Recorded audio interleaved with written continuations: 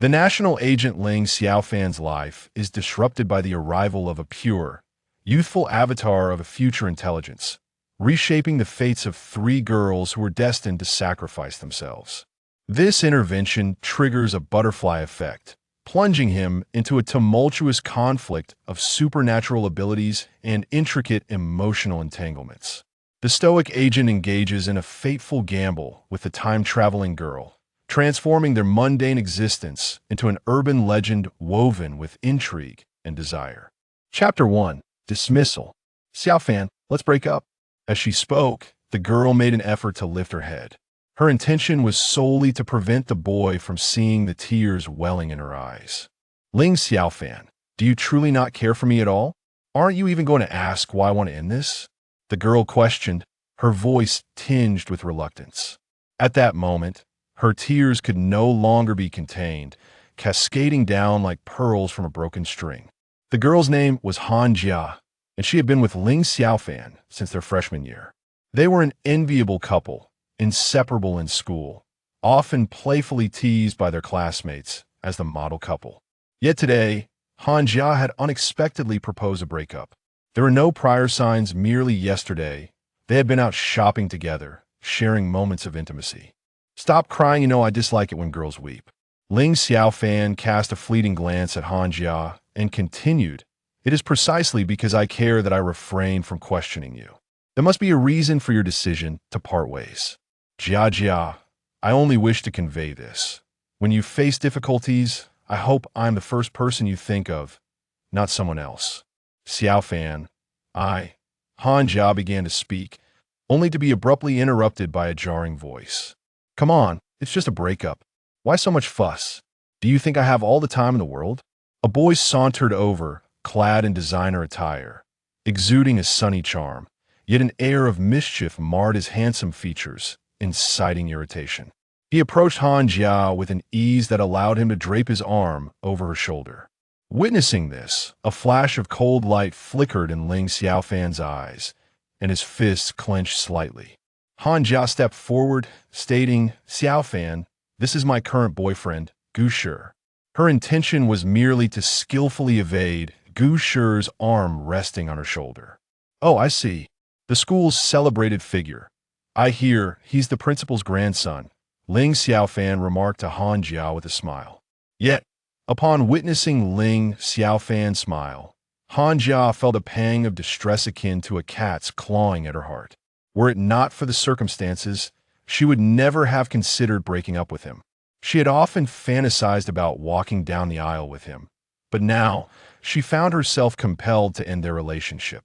Ling Xiaofan, I've heard much about you. The so-called raging prince among girls and a mad dog among boys. In essence, you're merely a thug, mingling with a bunch of impoverished miscreants, thinking you're part of the underworld. Gu Shi taunted, stepping closer to Ling Xiaofan and poking his finger at his chest. Gu Shi, let's go. Sensing the tension, Han Jia tugged at Gu Shi's sleeve. She was aware of Ling Xiaofan's temperament. If Gu Shi continued to provoke him, he might truly end up in a hospital. However, she also knew that Gu Shi was the grandson of the principal, a fact that lent him power and influence, while Ling Xiaofan came from an ordinary single-parent household. Should he strike Gu Shi, the Gu family would not let him off lightly. You fool, raging prince? I think foolish prince suits you better. Gu Shi dismissed Han Jia's plea, persisting with his insults.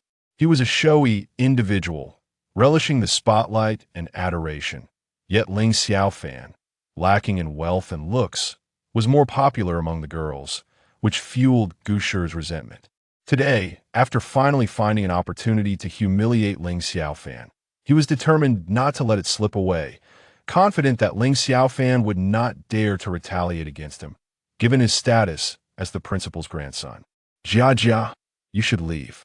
He doesn't seem inclined to depart, and since I have some time to spare, I'll indulge him in conversation a bit longer, Ling Xiaofan said to Han Jia with a smile. Once Han Jia had departed, Ling Xiaofan turned his gaze back to Gu Shi, his eyes icy and sharp like a blade. Gu Shi involuntarily took 2 steps back, a tremor of fear coursing through him. I detest when others insult my friends. Perhaps their backgrounds do not match yours, but I assure you, within 10 years, any one of them will surpass you, Ling Xiaofan declared, and before Gu Shi could retort, he delivered a swift kick to his abdomen.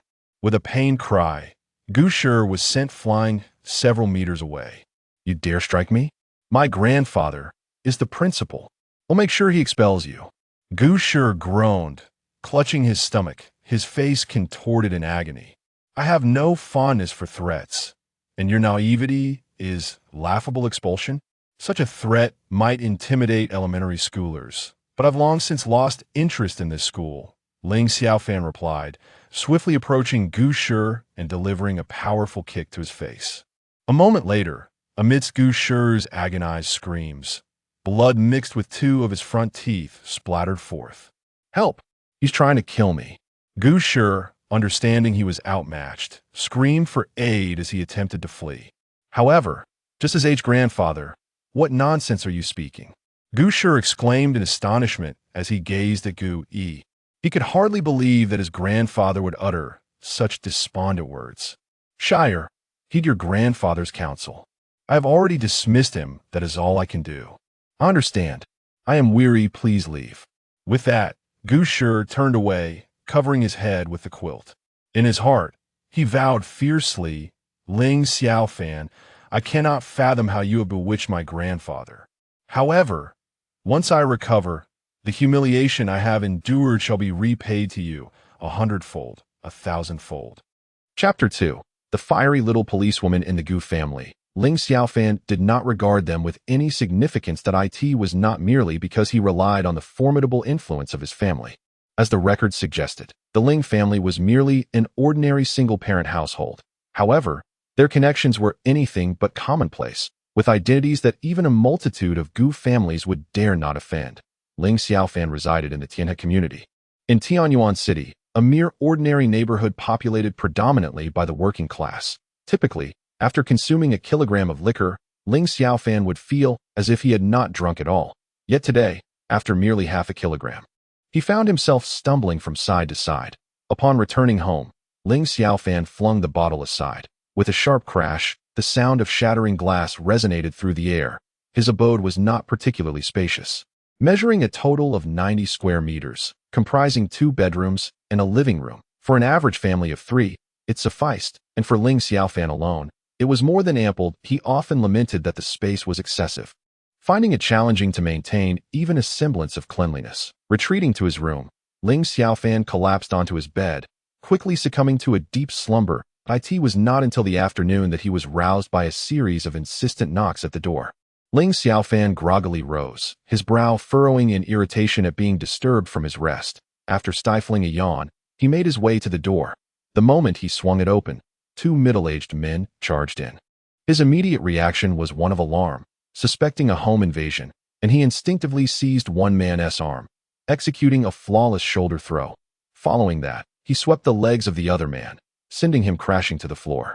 How audacious of you! Robbing without discerning the opportune moment. I'm in a foul mood today, so I shall delight in breaking your legs. Ling Xiaofan sneered, standing over one of the men. Don't move. Police! Just then, a woman in her 20s burst in, her gaze falling upon her 2 colleagues sprawled on the ground beneath Ling Xiaofan's feet. She promptly drew her service weapon, brandishing it at him with one hand, while presenting her police identification with the other. Ling Xiaofan took a cursory glance. It was the 2nd Criminal Investigation Team of Tianyuan City, and the young officer was named Huang Wei. Ling Xiaofan curled his lips in disdain, finally lifting his foot from the man beneath him. How can your country have such inept police officers? Upon hearing this, the 2 male officers turned ashen with rage. That it was an embarrassment of monumental proportions that 2 seasoned officers were bested by a mere high school student. Are you Ling Xiaofan? Seeing that he posed no further threat, Huang Wei holstered her weapon and stepped forward to inquire. Yes, I am hereby arresting you on charges of intentional assault, along with 2 additional counts, obstruction of justice and assaulting a police officer. Please accompany us. With that, she took a couple of steps forward. With a clink, the cold handcuffs were fastened around Ling Xiaofan's wrist. In the interrogation room, Huang Wei and a young male officer entered. Clutching their folders, they each took a seat, and the male officer pointed sternly to a chair in the center. Name? He barked at Ling Xiaofan. Huang Wei, she prompted next. Gender. At this, Ling Xiaofan was overcome with the urge to leap forward and deliver a couple of resounding slaps. He had never encountered such an absurd question before. Are you unable to see for yourself? Huang Wei shot a glance at Ling Xiaofan and remarked, these days, there are indeed many who blur the lines of gender. One may appear male, yet be female, while another may present as female, yet be male. Would you like me to remove my trousers for you to inspect? With a loud bang, Huang Wei slammed her hand on the table, startling the male officer who was recording the statements beside her. Witnessing this scene, Ling Xiaofan nearly burst into laughter. Ling Xiaofan, you need to adopt a more serious demeanor, Huang Wei insisted. Gender, male. Age, 19. At this moment, Huang Wei raised her gaze once more to Ling Xiaofan and commented, remarkable, at just 19, you wield such brutality. Not only that, but you also dare to assault an officer. I must ask, how was I to know they were police? They barged into my home. I thought it was a robbery. I was merely acting in self-defense, Ling Xiaofan replied with a hint of exasperation. Hearing Ling Xiaofan refer to her as auntie, a frown formed on Huang Wei's forehead. At merely 22, she was only 3 years Ling Xiaofan's senior. The term auntie was a title she felt undeserving of. Very well. Even if you claim it was self-defense, how do you account for the incident with Gusher? Oh, that fool. I simply do not like the sight of him, Ling Xiaofan said, casually resting her feet on the table. You need to maintain a serious attitude. Huang Wei, observing Ling Xiaofan's nonchalant demeanor, was instantly incensed. Officer Huang, you have a call. Huang Wei furrowed her brows, shot Ling Xiaofan a fierce glare, and then rose to leave that moment. The male officer recording the statements was left bewildered. He had no idea when the handcuffs had been removed. This was utterly surreal. What are you doing? Sit down, the male officer commanded sternly as he stood up, addressing Ling Xiaofan. Sigh, is it truly necessary for a phone call to take this long? This woman is so sluggish. Ling Xiaofan remarked with a yawn, feeling resigned. Just then, Huang Wei re-entered, her expression one of thunderous discontent. She informed Ling Xiaofan, come here to sign. You are free to go. The male officer was left stunned. Ling Xiaofan had just admitted to her violent behavior towards Gusher, and that kick had nearly rendered him incapable of procreation. Surely, she should have faced at least a year or 2 in prison. Yet here she was being allowed to leave without consequence. In truth, Huang Wei was reluctant to release Ling Xiaofan. She had a strong aversion to wrongdoing. However, orders had come down from above, mandating Ling Xiaofan's release without charges. And most infuriatingly, they were required to apologize to her. This was something Huang Wei found intolerable, especially given the information she had gathered indicating Ling Xiaofan hailed from a low-income family, not one of significant influence or power. Why, then, was he afforded such attention? I can leave. Ling Xiaofan smiled at Huang Wei after signing. Yes, Huang Wei replied with a nod, then through clenched teeth added, I apologize for the recklessness of our officers earlier. Ling Xiaofan waved her hand dismissively. She had anticipated such an attitude. Without further comment, she turned and departed. Societal scum, Huang Wei muttered through gritted teeth as she watched Ling Xiaofan's retreating figure before walking away in astonishment alongside the male officer. Tomorrow marked the final examinations, leading into the last semester of their senior year. However, Ling Xiaofan no longer needed to sit for examinations, having just completed the formalities for his withdrawal from school. His phone buzzed in his bag. Upon retrieving the device, Ling Xiaofan couldn't help but furrow his brow. The caller ID bore the letter F, indicating that it was his father calling. Hello, what is it? Haha, you little rascal. I heard you've been expelled. The jovial laughter of Ling's father echoed through the line. Why was I expelled? Ling Xiaofan retorted, fully aware of the absurdity of the question. Haha. You remain unchanged as ever, but let me tell you, you did well as a man of the Ling family. You ought to resolve disputes with your fists. However, there's something I must teach you. Why on earth did you pull your punches? If it were me, I would have kicked him where it hurts, and then some. Enough already.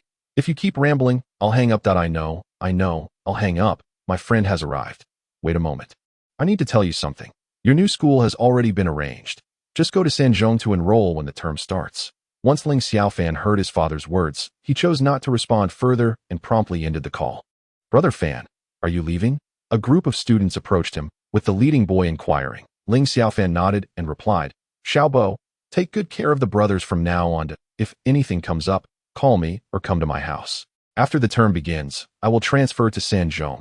It's not far from here, so you can visit me anytime. The boy named Xiaobo, who stood a grade below Ling Xiaofan, was undoubtedly a dominant figure at Yizhong, and he only acknowledged Ling Xiaofan as his superior, disregarding all teachers and the principal alike. Xiaobo nodded and assured, "Brother Fan, don't worry. We will look after your girlfriend, and no one will dare lay a finger on her. And as for Gu Shi, we will also take good care of him. Rest assured, Brother Fan, we despise violence as well. At most, we might drop a flower pot from the rooftop or accidentally spill a few thumbtacks into someone else's shoes." Such a promising lad. With that, Ling Xiaofan turned to depart. "Take care, Brother Fan." The voices of his brothers echoed behind him. Chapter 3. The old man selling adult DVDs. Wang Zi, we will miss you. In that moment, a chorus of voices drowned out all prior sounds. Everyone turned in unison toward the source of the commotion. Yet, upon seeing it, they were all taken aback. Ling Xiaofan stumbled, nearly on the verge of fainting. A throng of dinosaur-level girls had gathered to bid him farewell, each one holding flowers and rushing toward him. Terrified, Ling Xiaofan fled. If he were to be surrounded by this pack of ravenous girls, his innocence would undoubtedly be lost. They would leave no part of him untouched. Who is he? I heard he beat up the principal's grandson and got expelled. Yet look at how many people came to see him off. He is not even handsome, and by the looks of his attire, he certainly doesn't seem like a rich young master. A delicate girl in the crowd asked a bespectacled girl beside her. The girl stood at approximately 1.60 meters, sporting twin ponytails and adorned in designer attire. She unmistakably embodied the essence of a wealthy heiress, and the disdain she directed towards Ling Xiaofan revealed an unmistakable air of arrogance. "Xiaoya, you have recently transferred to the first secondary school and may not be acquainted with the prince. He is quite the legendary figure in our school that I recall an incident 2 years ago when a violent episode unfolded. 3 armed assailants took 2 students hostage within the lecture hall. The standoff between the criminals and the police was tense, yet the prince managed to stealthily enter the lecture hall. Gunfire erupted inside. And when the police stormed in, all 3 assailants lay incapacitated on the floor.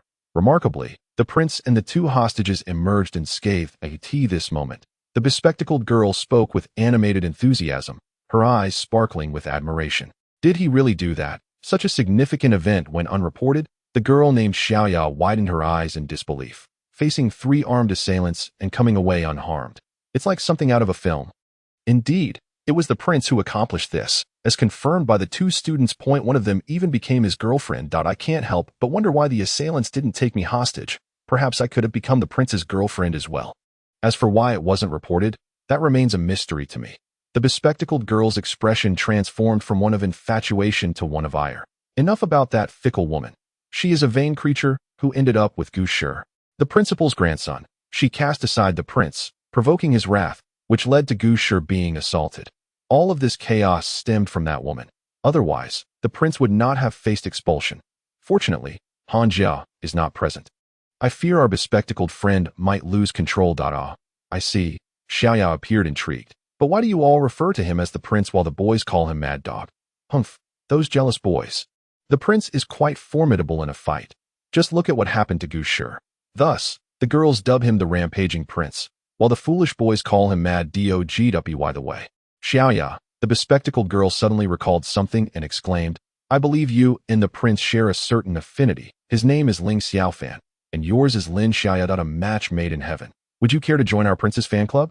Lin Xiaoya chuckled awkwardly. As the esteemed daughter of the Lin group, with her father Lin Chen being a prominent figure in the business world, a mere stamp of his foot could send ripples through the entire industry. She could never stoop to engage in such frivolous pursuits with these lovesick girls, let alone manage her own fan club. Waving her hand dismissively, Lin Xiaoya smiled. "No thanks. I shall forego joining for his safety. If my fans were to discover that I joined his fan club, they might just obliterate him. Besides, he's already gone. I won't see him again in this lifetime." With that, Lin Xiaoya flicked her twin ponytails and turned to leave. Perhaps she believed there was no chance of any connection with Ling Xiaofan, yet she remained blissfully unaware of what was to come. In the near future, an event will bind her and Ling Xiaofan together tightly. Ling Xiaofan's mother also perished in an accident during his childhood. Though it was termed an accident, Ling Xiaofan knew otherwise. These 2 young souls, sharing a similar fate, quickly found solace in each other. Yet, who could have predicted that an unforeseen twist would emerge, leaving Ling Xiaofan to spend the new year alone once more? Kicking aside an empty liquor bottle on the floor, Ling Xiaofan made his way to the bathroom. After indulging in a hot shower and shaving, he wiped the condensation from the bathroom mirror, revealing a young man who, while not conventionally handsome, radiated a sunny disposition. Stepping out of the bathroom, Ling Xiaofan surveyed the chaotic state of his home and instinctively rubbed his temples. After more than half a month, it had truly become a veritable dump, rendering him reluctant to call a cleaning service. Venturing outside, Ling Xiaofan found himself at a loss as to what to purchase. Fireworks and firecrackers held little allure for him, and in the city center, their use was prohibited, requiring one to go to designated areas for such festivities. Nonetheless, some residents in his community clandestinely ignited them. As long as no incidents occurred, it was of little concern. Thus, on the 30th, the neighborhood was alive with the sounds of fireworks. Subsequently, Ling Xiaofan visited the supermarket, casually picking up some food items that I asked for fireworks. He was content to observe others enjoy them. 9 out of 10 cats are named Mimi, just as 9 out of 10 men are lecherous, and the 10th, if not withdrawn, ought to visit a hospital. Although Ling Xiaofan belonged to the former group, he had no intention of purchasing adult films from street vendors. After all, he had amassed several dozen gigabytes of such content on his computer in a hidden folder. Making the street vendors' offerings unnecessary, the prospect of being spotted by an acquaintance, despite being an adult, would be somewhat embarrassing. Young man, care for a disc? The latest adult films from the West and Japan. High definition, just 5 yuan each, called out an elderly vendor. Ling Xiaofan, amused, replied, "No thanks, but you should be careful.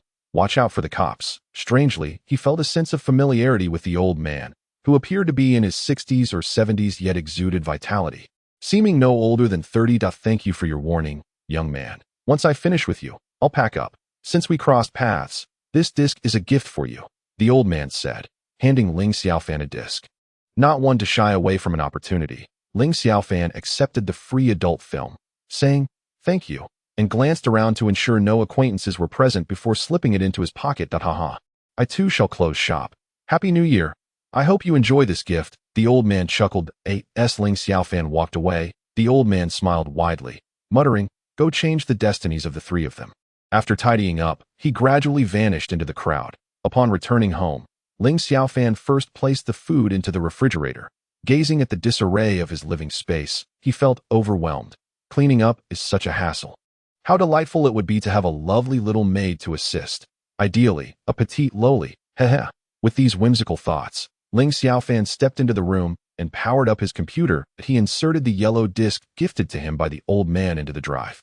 After all, with nothing else to occupy his time, watching a film to cultivate his sensibilities seemed rather appealing. In the year 20XX, within a significant organization of the nation, old Ling, as a veteran of this group. How could you stoop to such treachery?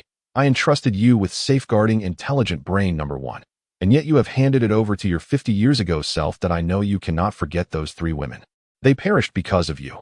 Yet your current wife is already more than enough. At this moment, an elderly man wore an expression of fury as he berated the old man who had previously given Ling Xiaofan the yellow disc. The man who had delivered the disc, however, maintained a smile, as if to say, "What can you do about it? Enough. Summon someone to travel back 50 years and prevent Ling Xiaofan from altering history." The elder commanded sternly. Just then, a young woman approached respectfully, bowing as she addressed the elder. "Commander, it is too late. Intelligent brain number 1 has already been activated by Captain Ling from 50 years ago. History has been altered." "You," the elder waved his right hand dismissively. "Never mind. As long as the normal emergence of intelligent brain number 1 is not affected, I can only hope that it does not develop emotions of its own. Otherwise, we would indeed be in great trouble." Chapter 4. A little fairy wife at home. As the computer booted up, the screen suddenly turned an immaculate white. Ling Xiaofan paused, his first instinct being that it was a virus. "Damn it, that old man tricked me," he cursed, striking the keyboard with a fist. It seemed wise to refrain from greedily seeking such bargains. He retrieved the system disk from the drawer, realizing that reinstalling the operating system was his only option. However, Ling Xiaofan was infuriated to find that the disk drive refused to eject. "You bastard!" he exclaimed, pounding the keyboard once more. Suddenly, the screen changed, and a naked humanoid figure appeared amidst the blinding white. Strangely, this figure possessed only a face, devoid of any features, which was rather unsettling. "What a bore!" This old man truly has a penchant for absurdity, Ling Xiaofan concluded, suspecting that the elder was merely engaging in juvenile pranks. On New Year's, and here I am, cursed by a circle. Intelligent brain number 1 has been successfully activated, entering the character embodiment setting mode at this moment. A melodious female voice emanated from the speakers. Ling Xiaofan clicked the mouse. And indeed, options for facial features, body type, and personality settings appeared on the screen. Curiosity piqued. He noted that this resembled an adult game he had played in his youth, though he could not recall its exact title. First, Ling Xiaofan selected facial features at random. With a face, at least it would not appear so frightening. Subsequently, he meticulously refined the facial design, followed by the body type, naturally opting for a petite, lowly figure. As he adjusted the breast type, he nearly lost his composure. Please proceed with the personality settings. Subsequently, Ling Xiaofan casually selected a few options, such as gentle and lovely, like a delicate bird, and naturally simple, all of which represented rather adorable personalities. He was tasked with assigning a name for intelligence brain number 1 and determining how it would address its master. After a moment of contemplation, Ling Xiaofan entered Meng'er in the name field. There were several categories for how the master would be addressed, including terms for private moments and public settings. Meng'er was in the process of materializing, with a considerable amount of data to process, prompting a message to request patience. Ling Xiaofan assumed that materializing referred to the character logging into the game. Thus, he continued to wait with patience. However, after half an hour, the progress bar on the screen had only advanced by 5%. At this point, Ling Xiaofan grew impatient. Just how large could this game be? At this rate, it would take 10 hours to reach 100% AT. That moment, he attempted to exit the program, only to discover that there was no exit button. With no other option, he reluctantly turned off the monitor and glanced at the clock, realizing it was already past 9 in the evening. Unbeknownst to him, he had spent nearly an entire day setting up this absurd game character, forgetting to eat both lunch and dinner in the process. He had hoped to dive into the game and enjoy some playful moments with the little girl he had created, yet he found himself unable to log in after such a long wait. After hastily consuming a bowl of instant noodles, Ling Xiaofan nestled into his warm bed. Having sat in front of the computer all day, fatigue overtook him, and he quickly drifted off to sleep. Meanwhile, Meng'er completed her materialization and began scanning the master's information. Name: Ling Xiaofan. Gender: male. Age: 19. Identity: senior at Tianyuan City No. 3 High School. National Blade: member of Assault Team 1. Title: Explosive Dagger. Body status scanning. Body strength: good. Body functions: excellent. Proficient skills: dagger, perfect. Intelligence: 130, excellent. The next morning, Ling Xiaofan, in a hazy state, sensed a presence lying in his embrace. His intuition suggested it was a girl, but at first he paid it little heed, dismissing it as a mere spring dream. After all, it was just a dream. He thought it harmless to explore a little. Thus, he reached out to grasp the girl's chest. However, the sensation felt all too real, jolting him into alertness. Upon closer inspection, cold sweat began to bead on his forehead. This was no laughing matter. Although his identity was unique, if this were to get out, he would truly be left without face to meet anyone. That moment, the girl stirred awake, rubbing her sleepy eyes and gazing at Ling Xiaofan with wide, bright eyes, breaking into an excited smile that revealed her adorable dimples and 2 small canine teeth. "Hubby," she exclaimed, suddenly throwing herself into Ling Xiaofan's arms. The intimate contact sent a shiver through him. Despite having been with Han Jia for 2 years, he was still quite innocent. They had shared closeness and flirtation, yet had never crossed that final threshold. As the morning sun shone brightly, a certain part of Ling Xiaofan's body responded involuntarily. "Wait a moment, put your clothes on," he exclaimed, pushing the girl away and hastily beginning to dress himself. Once clothed, he glanced at the girl, who was still bare, and felt his throat involuntarily constrict. Last night, could it be that something truly transpired between them, especially since she referred to him as her husband? Wait a moment. Why does she look so familiar? Isn't she the exact character I created in that adult game I played yesterday? "Are you Meng'er?" Ling Xiaofan inquired tentatively. "Indeed, my husband," came the reply. Ling Xiaofan rubbed his temples and rushed to the computer, turning on the monitored AT. That moment, the display returned to normal, and as he opened the disk drive, he discovered that the disk had vanished. He was well aware that technology was advancing at an unprecedented pace. Yet he hadn't anticipated it reaching such heights. He could not believe that someone was merely playing a prank on him. For Ming'er embodied the perfect little loli he had envisioned. He refused to accept that there could be another person in the world who resembled his imagination so closely. Thus, he was convinced that this Ming'er was indeed the very creation he had designed just the day before. Oh, you have any clothes? Ling Xiaofan managed to steady his emotions, deciding to first have her dress properly before delving into further questions. In her current state, it would be quite challenging to maintain composure. No, Ming'er replied, blinking and shaking her head. Ling Xiaofan approached the wardrobe, retrieved one of his outer garments, and tossed it over to her. Put this on. Yes, my husband. Ming'er swiftly donned the clothing. It was rather oversized, as Ming'er stood only about 1.40 meters tall, making the garment sufficient to cover her knees. I ask you, how did you come here? Ling Xiaofan queried. Ming'er shook her head, responding, I don't know. I just woke up and found myself here. Then do you know who you are? Of course, I am the intelligent brain #1 developed by the father of chips, Dr. Miwei, but now I am called Ming'er. This is the name you bestowed upon me, and Ming'er loves it. With that, Ming'er excitedly hugged Ling Xiaofan's arm. Ling Xiaofan felt a slight dizziness. He had never heard of this father of chips before. Given his status, he was acquainted with certain prominent individuals, yet he had no knowledge of Dr. Miwei. However, he was not concerned about that at the moment. Rather, he pondered how to handle this Ming'er. He had never imagined that a mere yellow disc could summon a little loli. What are your plans? Ling Xiaofan inquired. I have one. To be with my most beloved husband forever, Ming'er exclaimed with enthusiasm. The corners of Ling Xiaofan's eyes twitched. This was indeed amusing, as this little loli seemed to have latched onto him. What skills do you possess? Ling Xiaofan asked. He had seen numerous films and read many novels of this sort, where the other party often had special abilities. That Ming'er pondered, her finger in her mouth, appearing deep in thought. After about 10 seconds, she beamed, saying, I can cook, do the laundry, handle household chores, make you happy, and fulfill your physical needs. Upon hearing this, Ling Xiaofan staggered, nearly falling to the ground. Cooking, doing laundry, and household chores were somewhat useful. But as for making me happy, I am always content. And regarding that last point, Ling Xiaofan said, leaning closer as if to kiss Ming'er. Yet, Ming'er continued to gaze with her large, innocent eyes, showing no change in expression. At that moment, Ling Xiaofan shook his head, declaring, ultimately, you are not human.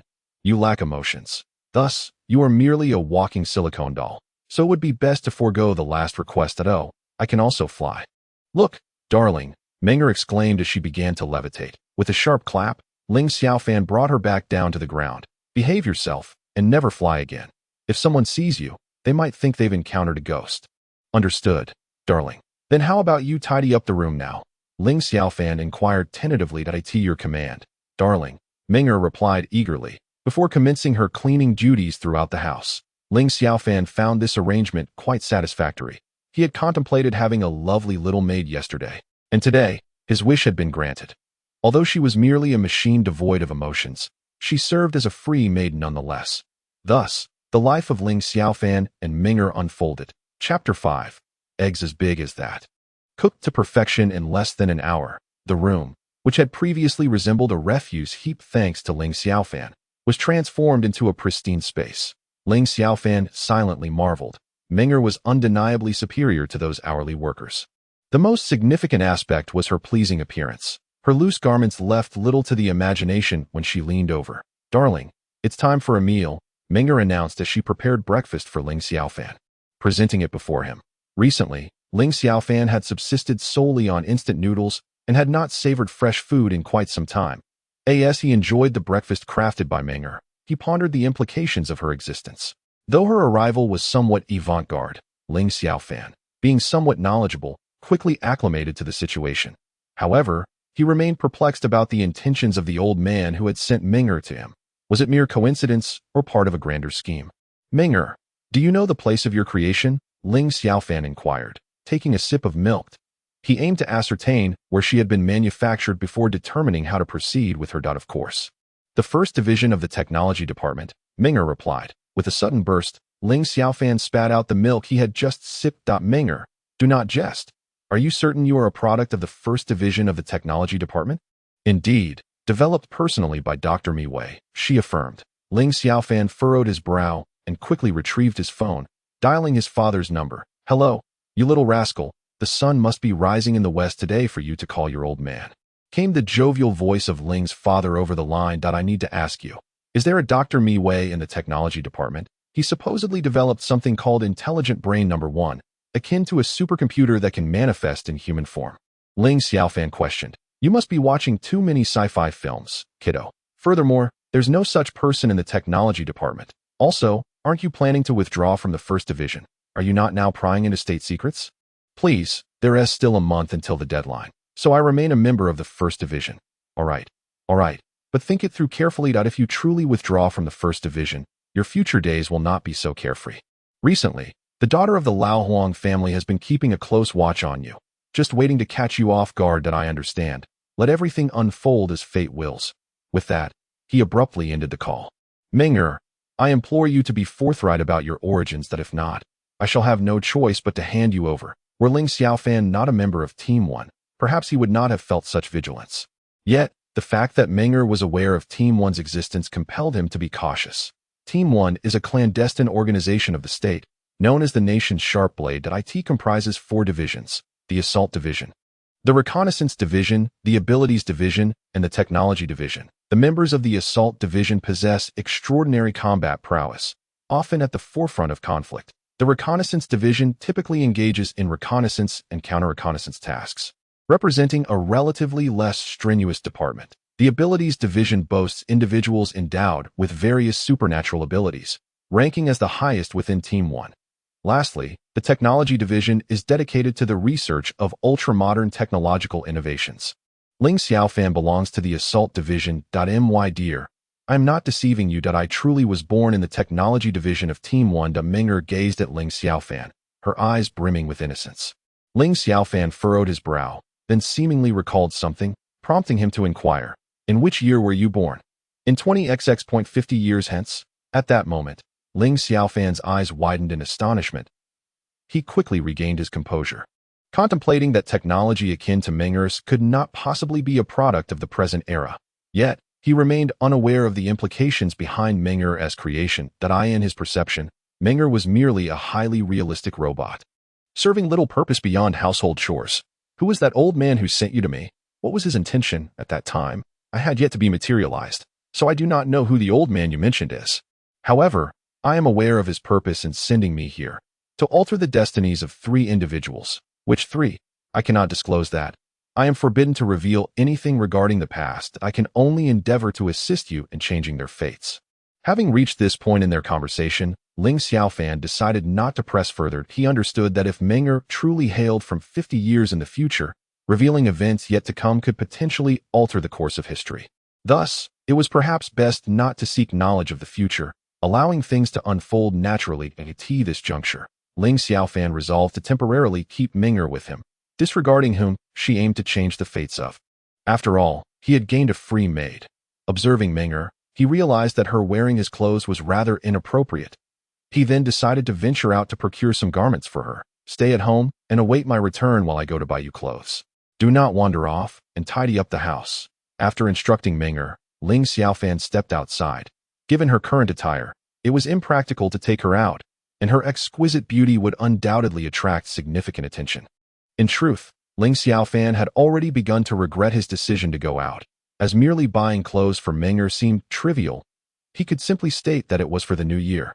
Purchasing several new outfits for his sister, however, he could not allow her to remain without proper attire all day. Undergarments were also necessary. However, for Ling Xiaofan, a man of stature, being required to enter a women's lingerie store to purchase undergarments was a predicament he found most distressing.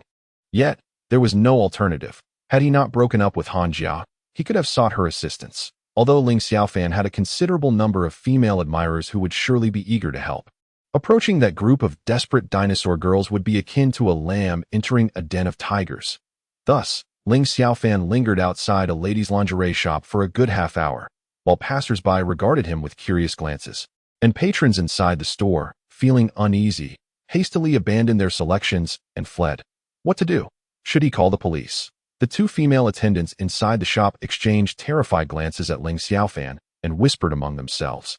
We should call the manager and report that a pervert has entered. Indeed, one of the attendants nodded, then swiftly dashed inside. Ling Xiaofan, caught in a web of indecision for several more minutes, finally resolved to step inside. Recently, Huang Wei had been quite troubled, preoccupied with the notion of capturing Ling Xiaofan in a compromising situation to bring him to justice. Convinced that Ling Xiaofan had connections, she began to investigate him covertly. However, her superiors soon discovered her actions, reprimanded her sharply, and suspended her for a week. Yet, this young policewoman's animosity towards Ling Xiaofan only intensified. Wandering the streets with a furrowed brow, Huang Wei unexpectedly spotted Ling Xiaofan lurking in front of a lingerie store. A surge of excitement filled her. She was convinced that Ling Xiaofan was up to no good. Thus, she continued to shadow him until he finally entered the shop, affirming her belief that he was a pervert, possibly linked to the recent thefts of lingerie. Upon seeing Ling Xiaofan enter, the remaining attendant nearly cried out in alarm, retreating in panic.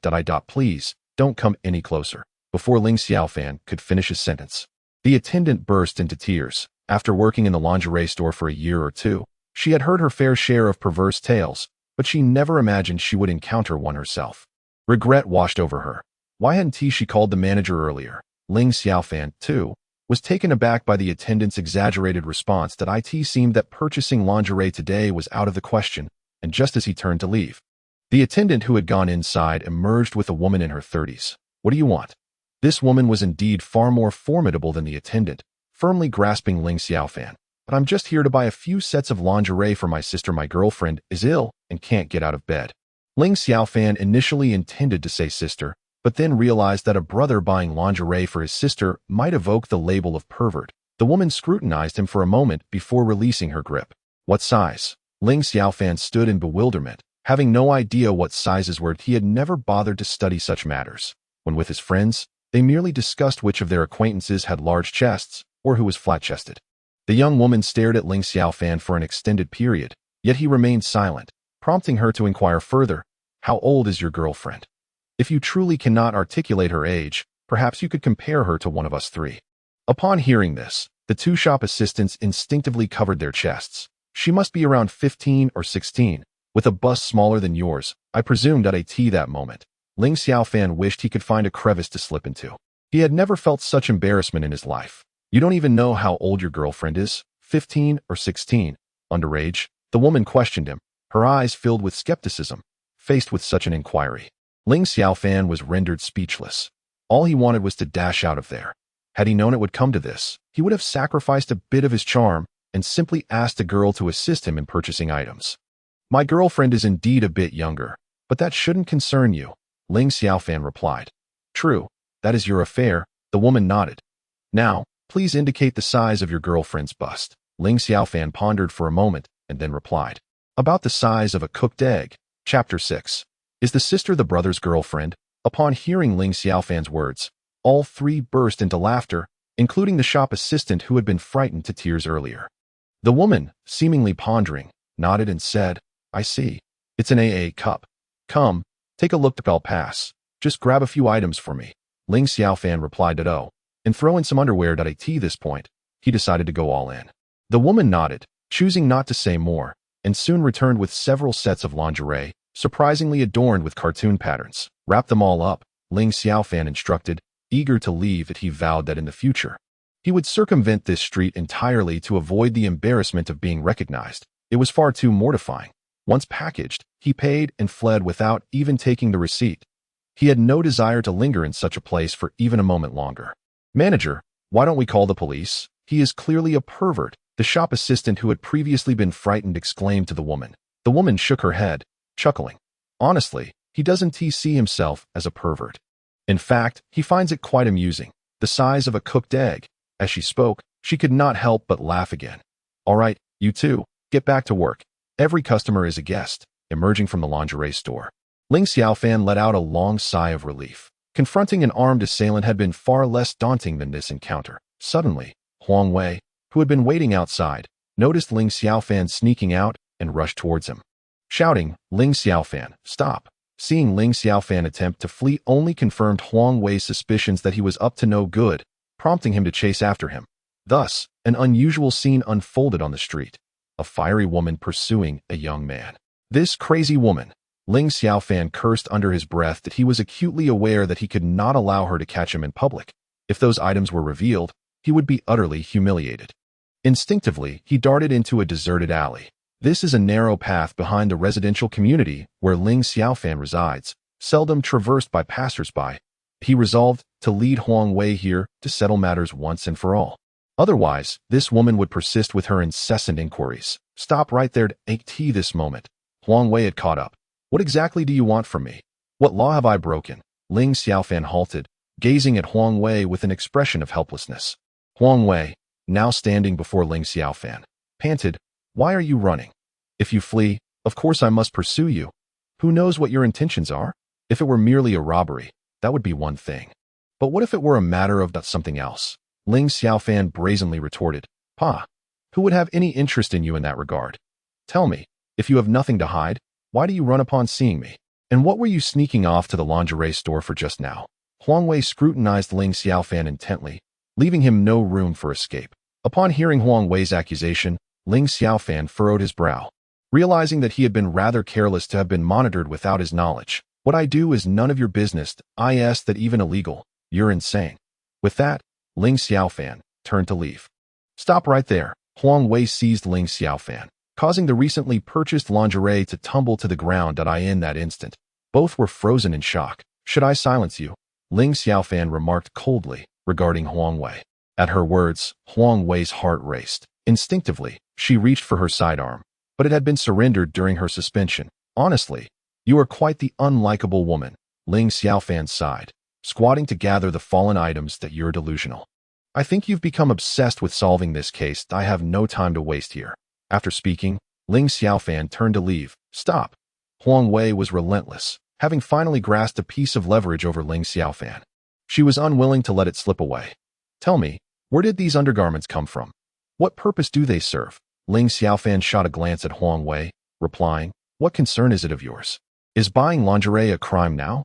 If you don't speak, I won't let you leave today, Huang Wei declared, firmly holding onto Ling Xiaofan. It appeared that unless Ling Xiaofan divulged the truth, Huang Wei had no intention of letting her go. Ling Xiaofan hadn't anticipated that this young officer would resort to such tactics. In truth, he could easily resolve the issue with force, as there was a team ready to back him up. However, despite Huang Wei's somewhat brash demeanor, she possessed a certain charm, and Ling Xiaofan had always been one to cherish beauty. I'm merely buying for my sister.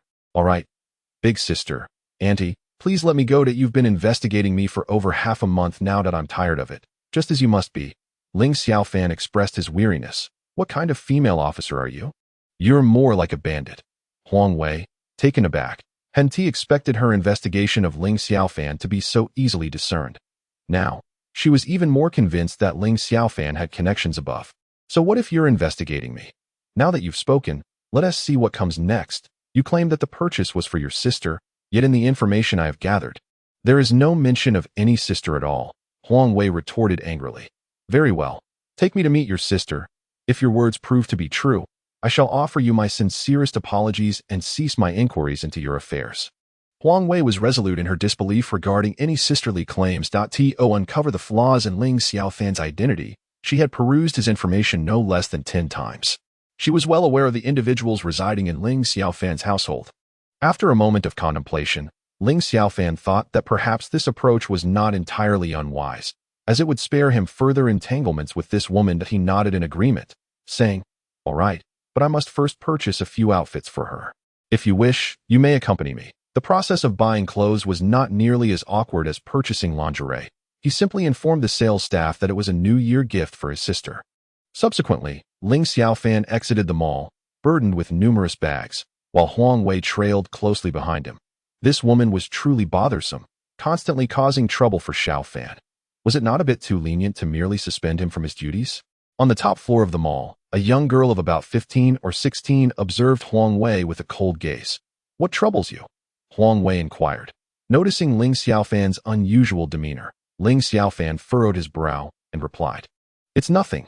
I believe I spotted an acquaintance. With that, he ignored Huang Wei and made his way home. Come in, Ling Xiaofan called to Huang Wei after opening the door to the tea that moment. Meng'er, hearing the door open, walked out. Upon seeing Ling Xiaofan, she was about to call him husband, but quickly corrected herself to brother when she noticed Huang Wei's presence. This was part of Ling Xiaofan's arrangement. She could only refer to him as husband in private. Never mind the details. Take this. These are the undergarments and clothes I bought for you. Go and change, he said, tossing the items onto the sofa. Ming'er replied, and without hesitation, she began to change her clothes right in front of Ling Xiaofan and Huang Wei. Wait a moment.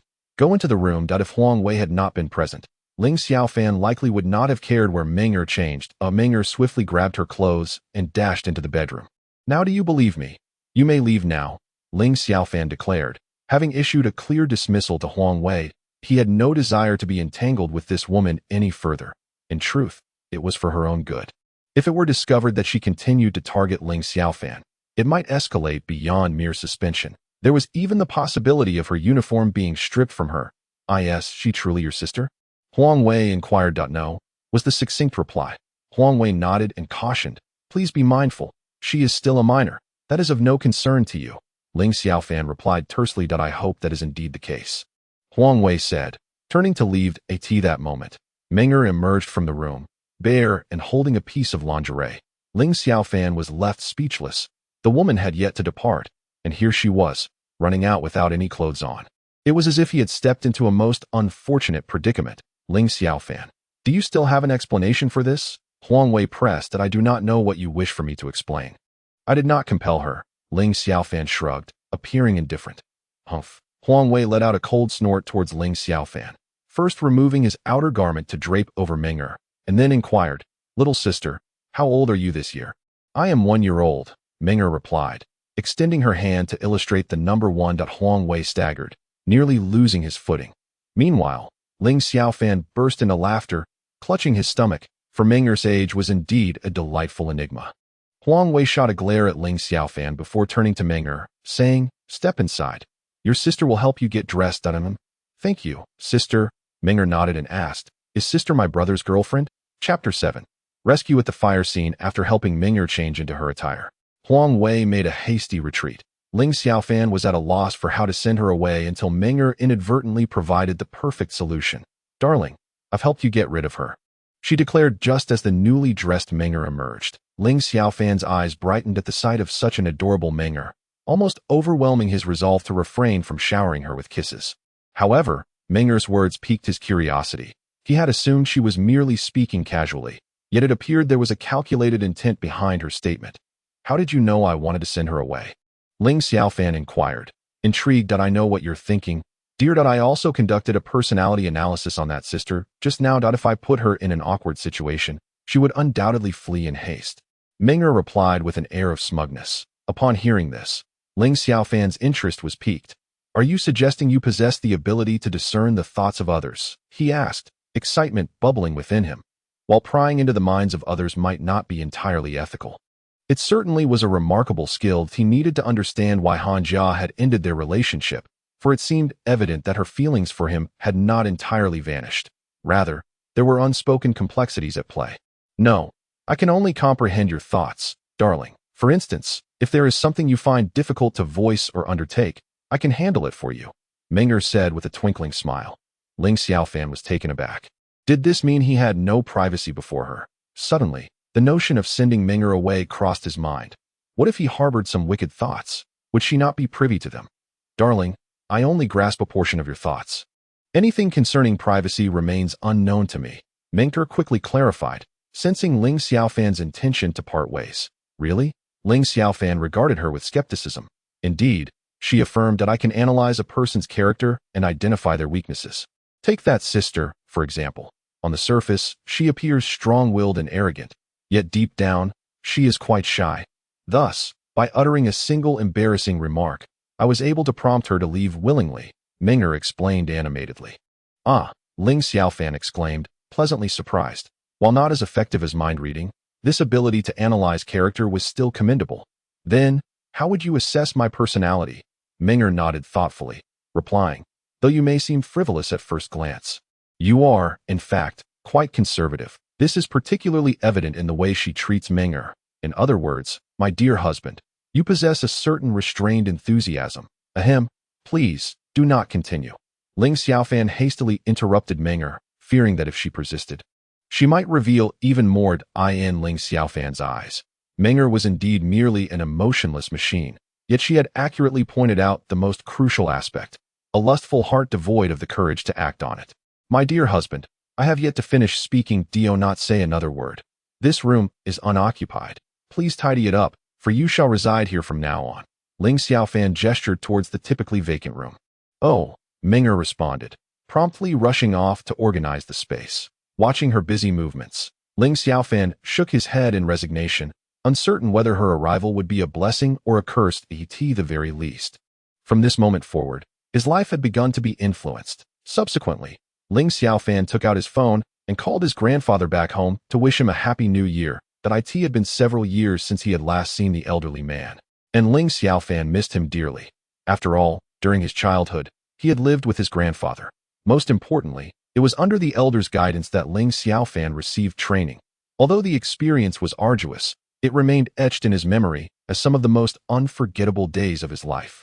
On this festive occasion, Ling Xiaofan sat with Ming'er, savoring the food she had prepared, while Ming'er rested her chin on her hands, gazing at him with an expression of delight. My dear husband, from now on, Ming'er will always be by your side. Would you smile for me? At that moment, Ming'er embraced Ling Xiaofan, her large eyes blinking innocently. Ling Xiaofan's sorrow was palpable, and Ming'er could sense it keenly. He managed to muster a faint smile and gently patted her on the head, saying, "Thank you. If only you were not a machine, but rather possessed your own emotions, how wonderful that would be." Ming'er remained silent, merely displaying her adorably clumsy smile. At present, she did not contemplate. She only acted mechanically according to Ling Xiaofan's unspoken thoughts. In the dead of night, Ling Xiaofan was startled awake by the clamor outside. Upon opening the window, he was met with chaos below. As a member of a team, Ling Xiaofan's alertness was naturally heightened compared to the average person. His first instinct was that something had gone awry. He pushed open the door to the neighboring dormitory and found Ming'er soundly asleep. Quietly closing the door, Ling Xiaofan swiftly dressed and descended the stairs. "Uncle Wang, what has happened? Why are there so many people gathered here?" Ling Xiaofan inquired as he approached a middle-aged man. "I heard that there was a fire in the Shanghai community across the street, and some people are trapped inside. We are about to go take a look," Uncle Wang replied. "Thank you, Uncle Wang." With that, Ling Xiaofan hurriedly made his way towards the Shanghai community. Indeed, as he arrived at the entrance, he spotted flames leaping from a second-floor unit in Building 1. The area below was already crowded with onlookers, all speculating about the cause of the fire in a cacophony of voices. Entering the community, Ling Xiaofan furrowed his brow. With the increase in private vehicles, many individuals were reluctant to pay for parking in the community's lot. Consequently, cars were parked in the fire lane, posing a significant obstruction to the rescue efforts of the firefighters. Why haven't the firefighters arrived yet? There are still people trapped upstairs. At that moment, a middle-aged woman beside Ling Xiaofan was anxiously stamping her feet. She was the owner of the burning apartment and had never anticipated that a week after renting it out, a fire would occur. That if someone were to perish in the flames, she, as the landlord, would bear significant responsibility. "Auntie, are you certain that someone is trapped upstairs?" Ling Xiaofan inquired of the middle-aged woman. "Yes, my tenant is trapped. The apartment has 2 bedrooms and a living room. Usually, I only occupy one room while renting out the other. Yet, she is yet to emerge. What should we do? The property can be rebuilt, but we must not lose a life." As she spoke, tears streamed down her face. She had never encountered such a situation before. The suddenness of the event left her utterly helpless. "Have you called the authorities?" "I reported it long ago." Ling Xiaofan glanced around. Many others were frantically dialing emergency services. Observing the flames leaping from the apartment, Ling Xiaofan furrowed her brow. With such a fierce blaze, it was quite possible that the tenant had already succumbed to the flames. "Is she in the burning apartment?" "No, that's my room.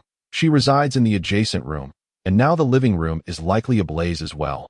She is trapped inside. I understand," Ling Xiaofan replied, before dashing up the staircase amidst the gasps of the onlookers. Upon reaching the second floor, she forcefully kicked open the door of the burning apartment. Indeed, the living room was engulfed in flames. Without wasting a moment, she rushed in, shielding her head. She located the room where the tenant was trapped and kicked the door open with determination. Fortunately, that room had not suffered significant damage. In the corner, she discovered a girl crouching and trembling in fear. "Are you all right?" Ling Xiaofan asked as she approached the girl. The girl looked up, her beautiful face etched with terror. Upon seeing Ling Xiaofan, she clutched her as if grasping a lifeline. "Save me." After uttering those words, the girl fainted. Ling Xiaofan realized that the girl had inhaled a considerable amount of smoke. leading to carbon monoxide poisoning. If not rescued promptly, she could truly meet her demise. Ling Xiaofan glanced around the living room. The air rushing in through the door she had kicked open intensified the flames. It was impossible to exit through the living room now. Without hesitation, Ling Xiaofan seized a chair from inside the room and, with a sharp crack, shattered the window. She then scooped up the girl and leaped from the second floor, amidst the gasps of the crowd. Ling Xiaofan landed safely, cradling the girl in her arms, using her own body to shield her. Fortunately, the ground below was a grassy lawn, and Ling Xiaofan only twisted her ankle to that moment. The scene erupted into applause and cheers as medical personnel and firefighters finally arrived. Watching as the girl was placed onto an ambulance, Ling Xiaofan, limping, gradually disappeared into the throng. The following day, the headlines read, "Tragedy strikes at Xianghe community. Brave young hero leaps into flames to save lives." Accompanying the article was a photograph of Ling Xiaofan jumping from the window with the girl in her arms, though the lighting obscured the rescuer's face. Some individuals captured the scene with their mobile phones. Yet due to various reasons, none managed to record a clear image of Ling Xiaofan's face. During the interviews, inexplicably, the witnesses claimed ignorance regarding the identity of the rescuer at the top floor of an office building in a certain city. A middle-aged man placed the newspaper he held upon the table. "How is Chi faring?" he inquired of the woman seated beside him. "Let her be. Find someone to investigate the cause of the fire. I do not trust those police officers, and furthermore, locate that young man who saved her." Understood, Mr. Xia. Chapter 8. Han Jia's call in a VIP room at Tianyuan City People's Hospital. The space was adorned with an abundance of flowers and fruits. The girl who had been trapped in the fire last night stared vacantly at a button in her hand. "Miss, I have already sent away the reporters and visitors." An elderly woman entered, expressing concern. "Miss, it's not permissible. The master has instructed me to take good care of you.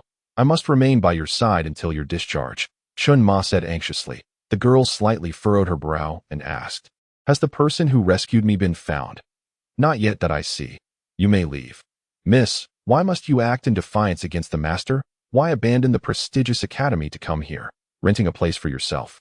Did you not see how perilous last night was?" "Leave it as you wish." After Chun Ma departed, the girl continued to gaze absently at the button in her hand in her state of heightened anxiety from last night. She had failed to remember the appearance of her rescuer.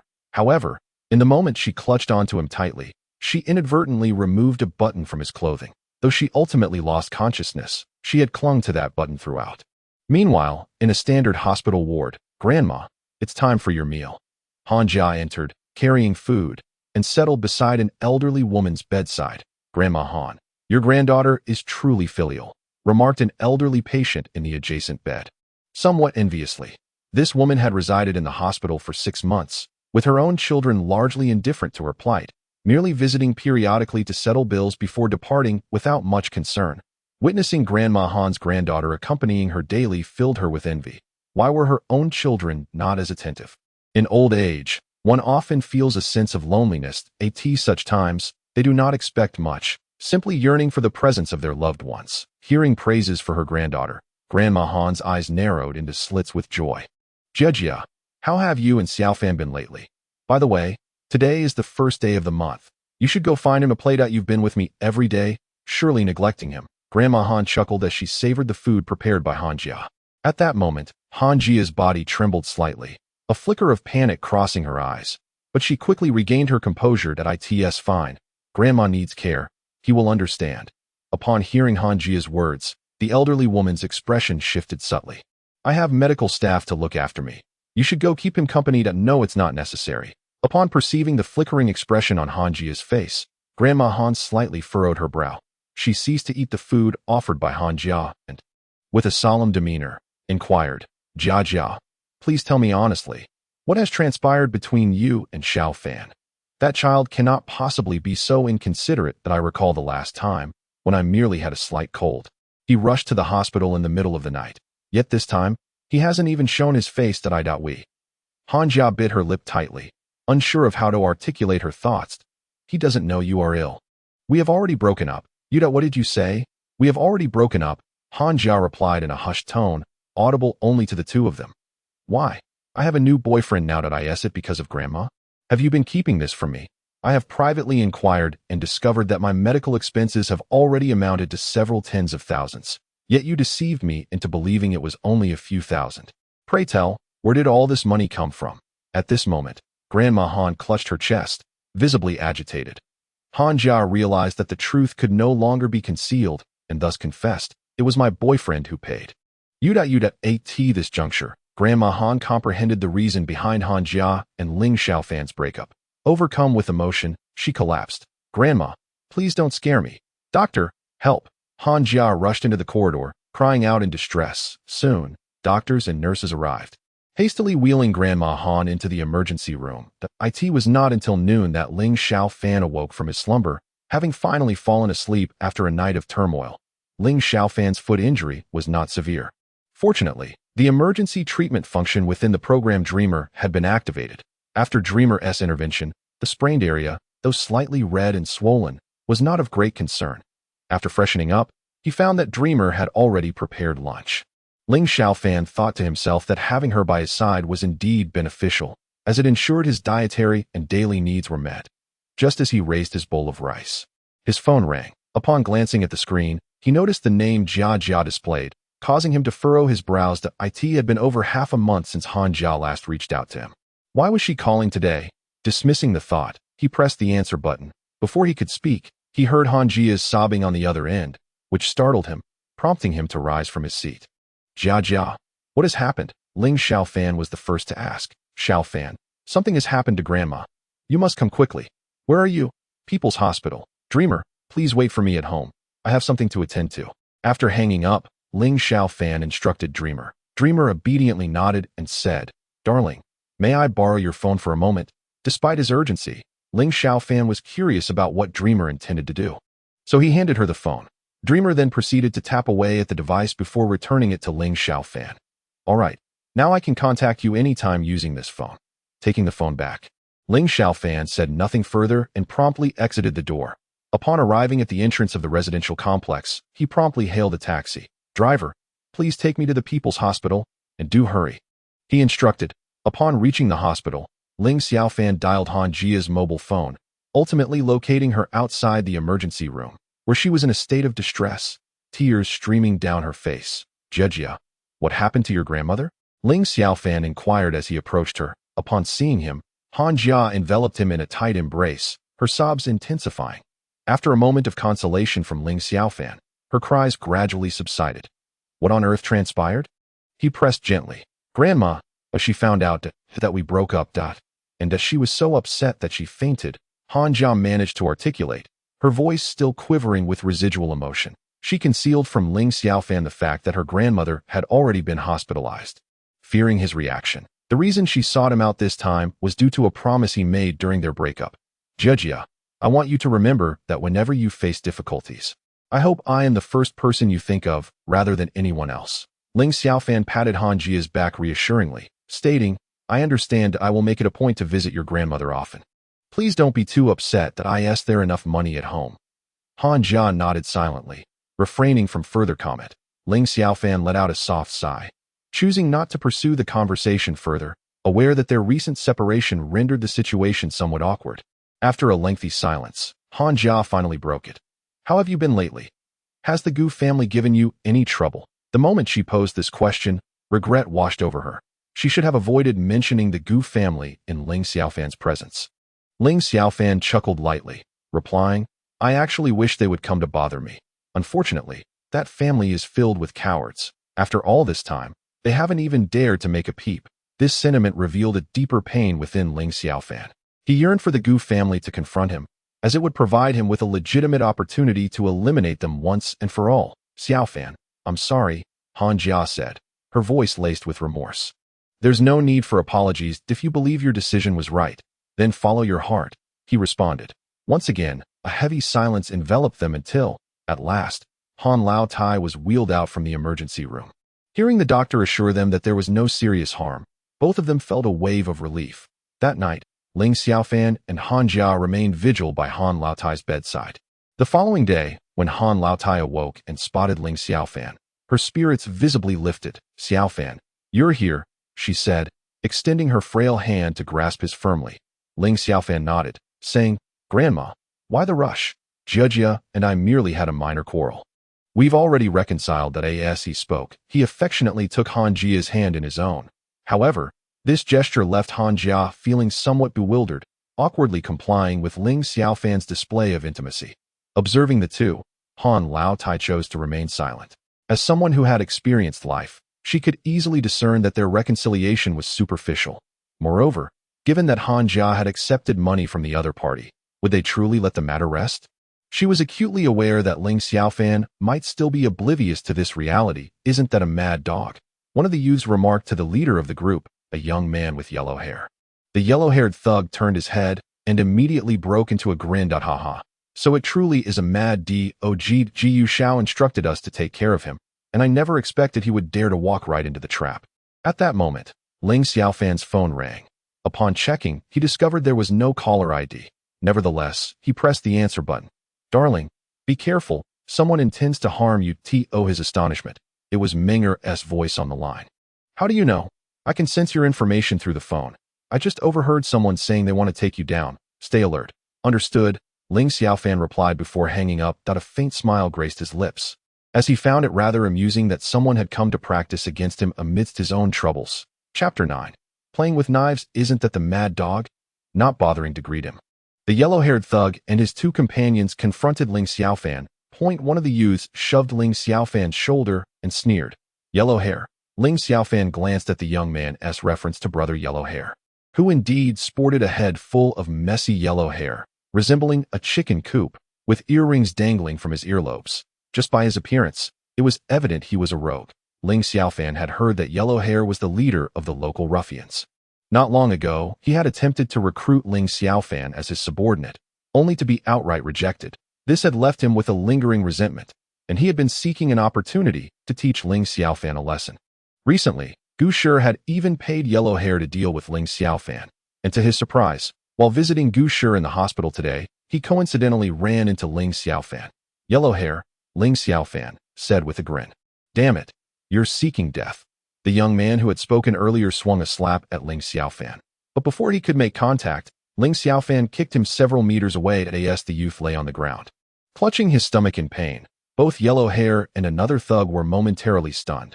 Then, simultaneously, they lunged at Ling Xiaofan. Seeing them charge, Ling Xiaofan merely shook his head with a smile. With a swift kick, they followed in the footsteps of their fallen companion. Ling Xiaofan had been training his physique since he learned to walk, and by the age of 5, he had been practicing combat techniques with his grandfather.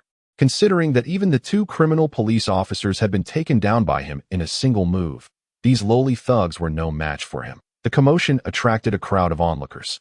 Han Jia, having caught wind of the situation, rushed out. Seeing that Ling Xiaofan was unharmed, she breathed a slight sigh of relief and was about to approach him. However, upon noticing Yellow Hair on the ground, her expression shifted slightly. She was aware that Yellow Hair was Gu Shi's henchman, and thus, she hesitated to approach. If Gu Shi discovered her association with Ling Xiaofan, her grandmother's medical expenses would be in jeopardy. Moreover, Gu Shi was also in this hospital, and he might very well be watching everything unfold from somewhere. With that thought in mind, Han Jia quietly retreated into the crowd. Having witnessed Ling Xiaofan's strength before, even 3 armed assailants had not gained the upper hand against him, let alone these thugs. "You two useless fools, take care of him," Yellow Hair exclaimed as he climbed back to his feet. Due to his fury, his face had become somewhat contorted, and his eyes were bloodshot. In this vicinity, he was regarded as a notorious figure, and most people would address him as Brother Huangmao. However, it was quite a blow to his pride to be toppled by a mere youth. Yet, he was acutely aware that Ling Xiaofan was a skilled fighter, and thus he would not be foolish enough to engage him head-on. Such matters were typically resolved when underlings approached with their heads bowed. The two young men exchanged a glance, fully cognizant of the consequences should they disregard Huang Mao's orders. Gritting their teeth, they swiftly drew spring knives from their waists, upon witnessing the display of weapons. Some timid souls within the crowd gasped in fear, retreating several paces, anxious to avoid entanglement in the impending chaos. At that moment, Han Jia's fists were clenched tightly, her palms almost dripping with sweat. She had previously subdued an armed assailant when he was caught off guard. However, now that the situation had escalated to knives, She was uncertain whether Ling Xiaofan could manage the confrontation. It was then that she seemed to have an epiphany. Hastily retrieving her phone, seemingly to call for help, disable him, Huang Mao barked from behind the two young men. One of them, with a fierce shout, lunged at Ling Xiaofan, brandishing the spring knife. That a smile curled at the corners of Ling Xiaofan's mouth. You wish to play with blades? With that, his demeanor shifted, and he seized the young man's wrist with a vice-like grip. The youth yelped in agony as the tightly held knife fell from his grasp. Perfectly caught by Ling Xiaofan. Don't come any closer. The other young man trembled in fear as he saw Ling Xiaofan approach. That he realized they had encountered a formidable opponent. Witnessing his comrade in pain, pinned against a tree, the young man was nearly paralyzed with terror. In moments of extreme fear, one either loses the will to fight and begs for mercy or fights desperately. This young man clearly belonged to the latter category. Die, he bellowed, charging at Ling Xiaofan. Ling Xiaofan shook his head in resignation, deftly evading the spring knife once again. However, this time, instead of pinning him to the tree, he kicked him away, releasing the knife in his hand, which spun through the air before striking the young man. A fresh wave of screams erupted from the crowd as the knife pierced through the young man's right collarbone, ultimately embedding itself into a tree behind him. The force of the impact evident as part of the knife handle lodged into the wood, a testament to its power. Remarkably, not a single drop of blood adorned the blade, having trained in combat techniques with his grandfather since the age of 5. Ling Xiaofan had also begun mastering knife skills. He was known within his circle as the blasting knife. There was even a saying that went around: better to wield a broadsword before Guangong than to toy with a dagger in front of Xiaofan. In this instance, Ling Xiaofan had shown restraint. Had he not, the spring knife would have undoubtedly shattered the young man's skull. So, you are brother Huang Mao, he said, hoisting the now paralyzed Huang Mao from the ground. I was wrong. Brother Fan, please spare me, Huang Mao pleaded, fully aware that he had indeed kicked a solid iron plate this time. This youth was nothing short of inhuman, his strikes brutally merciless. Who sent you to trouble me? Ling Xiaofan inquired. Deep down, he was aware that Huang Mao was affiliated with Gu Shi. He merely sought confirmation from Huang Mao's own lips. Such a statement would provide him with justification to confront him. It's Gu Shi. He offered me 10,000 yuan to ruin your precious jewels. At that moment, Huang Mao, stripped of any pretense, readily divulged Gu Shi's name. Ling Xiaofan grinned, then forcefully drove his knee into Huang Mao's groin. Is that so? Instantly, Huang Mao clutched his valuables, emitting a wail akin to that of a slaughtered pig. Witnessing this scene, those around them broke into a cold sweat. The blow was undeniably ruthless. The members of the surprise attack unit were renowned for their cold-blooded reputation. Yet, Ling Xiaofan had shown restraint. Had it been any other member of the unit, they might well have left 3 corpses in their wake. As one of the nation's critical organizations, its members would not be held accountable for taking lives when their own were threatened.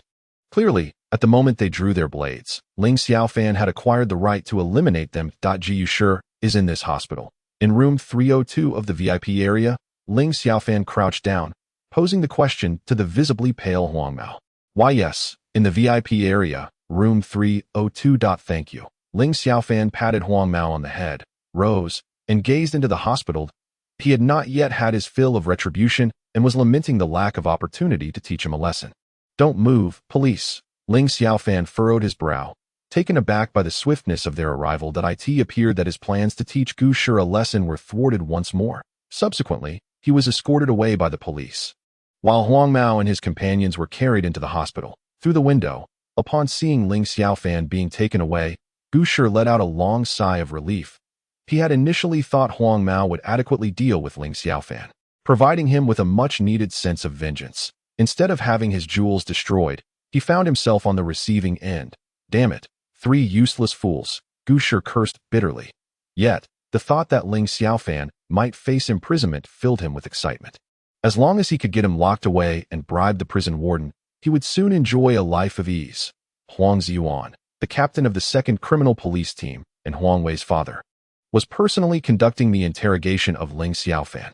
After ushering everyone else out of the interrogation room, only he and Ling Xiaofan remained. Xiaofan, how have you been recently? He approached Ling Xiaofan and directly removed the handcuffs from his wrists. Ling Xiaofan flexed his wrist and replied, not too bad.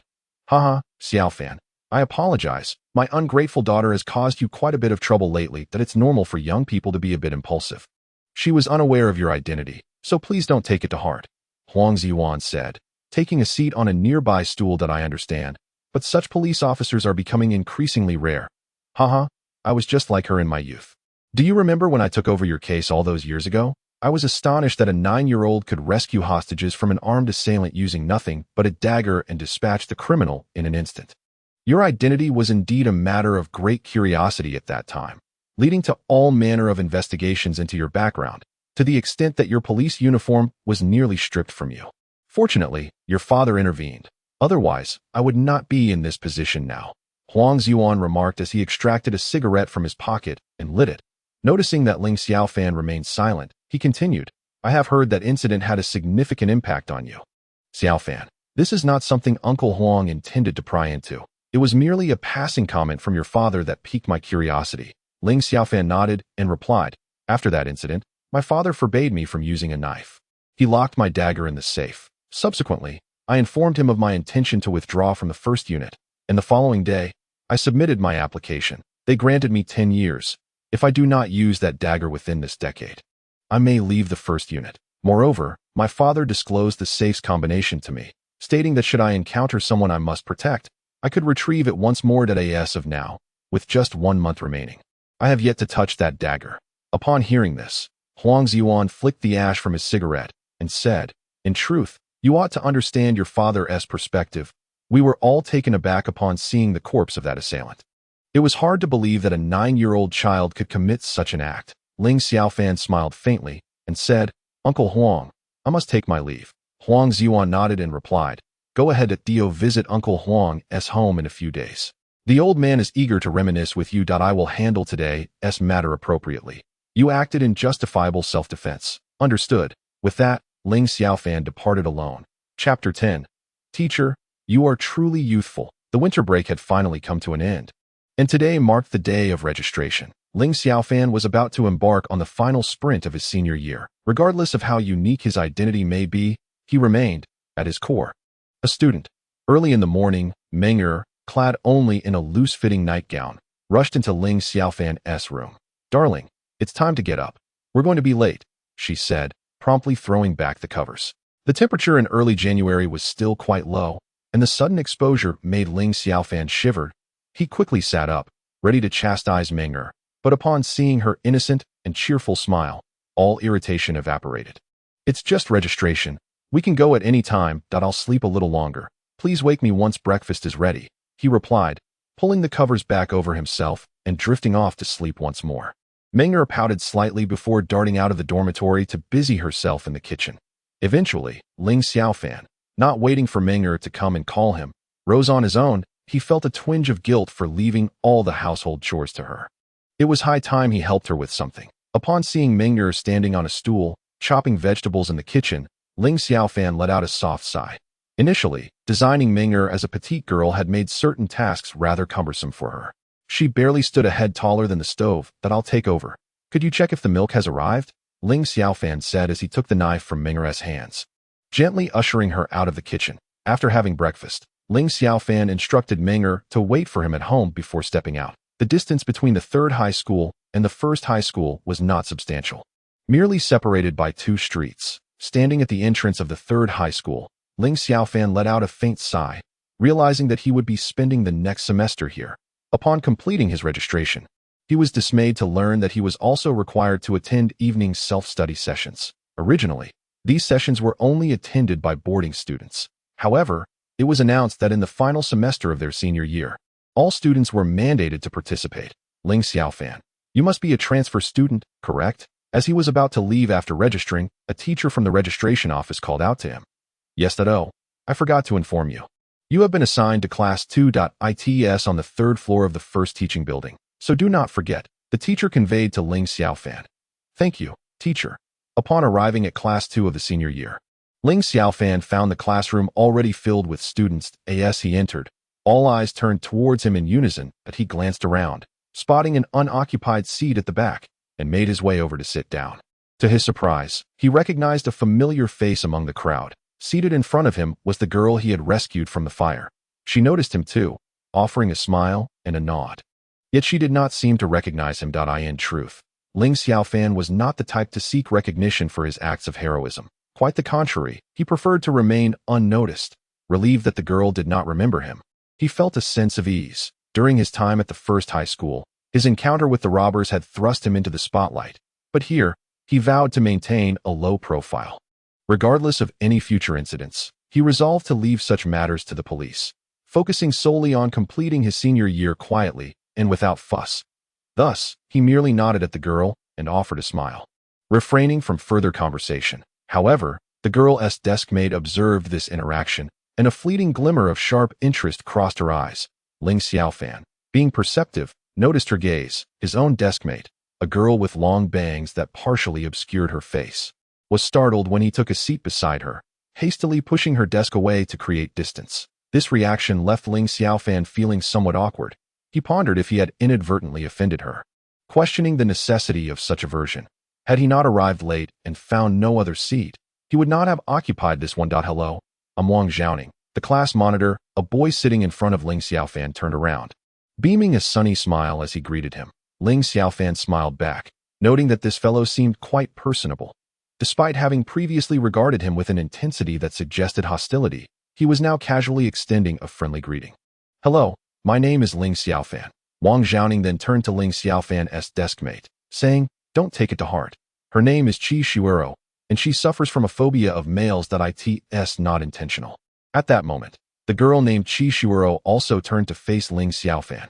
Her bangs concealed half her face, preventing him from discerning her full appearance, but even from what was visible, she seemed rather attractive. Apologies, Qi Shuero whispered softly to Ling Xiaofan, then turned her head away, resuming her own activities. Ling Xiaofan chuckled lightly, initially intending to reassure her that it was all right, but she did not afford him the opportunity. However, this girl named Qi Shuero piqued Ling Xiaofan's curiosity. He had heard of male phobia, but had not anticipated encountering it today, especially with her being his deskmate, though it could hardly be considered so anymore.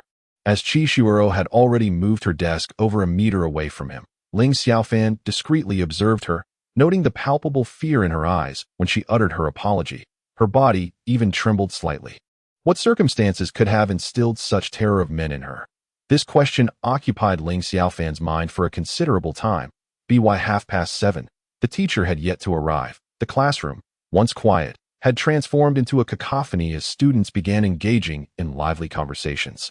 Watching his classmates animatedly chatting, Ling Xiaofan let out a resigned sigh. Having rushed to school, he had not had dinner and felt his stomach growl with hunger. Thus, he stood up and exited the classroom. As he passed by Qi Shuero, he noticed her body shaking quite violently. Did I truly appear so menacing? Ling Xiaofan pondered, touching his face in exasperation. He then made his way to the convenience store, purchasing a cup of instant noodles to prepare. During his time at the first high school, he often skipped class to buy snacks from the store. His consistently excellent grades had allowed many teachers to turn a blind eye to his habits. Thus, having transferred to a new school, Ling Xiaofan found it difficult to break this routine. The homeroom teacher of Class 2, Huang Qin, had just graduated from university and was regarded as a remarkable figure within the institution.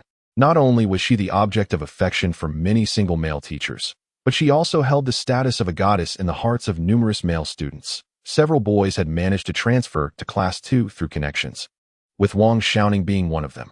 However, today his focus had shifted as he had spotted a girl among the new students who captivated his interest, namely, the girl Ling Xiaofan had rescued from the fire, currently his deskmate. Thus, when he had witnessed the two exchanging glances, his eyes had betrayed a murderous intent. When Huang Qin entered the classroom, the previously boisterous atmosphere fell silent, despite being merely a recent graduate. She commanded considerable respect among the students. This was primarily due to the school's headmaster courting her. Even if students were disinclined to heed her, they were compelled to consider the headmaster's esteem. Standing at the podium, Huang Qin counted the number of students present, 42. This caused her to furrow her brow as the class was supposed to consist of 40 students, and with 3 transfers this semester, it should have totaled 43. The students exchanged glances, wondering who was absent. Huang Qin, disinterested in calling roll, instructed the students to identify the one missing.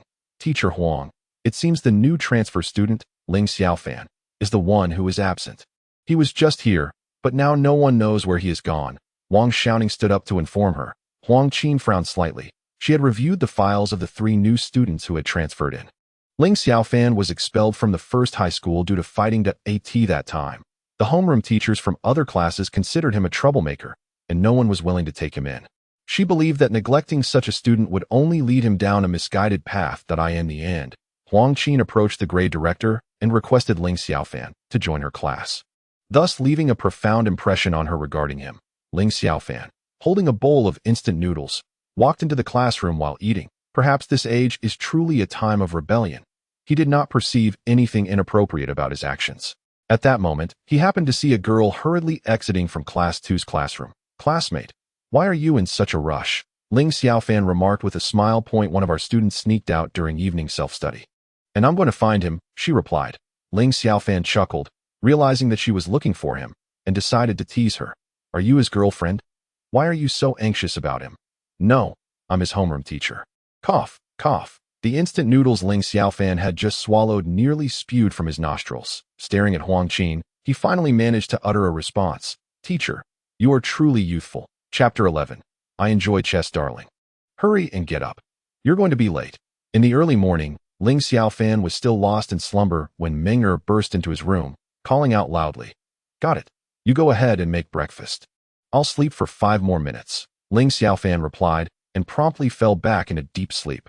Time passed, and Ling Xiaofan awoke from his dreams. Grabbing his phone from the bedside, he exclaimed in surprise.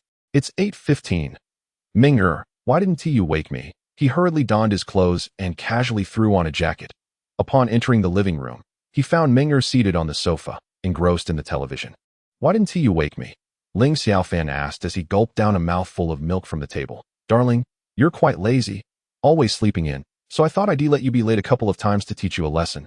Meng'er replied with a smile. Hearing this, Ling Xiaofan paused, a flicker of astonishment crossing his eyes. This was the first time Meng'er had defied his wishes, leading him to realize that perhaps she was not merely a machine that obeyed commands. "I ask you, is this your own idea or a programmed response?" Ling Xiaofan inquired. "I don't know. I just thought you were so lazy that I wanted to teach you a lesson," she said. "Classes are about to start. If you don't leave now, you'll miss it, and then you'll be in trouble with your homeroom teacher," Meng'er added with a laugh. Upon hearing homeroom teacher, a cold sweat broke out on Ling Xiaofan's forehead. While other teachers favored corporal punishment, Huang Qin employed a different approach, using heartfelt admonitions. Just last night, even after evening self-study concluded, Huang Qin had relentlessly lectured Ling Xiaofan for over half an hour. He had nearly cried, and with the self-study time included, the total was over an hour, without a single repeated statement. Ever since that night, Ling Xiaofan finally understood the feelings of Sun Wukong from a Chinese Odyssey. That sensation was akin to a fly incessantly buzzing in one's ear. As he arrived at school, the bell for class rang just in time. Ling Xiaofan hurriedly dashed towards the classroom, determined to arrive before the homeroom teacher. As fate would have it, just as Ling Xiaofan reached the corridor, he spotted Huang Qin, who had also noticed him. "Good morning, teacher," Ling Xiaofan greeted with a smile. Huang Qin chuckled and remarked, "You're quite punctual, aren't you?" With a light-hearted laugh, Ling Xiaofan chose not to elaborate further and followed Huang Qin into the classroom. "Attention, salute." Upon Huang Qin's entrance, Wang Xiaoning promptly called out. The entire class swiftly stood to their feet. "Good morning, teacher." "Good morning, classmates. Please take your seats." Ling Xiaofan, "Please wait a moment, Toe," Ling Xiaofan replied, lowering his head as he approached the podium. At that moment, the students below eagerly awaited to witness Ling Xiaofan's predicament, with Wang Xiaoning being the most enthusiastic among them. This individual harbored a petty grudge, having resented Ling Xiaofan for merely exchanging a polite greeting with a girl he fancied the previous night.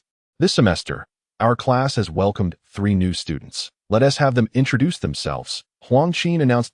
2 girls stepped forward. One was the girl Ling Xiaofan had rescued from the fire, and the other was a rather delicate-looking girl. "Who would like to go first?" Huang Qin inquired. "I will," the delicate girl declared confidently as she approached the podium, slapping her hand down on it and declaring, "My name is Zhou. I have no interest in ordinary people. If any of you happen to be aliens, time travelers, beings from other worlds, or possess superpowers, feel free to approach me." A profound silence enveloped the classroom, so quiet that the fall of a pin could be distinctly heard. Ling Xiaofan gaped in astonishment, recognizing the statement as a line from an anime, specifically, a classic line from the Melancholy of Haruhi Suzumiya. Huang Qin smiled and said, "Thank you, Zhou for your self-introduction. Now, which of you two would like to go next?" She directed her gaze towards Ling Xiaofan and the girl beside him. "You go ahead," Ling Xiaofan urged the girl. However, he noticed that she was staring intently at him, almost as if she were petrified. Curious, he observed that her gaze was fixed on his chest. Suddenly, he recalled that a button was missing from the front of his shirt. Ling Xiaofan frowned slightly. The girl was dressed quite nicely, suggesting she came from a wealthy family. Was it really necessary for her to display such an expression over a single missing button? Or was it simply the nature of those born into affluence? "Have you seen enough?" Ling Xiaofan said, a hint of irritation in his tone. "Yes, I'm so sorry." "You go ahead," the girl stammered, her voice trembling slightly that a closer look would reveal that her body was quivering, her eyes reflecting a mix of delight, surprise, and excitement. "Ling Xiaofan, why don't you introduce yourself a bit more so your classmates can get to know you better?" Huang Qin suggested. Ling Xiaofan frowned. Realizing that he was likely to receive special treatment from this homeroom teacher in the future, having unwittingly stepped into her line of fire upon transferring to this school. "Teacher, how do you think I should make my classmates better understand me?" Lin Xiaofan inquired at that moment. "Why not share your extracurricular hobbies?" At this, Lin Xiaofan felt somewhat helpless. He truly lacked any remarkable pastimes. He pondered whether his penchant for brawling could be deemed a hobby. Yet he dared not voice it, for he certainly wished to avoid being lectured by Huang Qin, an experience far from enjoyable. Just as Lin Xiaofan was enveloped in his sense of resignation, he unexpectedly spotted a box of chess on the podium. Presumably, it had been confiscated from a certain student by the homeroom teacher. Seizing the opportunity, Lin Xiaofan exclaimed, "I enjoy playing chess." Upon hearing this declaration, the girl whom Lin Xiaofan had rescued from the flames shuddered, her visage instantly turning crimson. She approached the center of the podium, her face so flushed it seemed it might bleed. "My name is. My name is Do not be afraid. From now on, we are all classmates, and there is nothing to fear." In that moment, every gaze in the classroom fixated on Lin Xiaofan and Xiaqi. Had Xiaqi introduced herself directly, it might not have raised any suspicions. However, now, everyone interpreted Lin Xiaofan's earlier statement of "I enjoy playing chess" as "I have a fondness for Xiaqi." The situation had taken a turn akin to stepping in a pile of mud, unpleasant yet unavoidable. Subsequently, some classmates began to tease, and given that the two had transferred together, it was only natural for everyone to assume they were a couple. Lin Xiaofan remained unfazed. Let them make their ruckus, as he did not mind being associated with a beautiful girl. Yet, Wang Xiaoning was far from pleased. He had intended to voice a few words, but was drowned out by the uproar of his peers. This incident, however, solidified Wang Xiaoning's resentment toward Lin Xiaofan. "All right, class, let's engage in self-study for now. Wang Xiaoning, please gather a few boys to accompany me to collect the books," Huang Qin commanded, clapping his hands. Truth be told, when he had seen Xiaqi the previous day, he had felt an inkling of interest. However, knowing Wang Xiaoning's affluent and influential background, he was aware he stood little chance. Yet, with today's events unfolding, he saw an opportunity both to stir up some trouble and to poke fun at Wang Xiaoning, who had boasted just yesterday about securing Xiaqi within a week. "Class monitor, should we not seek to trouble that Lin Xiaofan?" To remind him of his place, Chun Jian whispered at that moment. "What should we do?" Following this, Chun Jian leaned in to whisper a few suggestions in Wang Xiaoning's ear, and they both erupted into laughter. Chapter 12. Shui Rosemale Phobia. The senior year's curriculum felt rather dull and tedious. Lin Xiaofan spent the entire morning in a state of drowsiness. It was only now that he realized Huang Qin was the language teacher, which explained her loquaciousness. At noon, as the school day concluded, the boarding students surged toward the cafeteria, accompanied by many day students dining within. Of course, there were also those who brought their own meals, and Qi Shuiro was among them. At this moment, she retrieved her lunchbox from her desk, and Lin Xiaofan caught a glimpse at a few small dishes devoid of any oiliness. The winter chill had rendered her meal thoroughly cold. Ling Xiaofan let out a slight sigh. Perhaps this society is inherently unjust. The wealthy indulge in excess, while the streets bear witness to the frozen corpses of the destitute. For reasons unknown, Ling Xiaofan always felt that every gesture of Qi Shuiro tugged at his heartstrings. With such a delicate girl, he felt an overwhelming urge to protect and cherish her. Yet, she offered him no opportunity. Throughout the morning, Ling Xiaofan sought chances to engage with her, but she remained silent, her eyes betraying a deep-seated fear whenever they met his gaze. "Ling Xiaofan, Would you like to join me for a meal? At that moment, Xiaoqi approached him, her face devoid of the shyness she had displayed earlier, replaced instead by a gentle smile. Ling Xiaofan's brow furrowed slightly. Could this girl truly believe he was confessing his feelings? In truth, he did not entirely reject the notion that it was not that he disliked being surrounded by girls. But during his time at Yizhong, he had been encircled by a group of overly eager girls, which had fostered his aversion. Xiaoqi embodied the quintessential good girl, aligning perfectly with Ling Xiaofan's preferences. Just then, his phone rang. Upon checking, he noted an unknown number. Realizing it was Menger trying to reach him. Menger. What is it? He answered the call. The sound from his makeshift phone was uncommonly loud, allowing those nearby to clearly hear Menger's voice. She had indeed enlisted others to search for Ling Xiaofan's whereabouts, but to no avail. She understood that the only potential breakthrough lay with that button. Seeing Ling Xiaofan's attire today had finally brought clarity to the vague figure in her mind. Indeed, he was the boy who had saved her back then, which explained her earlier fluster. This was Xiaoqi's first attempt to invite a boy, and she had not anticipated such an awkward turn of events. After all, he already had a girlfriend, and it seemed they were living together. In that instant, Xiaoqi felt a wave of helplessness wash over her. Her mind blanked at, oh, it's all right. Xiaoqi, let me treat you to a meal. Let us head to the cafeteria. We can study together, Wang Xiaoning interjected with a solicitous demeanor. Upon overhearing Xiaoqi's invitation to Ling Xiaofan, he had almost wished to strip Ling Xiaofan of his skin. However, upon learning of the call from Ling Xiaofan's girlfriend, he felt a surge of joy. Realizing an opportunity had presented itself, this lad sought to play both sides, only to be caught so swiftly. What poetic justice. Indeed, Xiaoqi, you should accompany the class monitored. He has never actively invited a girl before. You are the first, chimed in Chun Jian, standing behind Wang Xiaoning, who discreetly gave him a thumbs up. Ling Xiaofan caught sight of this gesture. Noting Wang Xiaoning's playboy demeanor, it was hard to believe he had never asked a girl out before. Ling Xiaofan harbored no fondness for Wang Xiaoning, viewing him as a treacherous individual, and he would not allow him to succeed. Such a girl should not be so easily won by others. Why not come over to my place for a meal? Ling Xiaofan suggested with a smile at Xiaoqi. She paused, a glimmer of delight flashing in her eyes. However, soon after, he fell into a dejected silence and murmured, "What if your girlfriend misunderstands?" Ling Xiaofan chuckled and replied, "Oh, you mean Menger? She is my sister. This girl enjoys making such jokes." Really? A flicker of joy crossed Xiaoqi's eyes.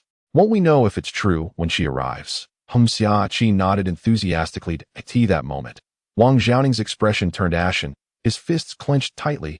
He had initially thought that Ling Xiaofan had a girlfriend and had no intention of confronting him.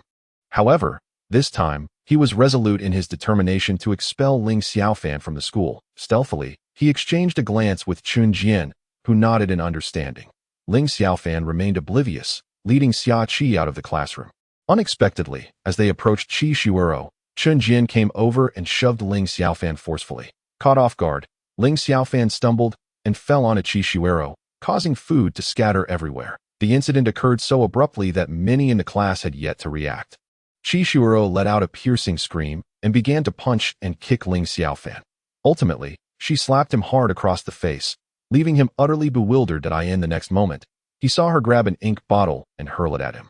Although it would have been easy for Ling Xiaofan to subdue her, he found it difficult to act against a girl like her. With a loud thud, the ink bottle struck Ling Xiaofan squarely on the forehead. Amidst Xiaoqi's screams, blood began to flow. Ling Xiaofan was unaware that Qi Shuoro's fear of men had escalated to such an extent. He believed it was merely a communication barrier. He simply could not fathom why. If it were a psychological issue, she was allowed to attend school. Damn it. What are you trying to do? It's obvious you're up to no good. Qi Shuoro clearly suffers from a fear of men. And yet you dare to act in such a manner. At that moment, Chun Jian seized Ling Xiaofan by the collar. Had it been any other girl, the outcome might not have been as dire. But Qi Shuoro was a unique case. This could easily lead to her becoming mentally unstable, and if she were to assert that Ling Xiaofan had harassed her, the school would undoubtedly not tolerate such a student. At that point, Qi Shuoro ceased her assault and collapsed onto the desk, sobbing uncontrollably. "What are you doing? You were the one who pushed him," Xiaoqi exclaimed urgently. She had observed Chun Jian's subtle maneuvering. Chun Jian retorted with a smirk. "Everyone in class knows your relationship. Of course, you would defend him. Asked the class monitor and the other students whether it was Ling Xiaofan who initiated the harassment or if I merely pushed him. I didn't see Chen Jian push him. I only saw him approach Qi Shuero and embrace her. Wang Xiaoning interjected that in truth, some classmates began to echo Wang Xiaoning's words, many of whom had benefited from him in the past. Others remained silent, fully aware that Wang Xiaoning was deliberately targeting Ling Xiaofan. After all, it had become no secret that he had declared his intention to win Xia Qi's affection within a week. However, Wang Xiaoning came from a wealthy and influential family, and these students felt it was not worth the trouble to defend a newcomer. You speak nonsense. It was clearly you who instigated him. And now that he is injured, he should promptly seek medical attention at this moment. Xia Qi was on the verge of tears. The situation was exceedingly unfavorable for Ling Xiaofan. She understood that this matter could escalate or diminish, depending solely on the machinations of those with ill intentions. Moreover, she was aware of Wang Xiaoning's involvement. If he truly intended to target Ling Xiaofan, he would undoubtedly exploit this incident for his own advantage.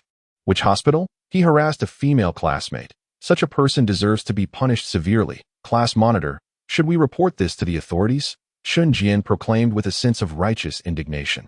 Ling Xiaofan sighed, wiping the blood from his forehead with his hand, and coldly replied, release your grip, or you shall bear the consequences. Do you dare to threaten me? What will you do if I don't let go?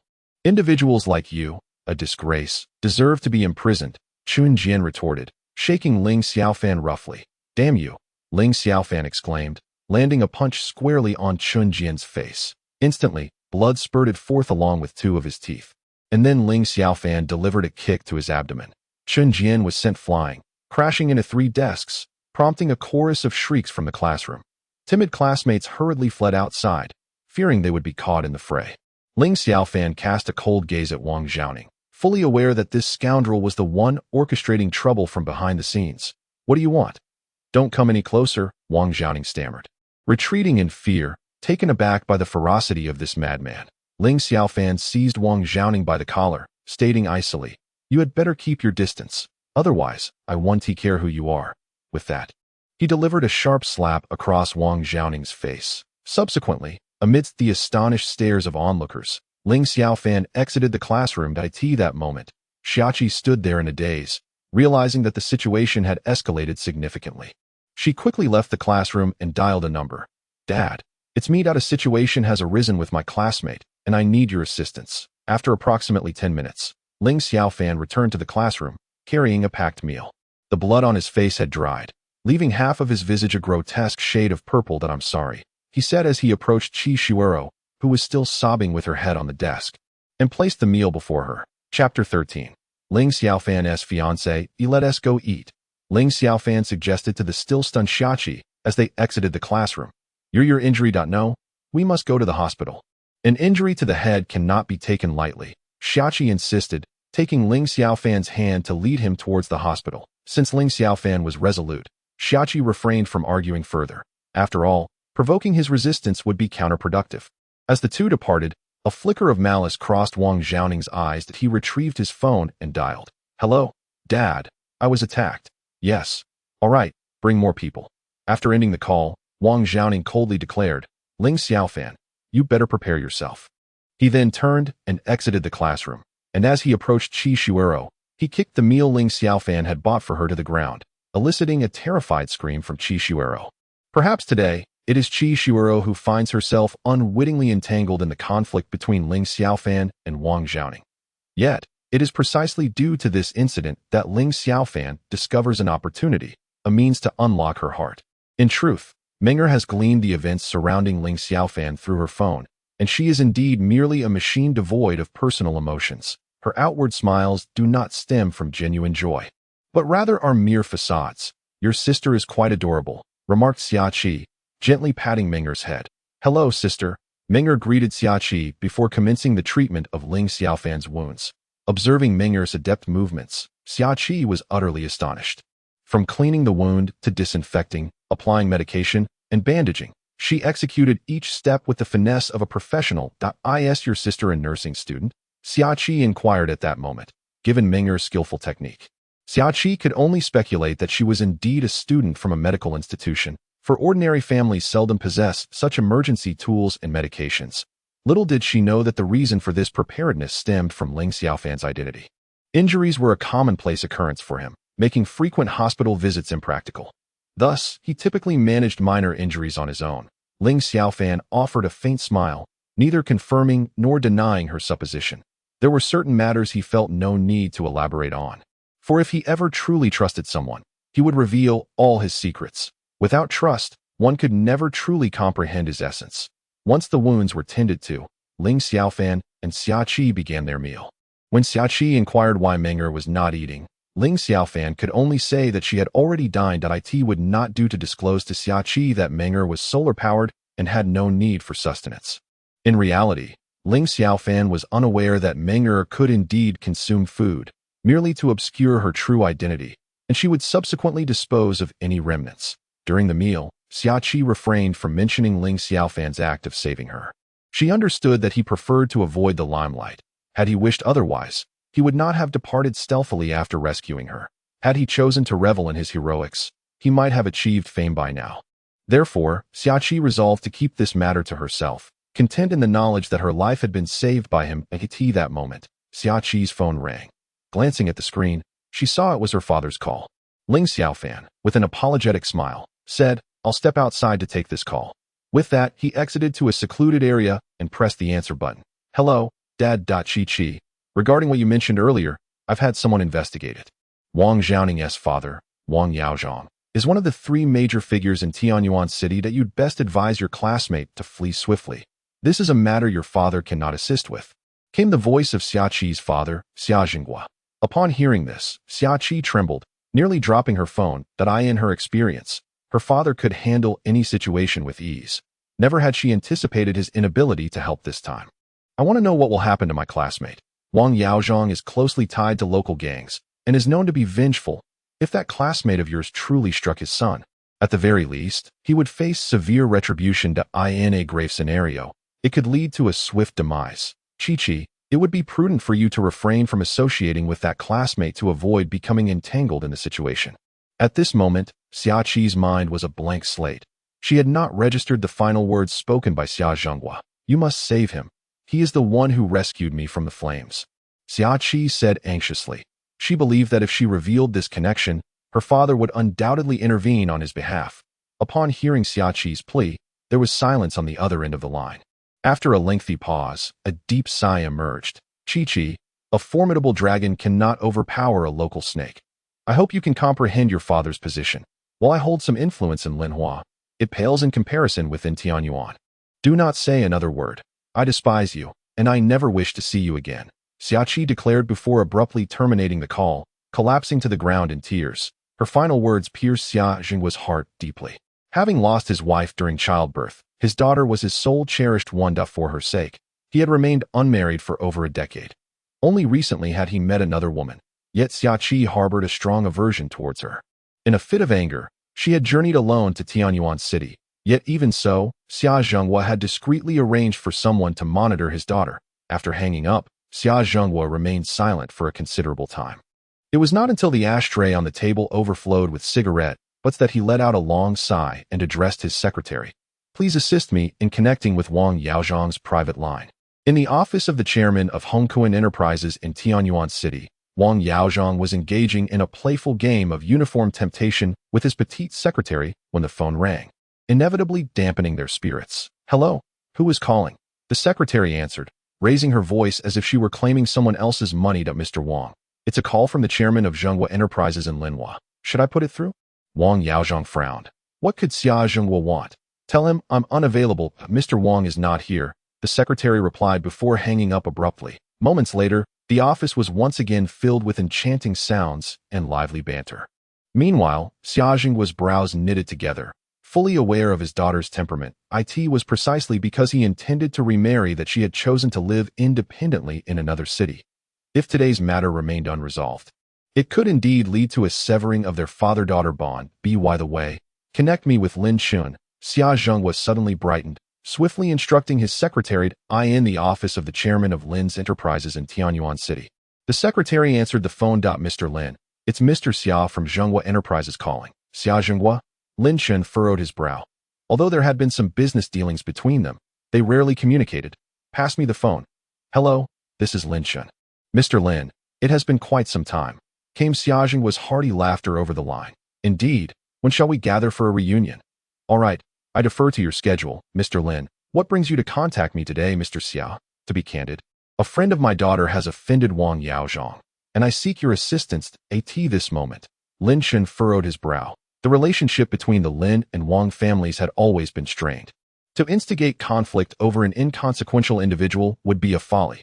Moreover, there was the ever-watchful O family in the mix. Presently, in Tianyuan City, the Lin, O, and Wang families formed a precarious balance of power, each vying for dominance over the others. Should two families engage in warfare, the third would undoubtedly reap the benefits. My daughter's friend has assaulted Wang Yaozhong's son at this juncture. Lin Xian's side fell into silence. The perpetrator should brace for misfortune. What is the name of your daughter's friend? Let him come to me. I can assist him in leaving Tianyuan City, but that is all I can offer. Thank you, Mr. Lin. According to my daughter, that lad seems to be called Ling Xiaofan. Are you certain? Yes, quite certain. Ha! Suddenly, Lin Xian erupted into laughter. Mr. Xia, if it truly is Ling Xiaofan, then I believe you are unnecessarily troubled. That lad has formidable backing. Even the combined forces of the Lin, O, and Wang families could not easily touch him. The Wang family, in seeking to provoke him, would only be courting disaster. Lin Xian was indeed speaking the truth. With a nation as his backing, how could he not be formidable? At this revelation, Xia Zhengguo was taken aback. Even the three giants of Tianyuan City could not challenge his backing. Who on earth is this individual? Mr. Lin, you cannot be jesting with me. Do you think I would make such a joke? That would only serve to bolster others' confidence while undermining my own. Indeed, forgive my impertinence, but may I inquire as to who Ling Xiaofan's benefactor is? Mr. Xia, some matters are better left unknown. Very well, let us leave it at that and gather another day. Certainly, Mr. Lin. Thank you that I shall inform my daughter at once. Otherwise, she may truly deny me as her father. Once the call ended, Lin Xian's brow remained furrowed. His daughter had preempted him. He must consult old Ling to settle the matter of the two children. Subsequently, Lin Xian picked up the phone once more and dialed the number. Hello, old Ling. It's me. What do you want, you old rascal? Old Ling, Xiaofan and Xiaoya are betrothed by birth. Now that both children have come of age without having met, should we not arrange for them to meet soon?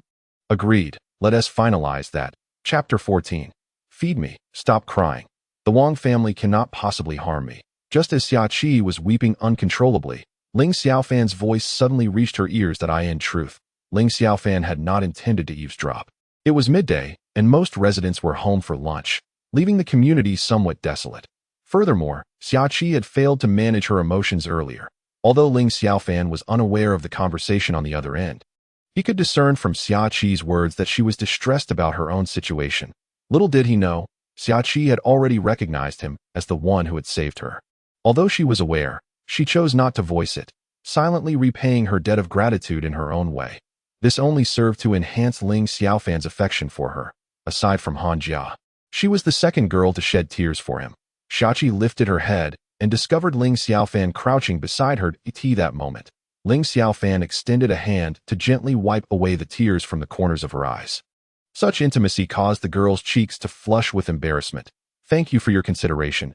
If the Wang family wishes to stir trouble, let them. You need not worry about me. Ling Xiaofan smiled softly and patted Xia Qi's head twice.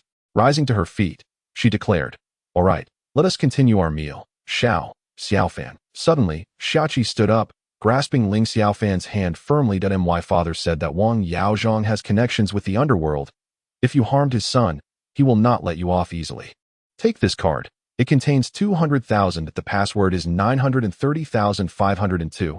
Remember it on your phone. With that, she produced a bank card and placed it in Ling Xiaofan's hand. What do you mean by this? Ling Xiaofan furrowed her brow slightly. 200,000 was no small sum. Give it away, so casually. Was it merely to express gratitude for saving her life? I ask you, what is the reason behind your actions? Is it because I saved you? If so, I shall accept this money, and we will consider ourselves even. Ling Xiaofan spoke with a hint of indignation.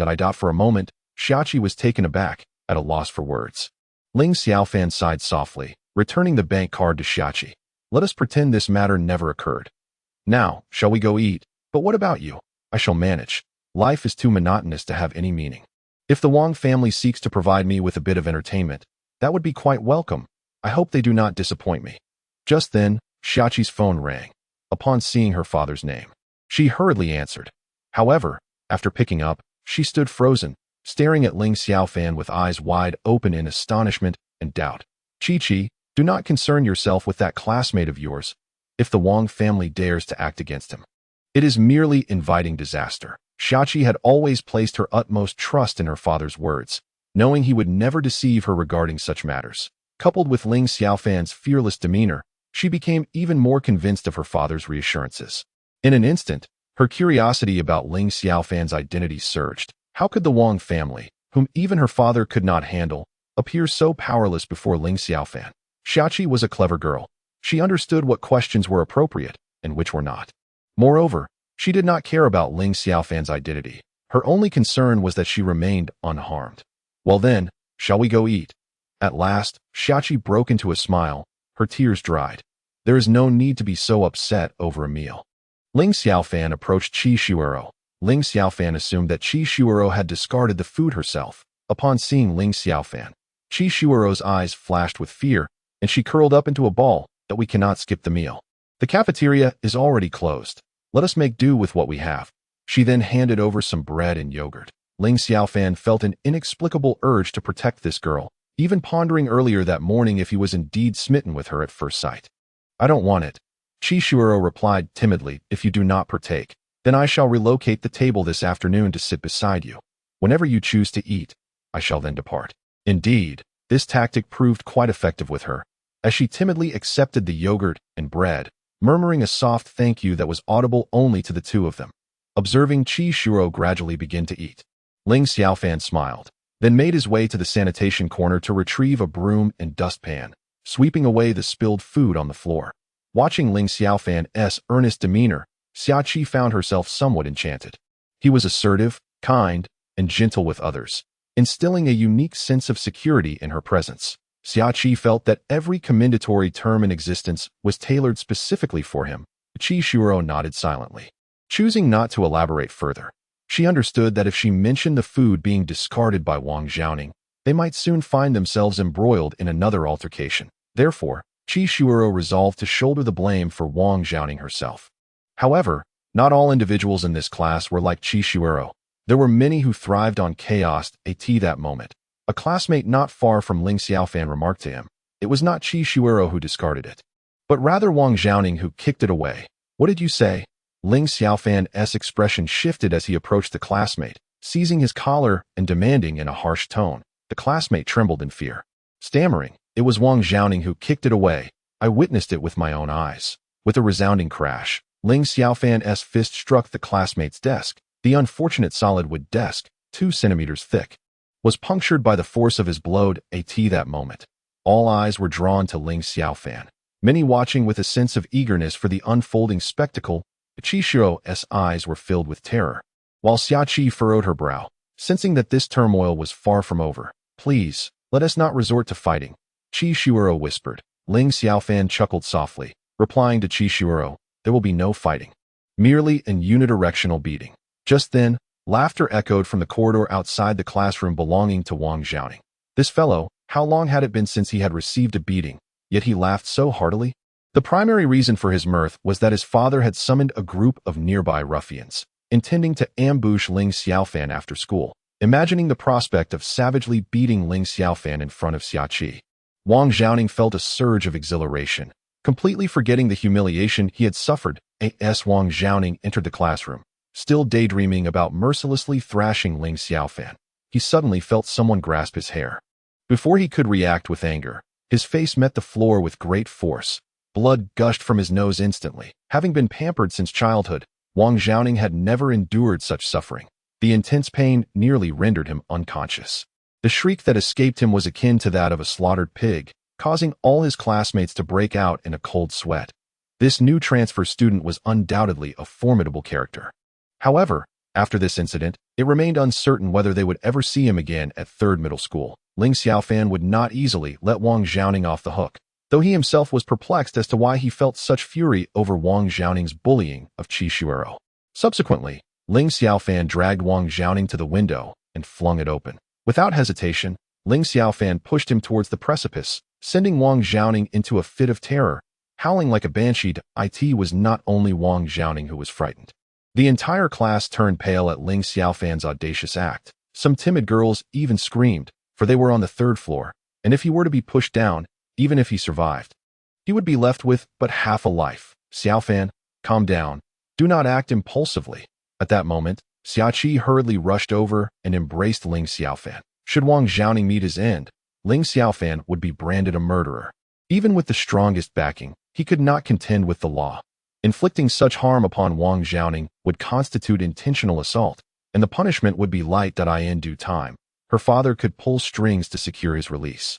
But should it come to murder, there would be no recourse for her. It was only when Xiaoqi held him tightly that Ling Xiaofan ceased his tumultuous demeanor. In truth, he had not acted out of impulsiveness.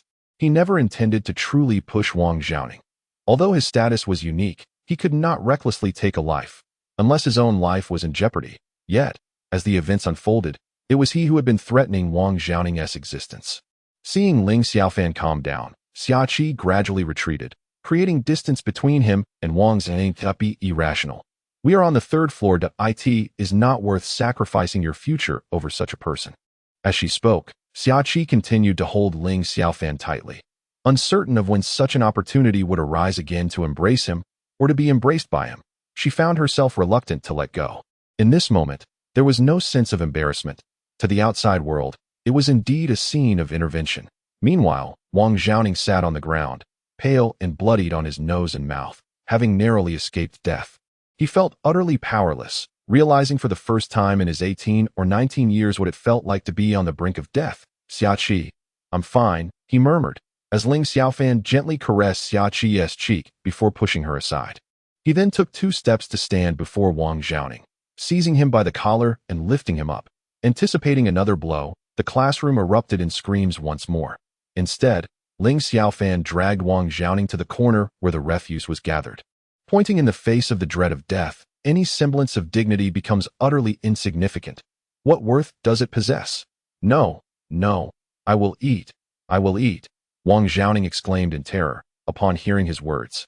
Ling Xiaofan finally released him. At that moment, Wang Xiaoning scrambled over to the dustpan, glancing around at his classmates. The commotion had drawn attention from students in other classes, and soon, the classroom of Class 2 was swarming with onlookers. Yet, in their eyes, there was no sympathy. Rather, they wore expressions of delight at his misfortune. Wang Xiaoning, who typically wielded power and authority within the school, adopted a facade of a model student before the teachers. Ling Xiaofan's actions at this moment prompted many to wish to applaud in approval. Trembling, Wang Xiaoning extended his hand into the dustpan, grasping a handful of food, which he slowly brought to his lips and consumed. At that instant, his dignity was irrevocably shattered. He would henceforth become a subject of ridicule at Sanzhong. If it were someone else, they might have settled down after such an incident. However, upon learning that his son had not only been beaten to a bloody pulp, but was also coerced into eating refuse, Wang Yaoyang was engulfed by a furious rage and personally stormed into the school. Yet, by this time, Ling Xiaofan had already been taken away by the police. Consequently, Wang Yaoyang directed his ire towards the school, directly smashing into the principal's office, demanding that strict action be taken against Ling Xiaofan, or else there would be consequences. Upon arriving at the school, the higher-ups were already deliberating on how to deal with Ling Xiaofan. The prevailing sentiment leaned towards expulsion. Ultimately, after much pleading from Huang Qin, the usually silent principal finally spoke. The child is still young. When mistakes are made, we should grant them an opportunity to amend. This time, let us issue a major demerit for Ling Xiaofan. Teacher Huang, please choose a day to communicate with his guardian. With the principal's words, the others fell silent. They were seasoned educators, well aware that the principal had been Huang Qin's homeroom teacher in high school. They also knew that Huang Qin had been far worse than Ling Xiaofan during her own school days. In truth, if this matter were to be escalated, it could be considered attempted murder. If minimized, it was merely a student altercation. However, the Wang family's pressure on the school was formidable.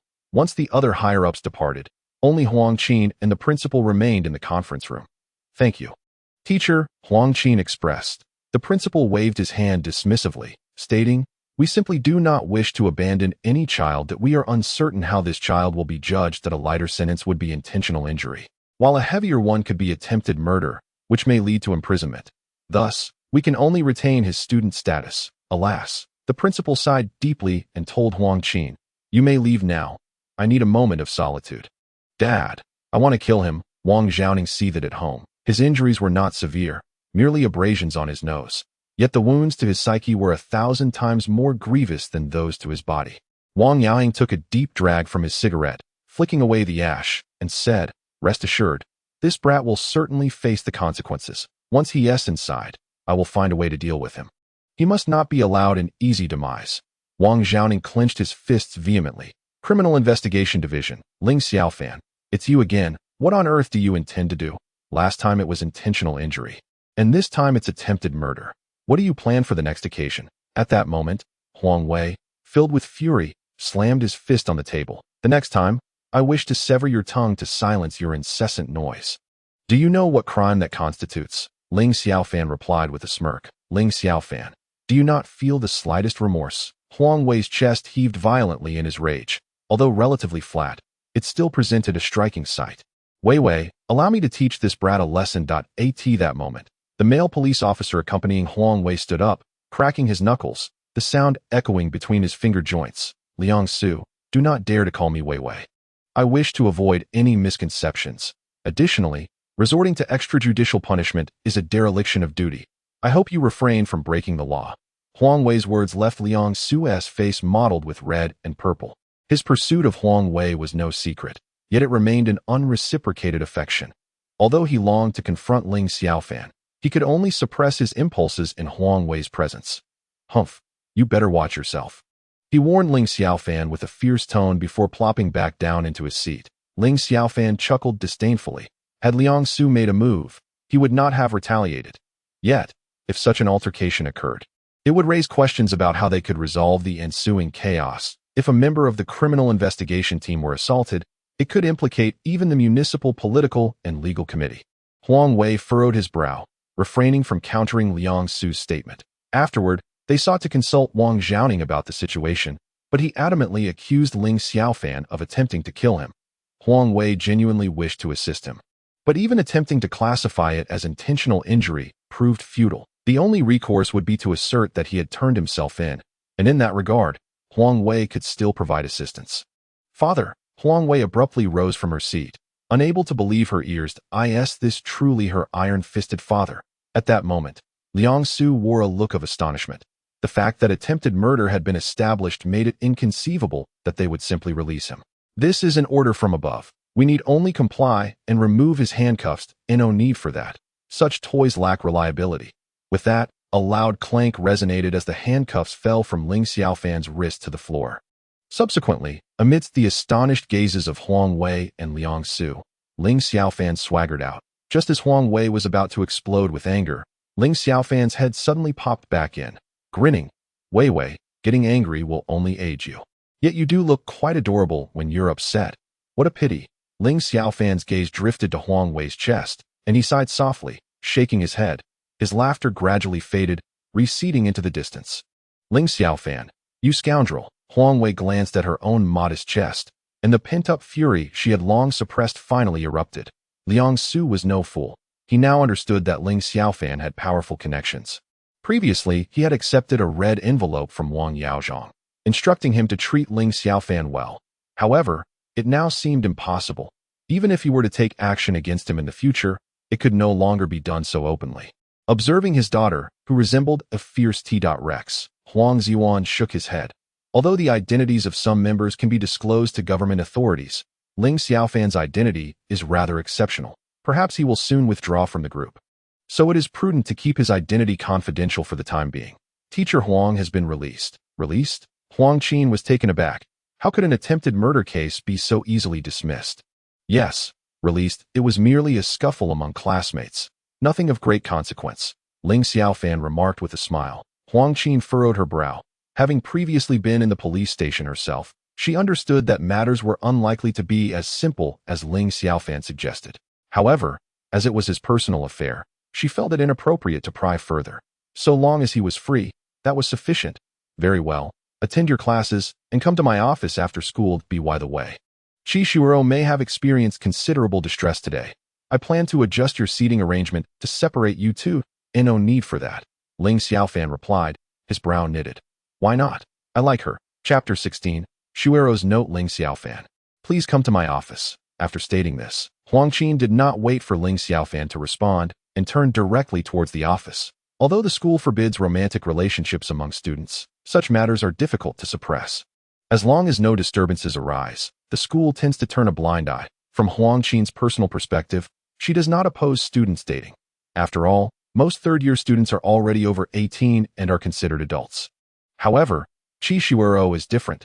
She is a unique presence in the class, and even the entire school. A year ago, Chishiro was not like this, just a cheerful girl who occasionally displayed a hint of shyness.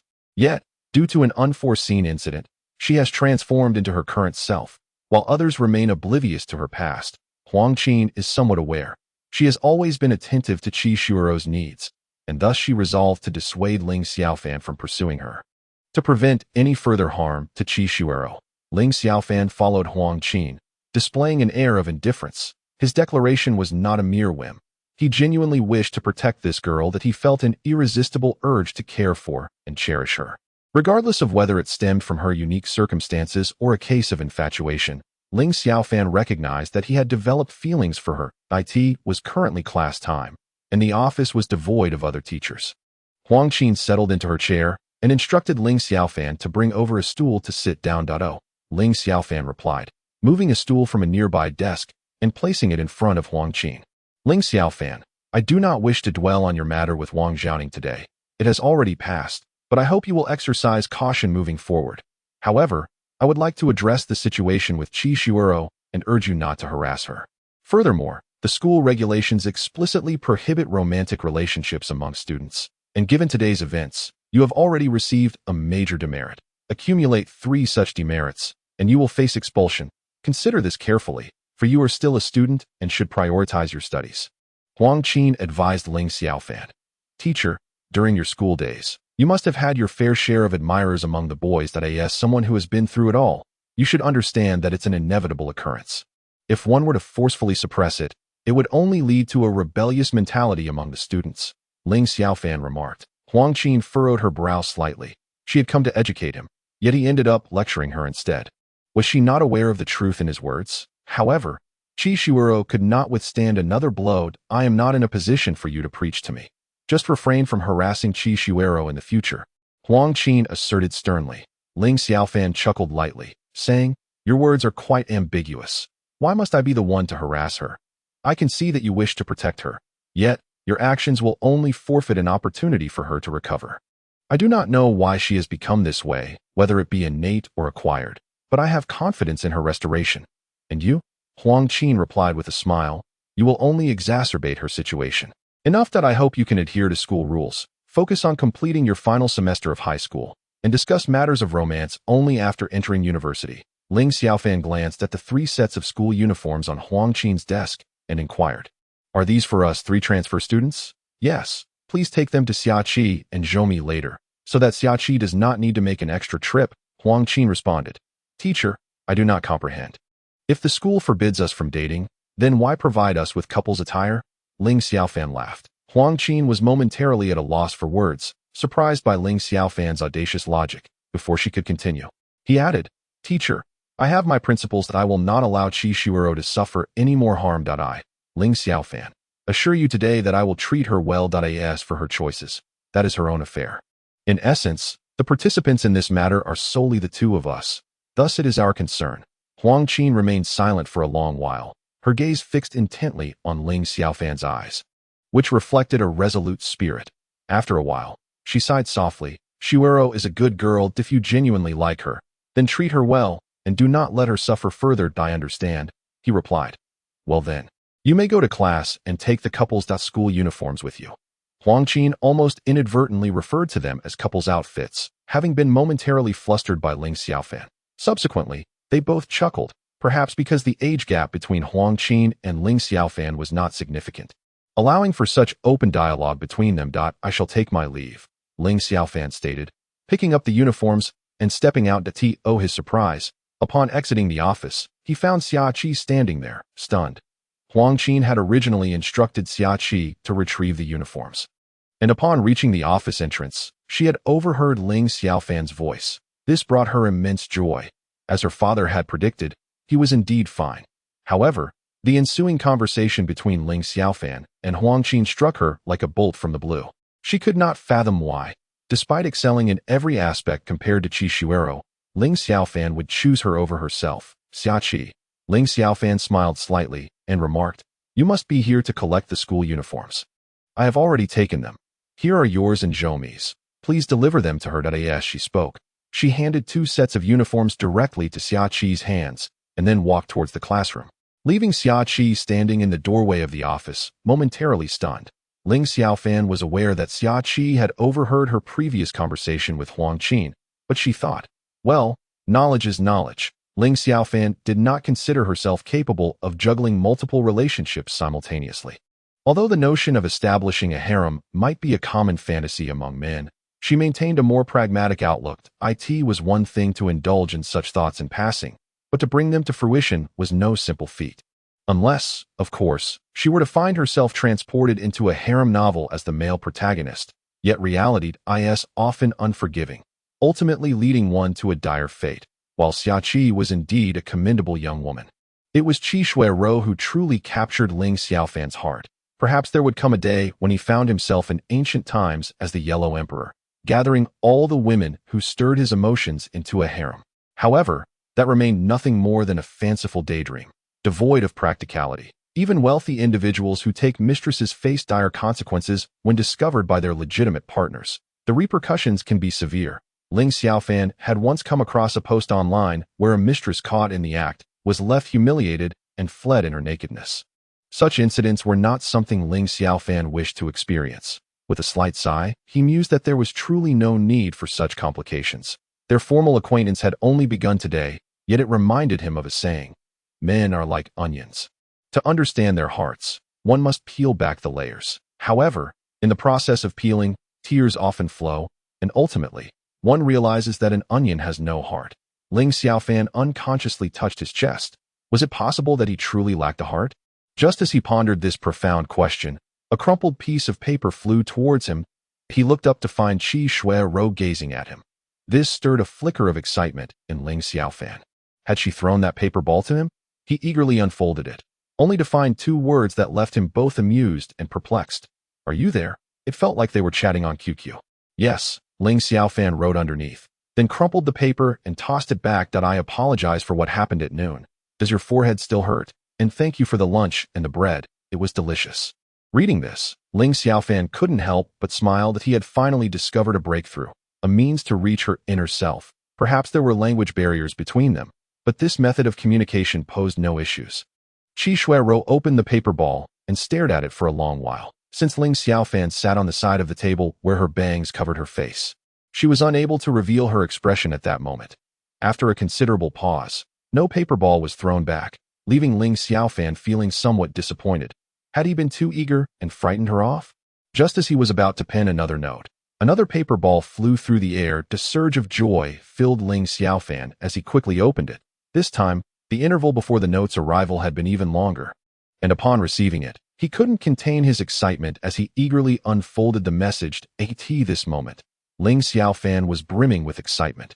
Regardless of the circumstances, he had finally taken the first step. However, he remained oblivious to the fact that all the subtle interactions between her and Qi Shuero had been closely observed by Xiaoqi. Chapter 17, titled Striking the Future Father-in-Law, within the confines of Wang Xiaoning's household. Wang Yaozhong was in a furious rage. He had just received a phone call from Liang Su, informing him that the higher-ups had ordered the immediate release of Ling Xiaofan. While his anger was palpable, he understood that Ling Xiaofan had influential backing. Although he was unsure of the extent of this support, he realized that any future attempts to target Ling Xiaofan could no longer be so overt.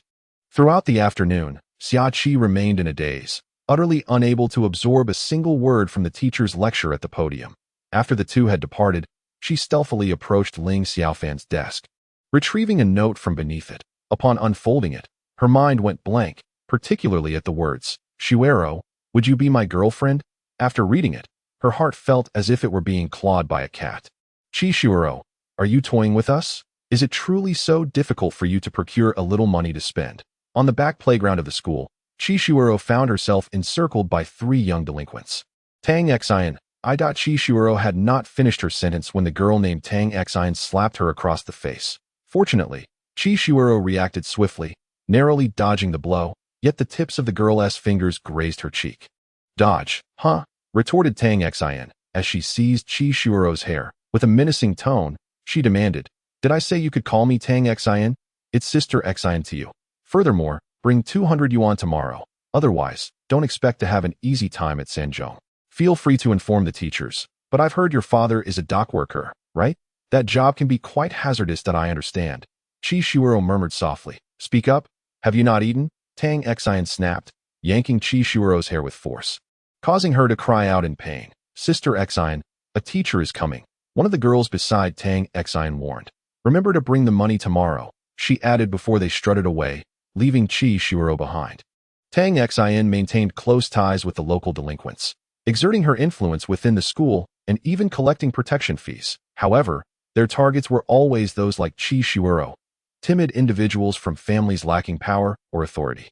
Fearing repercussions that could befall her father, Chishuoro had consistently submitted to their intimidation. "Shuoro, what are you doing here? What happened?" Huang Qin approached, having come to the back playground to check for any boarding students attempting to sneak over the wall. She hadn't anticipated discovering Chishuoro crouched on the ground, quietly weeping. "Qinjia." Chishuoro lifted her head, softly calling out. Huang Qin took special care of her, even privately taking her on as a younger sister. Among themselves, they referred to each other as sisters, which was why Huang Qin had intervened earlier to deter Ling Xiaofan's pursuit of Chishuoro. "Has someone bullied you?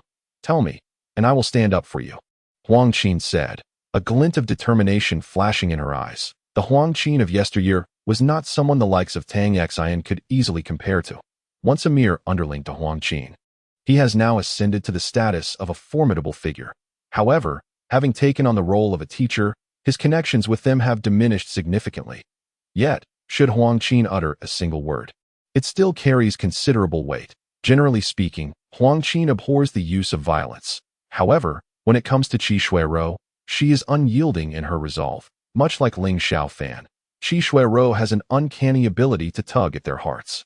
"Sister Qin, I'm perfectly fine, just feeling a bit anxious about what happened at noon," Chishuoro thought to herself, still hesitant to disclose the incident to Huang Qin, as she does not wish to put her father in jeopardy. Huang Qin regarded Chishuoro with suspicion before letting out a soft sigh. "The issue from noon has been resolved. By the way, what are your thoughts on Ling Xiaofan? Should we consider changing his seating arrangement to separate you two?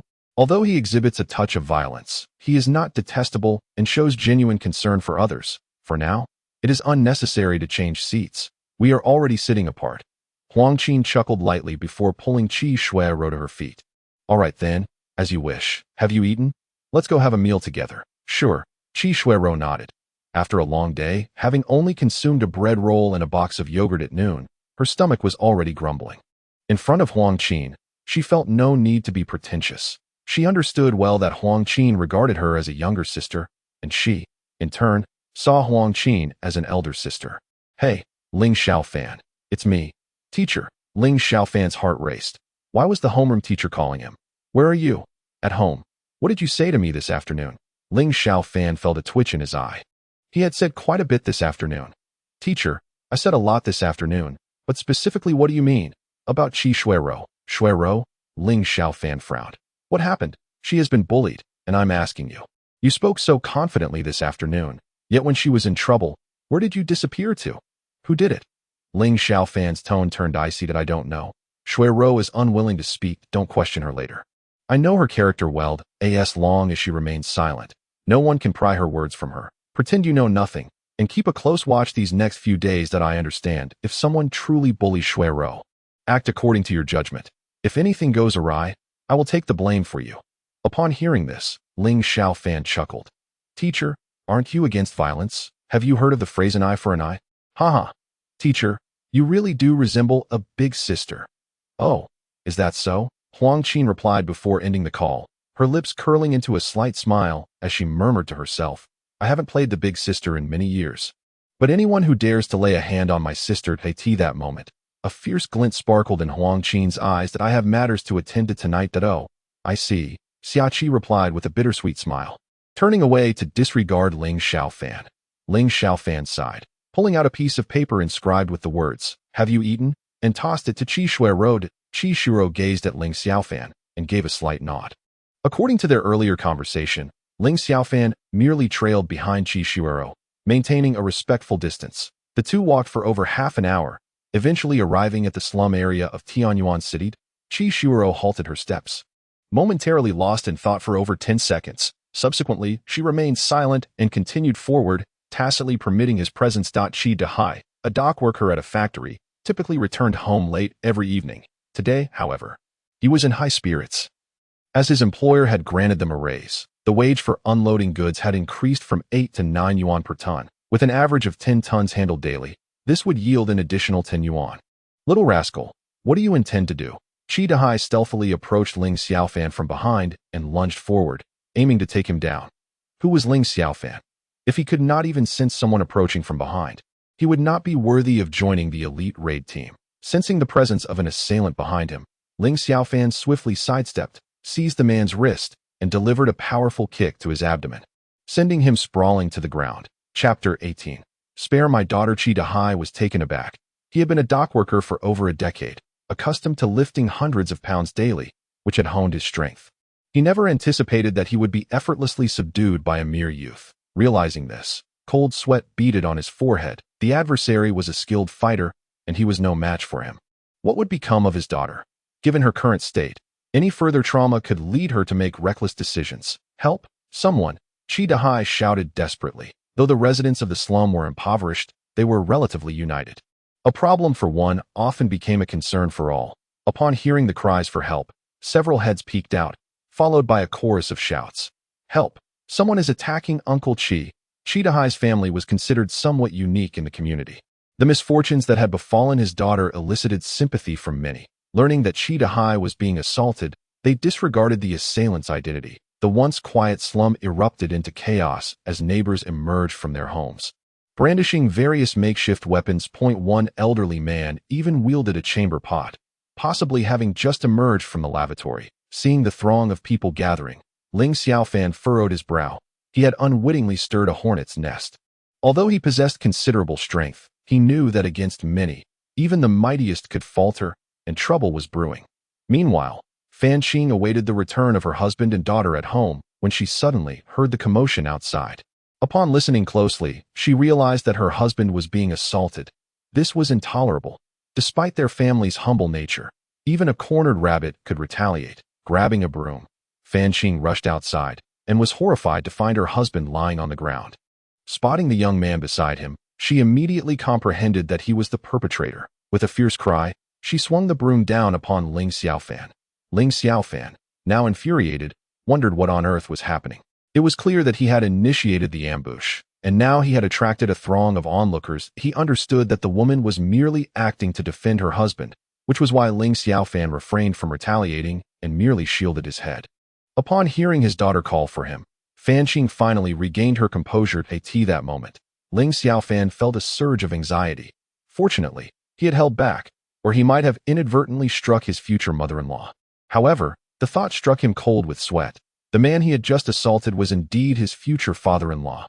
"Dad, are you all right?" At that moment, Qishuo rushed to Qi Dahai's side, and together with Fan Qing, they helped him to his feet.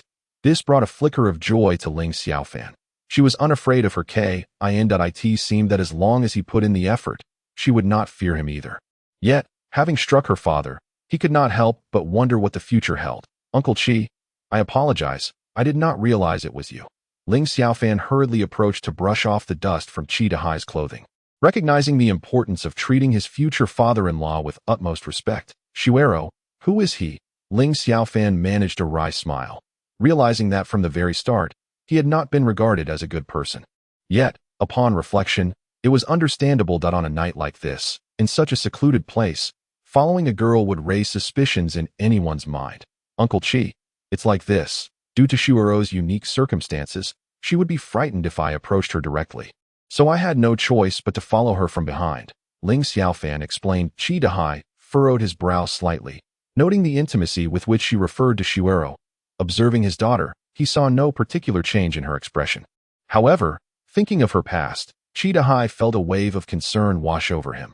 Should he intervene early to prevent history from repeating itself? After nearly 10 minutes, the crowd finally dispersed, leaving only Qi Shuero's family and Ling Xiaofan in the vicinity. "Would you care to join us at our home?" Qi Dahai inquired. Ling Xiaofan hesitated, feeling a twinge of apprehension after the recent altercation. Entering their home might feel somewhat awkward, but he considered that if his relationship with Qi Shuero were to flourish, these two would eventually become his legitimate in-laws. Therefore, he nodded and replied, "I would be honored." Qi Shuero's residence was quite modest, consisting of 2 rooms and a living area totaling only around 60 to 70 square meters. The only valuable possessions were a 21-inch color television and an old-fashioned refrigerator in the living room. A single 40-watt incandescent bulb illuminated the space. The family settled into their seats, and Qi Dahai gestured to Ling Xiaofan. "Make yourself comfortable." Ling Xiaofan nodded and took a seat on a bench opposite Qi Dahai. He had initially intended to sit beside Qi Shuero, but feared it might frighten her. Their relationship had been delicately maintained, and he was reluctant to jeopardize it. "Have you eaten?" Qi Dahai inquired. "Let us dine together." "All right, that moment." Fan Qing retrieved the meal from the refrigerator, warmed it, and brought it to the table. Although Ling Xiaofan joined the 3 at the dining table, he found himself sandwiched between Qi Dahai and Fan Qing, seated across from Qi Shuero. "Shall we have some drinks?" Qi Dahai then produced a bottle of soda from a cabinet. Ling Xiaofan glanced inside, where a bottle of white liquor was contained. That he took a drink. Ling Xiaofan nodded slightly. For some reason, he felt that the atmosphere was rather rigid and awkward. His conversations with Qi's father consisted of only a few terse words, while Qi's mother had not spoken a single word since entering the room. Nevertheless, Ling Xiaofan could sense that they were not particularly welcoming towards him. This puzzled him. Could it be due to the earlier incident? However, they did not appear to be the petty type, and for a moment, Ling Xiaofan could not pinpoint the reason. After a brief meal, Qi Shuero and her mother left the table, while Ling Xiaofan and Qi's father continued to drink. Yet, they mostly drank in silence, creating a rather uncomfortable atmosphere. During this time, Ling Xiaofan attempted to lighten the mood by saying something, but each time, Qi's father merely responded with a few curt remarks, which made Ling Xiaofan feel quite embarrassed. Then, Qi Dahai downed his drink in one gulp and pulled out a cigarette. "Care for one?" Ling Xiaofan shook his head and replied, "No, thank you. Shuero needs to wake up early for school tomorrow, so she should get some rest." Qi Dahai then said to Qi Shueyu, "Do you like Shuero?" At last, Qi Dahai broached the main topic. Ling Xiaofan nodded and said, "Yes, I do." Qi Dahai smiled and asked, "Then tell me, what do you like about her? You must be aware that her situation is special. It is likely she may never fully recovered, or do you intend to remain like today?" Merely trailing behind her, Ling Xiaofan fell silent for a moment, unsure of Qi Dahai's meaning. "Uncle Qi, I do not understand what you mean." Qi Dahai sighed softly, and once more retrieved a cigarette from his pack, lighting one up. "Then I shall be frank. If you two truly have the potential to be together, but Shuero remains unwell, perhaps for a lifetime, can you assure me that you will never touch her?" "Uncle Qi, I will do my utmost to help Shuero recover. I do not intend to deceive you. Some things are beyond my control. However, I will never do anything to harm her. Please believe me." Qi Dahai shook his head with a smile. "Do you know why Shuero has become like this?" Ling Xiaofan shook his head. "You are called Ling Xiaofan, right?" "Yes." At this, Qi Dahai flicked the ash from his cigarette and said, "I will call you Xiaofan." "Xiaofan, Shuero can no longer withstand any harm. I hope you can understand a father's heartfelt concerns. What father wishes for his daughter to live a life of solitude? But I have no choice. I cannot allow her to be hurt any further." Ling Xiaofan furrowed his brows. He understood Qi's father's words, and it seemed he opposed Ling Xiaofan's pursuit of his daughter. "No need." Qi Dahai firmly rejected. "Uncle Qi, at least consider asking Shuero how she feels. Let my daughter be." Chapter 19. He is my boyfriend. What kind of situation could compel a father to utter such words? Ling Xiaofan understood in his heart that this must relate to Qi Shuero's past, which directly contributed to her current condition. Perhaps, having reached this point, it was time to let go.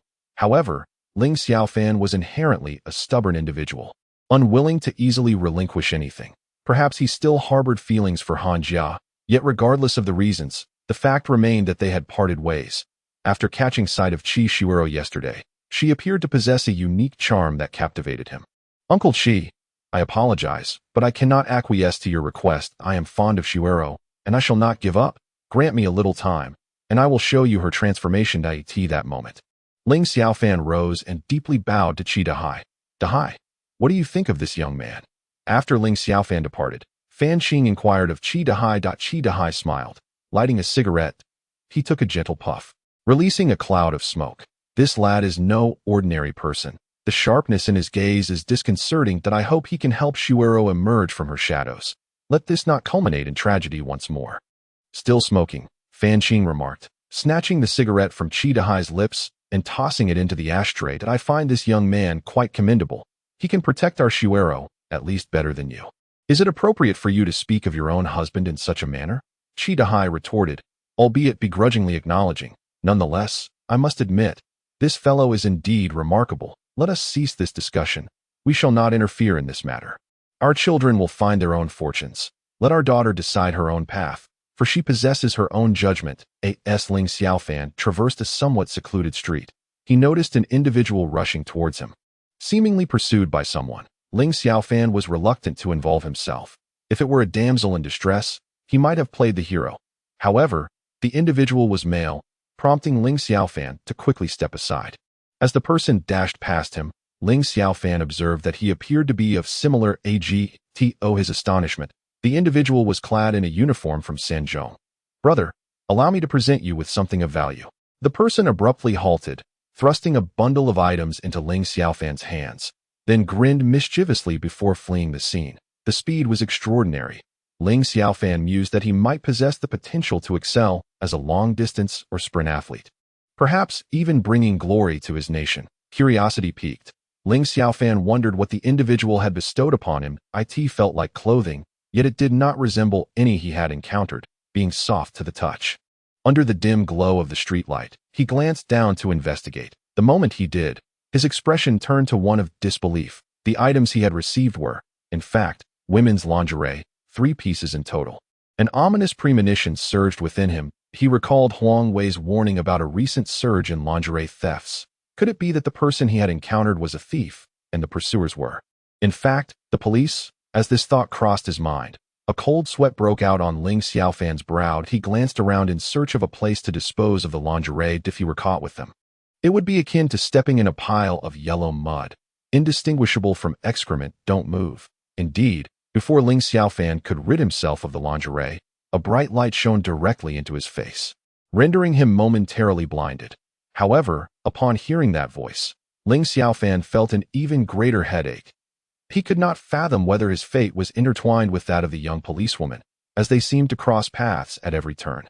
Ah, Ling Xiaofan, it is indeed you. What excuse do you have this time? Huang Wei remarked with a grin as he approached her. This afternoon, he had been quite vexed by her antics, leading to a reprimand from his father, resulting in his current night patrol duty. Little did he expect that upon hearing cries of capturing an underwear thief, he would discover that his arch-nemesis was none other than her. Such irony was indeed a delight.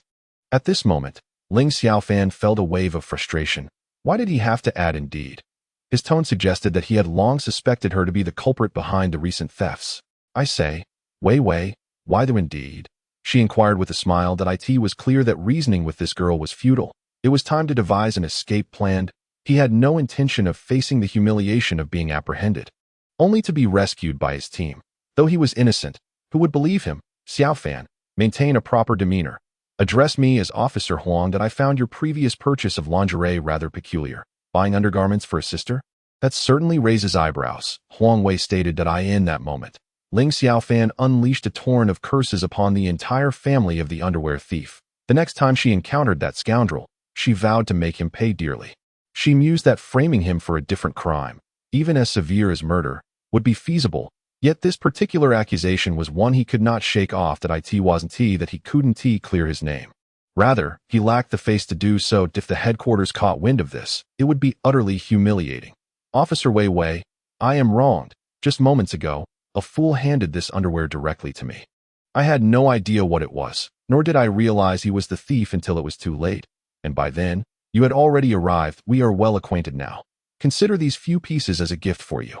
They would look splendid on you. I must take my leave. Ling Xiaofan declared, tossing the lingerie towards him before making a swift exit. Running away seemed the best course of action, leaving the resolution to her father in secret. However, Huang Wei had anticipated her move. The moment she flung the lingerie, he lunged forward. Ling Xiaofan turned to flee. He caught her from behind, leading both of them to tumble to the ground. In the instant of their fall, she instinctively turned, her hands bracing against him. The dull thud echoed as her back hit the ground, bearing the weight of both their bodies, causing her to wince in pain. Yet, at that moment, her hands inadvertently grasped something soft. A mischievous thought crossed her mind.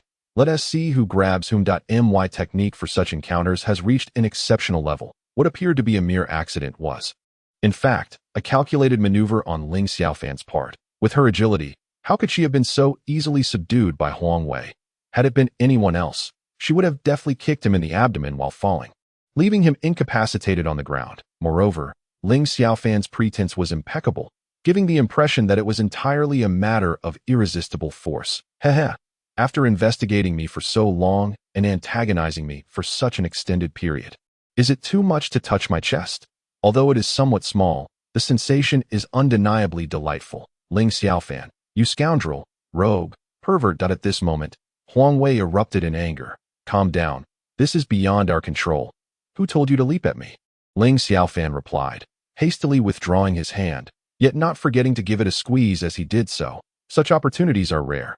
If missed, one might wonder when another chance would arise. However, Huang Wei lost her balance and, amidst her shrieks, fell right into Ling Xiaofan's embrace. I say, Wei, there's no need to throw yourself at me like this, especially in public. Ling Xiaofan chuckled, his hands unceremoniously encircling Huang Wei. One should not let a free advantage slip by, unless one is not a normal man. Or perhaps it's a reflection of Ling Xiaofan's character as analyzed by Meng Er, reserved yet passionate. Although Ling Xiaofan lacked the audacity to seize the major advantages, largely due to his inexperience, he was more than willing to indulge in minor pleasures, like a gentle touch or embrace, whenever a beautiful woman was involved. You scoundrel, filthy rogue, Huang Wei exclaimed as she scrambled to her feet, furiously kicking Ling Xiaofan a few times. The police assaulting someone. Do you not know the law? Ling Xiaofan, dusting himself off, retorted, I'll make you pay for this, you rogue. As she spoke, Huang Wei reached for her sidearm, startling Ling Xiaofan. Wasn't he at just a brief touch of the chest? Why was this woman so incensed? Surely a criminal investigator should possess a stronger tolerance for such matters. That he quickly restrained her hand, aware that this was no mere toy gun. It was meant to inflict real harm. That if he were to be shot for such trifling indiscretions, the consequences would be dire. Ling Xiaofan, you shall perish today. This fierce woman had already been provoked by him a second time. Perhaps their fates were truly at odds, for when they collided, nothing good ever came of it. What are you two doing? At that moment, a gentle voice interjected. Both turned to see a beautiful girl, none other than Xia Qi, who was gazing at them in astonishment. You must be the owner, right? I've caught the underwear thief.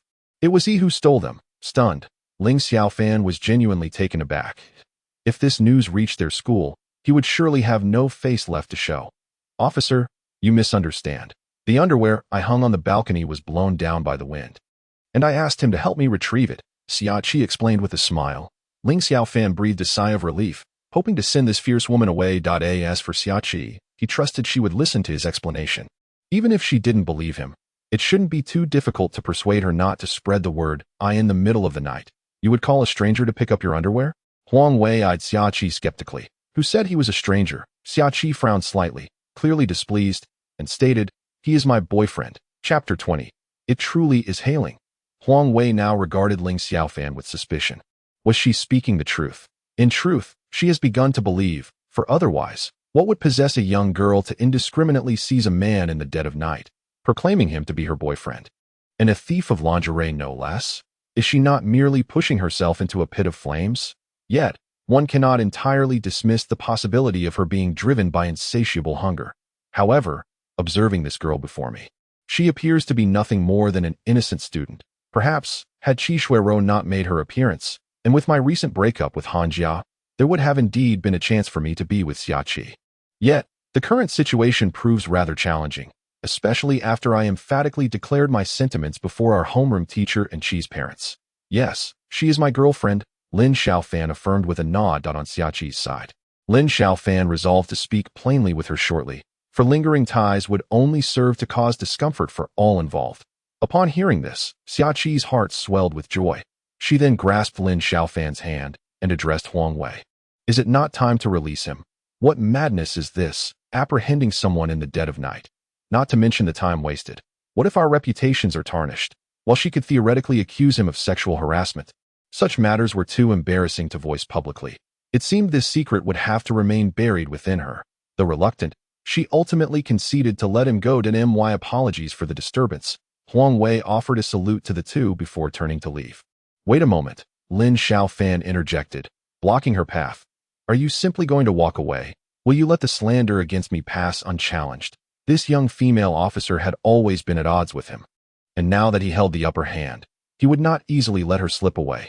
Lin Xiaofan, do not go too far, Huang Wei retorted, her teeth clenched, producing a grinding sound that hinted at her barely contained fury. Lin Xiaofan had not anticipated such a fierce reaction from her. It appeared he had indeed crossed a line. All right, perhaps I have overstepped, he conceded with a shrug, deciding it wise to refrain from provoking her further. His father had always taught him that in this world, anyone could be provoked, but never a woman. Humph, Huang Wei snorted disdainfully before turning on her heel to depart. What an attitude! I shall file a complaint against her. Xiaqi muttered in discontent. No, let her be. Not act rashly. Thank you for tonight, Lin Xiaofan urged her, but you must believe me. I am truly wronged. Whether you believe it or not matters little. Just do not speak of it. All right, he said to Xiaqi. Without uttering a word, Xiaqi bent down to retrieve her undergarment from the ground. She then took Lin Xiaofan's hand, leading him towards the apartment she rented in the complex. Suddenly, Xiaqi halted, her head bowed, and Lin Xiaofan could hear her soft sobs. The fearless Lin Xiaofan, who feared nothing in this world, found himself most troubled by the tears of a girl. The moment he heard her weeping, a headache began to form. Do not cry. If you are unhappy, just voice your grievances, he said gently. After a brief silence, Lin Xiaofan suggested, let us go to your place first. We are on the street, and though it is late and there are few people around, discussing such matters in public, coupled with your tears, is sure to disturb others. Xiaqi nodded silently, releasing her grip on Lin Xiaofan's hand, and then proceeded to lead the way ahead. Ling Xiaofan said nothing further, merely trailing quietly behind her. Yet, upon reflection, considering that this girl could casually hand over 200,000 in the afternoon, it was unlikely that she would be concerned about such trivial rent expenses. However, the remoteness of this place did give Ling Xiaofan some cause for concern. Just like tonight, she was still on the third floor, where that lingerie thief could easily scale the balcony and steal undergarments. What if, instead of a mere thief, someone with more sinister intentions were to arrive tonight? Xiaqi, I believe you should consider finding a roommate. It would provide some mutual protection. As Xiaqi emerged from her dormitory, Ling Xiaofan took a seat on the sofa. I don't particularly enjoy living with others, but if you insist on cohabiting, I suppose I could reluctantly acquiesce, Xiaqi replied, moving directly to sit beside Ling Xiaofan. Ling Xiaofan chuckled. I am not the kind of person you should live with. It could be perilous. I am not afraid. Ling Xiaofan shook his head and smiled, not wishing to prolong the discussion with Xiaqi. Had it not been for the unexpected act of saving her, perhaps he would have remained unnoticed in the eyes of this young lady. He did harbor a desire to win her over, but this was not ancient times. Polygamy was not the norm. Even in those days, it was improbable that all wives and concubines could coexist harmoniously. The seclusion of this place made living alone rather dangerous. Just like tonight, one must consider the possibility of someone harboring ulterior motives. Finding a roommate would ensure mutual vigilance. As for me, I already have a house and do not require a rental. Is your house available for rent? For a moment, Ling Xiaofan found himself at a loss for words. Xiaqi, your behavior is likely a result of my previous act of saving you. Perhaps you feel nothing but gratitude, treating it as a mere coincidence, unaware of who saved you. That we are simply classmates. Before Ling Xiaofan could finish his sentence, Xiaqi unexpectedly lunged at him, her lips meeting his in a kiss. Ling Xiaofan was momentarily taken aback, feeling an overwhelming sense of embarrassment at being kissed so forcefully by a girl. However, in that moment, it was impossible to push Xiaqi away. Since he did not resist, he decided to embrace the experience. After what felt like an eternity, their lips parted, and a faint blush crept across Xiaqi's face. Little did she know, this was her first kiss. She had envisioned countless romantic scenarios for losing her first kiss.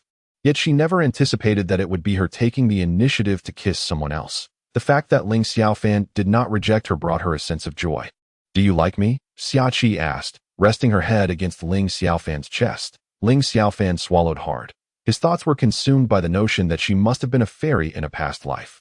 In this situation, he found it impossible to remain unaffected. "Yes," he replied softly, nodding that at that moment. Xiaqi smiled with her eyes slightly squinted, lifting her head to say, "I like you too." After that, she playfully pecked Ling Xiaofan on the cheek and continued, "It's getting late. I need to sleep now.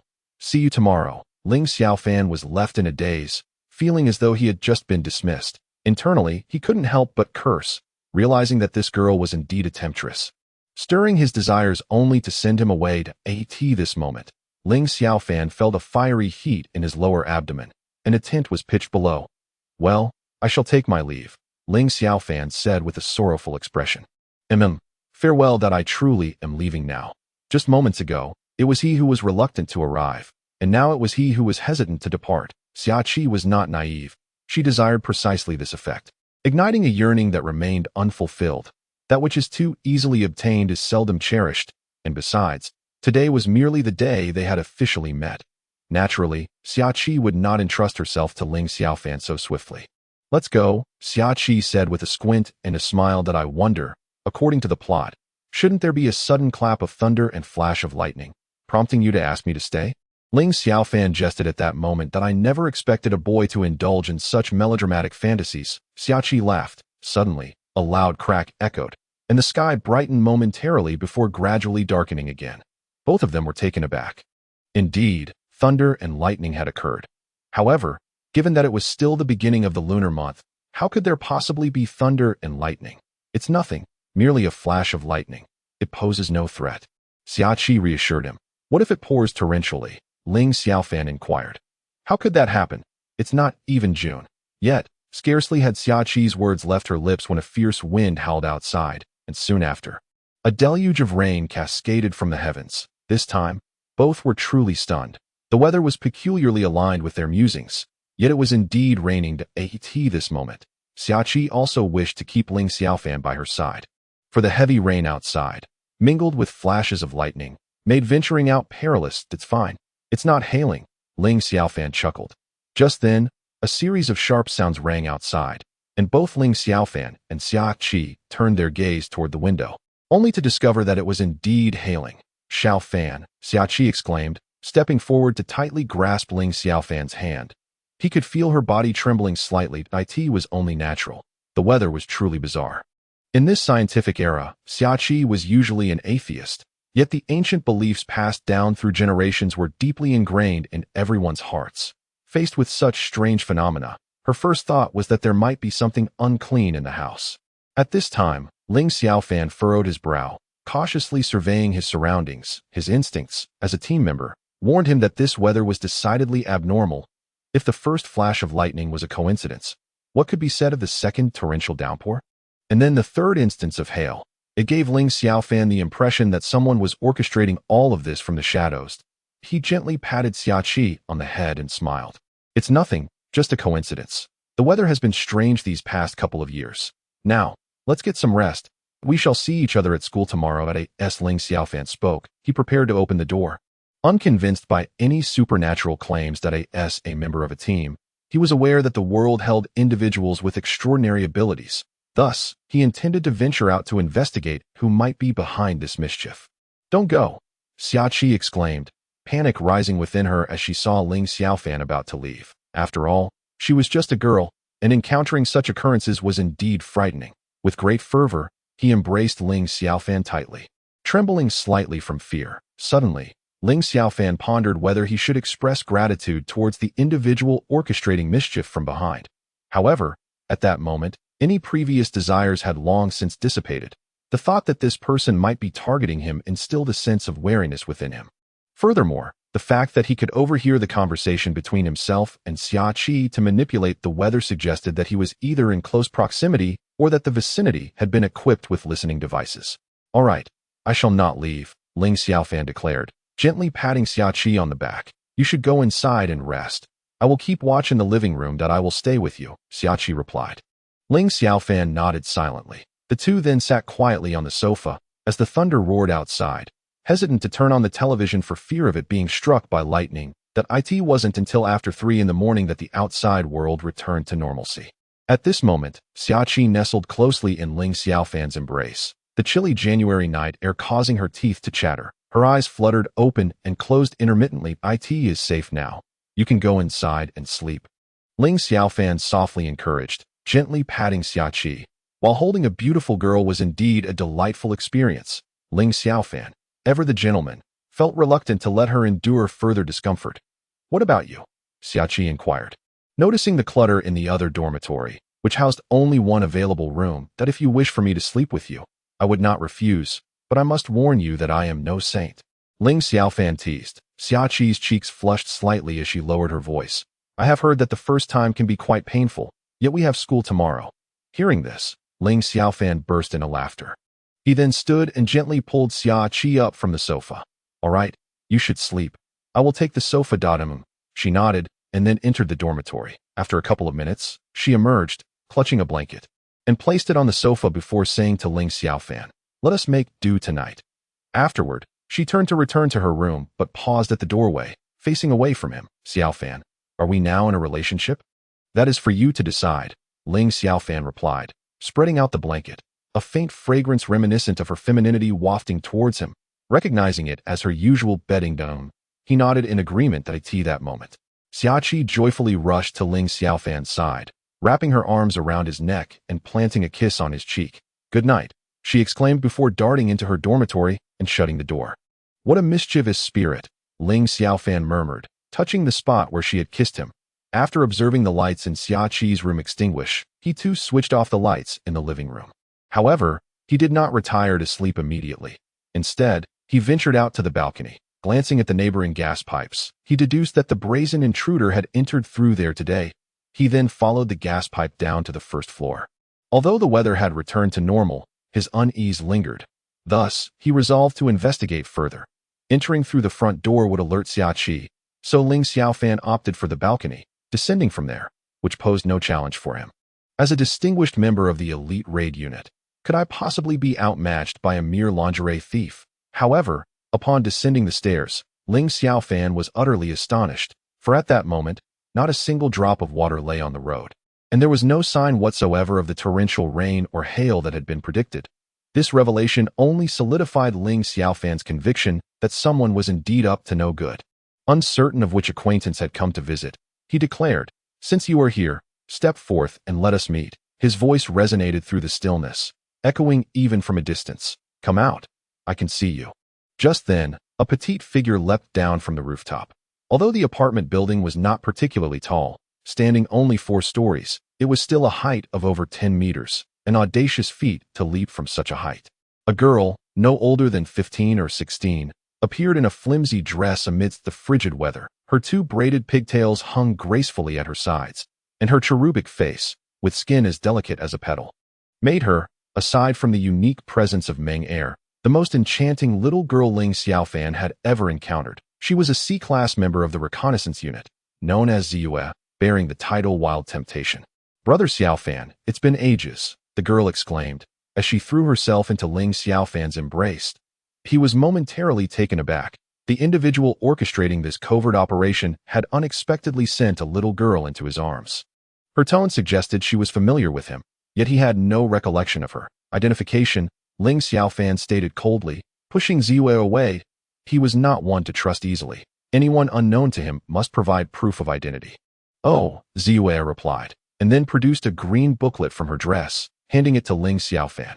Upon examination, he confirmed it was indeed a member's identification from the reconnaissance unit. After thoroughly verifying the document's authenticity, he returned it to Ziyue, stating, I am Ling Xiaofan, an A-class member of the raid unit, with the title Explosive Dagger. Given your ability to manipulate the weather, why have you chosen to join the reconnaissance unit instead of the more prestigious abilities department? It is well known that the latter holds far greater allure in truth. Ling Xiaofan was indifferent to being monitored. He understood that as a member of a national secret organization, one could hardly expect freedom.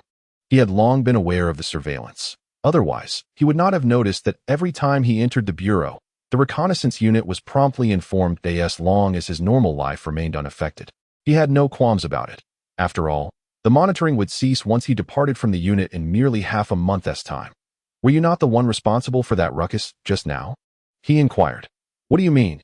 Ziyue asked curiously. The thunder, lightning, fierce winds, torrential rain, and hail. Surely you must know, Brother Xiaofan. You truly have a knack for jesting that I was on the rooftop the entire time.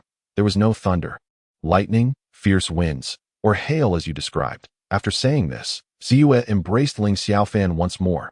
Brother Xiaofan, I have missed you so much over the years. When I joined the unit, I heard you had applied to leave. And it broke my heart. Yet, not long ago, I received a mission to monitor you. Do you have any idea how delighted I was? It was rather cruel of the organization to prevent us from meeting.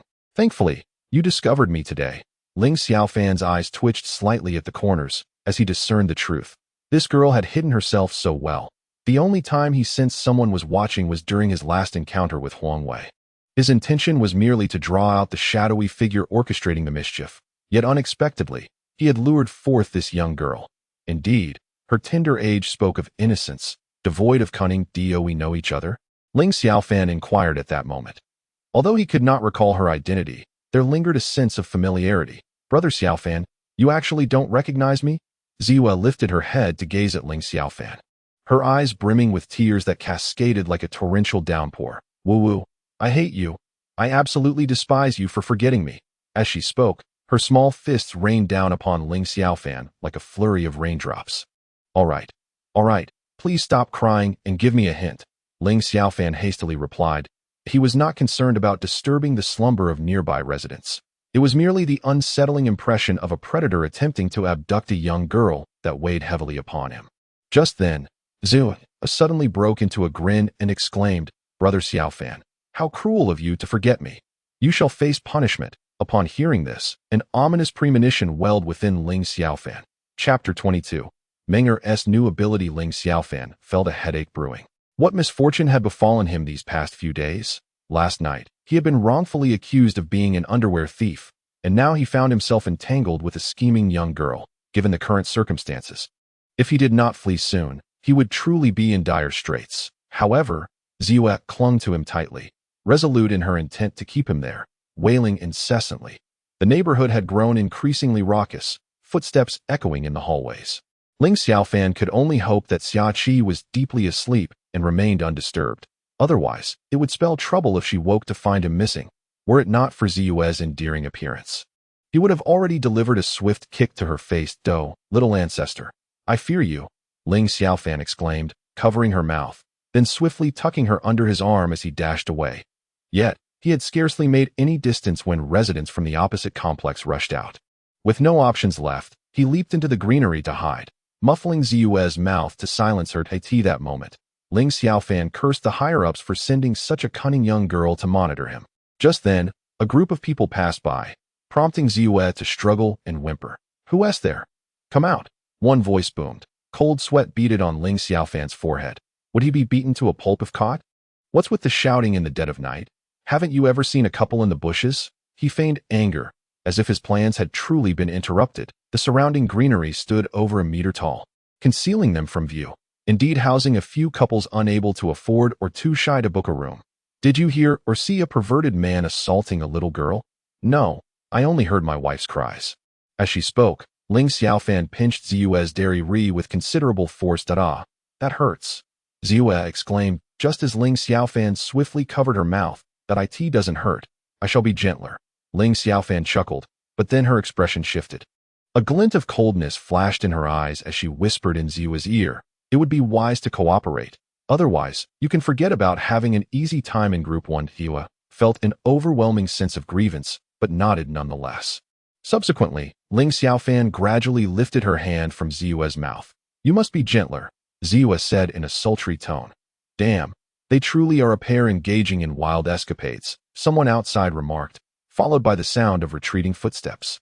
Ling Xiaofan wiped the beads of sweat from her forehead and let out a long sigh of relief. Had the little girl made another ruckus just now, it would have undoubtedly spelled disaster. Even if she were exceptionally skilled, it was impossible to confront such a crowd simultaneously. You were part of that squad. Who is your captain? Once the footsteps faded, Ling Xiaofan questioned Ziyue. Sternly, I dislike you. Why must you be so fierce? Ziyue retorted, tears shimmering in her eyes, that you've already touched me, yet you remain oblivious to being gentle. Ling Xiaofan nearly lost her composure. Was this little girl even human? All right, I will ask again. Who is your captain? I demand a different person to monitor me if she didn't get a change. She was uncertain how her days would unfold under the influence of this girl. If the secret were uncovered, it would feel as if carrying a ticking time bomb on her back. What if one day, she suddenly dashed out on the street, claiming to do something to her? The consequences would be dire. No, you mustn't change. If you do, I shall inform everyone in Group 1 that you brought me here for a wild rendezvous. Ziyue grinned mischievously. Ling Xiaofan took a deep breath, attempting to calm her tumultuous emotions. She feared she might be driven to silence this scheming little girl permanently. Ziyue nodded. The first condition is no problem, but Brother Xiaofan must accompany me for a day each week. You have half a month left in Group 1, which means you owe me 2 days. The second condition is simple. As long as you keep me happy, that is agreeable. As for the third condition, it will depend on your future behavior.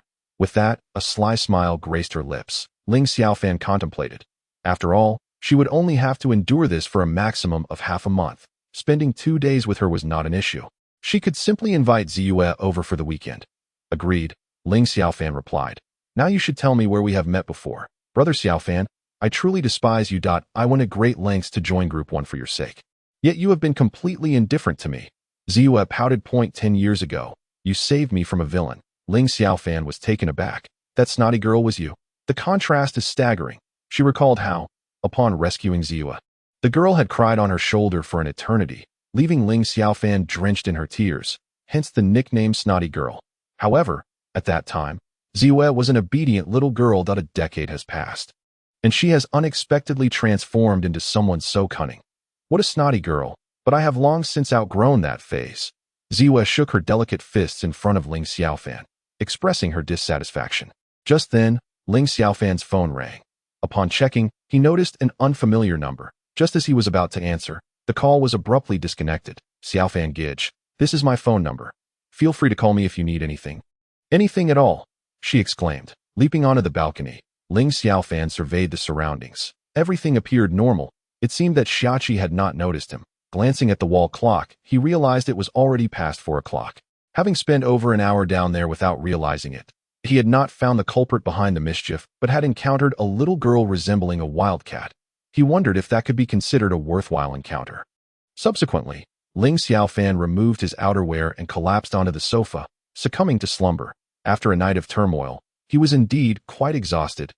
He was unsure how much time had passed when he sensed footsteps, and slowly opened his eyes. The bare figure glided past him. Instantly, Ling Xiaofan became fully alert, sitting upright on the sofa at that moment. The living room was empty, but he saw the figure enter the bathroom.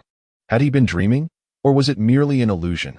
Ling Xiaofan murmured to himself. Nevertheless, a moment later, the sound of a toilet flushing echoed from the bathroom. His eyelid twitched. This was neither a dream nor an illusion. He had not anticipated that Xiaoqi would be so uninhibited. Then, the bathroom door swung open. It's so cold, Xiaoqi remarked, before dashing into the living room. However, she was taken aback to find Ling Xiaofan staring at her intently. Last night was quite noisy, so I got up to check and found that you had already left. With that, her face flushed crimson as she rushed into her bedroom, slamming the door behind her. At that moment, Ling Xiaofan understood. She had indeed been awakened by the commotion that he had thought he had already departed. Hence, upon waking for a bathroom break, he had felt quite at ease, considering he was alone at home. I must say, even if you are alone at home, you ought not to sleep in the nude, he declared unabashedly. Yet, he secretly admired her figure. She was quite well endowed, with all the right curves. I read online that sleeping naked is beneficial for development. Came Xiaoqi's shy voice from within her room. However, a few seconds later, she suddenly exclaimed, I checked last night. The living room door was securely closed. How did you get in? Upon returning home, Ling Xiaofan switched on the lights. The sight before him startled him. Ming'er lay motionless on the floor. Ming'er, he called urgently, scooping her up in his arms. Wake up, don't scare me like this. Though he had not spent much time with Ming'er, and she was merely an emotionless machine. The thought of her sudden departure would sadden him. Menger. What happened? Ling Xiaofan asked anxiously. Everything is fine. My energy was depleted. Last night, I consumed a significant amount of energy to create illusions for you. And with no light or sunlight, I could not replenish it. However, now that the lights are on, I will soon recover. Illusion? Was that thunder, lightning, fierce winds, torrential rain, and hail last night merely an illusion conjured by you? Ling Xiaofan exclaimed in astonishment. Menger, having regained some of her energy, rose to her feet and nodded in affirmation, stating, Indeed, I sensed that your husband harbored such a desire in his heart. Thus, I transmitted the waves through your phone and implanted the illusion into your minds. At this revelation, Ling Xiaofan was enlightened.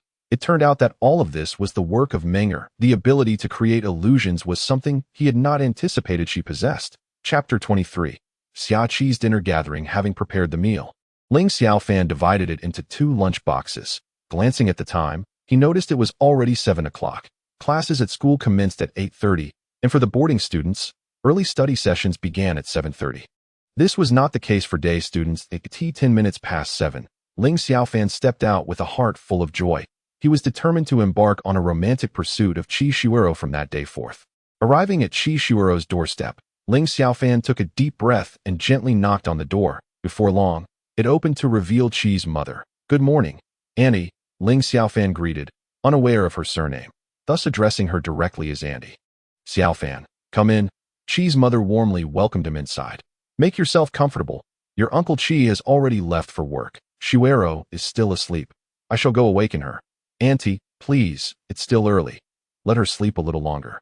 Waking up at 7:50 is sufficient, Ling Xiaofan replied with a smile. Very well, you can sit for a while, Qi's mother said before heading into the kitchen. Ling Xiaofan settled onto a stool, placing the bag containing the meal on the table.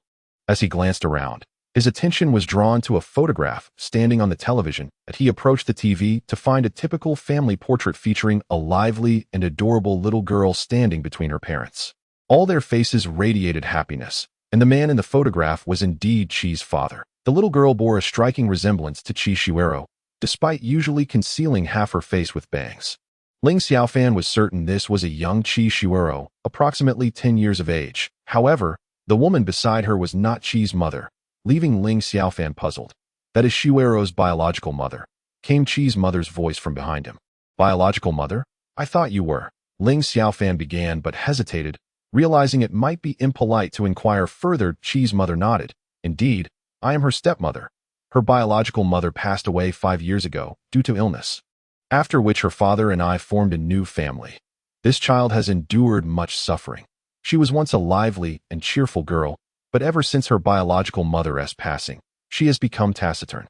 While it is not uncommon for girls to be a bit introverted, the events of a year ago have further changed her. At this point, Qi's mother chose not to elaborate. Events of a year ago? Ling Xiaofan's curiosity was piqued by her words. He was genuinely eager to uncover the reasons behind Qi Shuero's transformation into her current self. Qi's mother sighed softly. This is something I find difficult to articulate. I believe there will come a day when she will share it with you herself. When that day arrives, it will signify that you have successfully entered her heart. I shall go and awaken her now. After speaking, Qi's mother directly proceeded to Qi Shuero's room. She gently knocked on the door and called out, Shuero, it's time to rise. Understood, came Qi Shuero's languid voice from within. Ling Xiaofan surmised that she must appear quite adorable just after waking. He felt an inclination to take a glance, yet it seemed somewhat inappropriate at the moment. Subsequently, Qi's mother returned to her own affairs. Just then, the door swung open, and Qi Shuero emerged in a delicate nightgown, rubbing her drowsy eyes. Although this girl did not sleep in the nude like Xiaqi, she wasn't wearing a bra either. The sheer fabric clung to her form, accentuating her graceful figure. Upon her chest, 2 cherry-like mounds were discernible. Ling Xiaofan felt his throat constrict. This morning was undeniably exhilarating. First Xiaqi, and now Qi Shuai. In comparison, the current teasing sense of ambiguity was far more enticing, evoking a desire to unveil the mysteries concealed beneath her nightwear. Qi's mother shook her head with a smile before retreating to continue her tasks. Ling Xiaofan initially thought Qi Shuero had gone inside to change.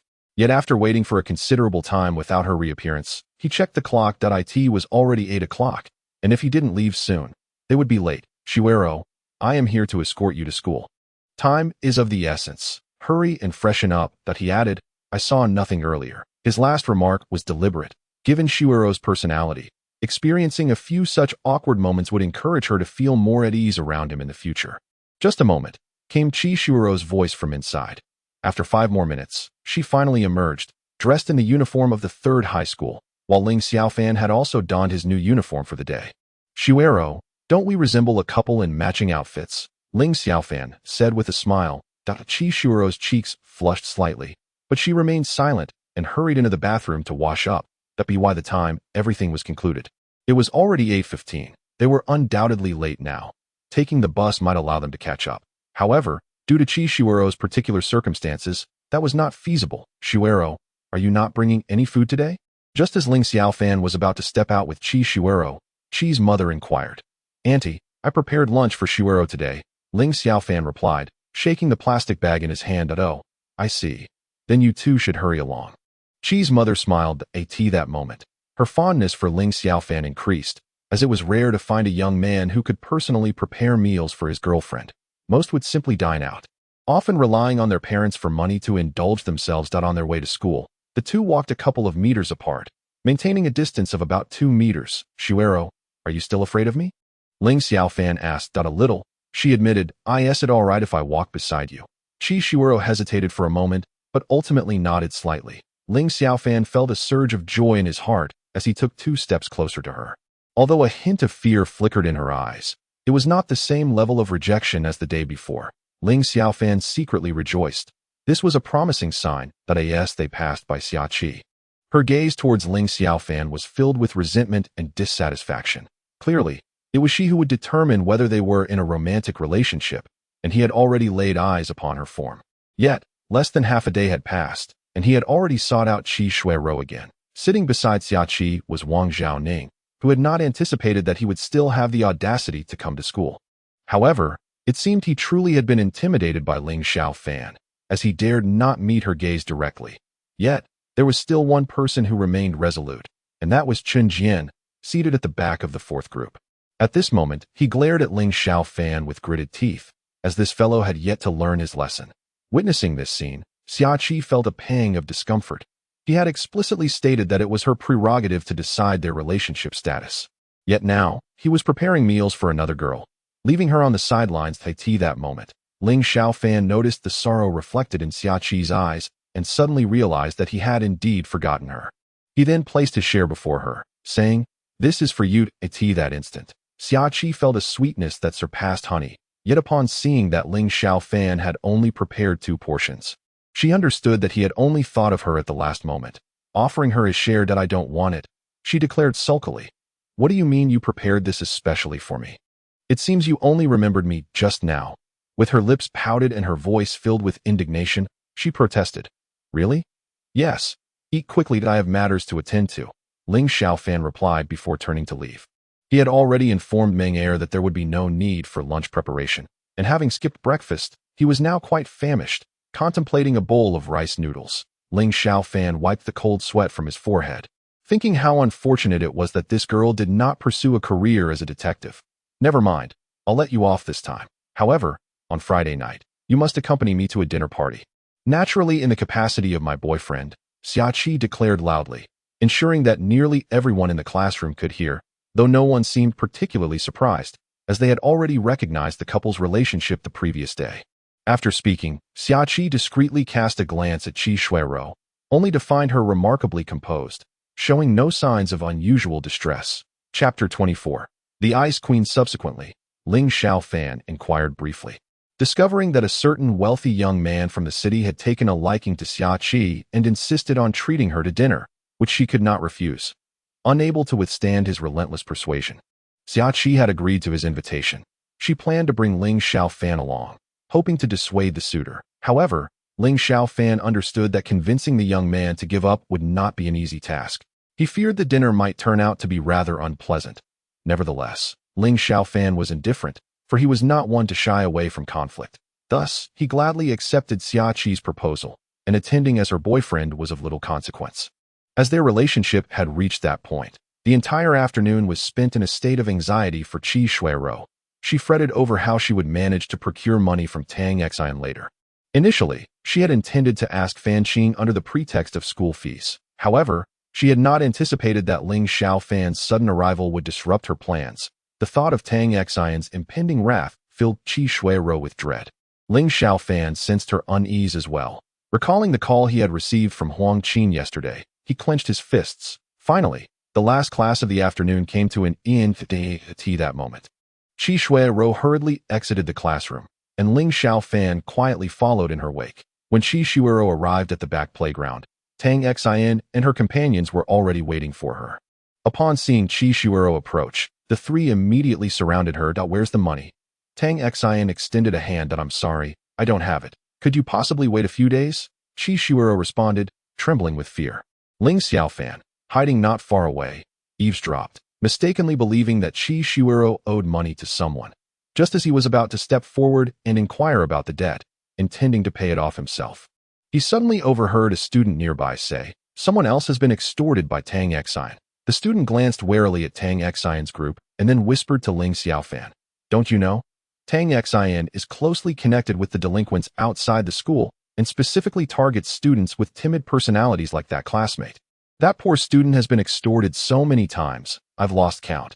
Thank you, Ling Xiaofan said, turning around to coldly glare at Tang Xian. That he clenched his fists tightly, producing a cracking sound. Since Tang Xian was a girl, Ling Xiaofan hesitated to strike her directly. He was enduring the situation, hoping Tang Xian wouldn't cross his bottom line. Otherwise, it would be her misfortune today. Wait a few days? Are you messing with us? Tang Xian retorted, grabbing Qi Shuiro's hair, causing her to scream in pain. The sudden turn of events left everyone stunned, and the two girls beside Tang Xian shrieked in terror. Damn it! I'll make you pay for your extortion. Ling Xiaofan shouted, delivering a swift kick that sent one of the girls flying. Although her injury wasn't as severe as Tang Xian's, she lay on the ground wailing. Help! There's a murder happening. Don't hit me. It was all Xian Jie who made me do it. At that moment, the other girl trembled in fear as she saw Ling Xiaofan approach with a frosty demeanor. Usually, they relied on Tang Xian for protection, but now faced with someone as brutal as Ling Xiaofan, they were terrified. Resembling quails. Oh, you know who she is? Ling Xiaofan inquired. Qi Shuiro. The girl stammered. Remember this name. Qi Shuiro. From now on, she is my girlfriend, Ling Xiaofan. If anyone dares to lay a finger on her, I will make them pay dearly. With that, he delivered another kick towards the girl. Seeing this unfold, the girl screamed in fright. Just then, a figure intervened, standing protectively in front of the girl with her arms crossed over her head, absorbing Ling Xiaofan's kick. The newcomer was a short-haired girl with a heart-shaped face, her eyes glinting with coldness, exuding an aura of frostiness. Ling Xiaofan, I didn't expect you to stoop so low as to hit a girl, the girl remarked, her icy voice sending shivers through everyone nearby. The girl in distress, realizing help had arrived, quickly turned and fled. The other girl, also injured, scrambled to her feet, clutching her stomach and limping away. Meanwhile, Tang Xian remained unconscious, her face smeared with blood. I wonder who it was back then that urged me to hit girls. Ling Xiaofan chuckled. Han, it's been a long time. I never imagined you would be at Sanzhong, and no wonder my father wanted me to transfer here. Xiaohan, much like Ling Xiaofan, is a member of an elite assault team. Her demeanor is as frigid as her name suggests, capable of evoking a chill even in the warmth of summer. Thus, within the team, she is dubbed the Ice Queen. A childhood incident has instilled in her a deep-seated animosity towards Ling Xiaofan. Don't address me so affectionately, Xiaohan retorted coldly. Ling Xiaofan chuckled. Why shouldn't I?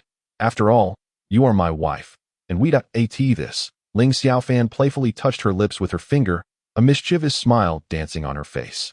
Go die, Xiaohan shot back, leaping up as though her tail had been stepped on, aiming a kick at Ling Xiaofan's head. However, Ling Xiaofan deftly caught her foot, twisting her hands behind her back. You were no match for me 10 years ago, and you remain so now. Truth be told, I am aware of your hatred towards me. Had I known you would transfer to the third school, I certainly would not have come here. Rest assured, I shall endeavor to keep my distance, lest I nauseate you. With that, Ling Xiaofan pushed Xiaohan away with a dismissive shove. Are you all right? Ling Xiaofan approached Qi Shuiro, who was crouched on the ground in tears, and softly inquired. Qi Shuiro remained silent, rising and bolting away. Ling Xiaofan sighed softly. Even now, she still feared her. With that, Ling Xiaofan felt little inclination to linger. Leaving the matter of Tang Xian to others, confident someone would escort her to the hospital. However, even if she were to perish, Ling Xiaofan would remain indifferent. Yet, should Tang Xian indeed die, it would render Ling Xiaofan guilty of unprovoked murder. To take a life merely due to extortion seemed utterly unjustifiable. Thus, she would undoubtedly face consequences. Watching Ling Xiaofan's retreating figure, Xiaohan's fists clenched tightly, nearly squeezing water from them. 11 years prior, Ling Xiaofan was 8. And Xiaohan was 7.1 day. Xiaohan was bullied, her candies snatched away. She sought Ling Xiaofan's help, but Ling Xiaofan was reluctant, asserting that they had no ties and questioning why she should intervene. In a moment of innocence, Xiaohan asked what it would take for Ling Xiaofan to assist her. Ling Xiaofan replied that Xiaohan must agree to be her wife. Without hesitation, Xiaohan acquiesced. For in the eyes of two children, a husband and wife were simply meant to play together and share treats. Subsequently, Ling Xiaofan made another demand, since Xiaohan was to be her wife. A kiss was in order. Thus, with unabashed audacity, Ling Xiaofan claimed Xiaohan's first kiss, which was also her own. Afterward, Xiaohan led Ling Xiaofan to confront the group of children who had stolen her candies. To Ling Xiaofan's surprise, they were 3 girls, prompting her to shout that she would punish them. The trio burst into tears, and upon witnessing their distress, Ling Xiaofan quickly reassured them, declaring that if each of them allowed her a kiss, she would spare them. Ultimately, the 3 succumbed to Ling Xiaofan's relentless persuasion, and their first kisses were shamelessly seized. However, from that day forth, Xiaohan harbored a lasting grudge against Ling Xiaofan.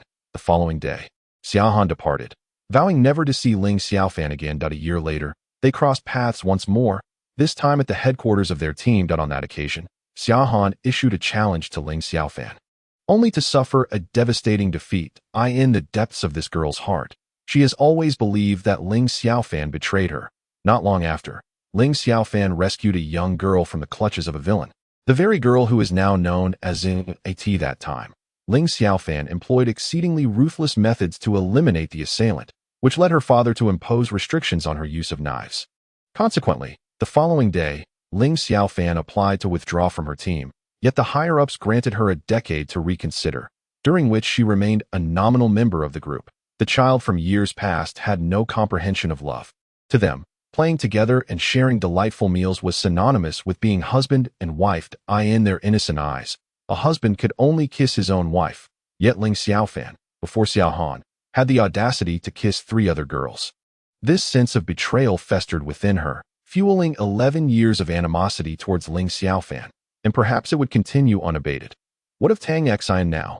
This was a concern for Huang Qin, though her interest did not stem from a genuine worry for Tang Xian's well-being.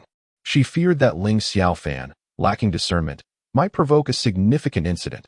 Based on my years of experience in dealing with such matters, it was likely that Tang Xian's nasal bone had fractured, accompanied by a concussion. Ling Xiaofan chuckled lightly. Huang Qi nodded and said, "I understand. Leave this matter to me. I will handle it. No need. I can manage it myself. Moreover, I have no intention of letting her off lightly, at the very least. She must repay the money she extorted from Shui Rou, with interest." With that, Ling Xiaofan broke into a grin. Chapter 25. Blocked. Ling Xiaofan was acutely aware that this situation might not resolve easily. She did not wish to drag Huang Qin into the fray.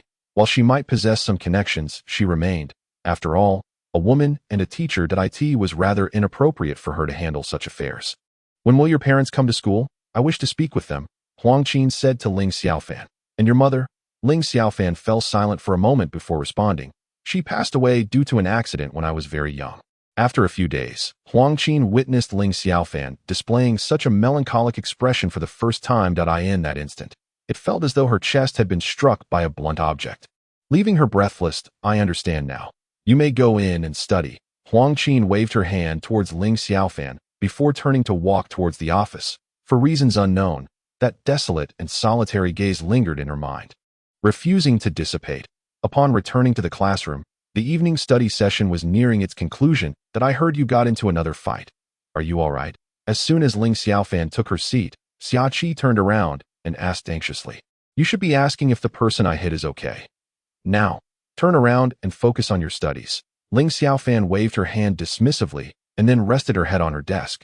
Awaiting the sound of the bell signaling the end of class AT that moment, a paper ball came flying towards her. Recognizing it as having been thrown by Qi Shuiro, she opened it to read. I'm sorry for this afternoon. Are you all right? Could you please refrain from being so violent in the future? Glancing at the note, Ling Xiaofan smiled and penned a reply. My fists are meant to protect those I love. Shuiro, will you be my girlfriend?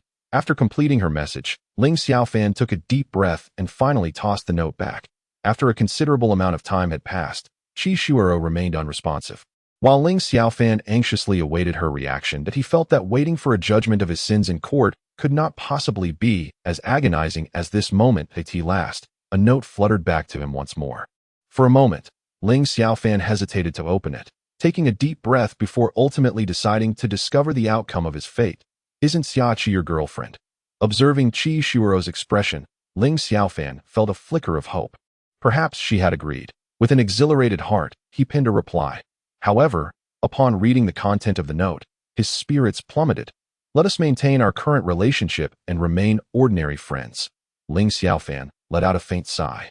His first confession had ended in failure. Indeed, this girl was not so easily won over. I shall not give up. One day, I want to hear you say that you like me. Having written this, Ling Xiaofan tossed the note aside. The following morning, Ling Xiaofan prepared a meal and went to Qi Shuiro's home to fetch her, this time having made an extra portion to avoid inciting Xiaoqi's displeasure again. In the afternoon after school, he intended to take Qi Shuiro out for a meal, but she declined, stating that she would eat in the cafeteria instead, now free from extortion and no longer having to go hungry each afternoon. Qi Shuiro was insistent, and Ling Xiaofan did not press the matter further. After all, they were merely ordinary friends, and Qi Shuiro could not continually accept Ling Xiaofan's assistance. Not even for lunch, as Ling Xiaofan exited the school gate. An unsettling intuition warned him of impending danger. Sure enough, the two little delinquents from yesterday approached him, flanked by a dozen ruffians, each wielding steel pipes approximately half a meter long. This situation was unlikely to resolve easily. These individuals were lying in wait for him just outside the school gates. Nevertheless, Ling Xiaofan remained undeterred. Facing a dozen adversaries might be challenging, but he was confident he could handle them. Moreover, he had no intention of letting the matter rest. After all, he needed to ensure that Tang Xian returned every penny of the extorted money. Chang Gu, the leader of the thugs, a wiry man of about 25 with a menacing demeanor, was informed by the little delinquent whom Ling Xiaofan had previously toppled. Chang Gu, a small-statured thug with a cigarette hanging from his lips, rhythmically tapped a steel pipe against his palm. So, you're the one who laid a hand on my girl? Chang Gu confronted Ling Xiaofan, throwing his head back and glaring. She's not dead, is she? I still need to ask her for the money later. It would be best if she's alive. Ling Xiaofan chuckled at this remark. Damn it, you're courting death. With that, Chang Gu swung the steel pipe menacingly towards Ling Xiaofan's head. A glint of cold light flashed in Ling Xiaofan's eyes as he swiftly grasped the pipe. With the sudden shift left everyone momentarily stunned. They had not anticipated such fierce resistance from one another. The small-time thugs were utterly astonished, their mouths agape, as their usual leader, who typically boasted with bravado, found himself bested and sprawled on the ground by a mere student. At that moment, Brother Chang's pride was also at stake. He had come today to support Tang Xian. Initially regarding Ling Xiaofan as nothing more than a student, he now realized he had underestimated him gravely, resulting in a significant setback. Gritting through the pain radiating from his thighs and chest, Brother Chang bellowed, "Everyone, attack! Break his limbs!" In an instant, a swarm of thugs surged forward, emboldened by their numbers. They had over a dozen on their side. While their opponent stood alone, and no matter how formidable he might be, a single person could hardly contend against the strength of many. The air was soon filled with the resounding clang of steel pipes clashing. Surrounding vendors and onlookers widened their eyes in astonishment, their mouths forming perfect O's. It was as if they were witnessing a spectacular film, or perhaps even a scene more riveting and authentic than any cinematic portrayal. One man stood resolutely against a throng of over 10 attackers, maintaining an air of calm defiance, and the most alarming aspect was that several of his assailants were already sprawled on the ground. While he remained unscathed, the remaining 8 or 9 thugs hastily created distance from Ling Xiaofan, their expressions reflecting the agony of their fallen comrades, and none dared to advance any further. Although Ling Xiaofan appeared to handle the situation with ease, He was not without his own discomfort. Having taken 3 blows to his back, the searing pain forced him to clench his teeth tightly. Yet, in comparison to the trials of his past training, this was a mere trifle. In those days, he was plagued by lingering injuries, compounded by fresh wounds. What a bunch of useless fools, Ling Xiaofan gasped, spitting out a mouthful of saliva. This action unexpectedly drew the attention of numerous onlooking girls. He had intended to lead a low-profile life after transferring to Sanzhong, yet merely 2 or 3 days into it, he found himself surrounded by a throng of aggressive admirers. Ling Xiaofan felt a twinge of frustration. Why was it always these fierce girls who were drawn to violence? Where were the more attractive ones who might have been captivated by him? Kid, if you have the guts, just wait, Brother Chong spat venomously, then pulled out his phone to make a call. Hello, Brother Hai. It's Chong. I've encountered a troublesome kid at the entrance of Sanzhong. He's a martial artist. All right, thank you, Brother Hai. Ling Xiaofan allowed him to make the call, knowing that unless he instilled fear in them today, future troubles would be inevitable. If their numbers ever surpassed his ability to confront them, he would have no choice but to summon the strength of his group. However, at that point, these ruffians would find themselves in dire straits, potentially endangering their families as well. Chapter 26. A unified front of spouses. Don't you dare run. Just wait for me. Brother Chong snarled after hanging up, directing his wrath at Ling Xiaofan. He was merely a small-time leader among local thugs, commanding a handful of subordinates. However, Brother Hai was a different story. He was a genuine member of the underworld. Though only a low-ranking member, he was far more formidable than Brother Chong. Ling Xiaofan stifled a yawn, adopting an air of indifference. Yet, he was cautious. Despite several of the assailants already being incapacitated, there were still 8 or 9 remaining. If only he had had his trusty dagger from years past on him at this moment, he would have had no reason to fear these individuals. Even if their numbers were to double, they would still be unable to inflict harm upon Ling Xiaofan. However, the situation was different now. Although Ling Xiaofan was not entirely unarmed, he was far from accustomed to wielding a steel rod. He was aware, nonetheless, that Xia Han's staff techniques were commendable. Had Xia Han possessed a stick yesterday, he would not have been so easily subdued by Ling Xiaofan. Rest assured, I won't run away. I need you to take me to that Tang something Exine later. I intend to make her repay every cent of the extorted money. With interest, Ling Xiaofan remarked with a smile. What should we do now? At that moment, the 2 young girls from yesterday were whispering among themselves. They had initially come to witness Brother Chong avenging them, only to find their own side defeated. The remaining individuals were now too frightened to continue their assault, and given the current circumstances, it seemed they too would soon face misfortune. That we should leave quickly. After all, we only brought Brother Chong here. Yes, if we don't leave, we might find ourselves in trouble as well. Given the commotion, someone has likely called the police by now. With that, the 2 began to cautiously retreat, stepping back 3 or 4 meters before turning to make their exit. However, their movements had not escaped Brother Chong's notice. He was seething with rage, eager to find someone to unleash his fury upon. You 2, stop right there. Where do you think you're going? Brother Chong bellowed, startling the 2 young girls into trembling. Brother Chong, we're just going to check on Sister Exine, one of the girls stammered, having associated with Tang Exine for so long. They were well aware that Brother Chong was a ruthless man. Otherwise, his gang of thugs would not be so obedient to him. Damn it. You 2 little harlots don't think I don't know what you're up to. Now that things have escalated, you want to slip away? Brother Chong sneered, seizing a steel pipe from one of his henchmen. He then limped towards the 2 young girls, who immediately recoiled in fear. Brother Chong, please don't. We were wrong. Damn it, you filthy. With that, he swung the steel pipe, striking one of the young girls squarely in the face. She collapsed to the ground, blood and teeth spilling forth, eliciting a chorus of screams from the onlookers. And you little wretch. He swung the pipe once more, landing another blow on the other girl, who was now trembling in terror. The crowd erupted into screams. This was the entrance of the school, and the college students gathered around had never witnessed such a bloody and brutal scene. That I told you not to run.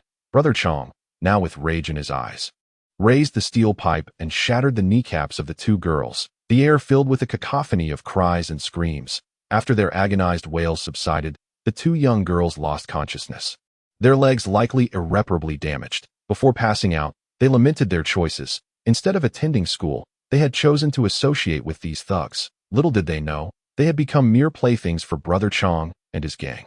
They had lost the most precious aspects of their womanhood and, Now with their legs in jeopardy, their lives were irrevocably ruined. Among the crowd, some timid girls were already in tears from sheer fright. The once densely packed crowd has now dwindled by more than half, and at this moment, they are reluctant to involve themselves in the commotion merely for the sake of entertainment. This group exhibits a conspicuous lack of recklessness, while those who remain stand at a considerable distance, observing. However, upon witnessing this scene, Ling Xiaofan feels little emotion. Such spectacles are far from new to him. After all, when he dispatched the captors of Ziyue, it was with a swift throw of a dagger that shattered the assailant's skull, akin to a watermelon bursting open. A far more exhilarating sight than this. Moreover, these two women have brought this fate upon themselves. Their current predicament is entirely of their own making. There is always something loathsome about those who evoke pity. Just then, a cacophony of engines drew nearer in the distance. 3 vans came hurtling forward. Accompanied by the jarring sound of screeching brakes, the vehicles came to a halt not far from Brother Chang, and their doors swung open, with 7 or 8 burly men leaping out of each van. Ling Xiaofan understood that these were not the same ruffians as before. These were bona fide gangsters, and perhaps among them, there would be those willing to resort to violence at that moment. A bald man jumped down from the passenger seat of one vehicle. Surveying the fallen thugs sprawled on the ground, and the 2 unconscious young women, a cold smirk creeping across his face. Such scenes were nothing extraordinary for those entrenched in the criminal underworld. Each turf war and contest for women was a matter of life and death. "Brother Hai, you have arrived," Brother Chang exclaimed. Limping over eagerly, he quickly fumbled in his pocket for a cigarette, presenting it with utmost respect. Brother Hai cast a sidelong glance at the cigarette in Brother Chang's hand, recognizing it as a Tianzi brand, and leisurely accepted it, placing it between his lips. Brother Chang hastily retrieved a lighter from his bag. Igniting the cigarette for Brother Hai. Was that brat who did this. He.S. quite the fighter. Just look at my little brothers. All at his mercy. Brother Hai, you must avenge us. How dare this kid act so arrogantly on your turf? Clearly showing he has no regard for you. The once boastful Brother Chang now displayed a subservient demeanor. Ling Xiaofan chuckled coldly, counting the newcomers. There were at least 20 when combined with the earlier ruffians. Their side now boasted a minimum of 30 men. For Ling Xiaofan, who was unarmed, facing 30 adversaries would indeed be quite a challenge. Rest assured, if he breaks one of my legs, I will break all 4 of his. Brother Hai replied coldly. Ling Xiaofan sneered. Baldy, are you not afraid of your tongue getting caught in the wind? It seems I shall have to break 5 of your legs today. With that, he shook his arms. Gripping the steel pipe tightly in hand as for the 5th leg Ling Xiaofan mentioned, that was, of course, the one position between his own legs. He was quite experienced in this maneuver, having demonstrated its efficacy to 2 individuals thus far. Meanwhile, Brother Hai's forehead throbbed with veins. Typically, these students would cower in fear at his presence. Yet today, this young man dared to speak to him in such a manner. Was he not akin to an old man consuming arsenic? Weary of life? Damn it! Not only will I break your limbs today, but I shall also extract your tongue, he proclaimed, gesturing to his underlings behind him. One by one, they swiftly drew glistening watermelon knives from their waists, prompting a frown from Ling Xiaofan. Did they truly prefer to wield watermelon knives for such nefarious purposes? After all, a dagger would suffice. If it were a dagger, Ling Xiaofan would not feel intimidated. He could easily snatch a few away. However, a watermelon knife is entirely different, too long and cumbersome, making it impossible to wield with the same freedom as a dagger. Advance, commanded Brother Hai, and his minions surged forward. The previously agitated ruffians also charged ahead, eager to exact their revenge after being humiliated earlier. Most of these thugs were young and utterly oblivious to fear. With the introduction of knives, Ling Xiaofan could no longer afford to be careless. He braced himself against the incoming blades with a steel pipe, leaving him no opportunity to retaliate against others. The surrounding crowd felt a palpable tension, and among them, 2 girls were in tears. One of them frantically dialed the police, their names being Xia Qi and Qi Shuoro. They had inadvertently overheard a conversation among some students in the cafeteria, mentioning that a group of thugs was blocking someone outside. Initially indifferent, their interest peaked when it was suggested that the victim might be the one who had confronted Tang Xian the day before. Unable to contain themselves, they realized that the person in question was none other than Ling Xiaofan. Upon arriving at the school gate, they found Ling Xiaofan already engaged in a conflict with Chang Ji's crew. The 2 girls, frightened, dared not approach that Chishiro was so terrified upon witnessing Ling Xiaofan being struck with steel pipes that she burst into tears. Meanwhile, Xiaoqi hastily dialed for help, and when Brother Hai arrived and witnessed the escalating violence, she could no longer suppress her sobs. "Hurry, they're going to kill him," Xiaoqi cried into the phone. Her heart racing with each swing of the knife. Chishiro understood that this turmoil stemmed from her. If Ling Xiaofan had not been helping others, he would not have found himself in this predicament. Yet, she felt utterly powerless, reduced to crouching on the ground in tears. At that moment, an individual stealthily approached Ling Xiaofan from behind, raising a blade to strike at his head, causing another wave of screams to erupt from the crowd. Xiaoqi and Chishiro nearly fainted at the thought that such a blow could be fatal. Meanwhile, Brother Hai wore a sinister grin, seemingly envisioning the scene of bloodshed. However, in the next instant, he and everyone else stood frozen in shock that a petite figure emerged from the crowd, launching a punch at the assailant targeting Ling Xiaofan. The impact sent the attacker flying several meters away, landing amidst the crowd and eliciting gasps of astonishment from those nearby. The assailants surrounding Ling Xiaofan were momentarily stunned, allowing him to create distance as he turned to behold the figure that had come to his aid. It was none other than Meng'er. Chapter 27. The arrival of Huang Qin. Meng'er's unexpected appearance left Ling Xiaofan utterly astonished. He had assumed she was merely a domestic helper or, as she claimed, a machine capable of fulfilling her physiological needs. Unexpectedly, she turned out to be a charming bodyguard. That punch just now could send an adult man flying several meters away, a feat beyond the capabilities of an ordinary person, at least in terms of strength. Ling Xiaofan felt inadequate. Witnessing such formidable power emanating from a stunningly beautiful young girl left the onlookers utterly astonished, their mouths agape in disbelief. Among the boys, particularly the reclusive ones, jealousy and envy flickered in their eyes as they gazed at Ling Xiaofan. Wondering why they did not have a lovely girl like her at home, it is worth noting that Meng'er epitomized the perfect little girl in Ling Xiaofan's heart, and his standards were exceptionally high. Thus, Meng'er's appearance instantly stirred the hearts of many. The air around them was thick with the scent of male hormones. At that moment, Xiaoqi gasped in astonishment, momentarily forgetting her tears, oblivious to the fact that her phone had slipped from her grasp to the ground. The first time she encountered Meng'er, she had merely perceived her as a fragile little sister. However, today, Meng'er's reappearance completely shattered that delicate image in her mind. This was a world boxing champion. Even a single punch from her might not yield such an effect. A thought began to form in her mind. Could Meng'er possibly be a robot? She then inwardly chuckled at herself, realizing she had been watching too many sci-fi films. "Why are you here?" Finally, Ling Xiaofan recovered from his astonishment. If it had been anyone else who suddenly emerged to rescue him, he would not have been so surprised. After all, Meng'er had never left the house since her manifestation. Moreover, she had somehow sensed his danger and accurately located him. "Brother, have you forgotten? As long as your phone is with you, I can understand everything happening around you at any time. When you were ambushed earlier, I analyzed your physical capabilities and realized that without a dagger, you would not stand a chance against so many opponents. So I rushed over," Meng'er explained. At that moment, Ling Xiaofan recalled that she had tampered with his phone, rendering all his movements under her surveillance. "I never expected you possessed such formidable combat prowess. Even I feel inferior," Ling Xiaofan remarked with a smile. "That is because brother did not have a dagger. If you had one, you could certainly defeat me within 10 moves. Ling Xiaofan chuckled, choosing not to delve further into that topic, as their current predicament had yet to be resolved. Meng'er, how many can you handle?" Ling Xiaofan inquired. "Point 20. Good." Ling Xiaofan nodded. "Let us split them evenly. You have no objections, I trust? I will follow brother's arrangements." "Baldy, tired of living, are you?" "I wouldn't even dare to call her that. Yet you have the audacity," Ling Xiaofan said, clenching his fists, the sound of cracking knuckles echoing ominously. "Seek death. Kill them." Hai Gu commanded his subordinates with a wave of his hand, that he simultaneously began making calls to summon more reinforcements. Knowing that these two were rather troublesome and that he could only temporarily hold them off until the larger group arrived. Upon receiving Hai Ji's orders, a swarm of individuals charged towards Meng'er and Ling Xiaofan. "Ling Xiaofan, catch!"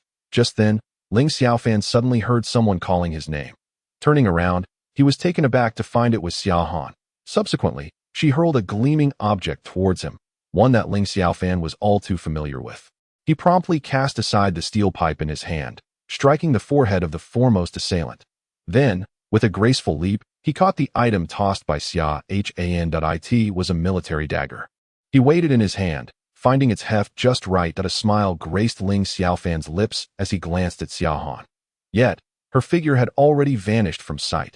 That girl, despite her vehement outward disdain for him, truly cared beneath the surface, the animosity born from love. If Xia Han felt no inkling of affection for Ling Xiaofan, she would not have harbored such hatred for over a decade due to that incident. She was simply a person not inclined to be forthright, reluctant to confront her own feelings. With the dagger in hand, Ling Xiaofan felt an unparalleled sense of assurance that he ran his tongue along the blade. A cold smirk curling at the corners of his mouth, as he surveyed the oncoming attackers, he sprang into action. The dagger spun swiftly in his grasp, tracing arcs through the air as it sliced through the hands of his foes. Each strike was accompanied by anguished cries, and by the time Ling Xiaofan completed a round of attacks, all present gasped in shock. The first few assailants who had charged at him bore gaping wounds on their palms, rendering any thought of retrieving their steel pipes or machetes utterly impossible. But in contrast, Menger's side did not employ the same finesse. Their approach relied solely on brute strength. Every adversary that approached her was sent flying with a single punch. And her petite stature coupled with her nimble footwork made it nearly impossible to track her movements. This display instilled fear in Haigu's faction, beads of cold sweat forming on his brow. An elusive fighter, she pierced through their defenses before they even realized it, while her overwhelming strength sent anyone who drew near sprawling back. This duo's synergy suggested that mere cold weapons would be insufficient to subdue them. At that moment, several golden vans rolled up that a surge of joy filled Haiji's heart. Reinforcements had arrived. Soon, dozens more surrounded the scene, and a middle-aged man leisurely disembarked. The conspicuous scar stretched from the corner of his right eye to his mouth. Witnessing the unfolding chaos, he furrowed his brow. Having doubted Haiji's earlier phone call, he now had no choice but to believe his eyes. "Boss." Haigu hastened to greet him, while Chang'e limped over as well. "Boss," he echoed, feeling compelled to follow suit. Suddenly, a resounding slap echoed through the air as a fierce blow struck Haiji's face, leaving 5 vivid red imprints upon his cheek. "Damn it, you've brought shame upon our giant claw gang. To be bested by a mere student," and the scarred man's gaze swept over Menger, astonishment evident in his eyes. To find oneself in such a predicament against a girl who was barely past childhood, and to have taken it upon oneself to bring others without permission, was utterly intolerable. "Have you lost your mind? Please, I beg you," Haigu stammered, a glint of menace flickering in his eyes. In a swift motion, he delivered a slap that sent Chang'e sprawling to the ground. "Damn it all, this is all your fault." Speaking in frustration, he kicked Chang'e several times with force, after being struck by the scar-faced man. Haigu could only vent his anger on Chang'e at that moment. The scar-faced man approached Ling Xiaofan and Menger, coldly addressing Ling Xiaofan. "Kid, who are you with?" Unlike Haigu and Chang'e, the scar-faced man did not act impulsively. Possessing such skills generally indicated he was no ordinary individual. Thus, he chose to probe into their backgrounds first. If their connections were indeed formidable, then today they would only end up with broken teeth and blood on their lips. Ling Xiaofan understood this unwritten rule. Those who claimed to be gangsters were merely a group of bullies who preyed on the weak. When faced with the powerless, they were lords. When encountering the powerful, they immediately became subservient. "I'm with Huang Qin, Sister Qin," Ling Xiaofan replied with a smile. She was his homeroom teacher, so it was only natural to associate with her. He wasn't worried about bringing trouble to Huang Qin, for they likely had no opportunity to target her. It was possible that the higher-ups were already aware of the situation. After all, Ziwe was always monitoring his actions and would report any incidents promptly. In that case, whatever this so-called giant claw gang was could very well be uprooted. Huang Qin, the scar-faced man paused, taken aback. "Never heard of her." Ling Xiaofan chuckled. "What? You haven't even heard of Sister Qin? You're finished. You're doomed. You might as well prepare for your coffin." Given that they were outnumbered, Ling Xiaofan aimed to stall them as much as possible. Once the police arrived, he could wrap things up and seek payment from Tang Xian. Upon hearing Ling Xiaofan's words, the scar-faced man's brow furrowed into a frown that he truly had never heard of the name Huang Qin, let alone that she was a woman. However, in Tianyuan City, he had yet to hear of her considerable influence. For safety's sake, he waved to Haigu, who hurried over eagerly. "Boss, what's the order?" "Xiao Hai, have you heard of Huang Qin, Sister Qin?" "No." Haiga shook his head repeatedly. This left the scar-faced man in a dilemma. Judging by the other party's tone, Huang Qin was evidently someone of significance. If she truly was a formidable character, then confronting her would spell trouble. Thus, he found himself in a quandary. Could today's grudge be resolved just like that? If the matter escalated, it would tarnish the reputation of the Giant Claw Gang, and he would not enjoy a good life thereafter. Kid, I think you're trying to fool me. Whoever this Huang Qin, Sister Qin is, I've never heard of her. Tell her to come out and face me. Chapter 28. Truly the queen be dressed in professional attire.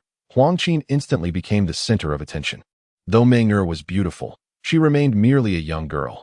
Huang Qin, however, exuded a mature allure that no little girl could rival. Her curvaceous figure captivated all the men present, standing before the scar-faced man. Ling Xiaofan could distinctly hear him swallow nervously. Although he typically preferred older girls, he found himself momentarily entranced. Today marked the first time he had seen Huang Qin in this professional outfit. It was nothing short of a uniform allure. Huang Qin approached Ling Xiaofan, observing the disarray of bodies strewn about, some unconscious while others writhed in agony. That a flicker of surprise passed through her eyes. Yet she maintained an air of composure amidst the gruesome scene, as if such sights were no longer extraordinary to her. Are you all right? Huang Qin inquired of Ling Xiaofan, her intuition affirming that he was far from an ordinary individual. With such remarkable skills, his true identity could not possibly be as simplistic as the record suggested. Glancing at Meng, the extraordinary little girl's combat prowess could only be described as monstrous. Ling Xiaofan stretched his limbs and smiled, saying, I'm fine, but you shouldn't have come. He understood that if a confrontation arose again, he and Meng would be unable to protect Huang Qin. Fine? Huang Qin's lips curled slightly, and she playfully slapped Ling Xiaofan on the back. The sudden pain made him wince. Didn't you say you were going to stick with me? If my little brother is being bullied, it's only natural for the big sister to step in. It seemed Huang Qin had overheard the conversation between Ling Xiaofan and the scarred man. Ling Xiaofan scratched his head, feeling a bit embarrassed as he chuckled.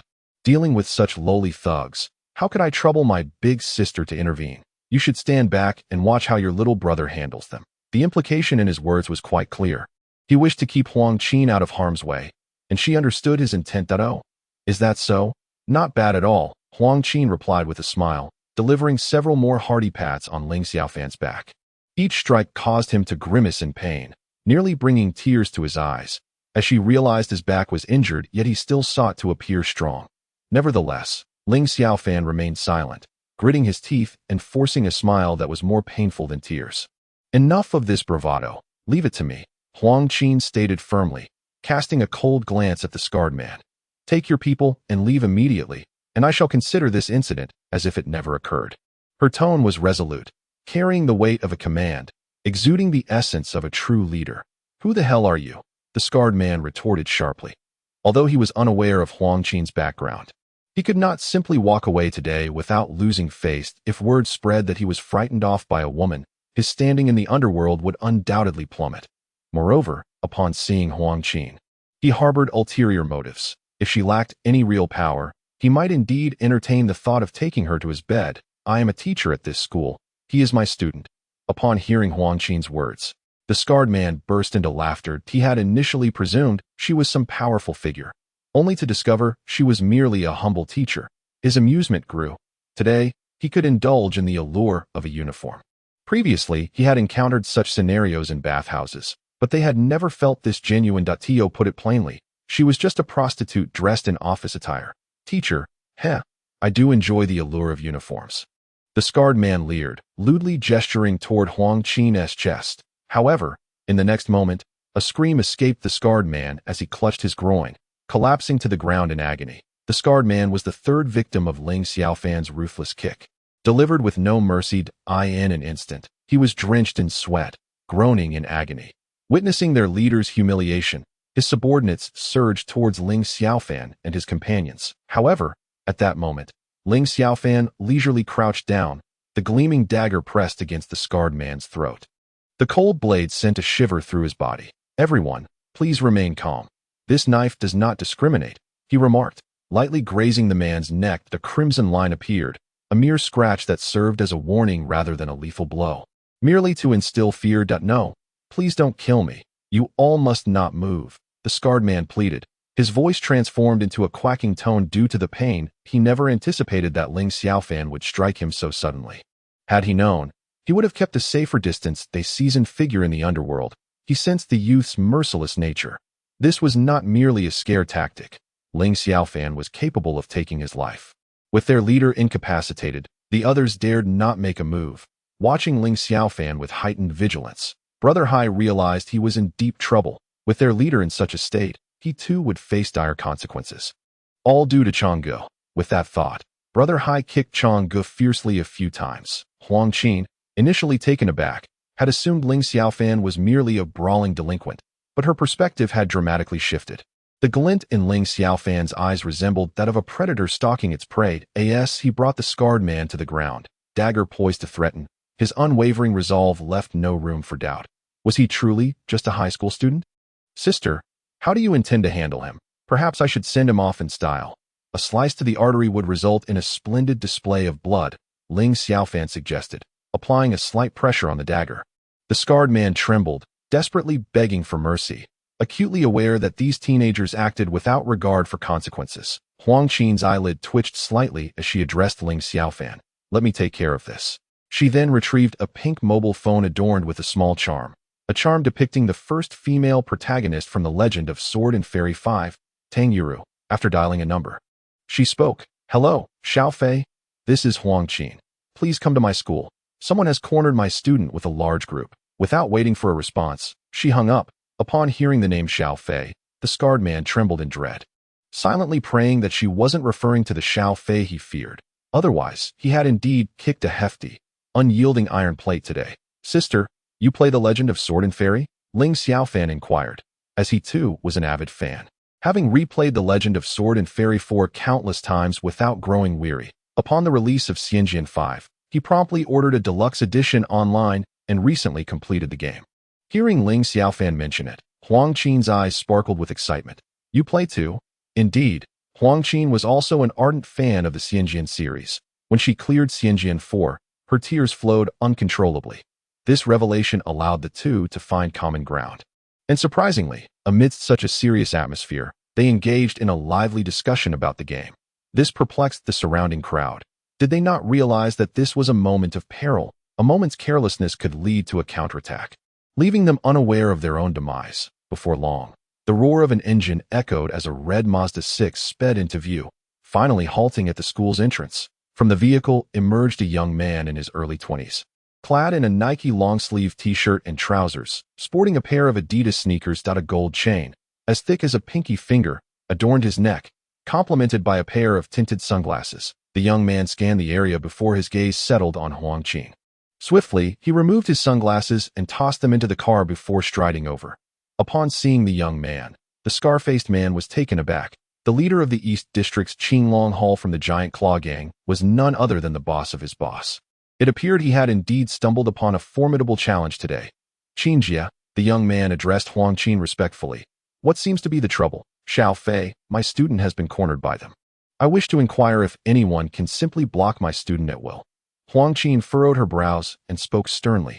Leave this matter to me, he replied, glancing at Ling Xiaofan and the individual lying on the ground, his eyes gleaming with interest. Little brother, were all of these taken down by you? And my sister too? Ling Xiaofan gestured towards Meng'er, who stood beside him. The young man regarded Meng'er with a smile, perceiving her merely as a little girl, thus concluding that Ling Xiaofan had single-handedly subdued these individuals. Hello, I am Cheng Fei. Once under Qin Jia's protection, he introduced himself, extending his hand towards Ling Xiaofan. Ling Xiaofan, he replied, transferring the dagger from his right hand to his left before shaking Cheng Fei's hand. That you've got guts, daring to block even Qin Jia's student. Back when I was a ruffian, I was under her protection.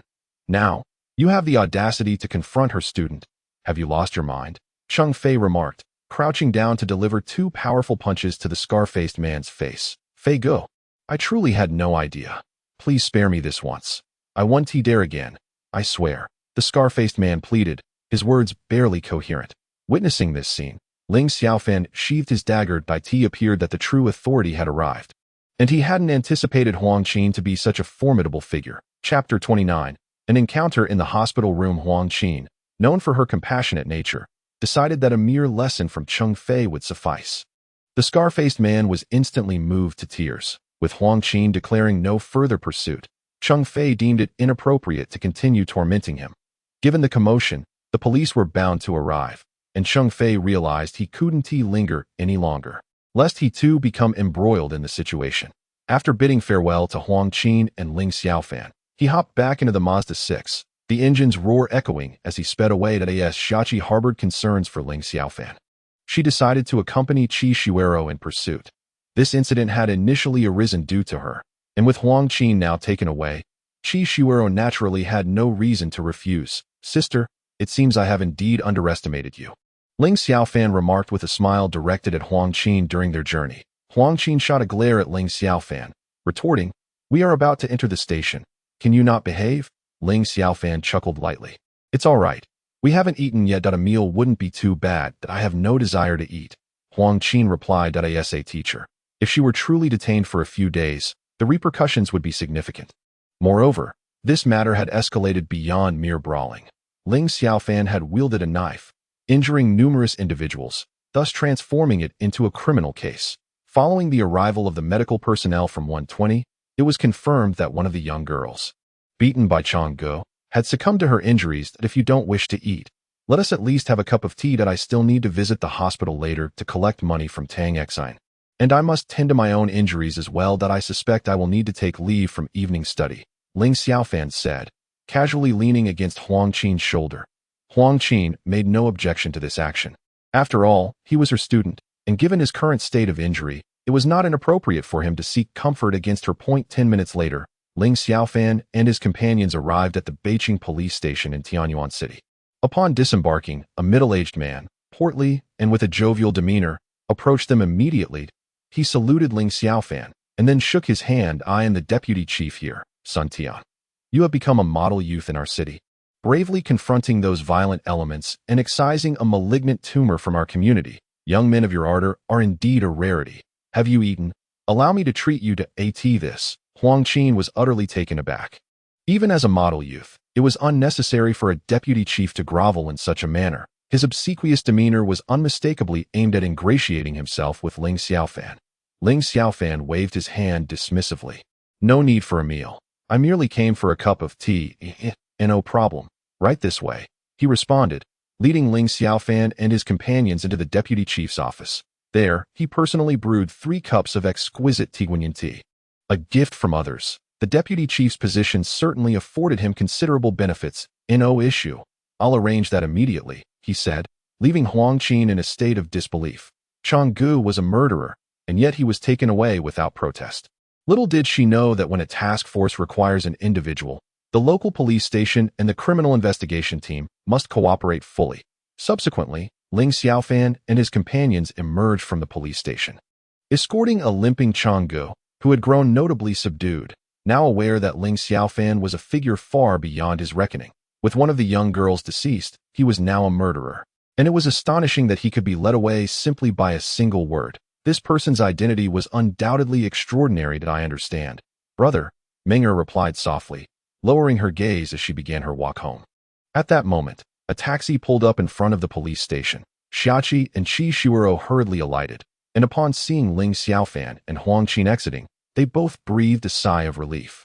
"Xiaofan, are you all right?" As soon as she exited the vehicle, Xiaoqi rushed into Ling Xiaofan's embrace. Upon witnessing this scene, Huang Qin slightly furrowed her brows and glanced at Qi Shuero behind her, letting out a helpless sigh. In such moments, she felt it inappropriate to say much, especially since Ling Xiaofan had yet to solidify his relationship with Qi Shuero. Moreover, it was not her place to meddle in others' private affairs. She could only silently lament how Qi Shuero was inherently so fragile. "That it's nothing," Ling Xiaofan chuckled. "Wu, you scared me to death." At that moment, Xiaoqi tightly embraced Ling Xiaofan, sobbing softly. "All right, stop crying. That we're in the middle of the street. I need to visit the hospital now. Would you like to accompany me?" Ling Xiaofan gently patted Xiaoqi's back. "The hospital?" Xiaoqi's face turned anxious as she raised her head. "Are you injured? Is it serious? Let me see. Oh, I want to go. Shuero, you should join us as well. After all, Tang Exine was after your money in the first place," Ling Xiaofan said as he approached Qi Shuero. I won't go. I have evening self-study soon." "You shouldn't go either. It's not like there's a lot of money involved. Chi Shuero retreated a couple of steps that up until that moment. She still could not overcome her fear of men. How can we not go? Even a single dollar is still money. Shuero, you should accompany him. The three of you can skip evening self-study. But make sure not to be late tomorrow morning, Huang Qing concluded. Turning to head towards the school, Shuero, this is all I can do to help you. Whether you can conquer your fear of him depends solely on you. People's Hospital? It seems I have quite the fate with this hospital. I wonder if that little nurse has taken a liking to me. Ling Xiaofan chuckled as the three were brought to the hospital entrance by Brother Chong. Pa, who would ever like you? Xiaoqi retorted, "Do really?" Ling Xiaofan smiled knowingly, adding, "Actually, I'm not fond of little nurses. Perhaps they first disinfect you before any other business go to hell." Perhaps Ling Xiaofan considered this merely a jest with Xiaoqi. Unaware that Chi Shuero's countenance had turned pale, her eyes flickering with a hint of terror. "Jia, the day after tomorrow is Saturday. School will be on break. Why not invite Xiaofan out to have some fun?" Old Madame Han said with a smile while enjoying the food fed to her by Han Jia at this moment. Han Jia was momentarily taken aback, her eyes revealing a trace of melancholy. "Grandma, we already I know. What of it? I am aware that you like Xiaofan, and he likes you too. As for the debts we owe, we'll sell the house when the time comes and settle it." Old Madame Han reassured her. "Grandma, if we sell the house, where will we live? Renting is suffocating. Besides, I'm not accustomed to relying on others' money. My health has improved significantly these past few days. Once I feel even better, I'll sell the house and return the money to them, so I can have peace of mind. Grandma, you just focus on recovering. I will find a way to repay the debts, so you need not worry." Han Jia replied. "Damn it. Do you think the hospital is your home? Why are you speaking so loudly?" At that moment, Tang Xian from the adjacent bed suddenly shouted in anger. These past few days had already left him in a foul mood, and being beaten to such a state had left him with a belly full of frustration. A few days ago, the elderly lady in the adjacent bed passed away, and coincidentally, Tang Xian moved in just yesterday. Had she known that a person had died in her sick bed just 2 days prior, she likely would have resolutely refused to stay here. "What has become of us? If you find it noisy, why not retire to the VIP room?" At this moment, Han Jia, unwilling to back down, retorted, "For someone so impolite, she need not hold back. You little wretch, do you believe I can have someone take care of you?" With that, Tang Xian picked up an apple from the side and hurled it at Han Jia. Wastefulness is indeed shameful. Just then, a hand deftly caught the airborne apple. Ling Xiaofan smiled at Han Jia, took a hearty bite from the apple, and then turned to Grandma Han, inquiring, "How has your health been lately?" Good. It seems you're free from any ailments," Ling Xiaofan remarked with a grin. "Please wait a moment. Grandma, I have some matters to attend to." With that, she sat beside Tang Xian's hospital bed. "I see you've yet to learn your lesson. Are you still eager to test your luck? Who are you?" Tang Xian asked, having not clearly seen who had struck her the day before due to the suddenness of the incident. Although she had heard the two girls describe Ling Xiaofan's appearance, she had never encountered her in person. Thus, she could not recognize Ling Xiaofan standing before her now. "I am the one who dealt you that blow yesterday," Ling Xiaofan replied with a cold smirk. "You?" Tang Xian looked at Ling Xiaofan in sheer terror. "What are you doing here?" Just then, she spotted Changgu, as if she had found a lifeline. "Changgu, it's him. He's the one who hit me. Please, deal with him swiftly." Ling Xiaofan shrugged and stood up, addressing Changgu. "It seems your girlfriend hasn't learned to behave. Please don't call me that. I can't bear it. My name is Zhang Chong. You can call me Xiao Chong or Xiangzi." He replied, "I'll handle this woman. Rest assured, I'll provide an explanation that satisfies both you and your wife." With that, he strode toward Tang Xian. At that moment, Xiaoqi and Qi Shuero entered, and the three girls encountered Ling Xiaofan in the hospital room. Chapter 30. A fortuitous encounter with Xiangbo. Initially, Ling Xiaofan had not anticipated that Tang Xian would be in the same hospital and even the same ward as Han Jia's grandmother. Had he known, he would not have brought Xiaoqi and Qi Shuero along. Though he could not pinpoint the source of discomfort in the atmosphere, it felt undeniably off. He understood that Han Jia and he had parted for particular reasons. Yet he had not sought to investigate further. Had he truly wished to uncover the truth, the resources of the investigation department could likely have unveiled the reasons on that very day. The reason Ling Xiaofan refrained from probing was his unwavering trust in Han Jia. He believed she would eventually confide in him. Thus, the relationships among the three women in the ward and Ling Xiaofan were as follows. Han Jia, an ex-girlfriend. With both still entangled in unresolved feelings, deep down, they both harbored affection for one another. Perhaps with just a word from either, they could reconcile. Xiaoqi could be considered Ling Xiaofan's current girlfriend. At the very least, when Xiaoqi referred to him as her boyfriend, he did not reject the notion. Moreover, following their subtle flirtation the previous night, they could indeed be regarded as a couple. Qi Shuirou and Ling Xiaofan are currently the objects of pursuit. Although she has already rejected Ling Xiaofan, she has not entirely closed the door on her feelings. Her emotions towards him remain ambiguous, at least not as dismissive as those towards other boys. Thus, the encounter of these three girls entangled with Ling Xiaofan raises uncertainty about whether it is a blessing or a curse. Seeing Zhang Chang's expression, Tang Xin felt a pang of trepidation. "Damn it, you blind fool," Zhang Chang exclaimed, leaping forward to deliver two resounding slaps. "Are you tired of living, daring to extort even Fanji's girl?" Upon hearing this, Qi Shuirou's face turned crimson, while Han Jia and the elderly Han's expressions shifted subtly, indicating that Ling Xiaofan had indeed found a new girlfriend.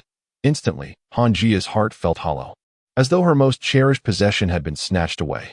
Meanwhile, Xiaoqi felt a twinge of displeasure. After all, the girl was now his girlfriend. "Brother Chang, I'm sorry, I didn't know," Tang Xin said, her face a mask of despair. "Didn't he know? Damn it." Another two slaps followed. "It's because of your ignorance that I've been dragged into this mess." Zhang Chang's anger intensified. Had it not been for defending Tang Xin, he wouldn't have tangled with the calamity that is Ling Xiaofan and wouldn't have become a criminal. Yet now, it was too late. He felt an overwhelming urge to strangle Tang Xin. "What are you doing? This is a hospital." At that moment, a nurse rushed in, alarmed by the commotion. "Get the hell out of here, or I swear I'll kill you."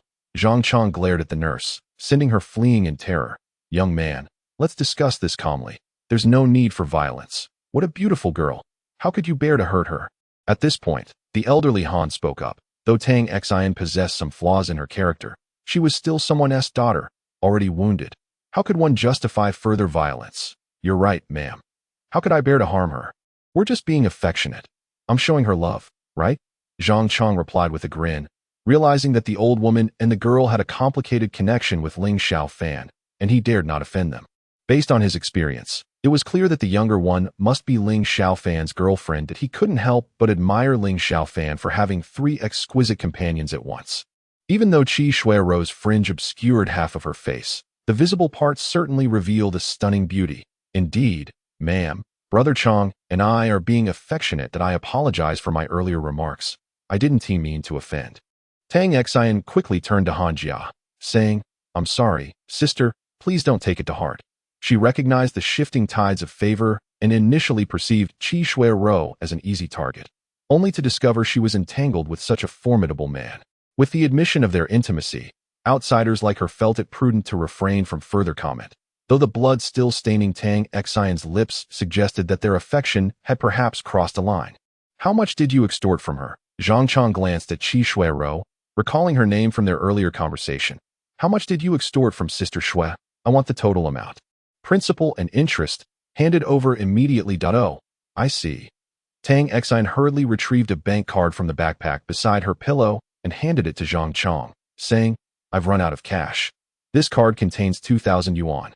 And the password is 995512. Zhang Chang snatched the card and eagerly approached Ling Xiaofan, presenting it to him. "Brother Fan, this is the money that wretched woman extorted from Sister Shui.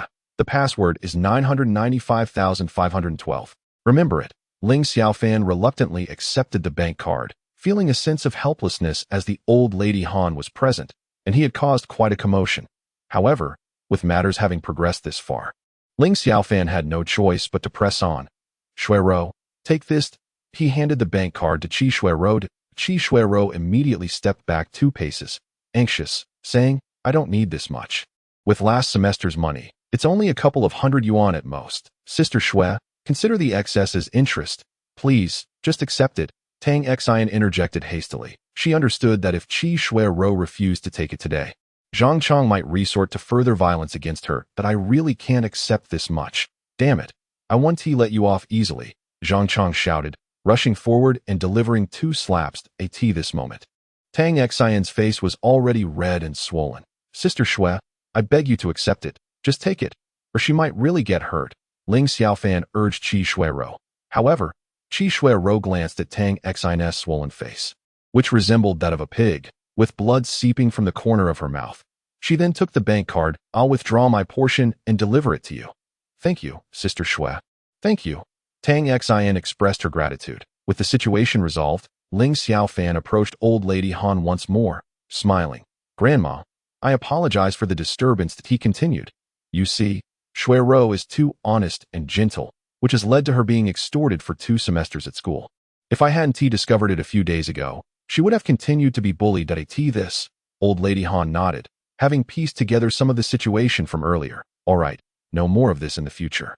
When faced with issues, speak up instead of resorting to violence. I understand. Grandma. By the way, the day after tomorrow is Saturday, and school is closed, right? Jia just mentioned wanting to invite you out. It's been a while since you two went out together. Come pick up Jia the day after tomorrow, old lady Han stated, not giving Ling Xiaofan a chance to object, firmly deciding the matter. She understood her granddaughter's feelings well, with a rival appearing. If she didn't lend her granddaughter a hand, she might truly withdraw. Grandma, all right, should I pick up Jia at home or at the hospital the day after tomorrow? Ling Xiaofan inquired at home. Old lady Han replied with a smile. Xiaofan, I heard a new amusement park has opened. How about we all go together the day after tomorrow? Shuiro, you should join us too, and don't forget to bring Meng Er along. Xia Qi chimed in, aware that Jia held a significant relationship with Ling Xiaofan. In such matters, she felt compelled to be more proactive than the other 2 girls. After all, happiness was something one had to seize for oneself. Love, in essence, was inherently selfish. I want to go, Qi Shuiro muttered, lowering her head. It's a rare opportunity to go out together. Come on, it'll be fun, Xia Qi encouraged with a smile. That moment, Qi Shuiro cast a glance towards Ling Xiaofan, seemingly awaiting his words. Ling Xiaofan, feeling a bit of a headache, decided to let go of the situation, as it had already reached this point. Shuiro, how about I pick you up the day after tomorrow morning? It will be more enjoyable with more people. Qi Shuiro fell silent for a moment before gently nodding in agreement. At this juncture, old lady Han shook her head, choosing to remain silent. The current predicament was largely the result of her granddaughter's own actions. Had she seized Ling Xiaofan firmly from the outset, they would not be embroiled in such troubles now. Having experienced similar situations herself, she could easily discern the dynamics among these children. Jia, are you studying? Ling Xiaofan inquired, glancing at the time as he addressed Han Jia. Han Jia shook her head, replying, I have to take care of my grandmother every day, and the school has granted me permission to skip evening study sessions. Have you eaten? After a long afternoon of commotion, Ling Xiaofan felt a pang of hunger. Not yet. Then let us go out to eat. Han Jia looked at her grandmother, who offered an encouraging glance. Only then did Han Jia nod in agreement. The group bid farewell to old lady Han, and Ling Xiaofan reminded the medical staff to take good care of her. Where shall we eat? Upon exiting the hospital, Xia Qi asked Ling Xiaofan. How's I lie? He replied without hesitation.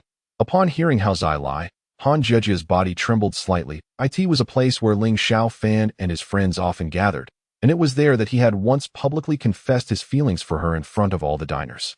On that day, they had received the blessings of everyone present. This is how's I lie.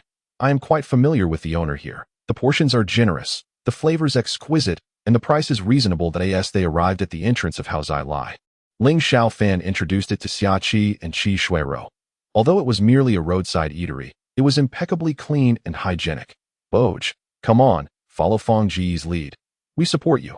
Just then, Ling Xiaofan heard a familiar voice, which stirred a wave of excitement within him. Chapter 31. Public confession. Qian Mei had mingled quite closely with Ling Xiaofan's group of boys at school, alongside Han Jia, both being the prominent beauties of their class. Though she appeared demure, a fierce spirit flowed through her veins. Otherwise, she would not have associated with such a rowdy bunch. After being introduced to Qian Mei by Ling Xiaofan, Xiang Bo had launched an ardent pursuit of her. Even after Ling Xiaofan left the first middle school, Xiang Bo continued to chase after this senior, who was a grade above him. However, it seemed that today, this young man was finally on the verge of realizing his aspirations. Hey, girl, give me a smile, or else I'll make you smile, he jested, just as the group was engrossed in lively banter. A hand suddenly landed on Qian Mei's shoulder. The unexpected turn of events left everyone momentarily stunned, causing them to rise in unison, slamming their hands on the table. Ling Xiaofan felt quite satisfied by this display. Matters concerning their brothers were everyone's concern. Without a moment's hesitation, Xiangbo seized a bottle of liquor from the table and hurled it, but the bottle was deftly caught by the other party. "Kid, are you trying to smash me? I merely asked your girl to smile at me." Ling Xiaofan swiftly snatched the wine bottle from Xiangbo's grasp and placed it back on the table. Witnessing this scene, Xiaqi was momentarily taken aback. She had not anticipated that Ling Xiaofan would openly tease someone else's girlfriend, which left her feeling somewhat displeased. If teasing were to occur, it should be directed at her instead. Qi Shuoro maintained an expressionless demeanor, her gaze fixated downward, remaining silent. As for Han Jia, he was well aware of Ling Xiaofan's affiliations with this group and simply smiled in silence. "Fangu," Xiangbo exclaimed with excitement upon recognizing the newcomer. Ling Xiaofan grinned widely and addressed his companions. "Brothers, it has been far too long." "Fangu," the other four echoed enthusiastically. Ling Xiaofan then turned his attention to Qian Mimi and remarked to Xiangbo, "Xiaobo, you've managed to charm our Mimi away. Haven't you?" Xiangbo scratched his head and chuckled. "She hasn't agreed to anything yet, Dado?" Ling Xiaofan said to Qian Mimi, "Mimi, you really ought to be less reserved. Xiaobo has been pursuing you for nearly a year now. Let him win against you first." Qian Mimi replied with a smile. That moment, her cheeks flushed, and she playfully retorted, "Ling Xiaofan, go to hell." "Fangu, are you here alone? Please have Uncle Ma set an extra place at the table," Xiangbo suggested. Ling Xiaofan replied, "That might not be feasible." He then called out to the middle-aged man behind the bar, "Uncle Ma, could we have a round table instead, and add 4 more sets of chopsticks?" Uncle Ma was a veteran of the establishment, and his rapport with Ling Xiaofan and his group was well established. In the past, any birthday celebrations or romantic milestones among Ling Xiaofan's circle had always taken place here. "All right, just a moment," Uncle Ma responded. "Fangu, is anyone else joining us?" Xiangbo inquired, only then noticing the 3 women standing behind. He recognized Han Jia, but was unfamiliar with Xiaqi and Qi Shuoro. "Sisters are here too. May I ask who these 2 are?" He stammered. This, Xiangbo and the other 4 were momentarily stunned. The sight of 3 beautiful women accompanying Ling Xiaofan was indeed enviable. Apart from Xiangbo, who was currently pursuing Qian Mimi, the other 4 were all single. Ling Xiaofan's entourage of 3 was nothing short of a captivating harem. And remarkably, they all appeared to coexist harmoniously, even dining together. Greetings to you both, sisters. I am Xiangbo, you can call me Xiaobo. We are all under Fan Ji's wing," he said, recovering quickly. The address as sisters made Xiaqi's heart flutter, while Qi Shuoro felt a slight blush creeping to her cheeks as she stepped back to stand behind Xiaqu. That moment, Uncle Ma arrived with a large round table, and the 4 men settled around it. Due to Qi Shuoro's unique situation, she sat between Qian Mimi and Xiaqi, while Xiaqi and Han Jia occupied either side of Ling Xiaofan. It was a truly enviable arrangement, embodying the essence of being surrounded by beauty. "Uncle Ma, bring us a round of beer," Xiangbo called out. "Certainly, Fangu, brothers, it has been over a month since we last saw you. How have you been?" Xiangbo inquired. Gu. "Fangu is undoubtedly well. Just look at him, surrounded by 3 stunning sisters. It's enough to make us single fellows green with envy," a slender boy laughed. This individual was a classmate of Xiangbo, known for his clever schemes and nicknamed Monkey. The monkey's words indeed left the 3 young ladies blushing deeply, while Han Jia felt an overwhelming sense of discomfort within her heart. It was undeniable that he was her boyfriend, yet now he belonged to another. Had it not been for that incident, perhaps they would still have been the model couple of the class. Ahem. There are 4 ladies present, so please be mindful," Qian Mimi remarked as she coughed. At that moment, Uncle Ma personally brought over a beer and subsequently called for the waiter to fetch 4 more. "Xiaofan, these 4 bottles are courtesy of Uncle M. As he spoke, Uncle Ma placed the 4 bottles of beer on the table. "Thank you, Uncle Ma," Ling Xiaofan replied with a smile. "For a small business, it's quite generous to provide 4 bottles. By the way, Uncle Ma, 1 bottle of Shuanqing Duo, please." Then he turned to Qi Shui and Xiaqi, inquiring, "What would you 2 like to drink?" "Anything is fine," Qi Shui murmured. "I'll have beer," Xiaqi stated. "Are you certain?" "Absolutely, that sister-in-law is formidable," a few young men chimed in. "All right then," Ling Xiaofan conceded and continued to speak to Uncle Ma. 2 bottles of Shuanqing Duo, Please, sure thing, Uncle Ma replied and hurried off to fetch 2 bottles of Xuanqing Duo. Here you go, Jia Jia. This is your favorite drink. He then handed the other bottle to Qi Shui. As she held the Xuanqing Duo in her hand, Han Jia was suddenly overwhelmed with the urge to cry. This was her favorite beverage, and no matter where they went, Ling Xiaofan always made sure to have a bottle ready for her. Subsequently, Ling Xiaofan opened a bottle of beer and poured a glass for Xia Qi, just 1 glass. Alcohol should be consumed in moderation for health's sake. To my 3 sisters-in-law, I raise a toast to you. May you grow ever more beautiful and may your bond with Fan Gu endure through the ages, Xiang Bo declared. Lifting his glass, in truth, Ling Xiaofan felt that this arrangement was quite acceptable. As long as they did not reject one another, having them all in the same household was not inappropriate. One could not harm a multitude of women for the sake of just one. After all, this was merely Ling Xiaofan's way of justifying the opening of his harem. Since some matters were inevitable, he decided to accept them as they came to a tea this moment. The 3 ladies awkwardly raised their glasses, feeling somewhat disoriented. Yet, a singular question lingered in their minds. What exactly was their relationship with Ling Xiaofan? If they were to be considered a couple, what then of the relationships among them? One was an ex-girlfriend, another the current girlfriend, and the last was in pursuit.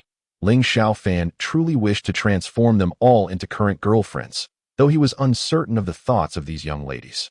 Soon after, Xiang Bo set down his glass, moved to the center of the restaurant, and called out loudly, "Ladies and gentlemen, I ask for your witness." Upon hearing his voice, the diners in the restaurant paused their activities. Intrigued by the commotion, Xiang Bo approached Qian Mimi, who was blushing profusely, and pulled her forward.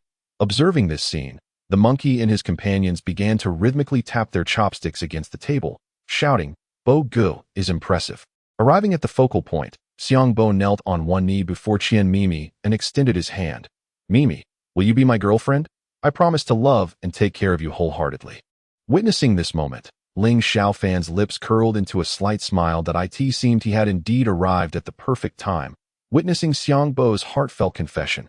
However, at this moment, Han Jia's eyes were red.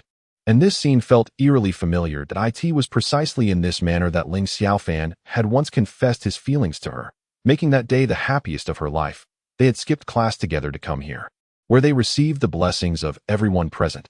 "Agree to him," Ling Xiaofan suddenly shouted. Instantly, the patrons of the restaurant echoed his shout. "Agree to him, agree to him." The sound was further accompanied by the clattering of chopsticks against the tables.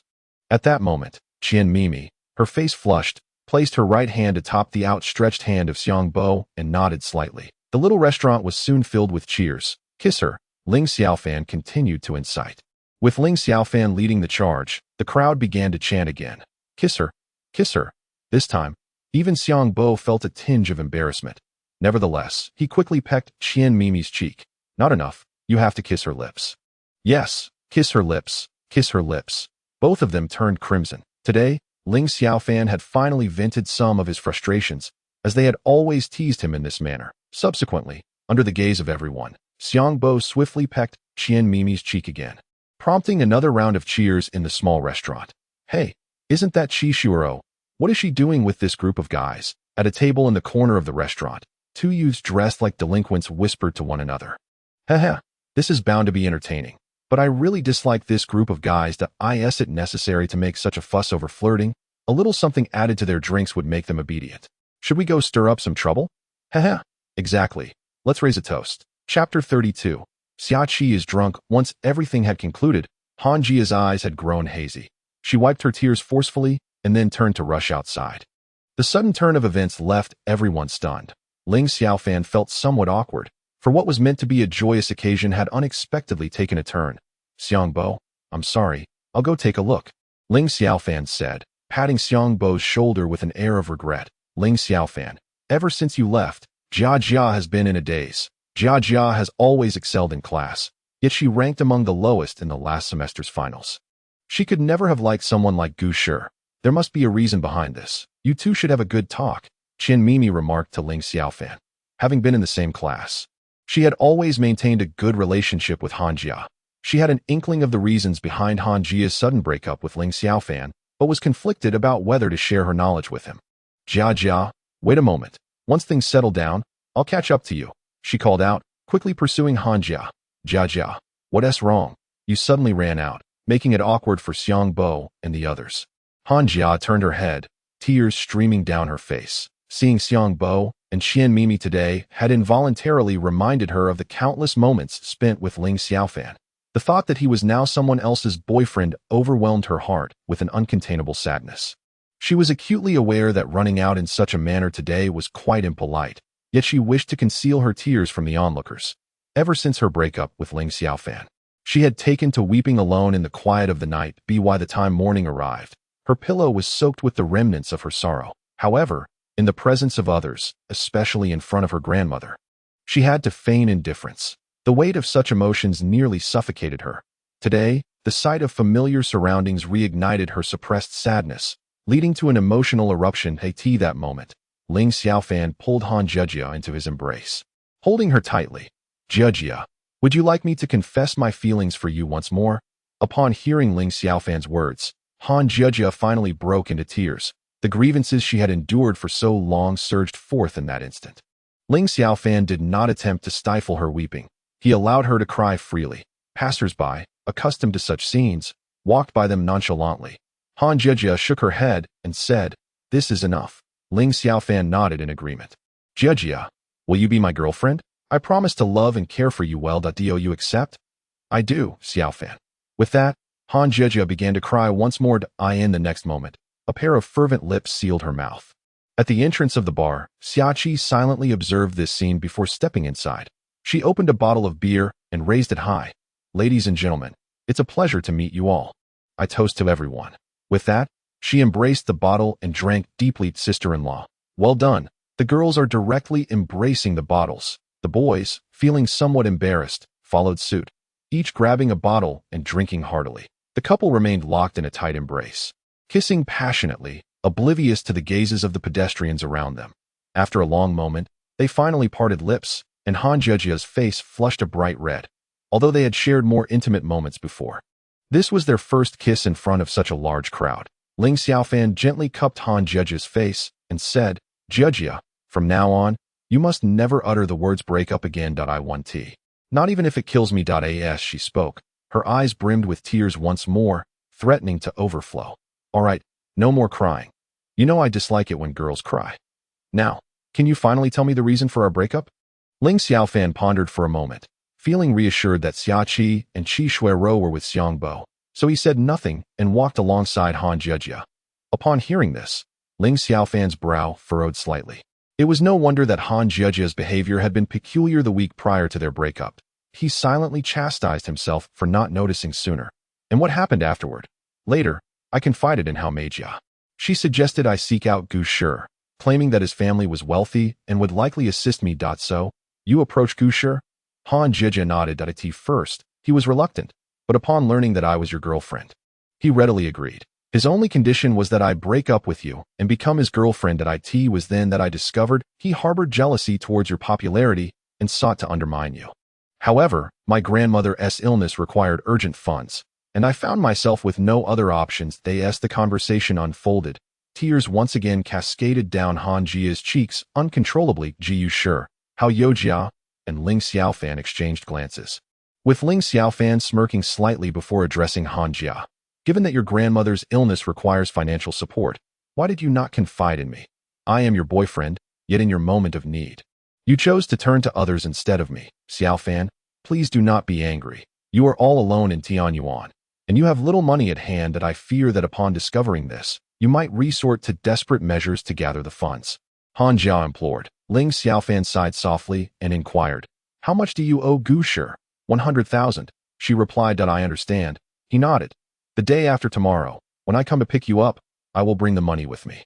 You can repay him then, and henceforth, we shall have no further dealings with him." At that moment, Han Jia halted, gazing at Ling Xiaofan in astonishment. "Xiaofan, please do not do anything rash. I can work off the debt to Gu Shi gradually. Do not jeopardize your future for me." In Han Jia's eyes, 100,000 was no trifling sum. Ling Xiaofan was merely a high school student with no regular income, and the prospect of suddenly producing such a large amount of money made her question its legitimacy. Ling Xiaofan playfully patted Han Jia's head, chuckling, "Do not underestimate your husband. I can indeed come up with 100,000, although I am only a nominal member of Group 1. There is still some salary to be had. Over the years, I have managed to save up that amount. Where are you getting this money? Han Jia asked, her skepticism evident. During their time together, she had never heard him claim to be wealthy. This was mainly due to Ling Xiaofan's modest nature. He would never boast like the rich second-generation heirs about his financial standing. Shaking her head, Han Jia replied, "No, I trust you. Just consider the money as a loan from me to you. I will repay you later." Owing money to Ling Xiaofan felt far more reassuring than being indebted to Gu Sherd. If Han Jia were to investigate the balance, Ling Xiaofan would genuinely be at a loss for an explanation regarding the origin of such a substantial sum. Ling Xiaofan grinned broadly, saying, "Repay? Just return to me, and that will suffice. From now on, you shall belong to me," he added with a playful tone. "Come on, give a smile to your master."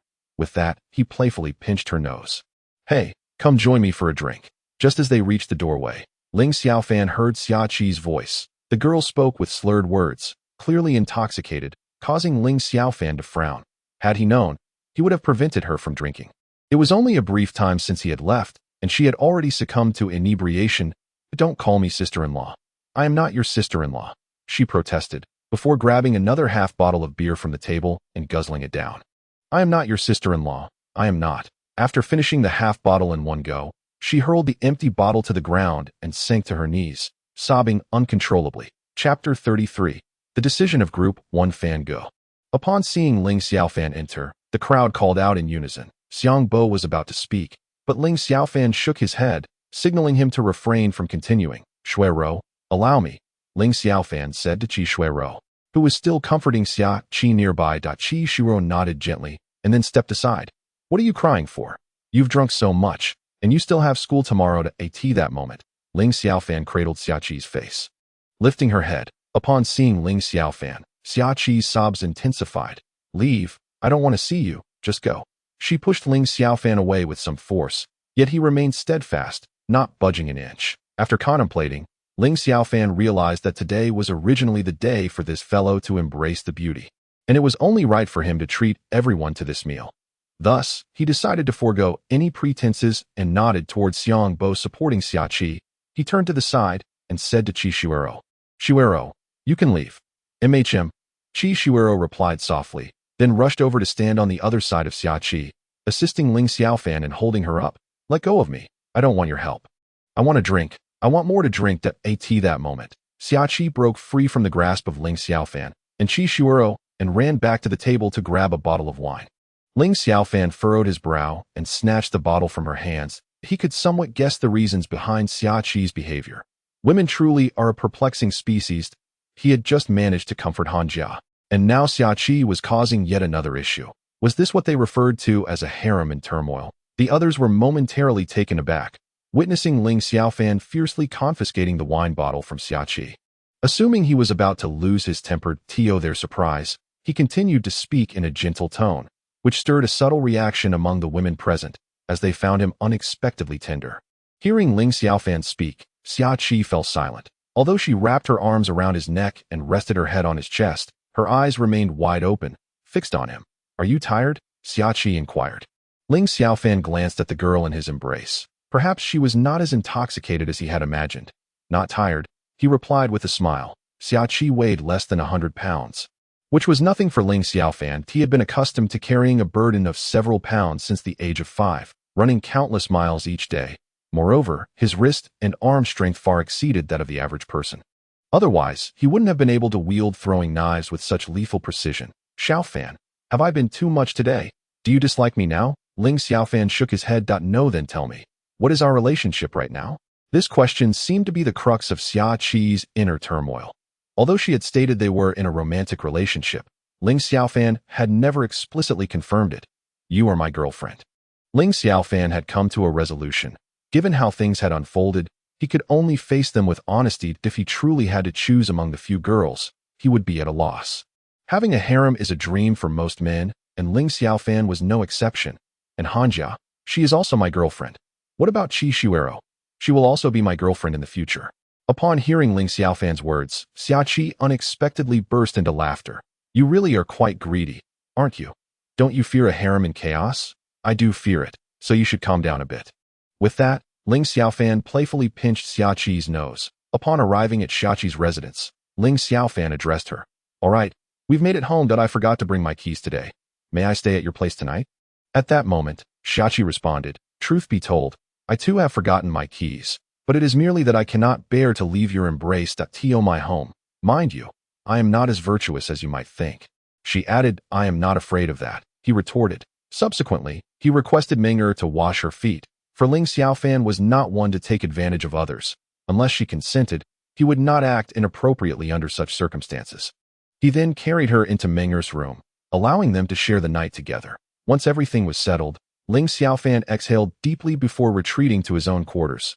Just as he was about to disrobe for bed, an unexpected sight halted him in his tracks. Lying on his bed was a petite girl clad in Gothic Lolita attire, gazing at him with a playful smile. What do you, little wildcat, intend to do here? I never summoned you.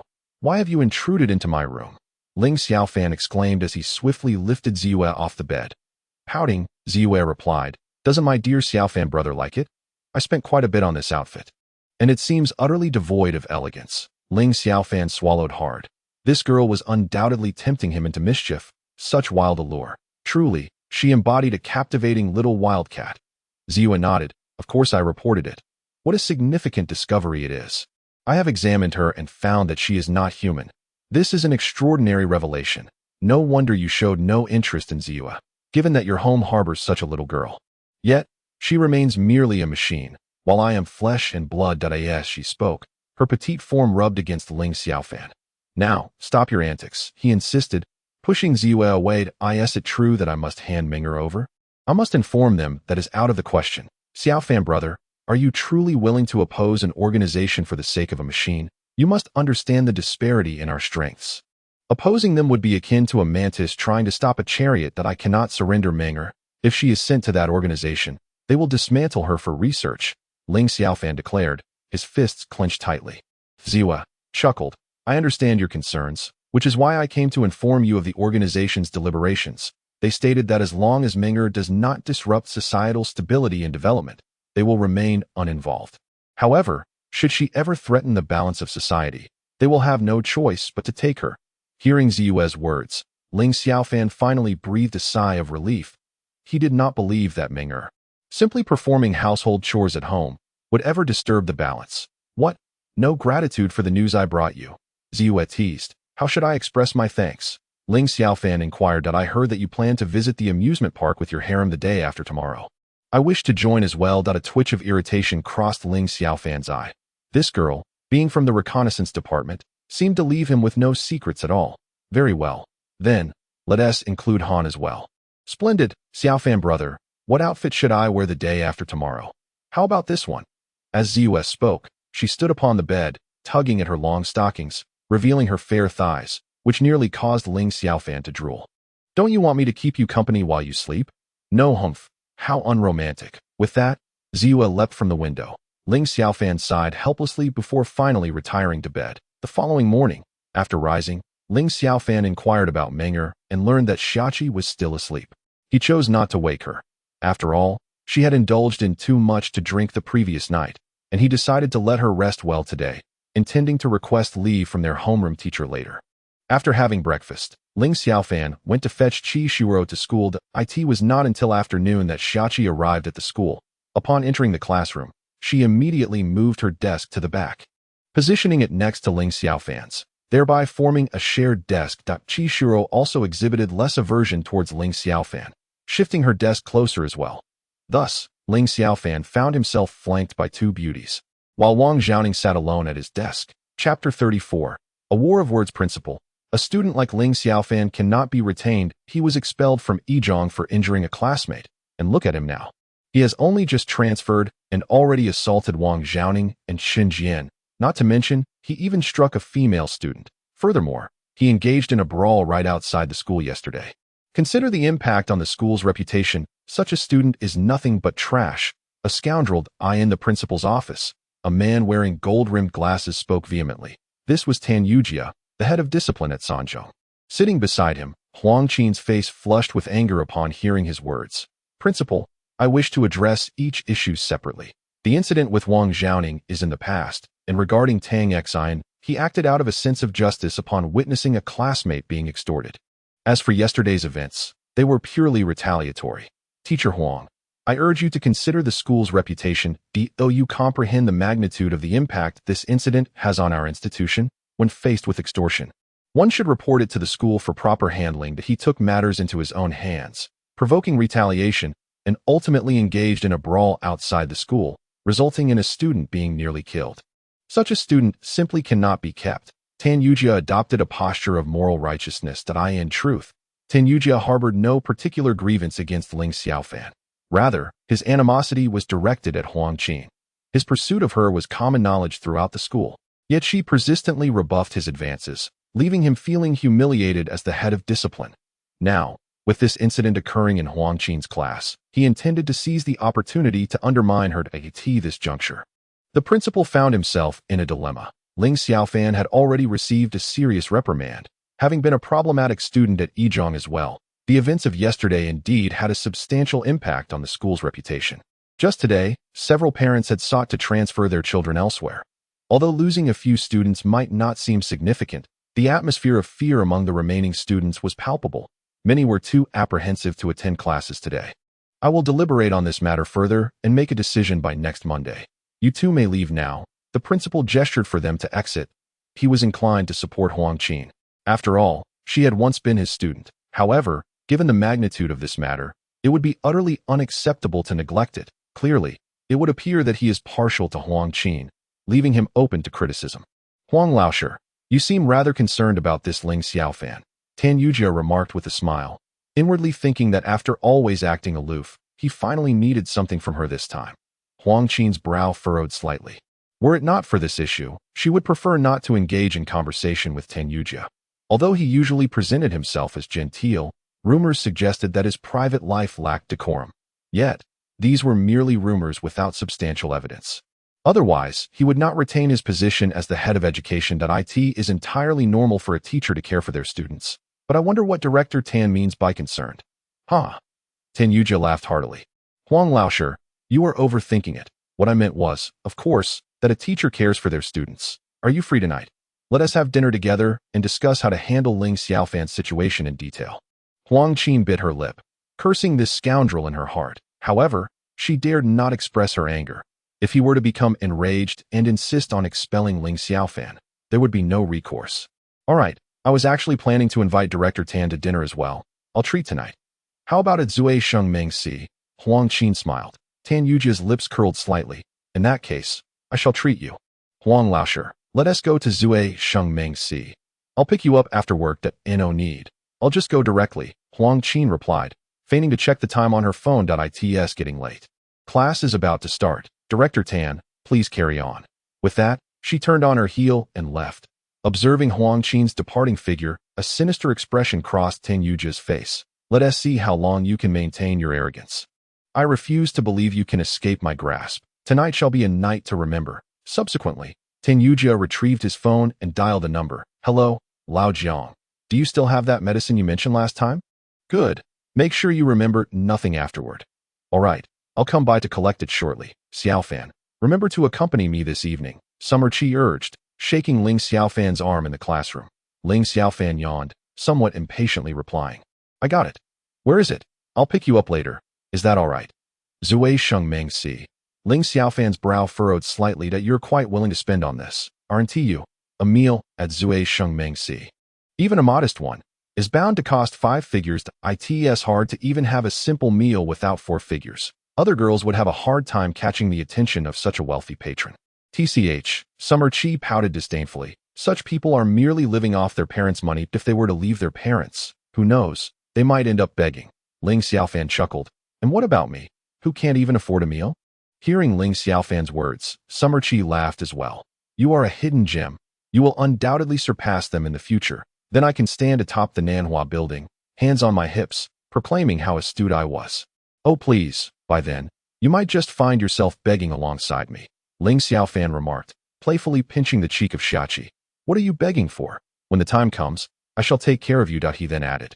And I will drive away all the girls around you, making you wash my clothes, cook for me, hum little tunes, and massage my shoulders every day. Xiachi exclaimed with excitement. Ling Xiaofan replied with a mischievous grin. I'm not adept at shoulder massages, but I do excel at, shall we say, more intimate areas. Would you care to give it a try? As he spoke, he extended his hand, gesturing near Xiaqi's chest. Go to hell. Xiaqi exclaimed, swatting away Ling Xiaofan's impudent hand. This is school. What if someone sees? Ling Xiaofan chuckled softly and then rose to leave the classroom. Where are you going? If you won't let me, I'll go massage someone else. Ling Xiaofan, go die. She hurled a book at him, but by then, he had already vanished through the classroom door. In the corridor. Ling Xiaofan took out his phone and dialed Ziyue's number. Brother Xiaofan, are you hoping to help me with a chest massage? Ziyue's teasing voice came through as soon as the call connected. What is there to massage? It's just 2 little pimples on your back. Ling Xiaofan laughed. In a way, at least they resembled 2 perfectly fried eggs. Haha. Ling Xiaofan chuckled awkwardly, realizing that she was aware of even that. Thankfully, she was only monitoring him for the last 2 weeks. Otherwise, he would truly be at his wit's end. Even going to the restroom felt like a perilous endeavor. Fearing she might catch him. Little wildcat, which class are you in? Ling Xiaofan inquired. Class 6. On the 4th floor of the 2nd teaching building. By the way, there's a handsome guy pursuing her, but he stands no chance. Just like you. She is a queen. Unless the sun rises from the west, you have no hope of adding her to your harem. Ling Xiaofan could only shake his head in resignation. This little wildcat was indeed quite meddlesome. He abruptly hung up, uninterested in whatever prattle she continued with. Upon reaching the 2nd teaching building, he ascended the 4th floor in one breath and glanced at the class signs. Classes 4, 5, and 6 were all on this level.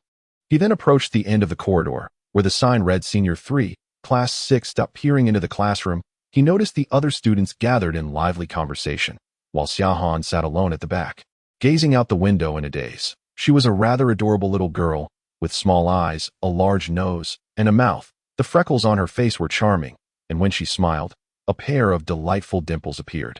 Her bright little steel teeth were utterly captivating. Hee. Ling Xiaofan forced a smile that was more akin to a grimace. Hello, handsome guy. Who are you looking for? Please don't tell me you're here for me. The girl, whom he dubbed Dinosaur Little Sister, shyly stomped her foot at that moment. Ling Xiaofan wanted nothing more than to bellow. Which impudent wretch dares to approach me? I shall not take you. And give her a swift kick off the 4th floor. I'm looking for Xiaohan. The smile on Dinosaur Little Sister's face instantly froze, and she muttered under her breath, TSK, so many people lack vision. She then stepped into the classroom and called out loudly. Xiaohan, someone is looking for you. Xiaohan, you are an ugly, plump, bad-tempered, flat-chested, proud girl with no redeeming qualities. At that moment, Ling Xiaofan suddenly erupted with a loud tirade directed at the classroom. In truth, Han's figure was quite alluring. The notion of her being flat-chested was utterly ludicrous. Those prominently elevated curves were undoubtedly her prideful assets. Instantly, the classroom fell into an eerie silence, with everyone staring at Ling Xiaofan, utterly dumbfounded, wondering what on earth was happening. Ling Xiaofan, you are foolish, dim-witted, shameless, lewd, and a repulsive pervert. Just then, Xiaohan slammed her hand on the desk and stormed out from within. This left everyone astounded. They had never anticipated that the usually taciturn Ice Queen would unleash a torrent of abuse like a shrew. Chapter 35. Apologies, but I do not engage in such affairs. Upon seeing Xiaohan emerge, Ling Xiaofan broke into a grin. Han, it has been ages since we exchanged such barbs. The last time was when I left Group 1. Xiaohan shot Ling Xiaofan a glare, irritation evident in her voice. If you have something to say, just say it. Stop parading in front of me. It's vexing. Thank you for yesterday. If it weren't for you, I might have been severely harmed by them. That I didn't realize you were so concerned for me. Indeed, a day as husband and wife brings 100 days of grace, Ling Xiaofan remarked with a grin. Spare me your delusions of grandeur. You can only perish at my hands, Xiaohan replied coldly. Her words sent a shiver down Ling Xiaofan's spine, prompting her to wonder if this girl might genuinely contemplate murdering her husband. Han, that incident occurred over a decade ago. We were mere children then. Why do you still dwell on it? Ling Xiaofan inquired. Mere children. If you were unaware, then there is no one in this world who possesses awareness. Xiaohan retorted with a chilling smile. Did you come here merely to discuss this trivial matter? If so, you may leave. I have heard enough. Han, let us go to the amusement park tomorrow, together, with you? There are others as well, Xiaohan scoffed, no need to elaborate. I heard from Ziyue yesterday. You invited me, intending to flaunt how vast your harem is, right? Heh.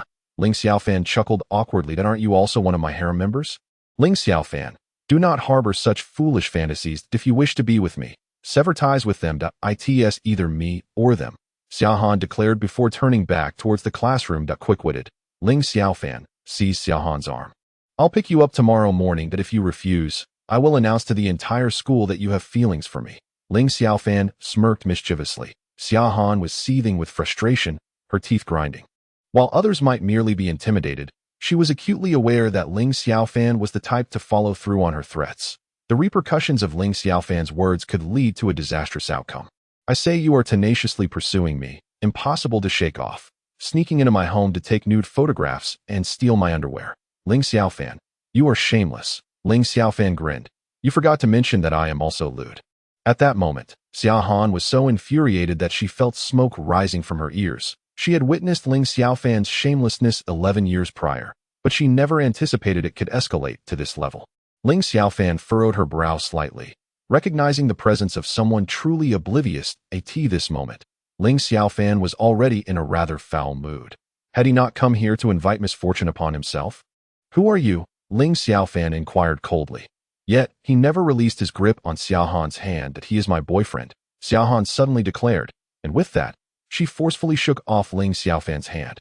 Upon hearing Xiaohan's words, the portly fellow was utterly exhilarated. Damn it. After pursuing her for 2 semesters, the clouds had finally parted to reveal the moon. Suddenly, he found Ling Xiaofan to be quite adorable. Why didn't you come sooner? The excited, portly fellow remained blissfully unaware of the impending calamity that awaited him. That moment, a fleeting glint of coldness flashed in Ling Xiaofan's eyes, which was quickly replaced by a smile as he said, "Ah, so you are Han's boyfriend. A pleasure to meet you. I am Ling Xiaofan. May I ask for your name, brother?" As he spoke, Ling Xiaofan extended his right hand in a gesture of greeting. I've also been pursuing her for 2 semesters. I'm counting on you today.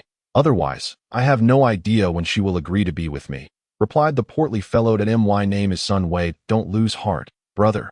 You will surely find a wonderful girl in the future. Saying this, he shook Ling Xiaofan's hand politely. Ling Xiaofan chuckled, realizing this was the handsome guy that Ziyue had mentioned. Shaking his head slightly, he thought, one should at least find someone presentable to impersonate.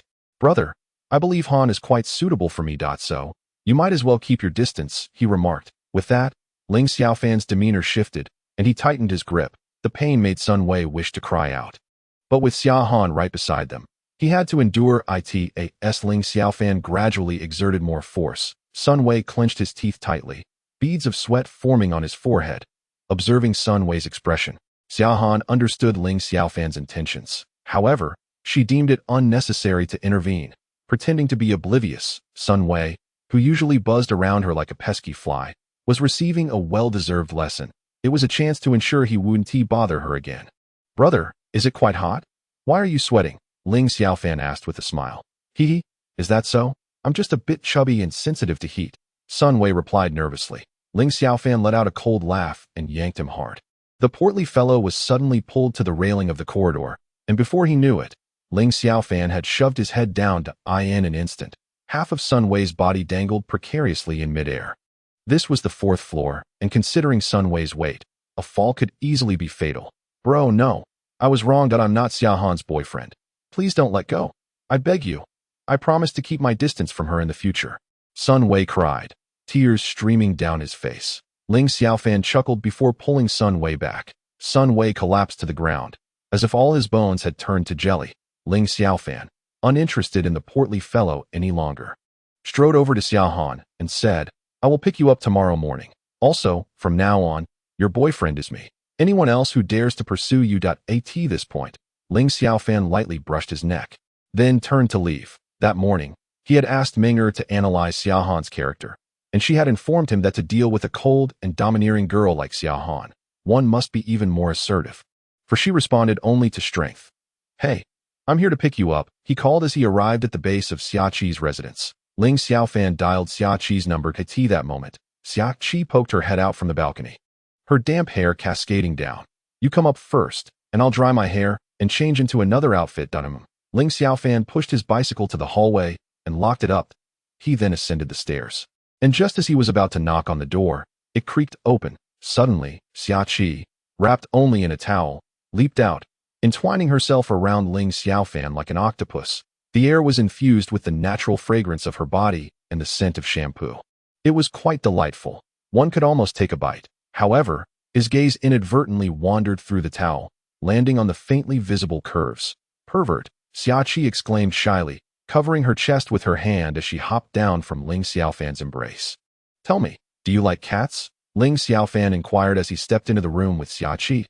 He casually closed the door and plopped down onto the sofa. "What's wrong?" Xiaoqi asked, meanwhile drying her wet hair. "Oh, nothing, that I was just wondering. How do you usually call a cat? Isn't it obvious? 9 out of 10 cats respond to Mimi. And as for men, 9 out of 10 are perverts. The remaining one is either repressed or should be in a hospital." Ling Xiaofan chuckled. "Police? What kind of logic is that?" Just then, a knock echoed from outside. Ling Xiaofan stood up and walked over to open the door. "Darling, roses symbolize my heart. These 99 roses are for you." As the door swung open, a large bouquet of bright red roses was thrust towards him, obstructing his view of the person delivering them. "Sorry, I'm not into that," Ling Xiaofan retorted, slamming the door shut. "Xiaofan, who was that?" "No one I know, just some guy into that kind of stuff," Ling Xiaofan replied, wrapping his arms around Xiaoqi from behind, gently inhaling her scent and placing a kiss on her earlobe. "I told you, my orientation is perfectly normal. How could anyone come to me with such intentions?" Xiaofan, stop it. That tickles," Xiaoqi murmured softly against him. "Really? You're that sensitive?" Ling Xiaofan felt a stir within him, his throat involuntarily tightening. "Perhaps we shouldn't go." As he spoke, Ling Xiaofan continued to gently kiss her earlobe, his hands wandering restlessly across her body. Xiaoqi leaned against him, responding with a soft murmur. However, just as their passions were about to ignite, the knocking resumed. Nothing is more infuriating than being interrupted at such a moment. "Damn it, I already said I'm not into that. If you're lonely, stick those flowers where the sun doesn't shine." Ling Xiaofan shouted angrily as he opened the door. Zheng Weilin felt a surge of frustration. He had clearly investigated and found that Xiaoqi lived here, yet the one who opened the door was a guy. "Damn it, these flowers aren't for you," Zheng Weilin thought. Glancing at the door number to confirm he was at the right place, he then set the flowers down, and at that moment, Ling Xiaofan finally got a good look at him. Short, sleek black hair, an attractive face, the kind that could make young girls swoon. In a moment of exasperation, Zheng Weilin boasted with an air of arrogance, casting a sidelong glance at Ling Xiaofan before continuing. "And what are you doing here? What is your name?" "Never mind, I won't remember anyway. Get out of my way." Chapter 36. We have a car. Ling Xiaofan couldn't help but chuckle at the audacity of this intruder, who dared to encroach upon his territory with such bravado. However, he had no intention of confronting him directly at this moment, as a brilliant idea suddenly sparked in his mind. "Xiaofan, who is it?" came the voice of Xiaoqi from within. "My dear, it is I, Zheng Weilin. I've come to escort you," he exclaimed with palpable excitement upon hearing her voice, just as he was about to enter. Ling Xiaofan blocked his path. That moment, Xiaoqi was merely wrapped in a bath towel, and Ling Xiaofan was resolute in preventing Zheng Weilin from entering. His possessiveness surged. How dare anyone gaze upon his woman? "Step aside. What do you want?" Zheng Weilin impatiently pushed against Ling Xiaofan. "You audacious fool, encroaching upon my territory and questioning my identity," Ling Xiaofan retorted with fury. Had he not been preparing to impart a profound lesson, he would have already left Zheng Weilin incapacitated. "You?" Zheng Weilin burst into laughter. "With your pitiful appearance, you think you can aspire to a swan? Even if she sought a stand-in for a boyfriend, she would choose someone more presentable. You can leave now. How much did Chi give you? I'll double it." With that, he brandished several hundred-yuan bills in front of Ling Xiaofan. "For you impoverished souls, this should suffice for a month's living expenses. Now take the money and scram." He tossed the bills to the ground. A glint of cold light flashed in Ling Xiaofan's eyes as he struggled to restrain himself from delivering a blow. Dealing with such a scoundrel through brute force seemed utterly unsatisfactory. With a decisive motion, he slammed the door shut, ignoring Zheng Weilin's presence. If that fool wished to wait, so be it. Simultaneously, Ling Xiaofan pondered whether Xiaoqi should move in with him. It was too easy for ill-intentioned individuals to target her living alone, especially with the faulty gas pipes outside, which any adult male could easily scale. Initially, he had considered having Xiaohan share a flat with her, believing her presence would deter any potential threats. However, it appeared that Xiaohan was quite averse to the idea of cohabiting with these girls, making it an unlikely arrangement. Perhaps we should just skip it. Ling Xiaofan mused as he sank into the sofa. At that moment, Xiaoqi approached and sat on his lap, wrapping her arms around his neck. She had overheard their earlier conversation, but her current state of attire made it inappropriate for her to venture outside.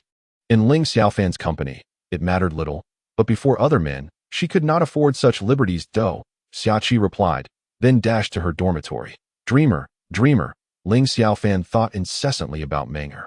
She could reach out to him directly, yet he was uncertain how to contact her.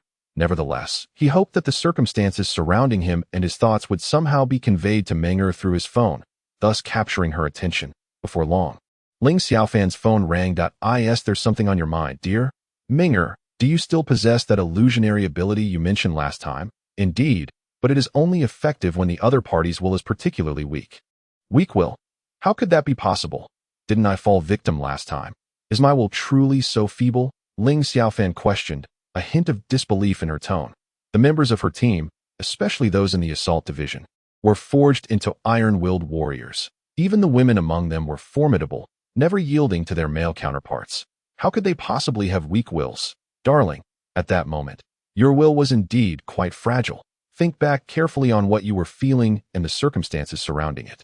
As Ling Xiaofan reflected, a dry laugh escaped her lips. The last time she had succumbed, she was indeed caught in a compromising situation orchestrated by Xiaoqi. I understand now. I will need your ability tonight. Remember to keep the lights on, lest we find ourselves lacking energy again. Got it. Outside the door, Zheng Weilin gritted his teeth in frustration. When had he ever been so rudely rebuffed? This was nothing short of a grave humiliation for him. He then took out his phone and dialed a number. Hello? Gushir. Huh. Brother, what brings you to call me today? Gushir's voice echoed through the receiver. Damn it. What bad luck. I've taken a fancy to a girl. But suddenly a broke kid pops up out of nowhere. I need you to help me find a couple of thugs to deal with him. Zheng Weilin grinned menacingly. Understood. I'll call some people over for you. I guarantee that kid will be crying for his mother.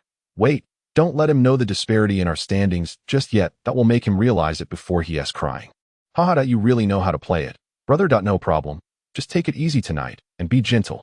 Haha, your brother here is a master of the night. You truly have a way with words. Brother. So, where shall I send the people?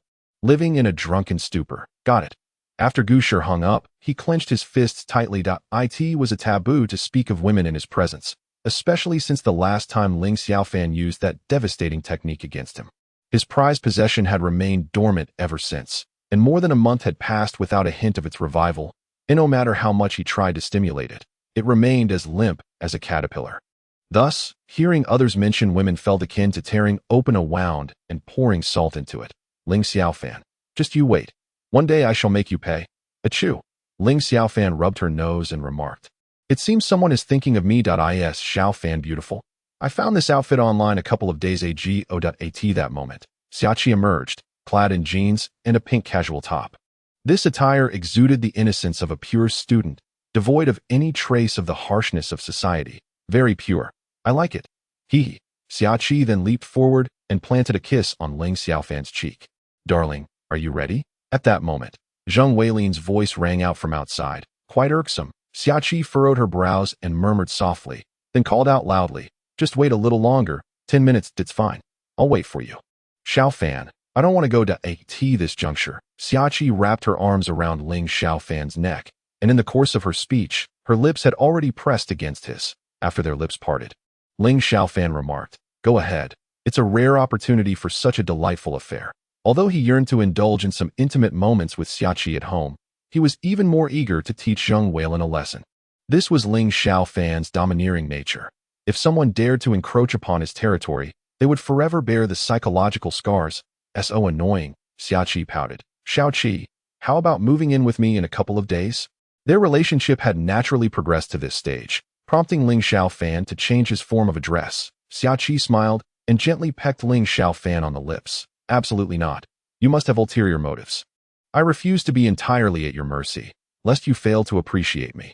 Ling Xiaofan chuckled helplessly. What nefarious thoughts could I possibly entertain? While cohabiting would indeed facilitate certain activities, my primary concern is your safety. Remember the last time I stayed over at your place? You asked me how I got in.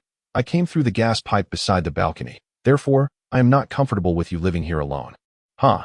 So you've inadvertently confessed. Xiaoqi laughed. So it was you, the infamous lingerie thief. Ling Xiaofan felt wronged in his heart. Why would I steal your lingerie? I could simply remove it myself. I have no need to pilfer. As he spoke, Ling Xiaofan's hands had already slipped under Xiaoqi's clothing. That you're insufferable, but in a couple of days. I'll check if there are any rental properties near your neighborhood. Being closer to you should alleviate my concerns. Let us discuss living together after you pass your assessments. With that, she planted a deep kiss on Ling Xiaofan, adding, this is a reward for you. Now, let us set off. Once Ling Xiaofan and Xiaoqi stepped outside, they found Zheng Weilin still waiting. Upon seeing Xiaoqi emerge, he quickly knelt on one knee, presenting a gift. Darling, this is for you. He completely disregarded Ling Xiaofan standing nearby. Such beautiful flowers. I adore roses, Ling Xiaofan exclaimed as he snatched the bouquet away. He brought it to his nose to inhale its fragrance before extending it to Xiaoqi, saying, this is for you. Thank you. Xiaoqi accepted the flowers and planted a kiss on Ling Xiaofan's cheek. Witnessing this scene, Zheng Weilin clenched his fists, veins bulging on his forehead. This young man was quite adept at using flowers to curry favor. Had Xiaoqi not been present, he might have lost control. Fortunately, he managed to restrain himself, or he might have been carried out today. Subsequently, Xiaoqi placed the flowers inside the house and locked the door. Linking her arm with Ling Xiaofan's, the two ignored Zheng Weilin and descended the stairs. Watching them, a sinister expression crept onto Zheng Weilin's face as he slowly unfurled his tightly clenched fist, revealing two white pills nestled in his palm. Subsequently, a peculiar smile crept across his face as he tucked the pill into his trouser pocket and descended the stairs. Upon reaching the first-floor corridor, Zheng Weilin spotted Ling Xiaofan perched upon a bicycle. A hint of disdain flickered across his features as he strode past the corridor. He retrieved his keys and pressed a button, causing the Porsche 911 parked nearby to emit two crisp beeps. Zheng Weilin slid into the car, ignited the engine, and called out to Xiaoqi, darling, hop in. Xiaoqi cast a sidelong glance at Zheng Weilin before replying, we have a vehicle. With that, she mounted Ling Xiaofan's bicycle. Wrapping her arms around his waist, her face nestled against his back, radiating bliss. Chapter 37. Seeking sponsorship. Witnessing this scene, a glint of jealousy and malice flashed in Zheng Weilin's eyes. He could hardly believe that in this day and age, there existed women who were not swayed by material wealth. In the face of monetary temptation, they would inevitably yield. However, one thing he failed to comprehend was that even if Xiaoqi were a gold digger, she would never succumb to his advances. The Xia family's assets, while not rivaling the three major conglomerates of Tianyuan City, far surpassed the meager wealth of the Zheng family. Perhaps Zheng Weilin had not conducted a thorough investigation into Xiaoqi. In his eyes, individuals residing in such places must surely come from modest backgrounds. That he believed that if he merely extended an olive branch, she would be compelled to respond. Yet, he had not accounted for the fact that Xiaoqi's circumstances were significantly more favorable than his own. Nor had he anticipated the emergence of Ling Xiaofan, whose heroic rescue from the flames had left an indelible impression on Xiaoqi. The image of her savior had become deeply entrenched in the heart of the young woman.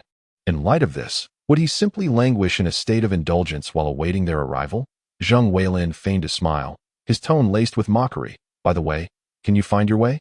He directed a scornful gaze at Ling Xiaofan, believing that individuals of their ilk would scarcely be familiar with the concept of indulgent revelry. I've used the restroom there a few times while shopping, so I should still be able to find it, Ling Xiaofan replied with a chuckle. Humph, Zheng Weilin sneered. Well then, I shall take my leave. That don't get lost. With that, he revved the engine, and the Porsche gradually drifted away.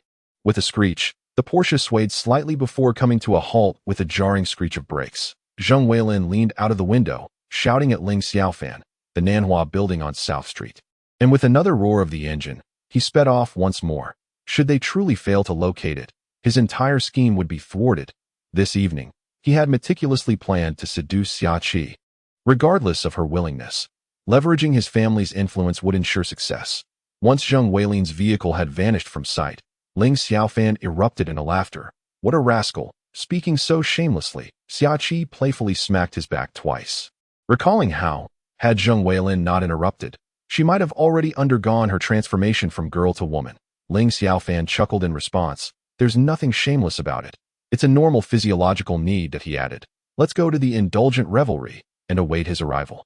With that, he pedaled vigorously, and the bicycle surged forward as he awaited her response. He mused, is it possible for you, riding a bicycle fueled by bone oil, to outrun someone utilizing gasoline? Xiaoqi, with her arms wrapped around Ling Xiaofan's waist, let her hair cascade in the wind. The two appeared as if they had stepped out of a 1970s romance, their bicycle serving as the chariot of their affection. Ling Xiaofan chuckled. We are currently in the midst of the rush hour. The traffic is quite severe. Driving from here to the intoxication of life will take at least 20 minutes, but I can guide you through a shortcut that will allow us to arrive in just 15. As he spoke, he pedaled vigorously, propelling the bicycle forward. Arriving at the base of a 12-story edifice, Ling Xiaofan brought the bicycle to a halt and instructed Xiaoqi to disembark. All right, she responded, stepping off and gazing at him with curiosity. Just as she was about to inquire about his intentions, he had already begun to push the bicycle into the building. With no other choice, Xiaoqi followed him inside. Upon entering the structure, amidst the inquisitive glances of onlookers, the pair ascended to the rooftop via the elevator. If the elevator does not reach the top floor, we shall have to climb the rest, he remarked, hoisting the bicycle onto his shoulder with one hand while using the other to assist Xiaoqi up the stairs. The wind howled around them as Ling Xiaofan extended his hand, feeling the breeze before exclaiming, the south wind is just perfect. He then set the bicycle down and mounted it, waving to Xiaoqi, beckoning her to join him. At that moment, she was taken aback. Riding a bicycle up here, isn't that perilous? We are on the 12th floor. A fall would surely be fatal, she stammered. Xiaofan, you must be joking. You intend to traverse this height? Her throat tightened. The timid girl hesitated to embrace such a reckless endeavor. Perhaps only a handful of individuals would dare, and clearly, Ling Xiaofan was among the fearless. Ling Xiaofan chuckled softly. I am quite familiar with this area. I used to fly kites up here. However, people have slowly begun to forget this tradition. During the spring festival, children now prefer to linger in internet cafes. The distance between the rooftops was not extensive, and the descent was gradual. As long as we maintain sufficient speed, leaping across poses no challenge, he assured as he extended his hand toward Xiaoqi. Come on, there will be no traffic here. We can certainly make it in 15 minutes. Let that fool see that we, riding bone oil, are not any slower than his gasoline. Xiaofan, please stop this. It's not amusing in the slightest. Let us descend. This is the 12th floor, Xiaoqi pleaded, taking a step back, her eyes filled with trepidation as she regarded Ling Xiaofan. She had always perceived him as audacious, recalling how he had once leaped from a burning building while holding her. Yet now, she was astonished at the extent of his fearlessness that a moment's miscalculation could lead to disaster. At that moment, Ling Xiaofan dismounted and secured the bicycle. Approaching Xiaoqi, he gently wrapped his arms around her waist and placed a tender kiss upon her forehead. Xiaoqi, do you trust me? Amidst his presence, she felt an inexplicable sense of safety that compelled her to nod in affirmation. At that moment, Ling Xiaofan wore a faint smile and planted a gentle kiss on Xiaoqi's lips, then pulled her alongside the bicycle, saying, sit tight, that if you're afraid, just close your eyes. When you open them again, we shall have arrived at our destination. With that, Ling Xiaofan mounted the bicycle. Xiaoqi gritted her teeth resolutely. After all, her life was saved by him, so today she would accompany this gallant gentleman, come what may. She settled onto the rear seat, though this time, she dared not sit sideways. Instead, she straddled the seat. Eyes closed, clinging tightly to Ling Xiaofan. At that moment, he removed his jacket and wrapped it around her, binding them closely together. Now you can rest easy. Even if we fall, I will cushion your fall, Ling Xiaofan assured her. With his words barely finished, the bicycle sped off amid Xiaoqi's shrill cries. On the rooftops of Nanjing City, a bicycle raced across, leaping from one building to another, while the girl on it screamed in delight. Not far behind Ling Xiaofan, a little girl also soared between the rooftops, not on a bicycle, but running at high speed, ultimately leaping to another rooftop. This girl was none other than Ziyu. Xiaoqi, stop screaming and open your eyes. It's quite beautiful, Ling Xiaofan said softly. Upon hearing his words, Xiaoqi ceased her screams and hesitantly opened her eyes. However, the moment she looked, it nearly terrified her to death. The bicycle was soaring between two skyscrapers, dozens of meters above the ground. Below them, pedestrians and vehicles appeared no larger than ants and matchboxes. Help, Xiaofan, I don't want to die. I haven't even gotten married yet, she exclaimed, clinging desperately to Ling Xiaofan, tears streaming down her face. In the 18 years of her life, The excitement of this single day could hardly be matched by the sum of 6,000 nights and days. Xiaoqi, don't be afraid. Let us chat to distract you, Ling Xiaofan suggested. Would I hate you so much? I want to get down, she cried out. If you keep screaming, we might just fall. No. What the heck is that?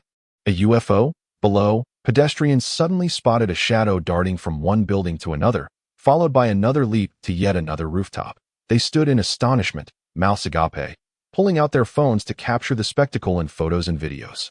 Xiaoqi, what do you think of Zheng Weilin? Ling Xiaofan asked, attempting to divert her attention. That he is just a fool, an idiot, that he thinks that just because his family has a bit of money, all the girls should revolve around him. Such a person is nauseating to behold, she replied, still too frightened to open her eyes. Ling Xiaofan chuckled lightly. Well, he does have the means to show off. Despite being a fool, he looks quite appealing next to a Porsche 911. Xiaoqi pouted at that. What is so special about a Porsche? When I turn 18 this year, my dad is gifting me a car too. I just feel too embarrassed to drive it. Embarrassed to drive what? Is it a junker? Ling Xiaofan laughed. No. It's a Ferrari. Coughing slightly, Ling Xiaofan pedaled harder, causing the bicycle to wobble dangerously, which sent Xiaoqi into another fit of screams. Fortunately, Ling Xiaofan reacted swiftly.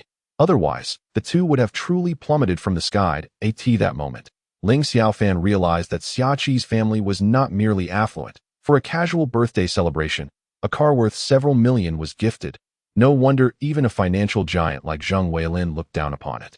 The 20,000 casually offered back then was but a drop in the ocean. A Ferrari is too ostentatious to drive. Then what would you prefer?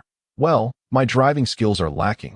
Moreover, if I drive such a car, I fear being ostracized and labeled as pretentious. With a chuckle, Ling Xiaofan laughed heartily.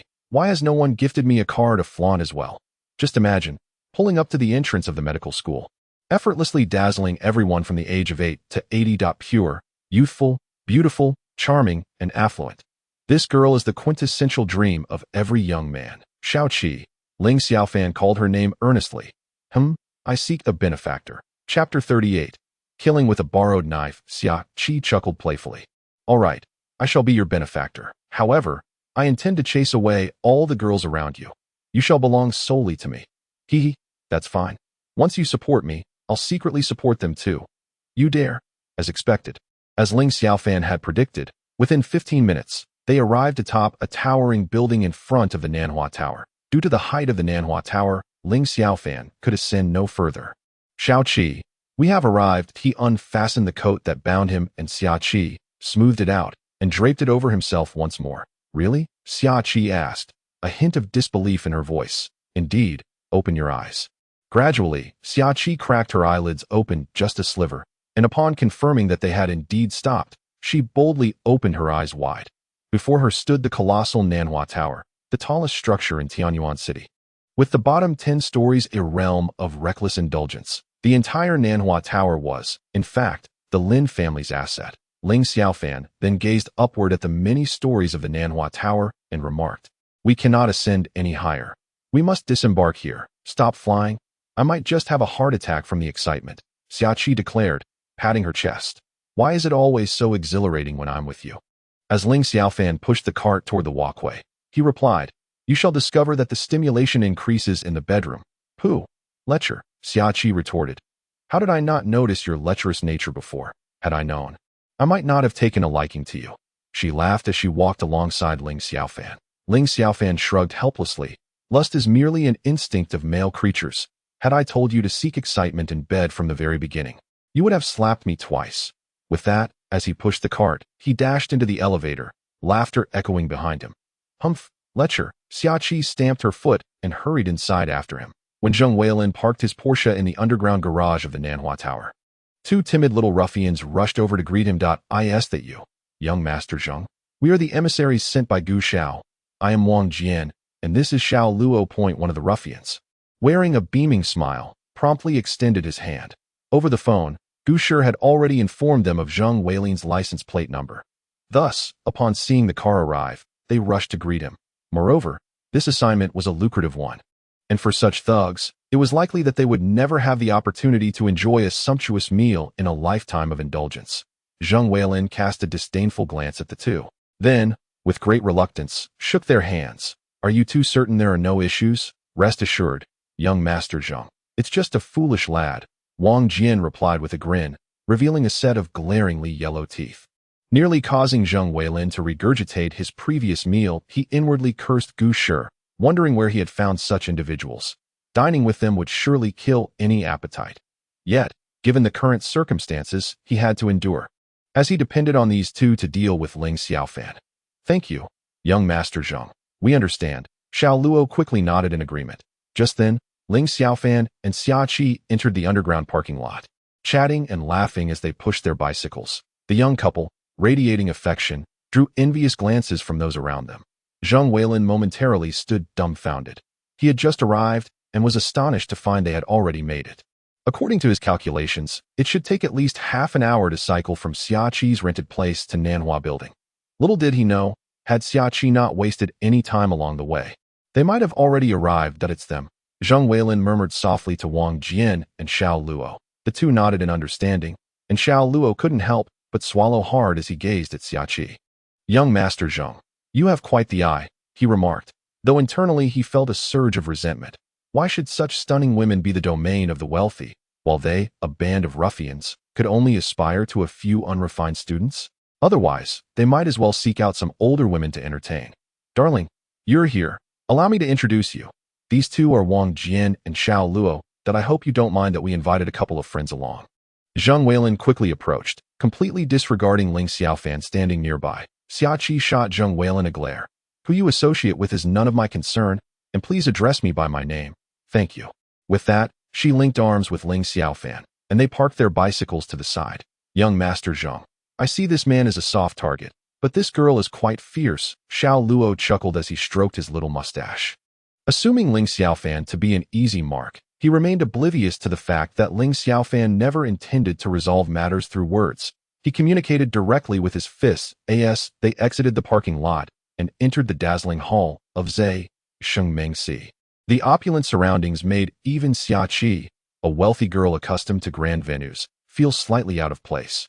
Wang Jian and Xiao Luo appeared even more timid, glancing around like country bumpkins unaccustomed to such splendor. Although Zheng Weilin had dined here a few times with his parents, it was his first time coming alone.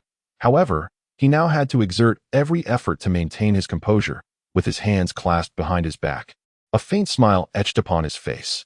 Yet among the crowd, it was Ling Xiaofan who remained the most composed. Seemingly accustomed to such scenes, he strolled calmly alongside Xia Qi, where he attired differently.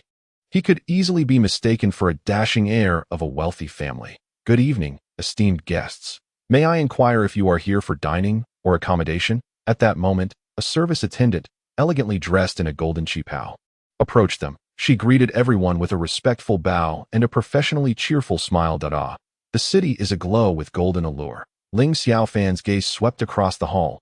All the service attendants donned the same striking golden attire.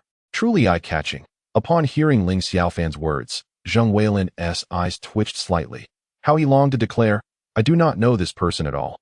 Meanwhile, Xia Qi discreetly pinched Ling Xiaofan's arm. Nevertheless, the service attendant regarded Ling Xiaofan with an appreciative glance. Most individuals entering such an ambience would appear rather timid. Yet this young man exuded an air of ease and laughter, truly embodying the refinement of a noble scion that we are here to dine. Zheng Weilin stated, May I ask, sir, do you have a reservation? Yes, Meng Qian Yen. Sir, may I inquire under what name the reservation was made? Zheng Weilin, sir, please follow me. I will check for you. I apologize. Sir, the VIP room Meng Qian Yen has already been booked. Upon arriving at the front desk, the service attendant, after asking the receptionist to verify the reservation records, expressed her apologies to Zheng Weilin. Upon hearing this, Zheng Weilin's face darkened instantly. What did you say? I reserved it last week, and now you tell me it's already booked. Are you mocking me? This was not merely a matter of a private room. It was a matter of face, with Xia Qi right beside him. If the VIP room he had reserved was usurped by someone else, where could he possibly show his face? Sir, it is as follows. Yesterday, someone specifically requested to book Meng Qian Yen that we attempted to contact you for confirmation, hoping to offer you an alternative ordinary room, and you consented at the time, the receptionist explained. Zheng Weilin was now in a quandary. If he were to be relegated to an ordinary room today, where would his dignity reside? Yet, with the VIP room already taken, there was little he could do. It was all his fault for not paying close attention yesterday, leading to such a significant loss of face. Are there any other VIP rooms available? I'm sorry, sir. All VIP rooms must be reserved in advance. In that moment, Zheng Weilin's brows knitted tightly together. He cast a sidelong glance at Xia Qi, who was watching him with a knowing smile, seemingly waiting for him to make a fool of himself. Suddenly, with a resounding clap, Ling Xiaofan slapped the bar counter forcefully and, addressing the receptionist sharply, exclaimed, "What do you mean by this? Do you know who he is? Have you heard of Zheng Xiao, who dares to steal his reserved VIP room? Are you too intent on losing your jobs?" Ling Xiaofan's actions were laden with intent. To secure a VIP room in a place like Zui Si Mengsheng, one must be either exceedingly wealthy or wield significant power. Thus, he is determined to assist Zheng Weilin in securing this VIP room, as it may allow him to enjoy a splendid spectacle without lifting a finger.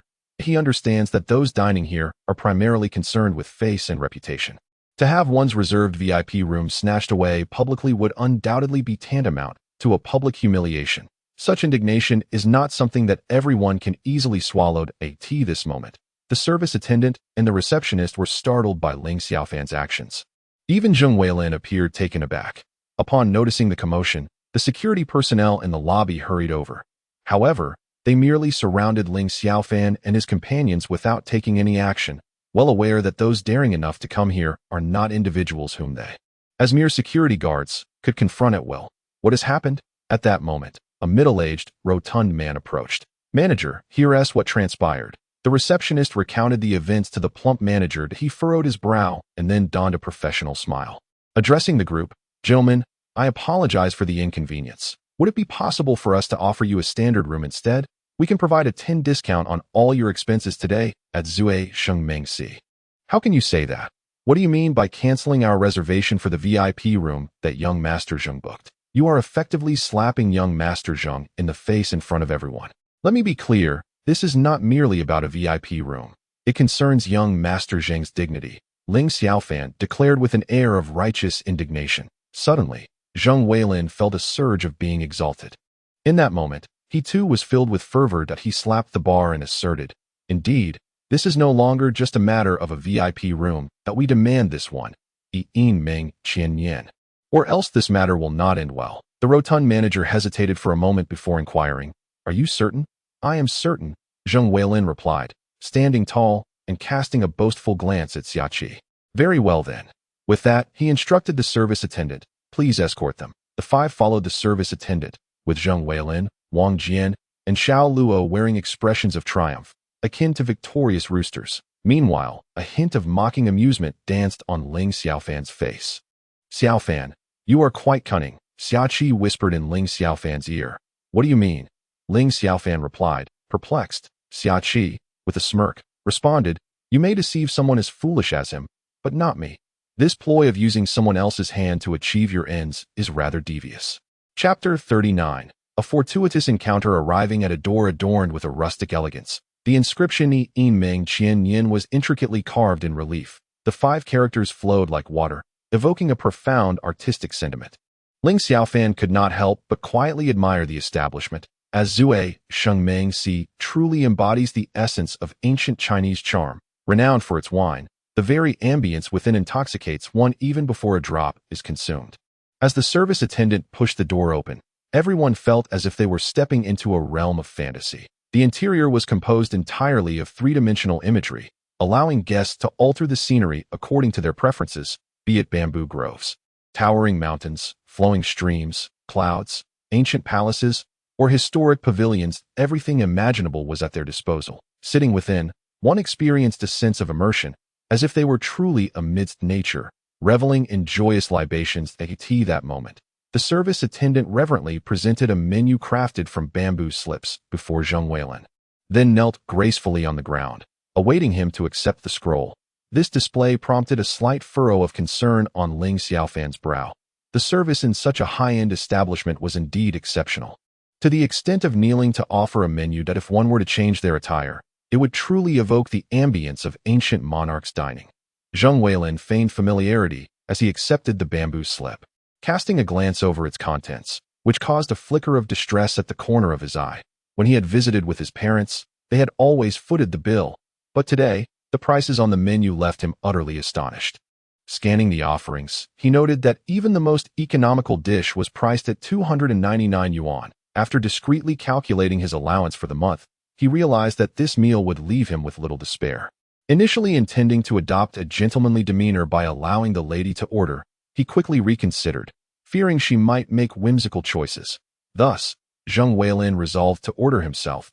He chose a portion of Phoenix Crystal, an ice mountain beauty, a gathering of heroes, as well as a solitary leaf boat and azure sky. For the time being, that would suffice. With a flourish, he closed the bamboo slip and passed it back to the service attendant.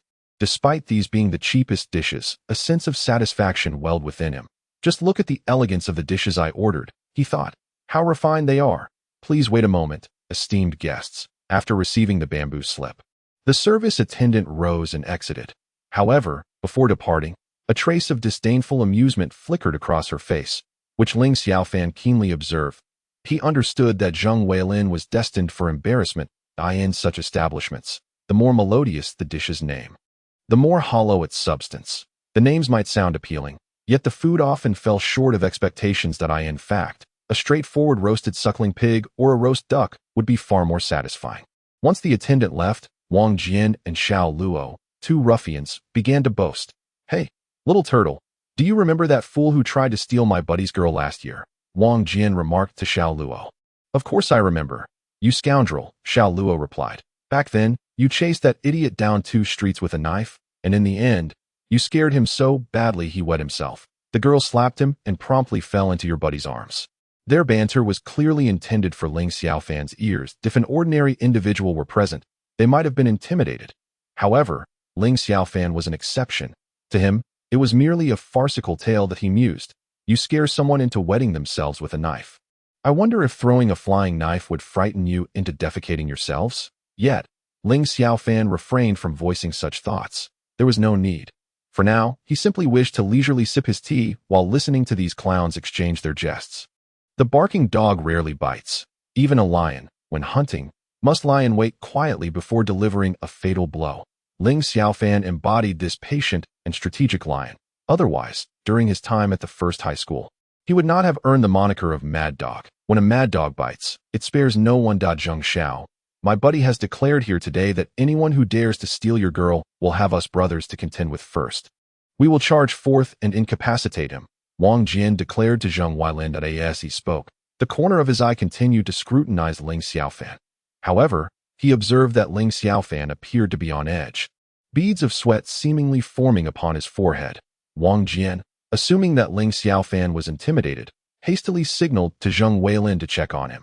Upon glancing at Ling Xiaofan, Zheng Weilin felt a surge of delight. He had not anticipated that this fellow was indeed a soft target, frightened after just a few words. Although today's plan had encountered a minor hiccup, it seemed unlikely to affect the ultimate outcome.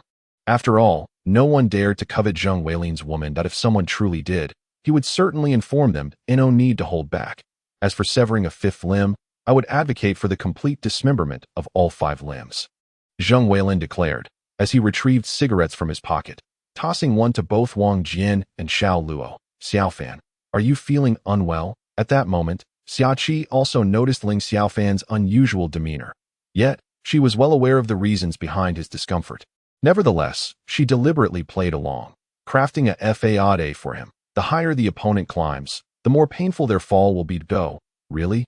Ling Xiaofan chuckled, wiping the beads of sweat from his forehead, skillfully expressing his amusement while simultaneously leading others to believe he was fearful.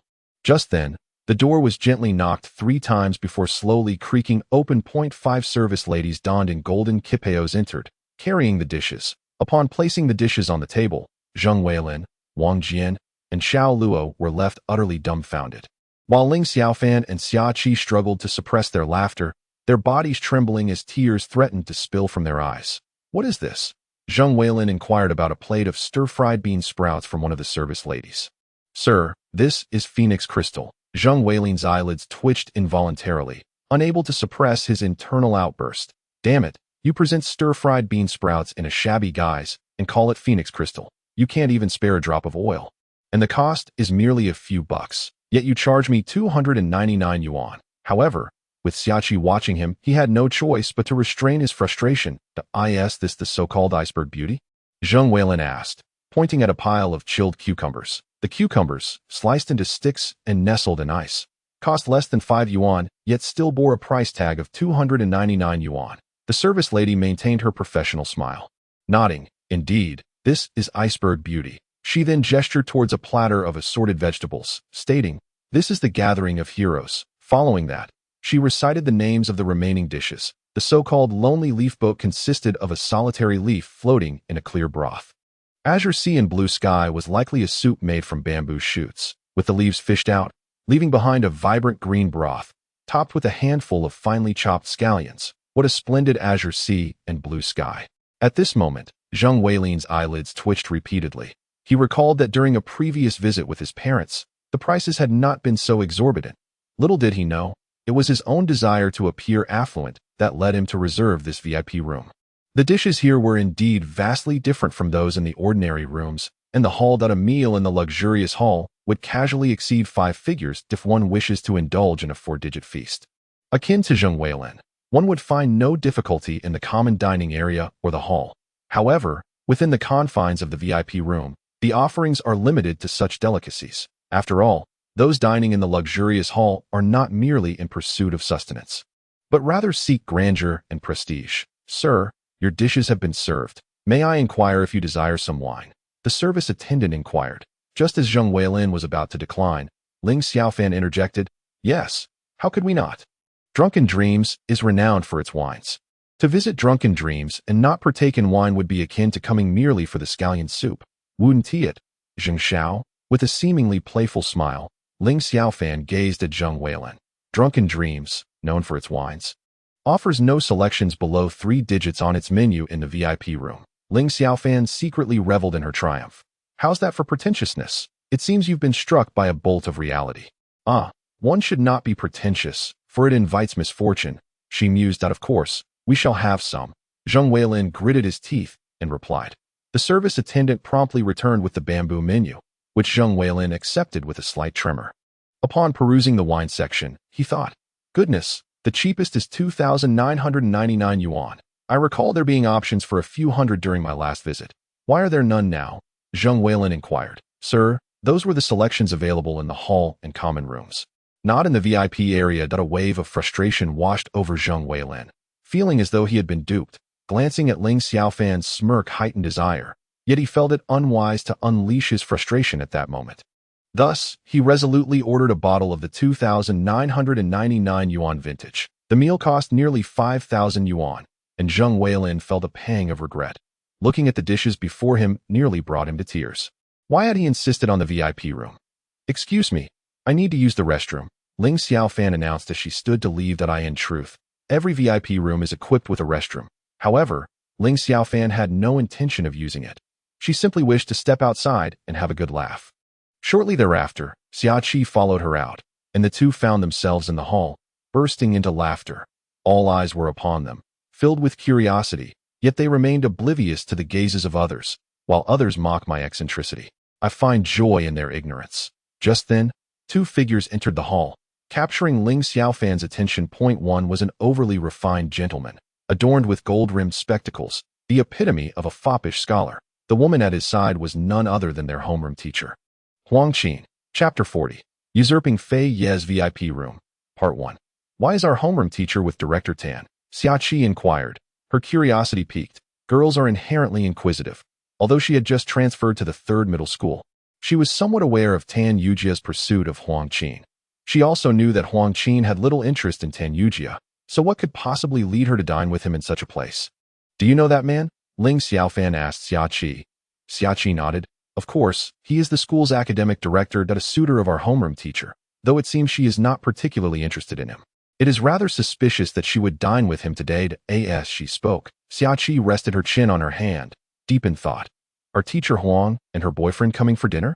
Ling Xiaofan inquired with a smile as they approached Huang Qin and Tan Yujia. A flicker of surprise passed through Huang Qin's eyes upon seeing Ling Xiaofan and Xiaoqiu at the same time. Tan Yujia was equally astonished. He had seen the photograph on Ling Xiaofan's profile and wondered how someone of his caliber dared to dine at Shengming's IT was worth noting that today was also his first visit. Ling Xiaofan, what brings you here? Huang Qin asked at that moment. Ling Xiaofan replied with a grin, there are two reasons for being here. First, to dine. Second, to seek accommodation. If it were the latter, we wouldn't have crossed paths. So it must be the former. Upon hearing Ling Xiaofan's words, Xia Qi's face turned a deep shade of crimson. The corners of Huang Qin and Tan Yujia's eyes twitched simultaneously. Today as students were indeed remarkable. However, this was a private matter, and once outside the school, it was no longer their concern. Will you be dining or lodging? A service attendant approached Huang Qin and Tan Yujia to inquire. Dining, Huang Qin responded.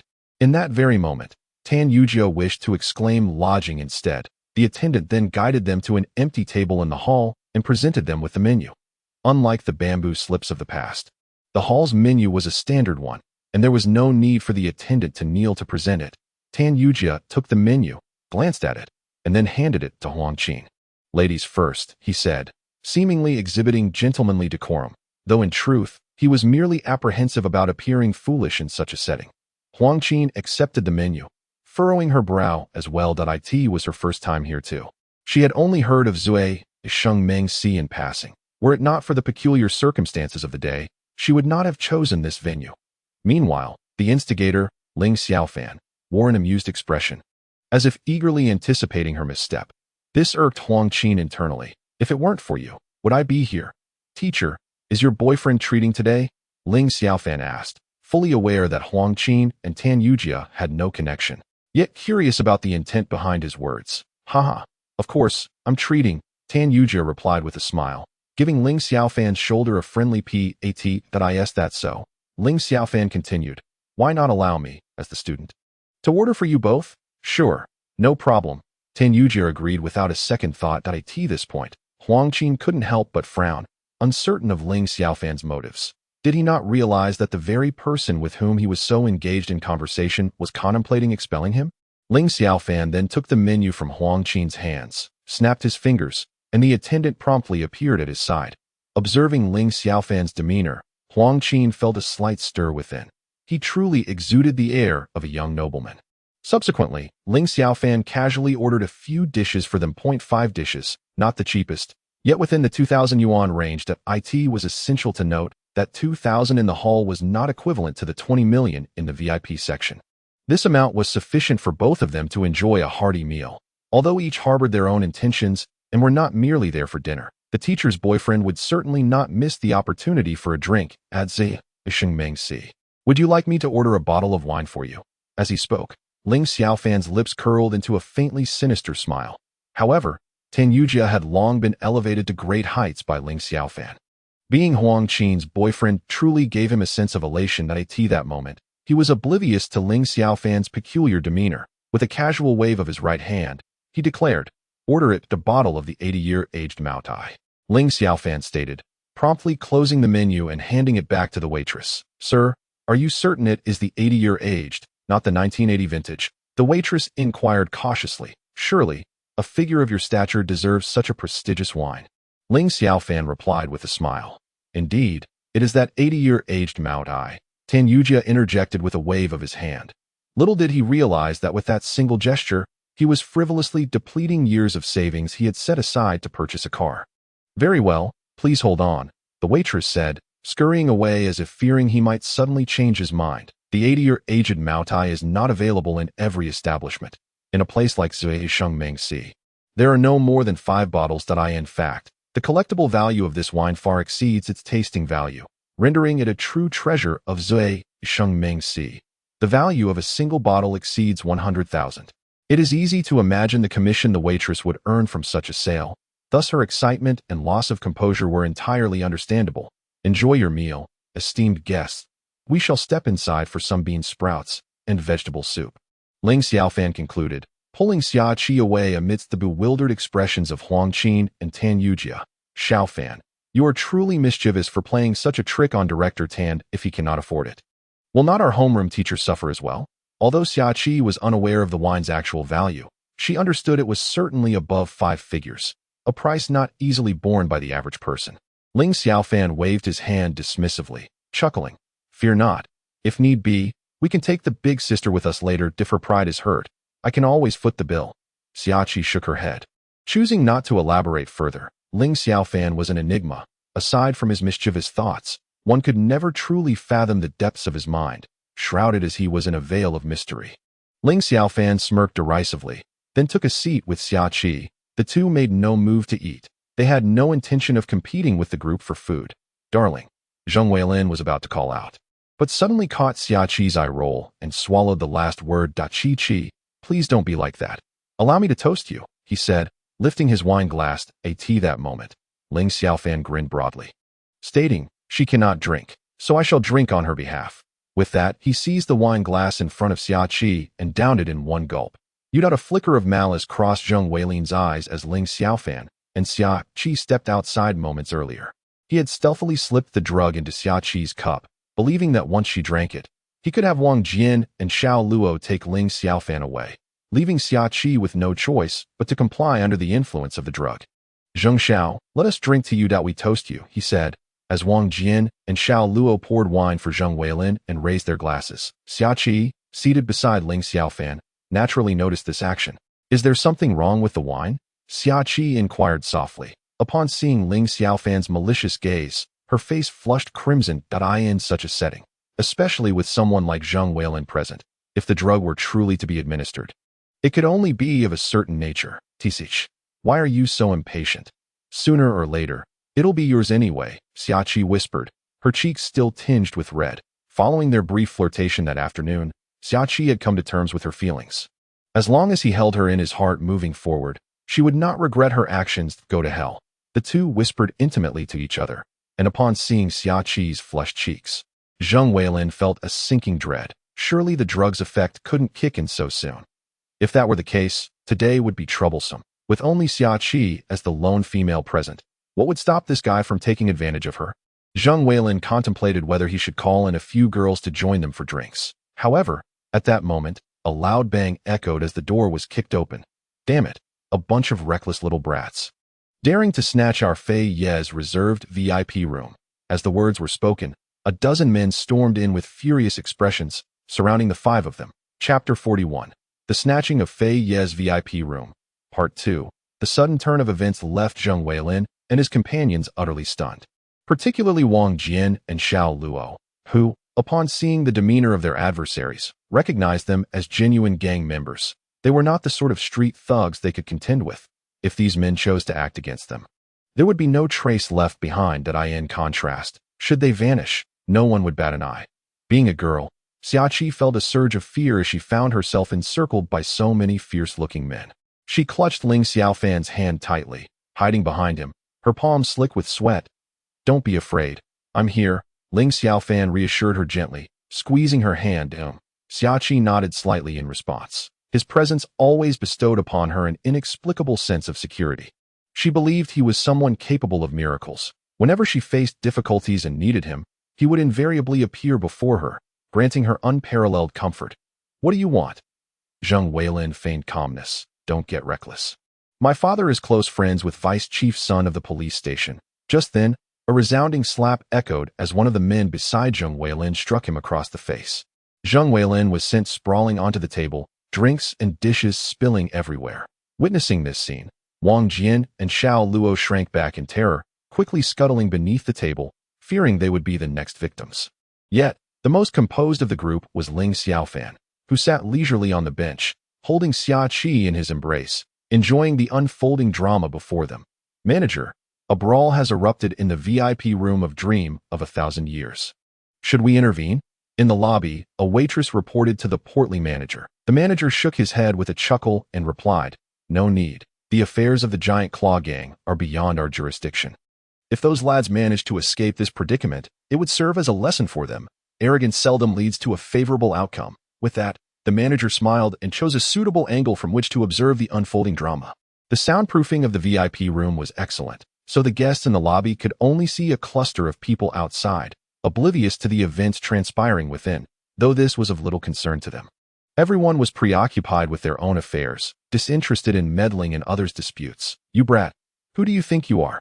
Our boss Fei is treating guests, and you dare to seize the VIP room. You must be tired of living. Speak. Will you keep your hands or your feet? At that moment, the burly man pressed Zheng Weilin's head onto the table, his voice dripping with menace. The man's words sent a shiver down Zheng Weilin's spine, nearly causing him to lose control. Please, don't chop off my hands or feet. I was wrong. I'll give you the VIP room. Whatever amount you desire, it's yours. Regret flooded his heart. Had he known, he would have willingly settled for a regular room. In this VIP room, the exorbitant prices were one thing, but now he was uncertain whether he could even keep his limbs intact. Does our boss Fei care about your meager sum? This is no longer a matter of money. You have publicly slapped our boss Fei in the face by seizing his VIP room. If we do not make an example of you today, how will the Giant Claw Gang maintain its reputation? As he spoke, the burly man drew a knife from his waist. With a thud, the blade pierced through the gaps between Zheng Weilin's fingers, firmly pinning his hand to the table, causing him to wail in terror. He knew well the might of the Giant Claw Gang, the foremost criminal organization in Tianyuan City, not something to be trifled with. Zheng Weilin realized he had crossed a line today. Please, don't kill me. It was him. He insisted on taking this VIP room. I had nothing to do with it. It was all him. In that moment, Zheng Weilin pointed the finger at Ling Xiaofan, no longer concerned with catching Xiaqi's attention. As long as he could preserve his hands, feet, and even his life, he could find any woman he desired given his circumstances. The burly man glanced at Ling Xiaofan, who was cradling Xiaqi in his arms. Seemingly at ease amidst the chaos, he couldn't help but feel astonished. This lad appeared to be no more than 20 years old, yet remained unfazed in such a dire situation, holding a beauty and watching the spectacle unfold. Yes, it is indeed him. Just ask them. Zheng Weilin then betrayed Wang Jian and Xiao Luo, who had been hiding under the table. You too. Come out. The burly man yanked them from their hiding place. Speak. Was it he who insisted on this VIP room? Yes, it was him. They stammered, their legs trembling with fear. Regardless of the outcome, as long as they could shift the blame onto Ling Xiaofan, they might still have a chance to escape. The burly man then released them, turning to face Ling Xiaofan. Are you their leader? Oh. At this moment, the burly man wore a sinister smile, his lecherous hand reaching towards Xiaqi's delicate face. Your girl is quite attractive. What is her name? Ling Xiaofan's lips curled into a slight smirk, a glimmer of coldness flashing in his eyes. He casually picked up an ironwood chopstick from the table and thrust it down with precision. Amidst the man's chilling screams, the chopstick pierced through the back of his hand, then penetrated the solid wooden table, ultimately pinning his palm firmly to the surface. Witnessing this scene, Xiaqi trembled in fright. It was only when she felt Ling Xiaofan enveloping her in a tight embrace that she began to regain her composure. Meanwhile, the others, shocked at the sight of the man's hand being impaled by a chopstick, swiftly drew their knives from their waists. Just as tensions escalated, applause echoed from outside the door. A young man then entered, removing his tinted sunglasses. It was Cheng Fei. Brother Xiaofan, impressive skills, he remarked, addressing his own men with a sharp tone. What are you doing? Put those knives away. Do you not feel ashamed to play with blades in front of Brother Xiaofan? With that, he strode over to the burly man whose hand remained nailed to the table, delivering 2 resounding slaps to his face. You deserve to have your hand severed. I'm sorry, Master Fei. I didn't know he was your friend. The man groaned in agony. Cheng Fei gazed at the ironwood chopstick embedded in the man's palm, then piercing through the table, his eyes reflecting continuous astonishment. He had been observing from outside the door, and upon entering, he had noticed Ling Xiaofan. With Huang Qin also outside, Cheng Fei refrained from intervening due to their teacher-student relationship, intending to let his subordinates handle the situation. However, he found himself compelled to intervene. Previously, he had not witnessed Ling Xiaofan's skills firsthand, but now he had seen it with his own eyes. Effortlessly pierce a solid wooden table of 10 centimeters thickness with a chopstick was no ordinary feat. One misstep could lead to the loss of his own hand. This moment, Ling Xiaofan couldn't help but smirked. He had noticed Cheng Fei lurking outside, and the fact that he had only now chosen to appear made Ling Xiaofan question whether he was merely biding his time. If he truly regarded Ling Xiaofan as a pushover, indifferent to the harassment of his woman, was he prepared to remain outside and enjoy the spectacle? Brother Fei, you seem a bit weary standing outside. Would you care to take a seat? Ling Xiaofan said with a smile that he had no intention of addressing him as Master Fei, referring to him instead as Brother Fei, acknowledging the age difference. While others might fear the Giant Claw Gang, Ling Xiaofan was unperturbed. Cheng Fei chuckled. Brother, there's no need for such formality. I understand you're upset with me, but as you know, Our giant claw gang cannot let our reputation be tarnished by having our reserved venue taken from us. Since this involves you and your friends, I shall reluctantly yield this VIP room to you. We will simply switch to a more ordinary one that A.S. Cheng Fei spoke. It was evident he harbored intentions of winning Ling Xiaofan over. His keen insight was remarkable. Otherwise, he would not have secured the position of leader of the giant claw gang's Qinglong Hall at such a young age. He could also discern that Ling Xiaofan was a rare and formidable warrior, a person worth cultivating alliances with at all costs. Even if such an alliance was unattainable, enmity would be unwise. Ling Xiaofan chuckled. That's fair enough. But they are not my friends. They merely invited my girlfriend to dinner. And feeling uneasy, I shamelessly tagged along. With Ling Xiaofan's revelation, Cheng Fei began to understand the dynamics among the group. It seemed the others were intent on poaching from someone else's territory, having brought along 2 ruffians for support. Little did they know, they had provoked a slumbering beast. Though seemingly harmless now, once awakened, these 3 would find themselves in dire straits. Since they are not friends, then is it acceptable for my brother to leave each of them with just one hand? Cheng Fei inquired with a smile. Anything goes, came the casual reply. No, please, don't. You are my dear grandfather, and Chi-Chi is my beloved grandmother. For heaven's sake, spare us. Upon hearing this, Zheng Weilin was instantly terrified, his composure shattered. Initially, he had thought his opponent was a soft target, only to find himself facing a dormant predator, one that commanded respect even from the members of the giant claw gang. It is important to note that although the Zheng family held some renown in Tianyuan City, they dared not cross the giant claw gang. At this moment, Wang Jian and Xiao Luo were so frightened they nearly fainted, weeping profusely as they knelt before Ling Xiaofan and Xia Qiqi, more devotedly than a grandchild to their grandparent. Proceed, Cheng Fei commanded with a wave of his hand. Understood. Several burly men closed in, pinning the trio against the table, gleaming knives poised at their wrists. No, please spare me. I'll give you anything you want. Please, no, Xiaofan. Make them stop, Xia Qiqi implored Ling Xiaofan, not wishing to witness such a bloody spectacle. Since Xia Qiqi had spoken, Ling Xiaofan readily acquiesced, as he had no intention of allowing Cheng Fei to take the lead.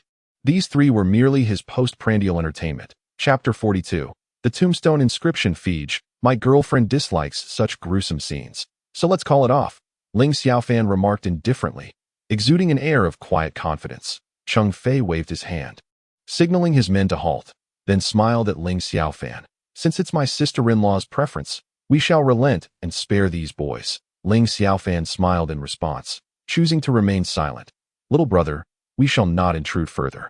Please enjoy your meal. I sincerely apologize for the earlier disturbance. With that, Cheng Fei approached Ling Xiaofan and whispered, Today, I must attend to an important guest, so I entrust you with Chi-Chi. That 4-eyed dog is clearly no good. Ling Xiaofan nodded with a smile. Rest assured, I will keep an eye on the big sister Bayes for that 4-eyed dog. I have already bestowed upon him a grand gift. Ling Xiaofan held a certain admiration for Cheng Fei's loyalty. Once a subordinate to Huang Qin, he had been a junior for a day and would remain so for life. Even though his current standing far eclipsed Huang Qin's past status, he still respected that bond. A grand gift? Cheng Fei chuckled. What kind of gift? I helped him order a bottle of 80-year-old Maotai. Ling Xiaofan replied ha ha ha. Upon hearing this, Cheng Fei couldn't help but burst into laughter. He heartily patted Ling Xiaofan on the shoulder and said, My dear brother, I truly admire your character. I hope that one day we can collaborate. Cheng Fei's words were already an attempt to win over Ling Xiaofan, who he knew was a perceptive individual. Fully grasping the underlying intent, Ling Xiaofan smiled slightly and replied, Collaboration is indeed possible, but I do not fancy being dependent on others. Ha ha ha. You certainly have a way with words, my brother. With that, Cheng Fei remarked, I shall not disturb you any longer. Enjoy your meal. After saying this, he exited with his entourage. However, once he stepped out of the dream of drunkenness, the smile on his face abruptly vanished. Ling Xiaofan, I hope we can become friends. Soon after, the burly man who had been pinned to the table by Ling Xiaofan's chopsticks was freed with the help of his companions. Yet, the VIP room was left in disarray. Making it clear that the meal was beyond salvaging at that moment, the plump manager entered with great enthusiasm, promptly instructing staff to clean up the mess. I sincerely apologize for the prior inconveniences. He said, Please bear with us. Once they have tidied up, we shall bring out the food and drinks for you immediately. Approaching Ling Xiaofan, the manager smiled warmly. He had witnessed the events unfold and initially thought Ling Xiaofan was merely a subordinate, only to realize he was the true boss. The manager was well aware of Cheng Fei's stature, and naturally, he dared not offend someone whom even Cheng Fei would treat with deference, within the confines of drunken revelry. He was a grand manager, but once outside, he was nothing at all. Food and drinks. Ling Xiaofan's brow slightly furrowed. Haven't we already been served? The manager replied with a smile, just now. Master Fei informed me that it would be inappropriate to disturb your dining experience. Therefore, he requested that I order another round on his behalf. Upon saying this, the manager quickly summoned the staff to bring forth the menu that Cheng Fei had ordered for Ling Xiaofan. Ling Xiaofan took a glance at the menu. Although the selection was not vast, it featured the establishment's signature dishes. Considering the prices, they were certainly not inexpensive. Ling Xiaofan recognized this as an olive branch extended by Cheng Fei. Yet he did not wish to partake in such generosity without reciprocation. He handed the menu back to the manager and smiled, saying, "Please inform Brother Fei that his invitation is unnecessary. However, let us order one of each dish listed here. For tonight, it is our esteemed Zheng Xiao who is treating us." With that, he cast a seemingly amused glance at Zheng Weilin and said, "Isn't that right, Zheng Xiao?" Zheng Weilin felt as though he might weep. He was acutely aware of the potential cost of this meal. Regardless of how wealthy the Zheng family might be, the funds were not his to spend freely. They belonged to his father. Although his father did not impose strict limits on his spending, dining out for tens of thousands, or even more, would be quite difficult to justify. Having overheard the exchange between Ling Xiaofan and Cheng Fei, he knew that if Ling Xiaofan were to suggest a bottle of the 80-year-old Matai, he would truly have no tears left to shed. Yet, given the current circumstances, he could not possibly decline the invitation. In the past, he might have dared to speak so freely to Ling Xiaofan, but now, he wouldn't even have the courage to think it. Yes, I shall treat you all," Zheng Weilin managed to say as he took a seat, forcing a smile that was more painful than tears. However, his credit card allows for overdrafts, so he is not overly concerned about potential financial shortfalls. What he truly hopes for now is that Ling Xiaofan will show some restraint. Before long, the food and drinks arrived. At this moment, Zheng Weilin and his companions lost their appetite. Yet, Ling Xiaofan was unreserved, calling over Xia Qi and indulging heartily. When something is free, one should seize the opportunity to enjoy it. As Xia Qi ate, she cast furtive glances at Ling Xiaofan. Today, she gained a new perspective on him, especially recalling how he had effortlessly pinned her hand to the table with chopsticks. To pierce a solid wooden table with a single chopstick. Overcoming the resistance of the palm seemed impossible, yet Ling Xiaofan had accomplished it with such ease. In the VIP room, Zheng Weilin and his companions watched Ling Xiaofan and Xia Qi eat with great enthusiasm, each of them swallowing hard. Meanwhile, in the main hall, Tan Yujia savored the 80-year-old Matai, thoroughly enjoying the experience. "This liquor is splendid. Xiaoqin, would you care for a taste?" With the effects of the alcohol, Tan Yujia even altered his manner of address. However, his mind remained clearer than anyone else's. The alcohol intoxicated neither the person nor the spirit. Huangqin slightly furrowed her brow and set down her chopsticks. "Director Tan, you may call me Teacher Huang or simply my name. I would prefer you refrain from any other titles." "Xiqin, don't be like that. Are you not aware of my intentions towards you? You don't wish to expel Ling Xiaofan, do you?" "No problem. I see this boy does not seem like a bad student," Tan Yujia remarked, gradually shifting from Huangqin's original position to sit beside her, then grasping her hand. "Xiaoqin, grant me a chance. Director Tan, you have had too much to drink." Huangqin withdrew her hand with a hint of distaste and stated, "Excuse me, I need to visit the restroom." With that, she picked up her handbag and entered the restroom. After Huangqin left, a sinister expression crossed Tan Yujia's face. "Pa, pretending to be innocent, wasn't she just a little delinquent back in the day? Who knows if she has been taken advantage of before? This is what you forced me to do. I had no intention of resorting to such measures." With a cautious glance around, Tan Yujia swiftly dropped a white pill into Huangqin's water cup. Huangqin stood before the mirror in the restroom, gazing at her mature beauty. She couldn't help but let out a soft sigh, muttering to herself, "Men are all the same. Even Ling Xiaofan is no exception. He professes to adore Shuero, yet now he is with Xia Qi that I truly do not comprehend what has come over me, why I am so invested in his affairs, keeping him by Shuero's side. Is it a blessing or a curse?" After touching up her makeup in front of the mirror, Huangqin picked up her handbag and stepped outside. Upon seeing Huangqin emerge, Tan Yujia remained silent. He understood that if she approached him immediately to offer a toast, it would undoubtedly raise her suspicions in the art of drugging. Tanyujia was a seasoned expert.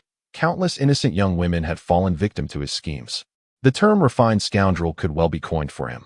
Glancing at the time, he estimated it was nearly the right moment, and thus addressed Huang Qin. Teacher Huang, I apologize for earlier. I believe I may have indulged a bit too much. Yet my feelings towards you are genuine. Huang Qin let out a cold smile, remaining silent. However, in her heart, she mused, you have likely uttered such words to numerous women before. Had Huang Qin been a naive young girl just stepping out of university, she might have fallen for Tanyujia's sweet words. Yet, Huang Qin was different. She had several years of societal experience prior to entering university. She had encountered all manner of people and had come to see through the nature of men. Were it not for this insight, she would not still be single, for within her heart lay a wound that was difficult to heal. Director Tan, let us not forget the purpose of our dining here. Huang Qin reminded him at that moment. Haha, indeed, Tanyujia responded with a smile. I also observed Ling Xiaofan today. He is quite impressive. In truth, he hasn't committed any grave errors. As you previously mentioned, he merely sought to defend a classmate, which led to this series of events. His intentions are commendable and worthy of praise. Huang Qin, however, had little interest in Tanyujia's words as long as he did not agree to expel Ling Xiaofan. She would leave the matter of his fate to be considered later. Thank you, Director Tan, Huang Qin said with a hint of indifference. Haha, no need for such formalities, Tanyujia replied, raising his wine glass and addressing Huang Qin. Come, Teacher Huang, let us toast to our shared understanding. Huang Qin said nothing further, merely lifting her water cup and gently clinking it against Tanyujia's wine glass. Subsequently, Tanyujia tilted his head back and drained his drink, while Huang Qin seized the opportunity to pour her water onto the ground. This action naturally went unnoticed by Tanyujia. The former little hoodlum, the big sister, possessed an extraordinary wealth of social experience. In fact, before she entered the restroom, she had been discreetly observing Tanyujia, and the entire process of his foul play had not escaped her keen eyes. After satisfying his appetite, Ling Xiaofan patted his round belly, let out a hearty burp, and turned to Zheng Weilin, saying, Zheng Xiao, thank you for your hospitality today. No need for thanks. Zheng Weilin replied hastily, though inwardly he scolded Ling Xiaofan, thinking that even a pig wouldn't eat as much as he had. Let us find some entertainment after the meal, Ling Xiaofan suggested with a grin. Zheng Weilin hesitated for a moment. This fellow was truly something, not only feasting but also seeking some post-meal amusement. To Zheng Weilin, such entertainment typically meant heading to a bathing center to find a few student girls to relieve one's pent-up desires. What kind of entertainment do you have in mind? Zheng Weilin inquired. Ling Xiaofan's lips curled into a slight smile as he replied, something thrilling. What sort of thrill? Gravestone rubbing, Ling Xiaofan said darkly, enunciating each word deliberately. Gravestone rubbing. What on earth is that? Zheng Weilin asked, somewhat intrigued that a wealthy young master. He had never encountered such utterly mundane activities for Ling Xiaofan. He had come across the concept in an old novel in truth, he too found this to be a rather tedious endeavor. For disturbing the deceased seemed somewhat impolite. However, the circumstances had changed. Today, he could not rest until he had thoroughly exhausted Zheng Weilin. Thus, Ling Xiaofan resolved to partake in the activity of transcribing tombstones. As human willpower tends to weaken in such a terrifying atmosphere, only then could Menger's abilities be fully realized. Zheng Xiao, I understand, Wang Jian explained to Zheng Weilin. Transcribing tombstones entails visiting the cemetery, where both parties take paper and pen to copy the names and dates of the deceased inscribed on the tombstones. The one who transcribes the most within the allotted time is deemed the victor. Upon hearing Wang Jian's explanation, Zheng Weilin could not help but swallow hard. The night of the first month had fallen relatively early, although it was merely a little past 7 in the evening. Darkness had already enveloped the sky, and now they were to venture into the cemetery for amusement. Despite being in a group, the thought alone sent chills down his spine. Zheng Weilin was not an atheist. In many wealthy households, it was often the affluent who held the strongest belief in the supernatural. Perhaps it was due to their frequent guilty consciences, compelling them to seek divine protection through prayers and offerings. Regardless of the existence of such entities, it was better to err on the side of caution. Xiaofan, do we really have to engage in this? Before Zheng Weilin could voice his concerns, Xia Qi, having listened to Wang Jian's explanation, felt a creeping dread. It was in a girl's nature to be timid, and one could hardly fault her for it. Fear not, just stay close by my side. Ling Xiaofan reassured, gently brushing Xiaqi's hair. All right, Xiaqi nodded, choosing not to elaborate further. As long as Ling Xiaofan was willing, she would wholeheartedly cooperate, considering she had already accompanied him on a perilous adventure that afternoon. Joining him in transcribing tombstones seemed relatively inconsequential. After all, it was certainly less thrilling than soaring through the air earlier that day, where she felt as though death could arrive at any moment. Since even the only girl among the five had consented, Zheng Weilin and the other two had little choice but to acquiesce. Moreover, they were under Ling Xiaofan's imposing influence. Should he become displeased, he might summon his entourage to inflict harm upon them. Consequently, the three readily agreed to proceed, comforted by the presence of company. In truth, Ling Xiaofan had not accounted for Wang Jian and Xiao Luo in his plans. He held no regard for these two ruffians, yet since they wished to join, it would be ungracious to deny them. You may take your time eating. It is still early. We shall depart shortly. Ling Xiaofan smiled. The three of them glanced at the remnants of their meal with expressions of dismay. However, Ling Xiaofan was unperturbed, leading Xiaqi outside. Throughout this time, he had not forgotten about Huang Qin. Estimating the timing to be just right, he decided to check on the unfolding drama. Teacher Huang, what troubles you? Ten Yujia observed Huang Qin's dazed demeanor. Feeling a surge of delight, he recognized that the effects of the drug had taken hold. As he spoke, his tongue instinctively licked his lips, revealing a hint of a lascivious grin. My head. Before Huang Qin could finish her sentence, she collapsed onto the table. In a way, Tan Yujia furrowed his brow, pondering, how could this drug be even more potent than the last, rendering her completely unconscious? The last time, at least the person was awake, amidst the chaos on the bed. Yet now, he seems devoid of the inclination to investigate the cause of the drug's malfunction. Whether feeling dizzy or not, it matters little once laid upon the bed. Xiaoqin, what troubles you? Did I not advise you against drinking if you cannot hold your liquor? Look at the situation now. At that moment, Tan Yujia, in an effort to conceal their intentions, feigned a pat on Huang Qin's shoulder. Not far away, Ling Xiaofan observed the scene with a cold gaze, a hint of a sardonic smile curling at the corners of his lips. Meanwhile, beside him, Xiaoqi appeared to be in a state of frantic urgency. She understood all too well that Huang Qin could not possibly be inebriated. The only plausible explanation for her current state was that she had been drugged. Xiaofan, why are you so unconcerned? Hurry and assist the teacher, Xiaoqi urged, nudging Ling Xiaofan anxiously. Ling Xiaofan replied with a smile, she is not my woman, so why should I be anxious? You, Xiaoqi was nearly beside herself with frustration. Although she had only recently transferred to the third middle school and had not spent much time with Huang Qin, she found her to be an admirable homeroom teacher, even setting aside their teacher-student relationship. Any individual with a modicum of justice would feel compelled to intervene upon learning of such a situation. Waiter, bring the bill, Tan Yujia called out loudly to a service attendant. Shortly thereafter, the attendant approached with the bill. Glancing at Huang Qin slumped over the table, yet saying nothing further. In this line of work, she had encountered a myriad of characters. While instances of drugging might be rare in the lower echelons, they frequently occurred in such establishments. Who among the young ladies leaves home without a prayer, only to be targeted by a nefarious young master? They are often lured out, and during the meal, if their intentions are not met with eagerness, they may be drugged when least expected. Such occurrences are commonplace among the affluent, rendering the attendants indifferent. It cannot be said that they lack conscience. Simply put, they are merely workers, unwilling to offend those in power. Sir, here is your bill, totaling 150,000 yuan, the attendant stated, presenting the bill. What? Tan Yujia leapt to his feet before even taking the bill. Meanwhile, Ling Xiaofan was doubled over in laughter. Sir, your total expenditure is indeed 150,000 yuan, the attendant reiterated. Are you mistaken? I barely ordered a few dishes.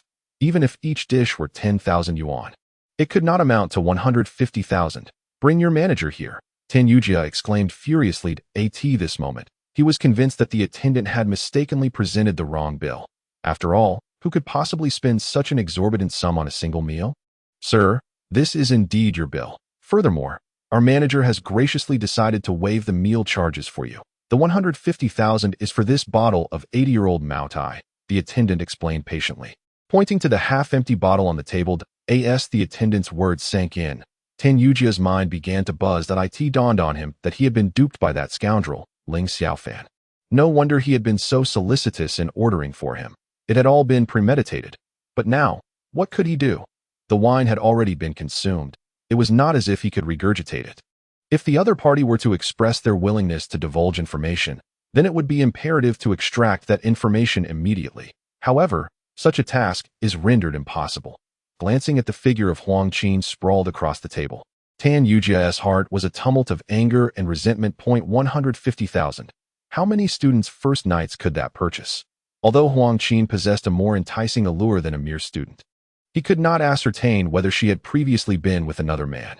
Even in the absence of such a history, 150,000 was still a significant loss. This was not merely 15 yuan. It was 150,000. It represented several years' worth of his salary, excluding the red envelopes he typically received. Ling Xiaofan, you will pay for this, Tan Yujia muttered venomously under his breath, his gaze drifting to the security personnel in the hall, who were already poised for action. He understood that he was not in a position to cause a scene in such a venue. The service attendant respectfully accepted the card and gestured for Tan Yujia to follow. Sir, please come with me to at this juncture. Xia Qi felt an overwhelming urge to rush forward, but was restrained by Ling Xiaofan. The leader of the group was not someone as easily subdued as these young girls. Very well, to put your mind at ease, I shall step outside for a moment. You stay here and wait for me. With that, Ling Xiaofan strode out. Hey, what's wrong, teacher? Just as Tan Yujia emerged from the entrancing establishment with Huang Qin in tow, Ling Xiaofan pursued him. Upon seeing Ling Xiaofan, a flicker of malice crossed Tan Yujia's eyes. He yearned to rush forward and strangle him. Yet, he understood that this was not the opportune moment to settle scores. At present, he wished to vent all his frustrations upon Huang Qin, whose form he had long coveted. Ling Xiaofan swiftly positioned himself in front of Tan Yujia, smiling as he remarked, "What do you mean there's nothing? You may not notice it ordinarily, but they take pleasure in donning gold-rimmed glasses, feigning sophistication, and some even masquerade as the school's disciplinary head. Yet beneath that facade of refinement lies a grotesque reality.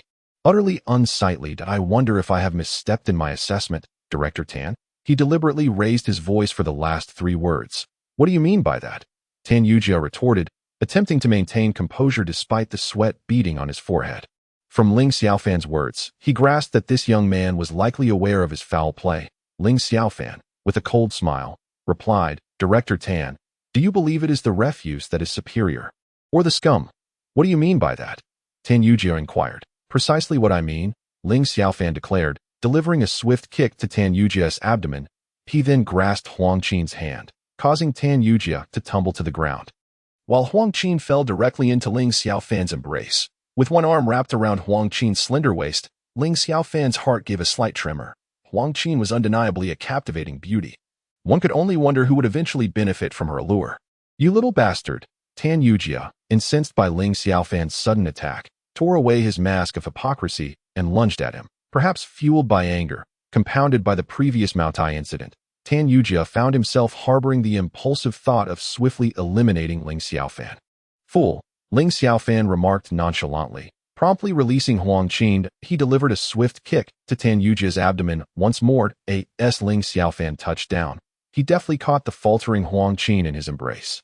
Tan Yujia lay on the ground, racked with excruciating pain in his belly. Moments later, he retched violently, expelling everything he had consumed, including the Maotai worth a staggering 15,000. At the sheer volume of his vomiting likely amounted to several thousand.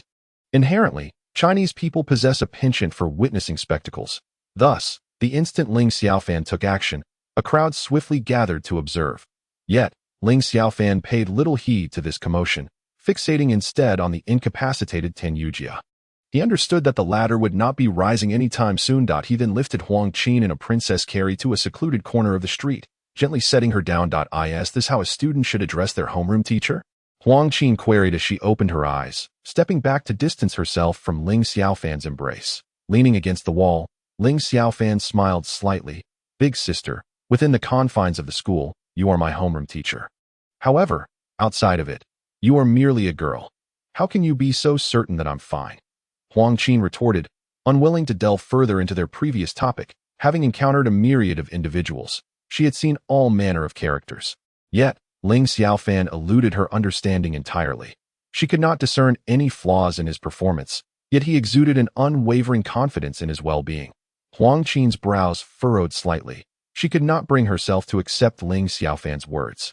Initially, she had thought him merely a bit mischievous, but it appeared he was far from studious. Big sister, this is not something to be learned. It is merely the instinct of male animals that I ask for you. Why pretend to be drugged? Do you truly wish for that bespectacled mutt to carry you to bed? Ling Xiaofan laughed. How can you say that? He intends to expel you that I came here to advocate for you. Do you think I would join him for a meal otherwise? You, on the other hand, are merely flapping your lips. Even if I were blind, I wouldn't choose such a boyfriend. I had initially planned to use this opportunity to gather evidence against him. But you went and ruined it. Huang Qin's tone resembled that of a disgruntled housewife venting her frustrations. Ling Xiaofan shook his head, exasperated. Big sister, are you out of your mind? How do you plan to gather evidence against him when you two are alone together?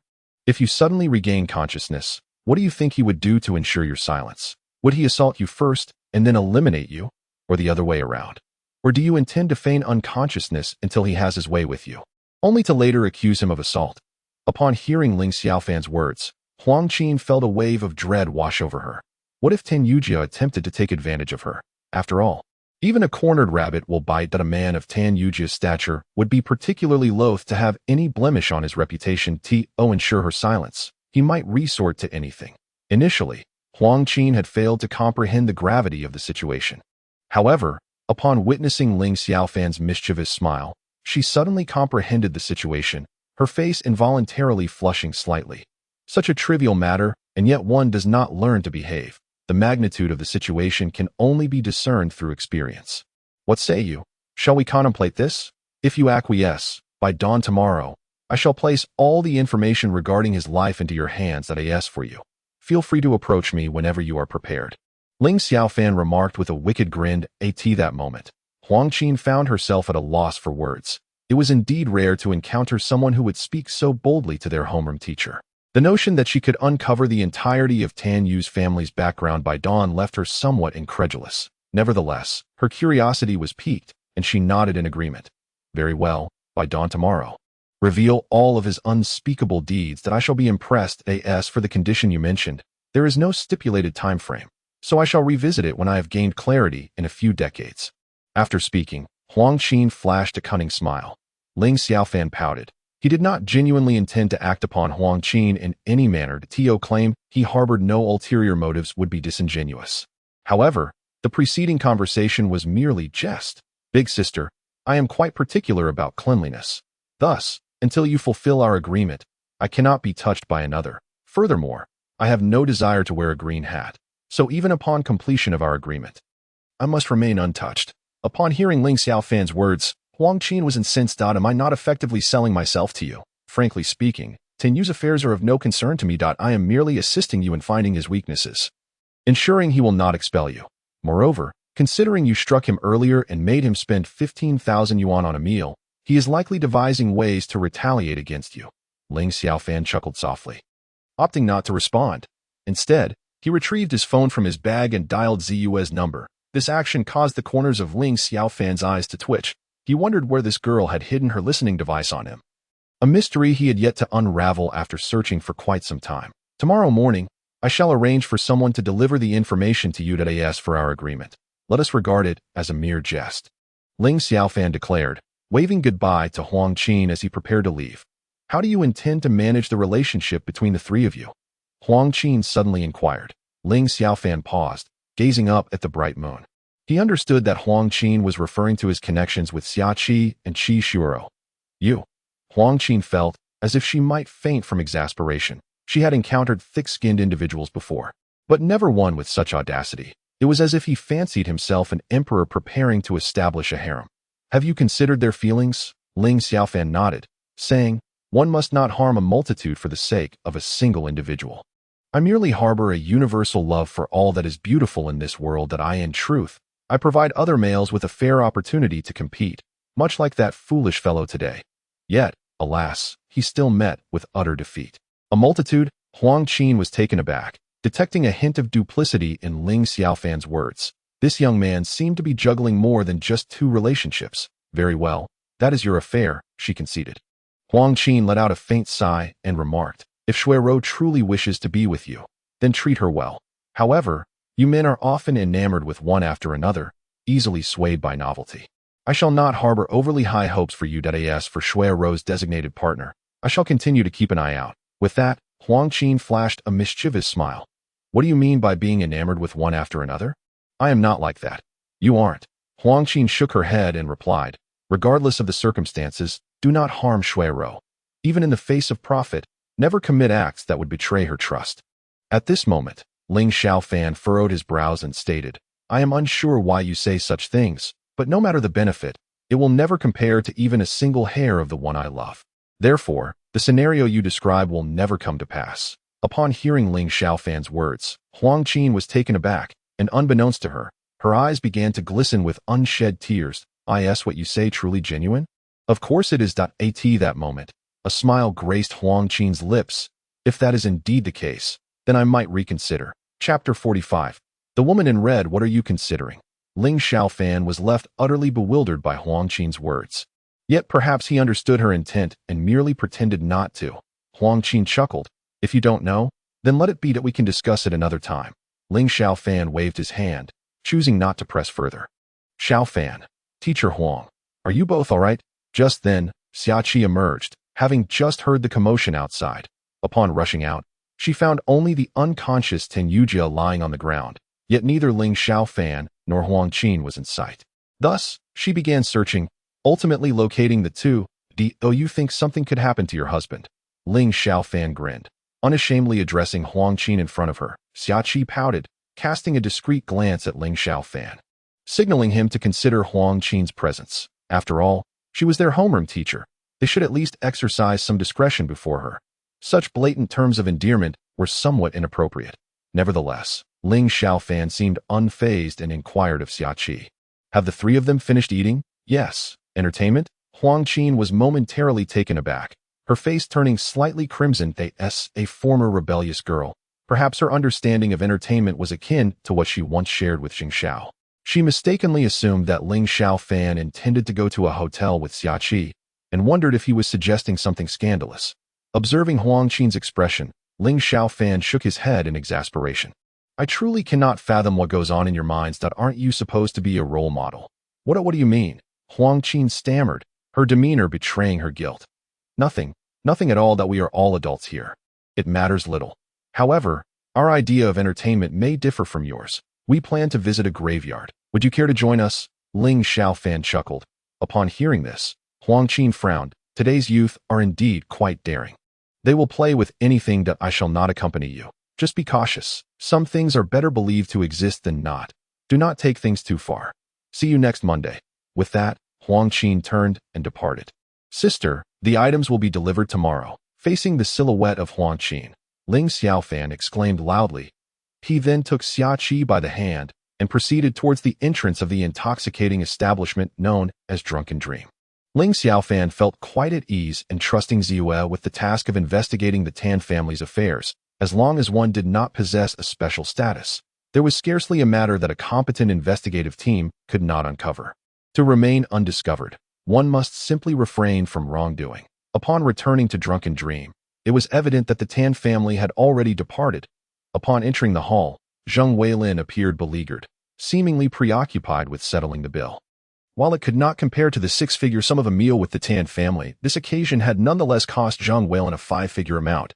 Subsequently, the five individuals descended to the underground parking lot to retrieve their vehicles, with Wang Jian and Xiao Luo squeezing into Zheng Weilin's Porsche.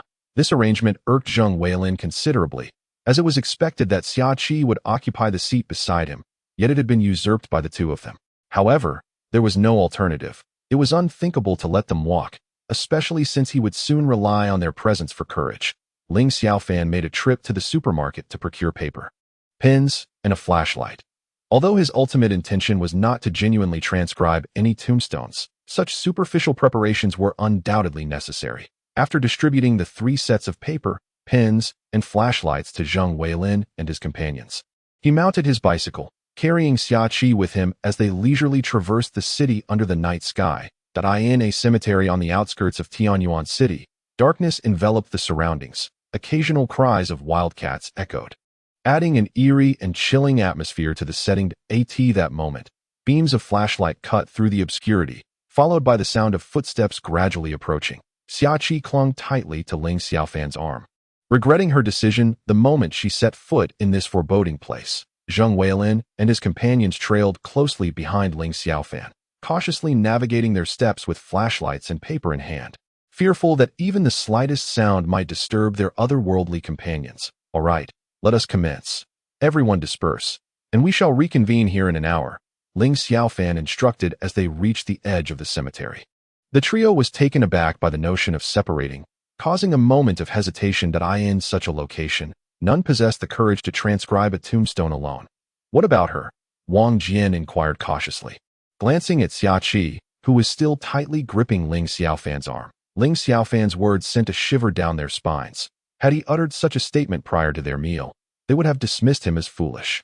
However, having just witnessed him incapacitate one of Cheng Fei's subordinates, they had no choice but to acknowledge his capabilities, especially given that the latter had been overly obsequious.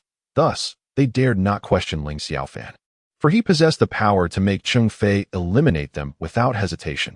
People are often selfish. When their own interests are at stake, their true colors are laid bare, despite Wang Jian and Xiao Luo usually being inseparable.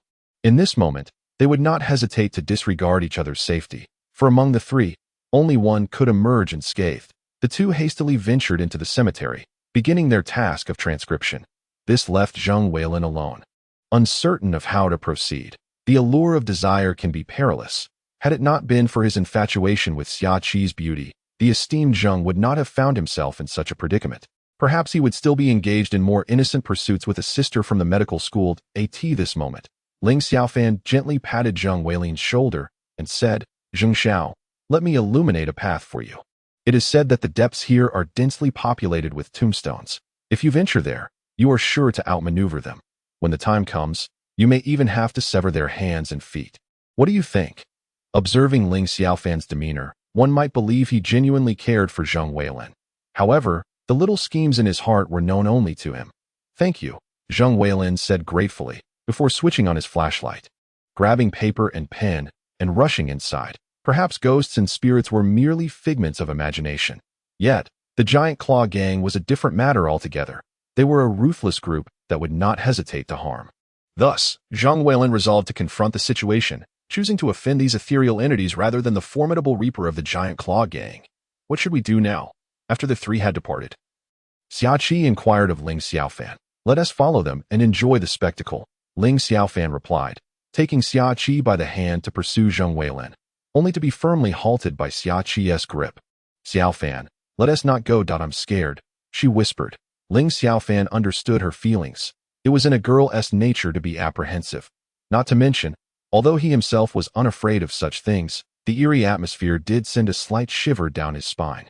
"Very well, let us wait for them here," he said, leading Xiaqi to a clearing where they sat down, pulling her into his embrace. Despite his curiosity about Zheng Weilin's current state, out of consideration for Xiaqi, there were certain truths best left undisclosed for now. Today was merely to teach Zheng Weilin a lesson, to remind him of the consequences of undermining Ling Xiaofan. The rest could be left to fate. Let Ming'er find joy in it. Meanwhile, at Ling Xiaofan's home, Ming'er entered his room and sat before the computer. Her eyes blinked slightly, and though her body did not touch the device, the computer suddenly powered on by itself. Once it booted up, she remained motionless. The mouse cursor began to move autonomously, eventually opening a web page to search for legends about haunted cemeteries.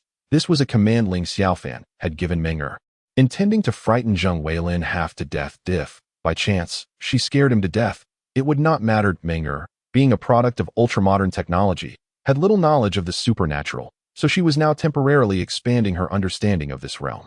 "Xiaofan, I wish to hear your story. You possess an aura of mystery that can even instill a sense of inexplicable fear at times," Xiaqi murmured, nestled in Ling Xiaofan's embrace. Ling Xiaofan played with Xiaqi's silky hair, responding softly, "All you need to know is that I will never harm you. As for my story, it is soon to become history. In 2 weeks, I shall begin a life as an ordinary person."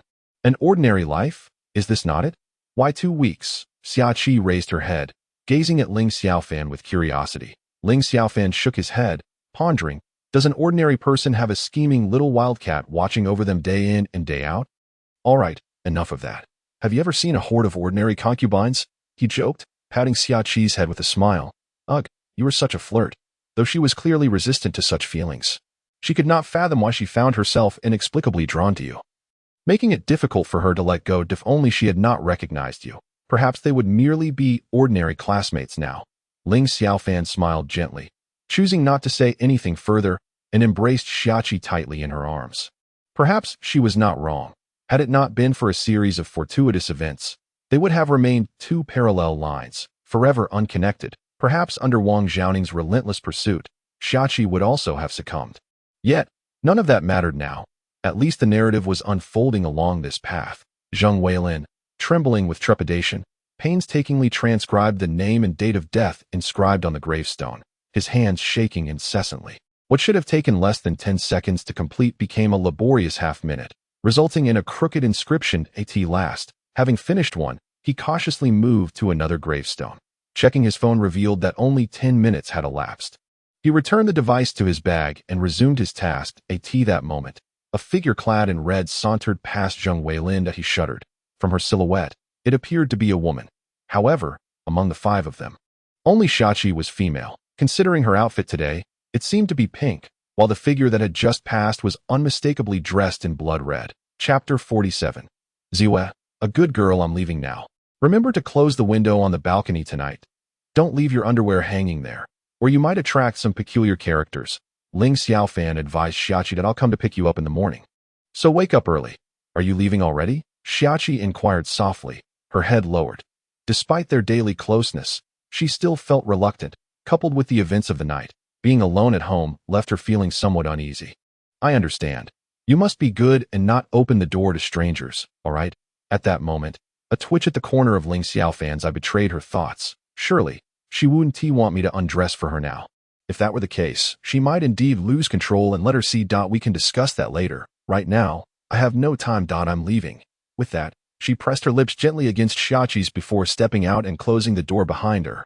At that instant, a recently posted thread caught Xiaqi's attention. The title read, "A naked driver spotted in Tianyuan City." Driven by curiosity, Xiaqi clicked on the post. She was momentarily taken aback. The thread contained only a few photographs. The central figure was none other than Zheng Weilin, entirely unclothed. Though his private areas had been pixelated, in that moment, Xiaqi finally grasped what Ling Xiaofan had meant to show her. Pervert, Xiaqi muttered under her breath. However, this piqued her curiosity. What circumstances could have led Zheng Weilin to this state? She couldn't shake the feeling that Ling Xiaofan had orchestrated it all. Nevertheless, she found herself increasingly perplexed by Ling Xiaofan's true identity. The juxtaposition of a pure, innocent girl and a scheming dark horse in a risque apron show nearly made Ling Xiaofan choke on her own breath. Yet, she was well aware that Mingo would never engage in such trivial antics. Thus, the instigator must undoubtedly be the little wildcat. Ziwe. Be honest with me. Ling Xiaofan forcefully pushed Ziwe aside and inquired, "What are you doing?" He then turned to Ming'er and scolded, "Ming'er, why are you causing trouble as well?" Upon receiving Ling Xiaofan's reprimand, Ming'er wore a look of deep grievance. It was Sister Ziwe who insisted that I change into this outfit, claiming that you would like it, she explained. Ling Xiaofan found himself at a loss for words. Utterly exasperated by Ziwe's antics, this little wildcat truly had no limits to her mischief. However, a sudden realization dawned upon Ling Xiaofan. Ziwe remarkably embodied the qualities he envisioned in a good girl. Little wildcat, today I have come to realize that you are indeed a good girl, Ling Xiaofan remarked with a smile. Ziwe was momentarily taken aback, having anticipated that Ling Xiaofan would feel awkward in such a predicament. Her intentions were quite transparent. She merely wished to witness Ling Xiaofan's flustered expression. Yet, there was one aspect she had not considered. What if Ling Xiaofan were to succumb to his primal instincts and devour her? While Ziwe might easily handle ordinary individuals, before Ling Xiaofan, she could only yield to his whims. That a good girl. Ziwe blinked her large eyes in curiosity and asked, "Do you not consider me a wild girl? How have I suddenly become a good girl?" Ling Xiaofan chuckled. A good girl must be capable of being adorable, acting silly, embodying a lowly while portraying a queen, exposing her limits while blushing, enjoying the fresh and innocent while relishing the bold, donning a sailor outfit while wielding a small whip, attending concerts while dining at street stalls, being sharp-tongued when I tease her, while she remains cunning when I am expressionless, banishing persistent, ignorant suitors, and evading the advances of lecherous old men. After concluding, he patted Ziyue's head and added, "In summary, you are indeed a good girl, but even good girls must dress properly. Do not think that just because you are underage, I will not suddenly lose control." Upon hearing Ling Xiaofan's words, Ziyue squinted her eyes and smiled before pouncing onto Ling Xiaofan. "Brother, I decided 10 years ago that I would belong to you for life. You truly are precocious." Ling Xiaofan replied, as he lifted Ziyue and carried her to Menger's door, gently pushing her inside and closing the door behind her. "Put on some clothes if you had come dressed like that. Just borrow Menger's outfit.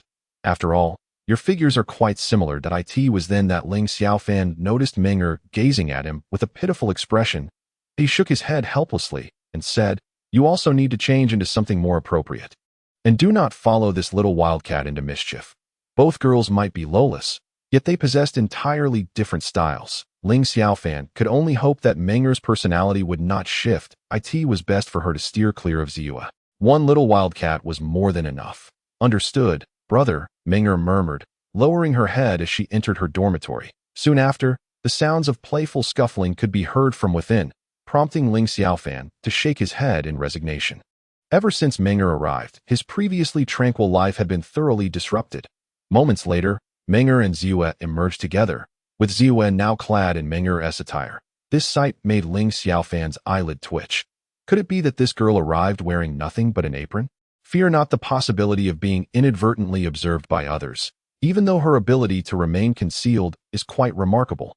Nevertheless, the presence of air conditioning in this domicile is a comfort. However, the chill of the outside weather is rather biting. Ling Xiaofan let out a dry chuckle, realizing that before her, he truly harbored no secrets. "Have you removed the listening device beside me?" Ling Xiaofan refrained from further entangling with Ziyue on the previous matter. "It is beneath the insole of the shoe on your right foot," Ziyue replied. At that moment, Ling Xiaofan sat down and removed his shoe. Indeed, he discovered a listening device no larger than half a fingernail inside. After examining it, he tossed it to Ziyue. "The surveillance task assigned to you does not encompass my private life, does it? It is merely to monitor whether I have once again utilized Lei Sha. Nonetheless, assigning you this task seems redundant. For the moment I open the safe, they will be immediately informed. Thus, it appears they find you rather bothersome and have assigned you a task merely to placate you." Upon hearing Ling Xiaofan's words, Ziyue gazed at him with her large, watery eyes, as if on the verge of tears. "Brother Xiaofan is a villain. I despise you." Knowing full well, yet still voicing it. "In the team, everyone looks down upon me and never assigns me tasks. After much anticipation, when I finally received one, I later discovered it was merely a facade to placate me. Despite this, I still exerted my utmost effort to complete it. Yet why did you have to bring it up? You are a villain, a villain." With that, her petite fists fell upon Ling Xiaofan like a rain of blows, and tears finally streamed down her cheeks uncontrollably. Ling Xiaofan was taken aback, having not anticipated that his casual remark would inadvertently unearth Ziyue's emotional wounds. Deep down, he understood that the feeling of being undervalued was indeed painful. Ziyue had been a member of the team for nearly a decade.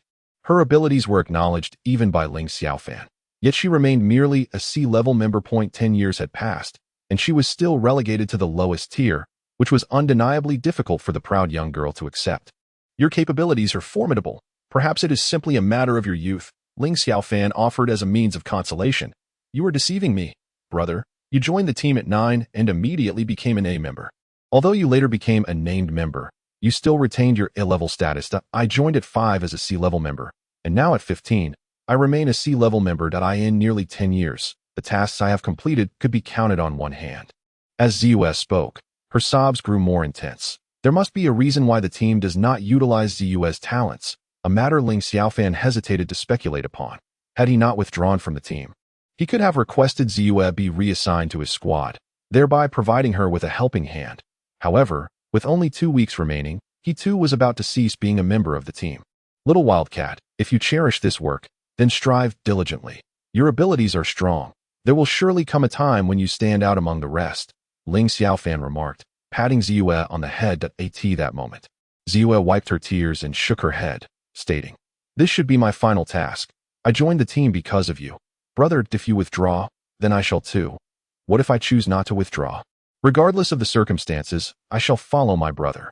Ling Xiaofan smiled softly, wiping away the tears from Ziyue's face. Little wildcat, whether I stay or leave depends on fate. In any case, there are only 2 weeks left. The outcome will soon be revealed.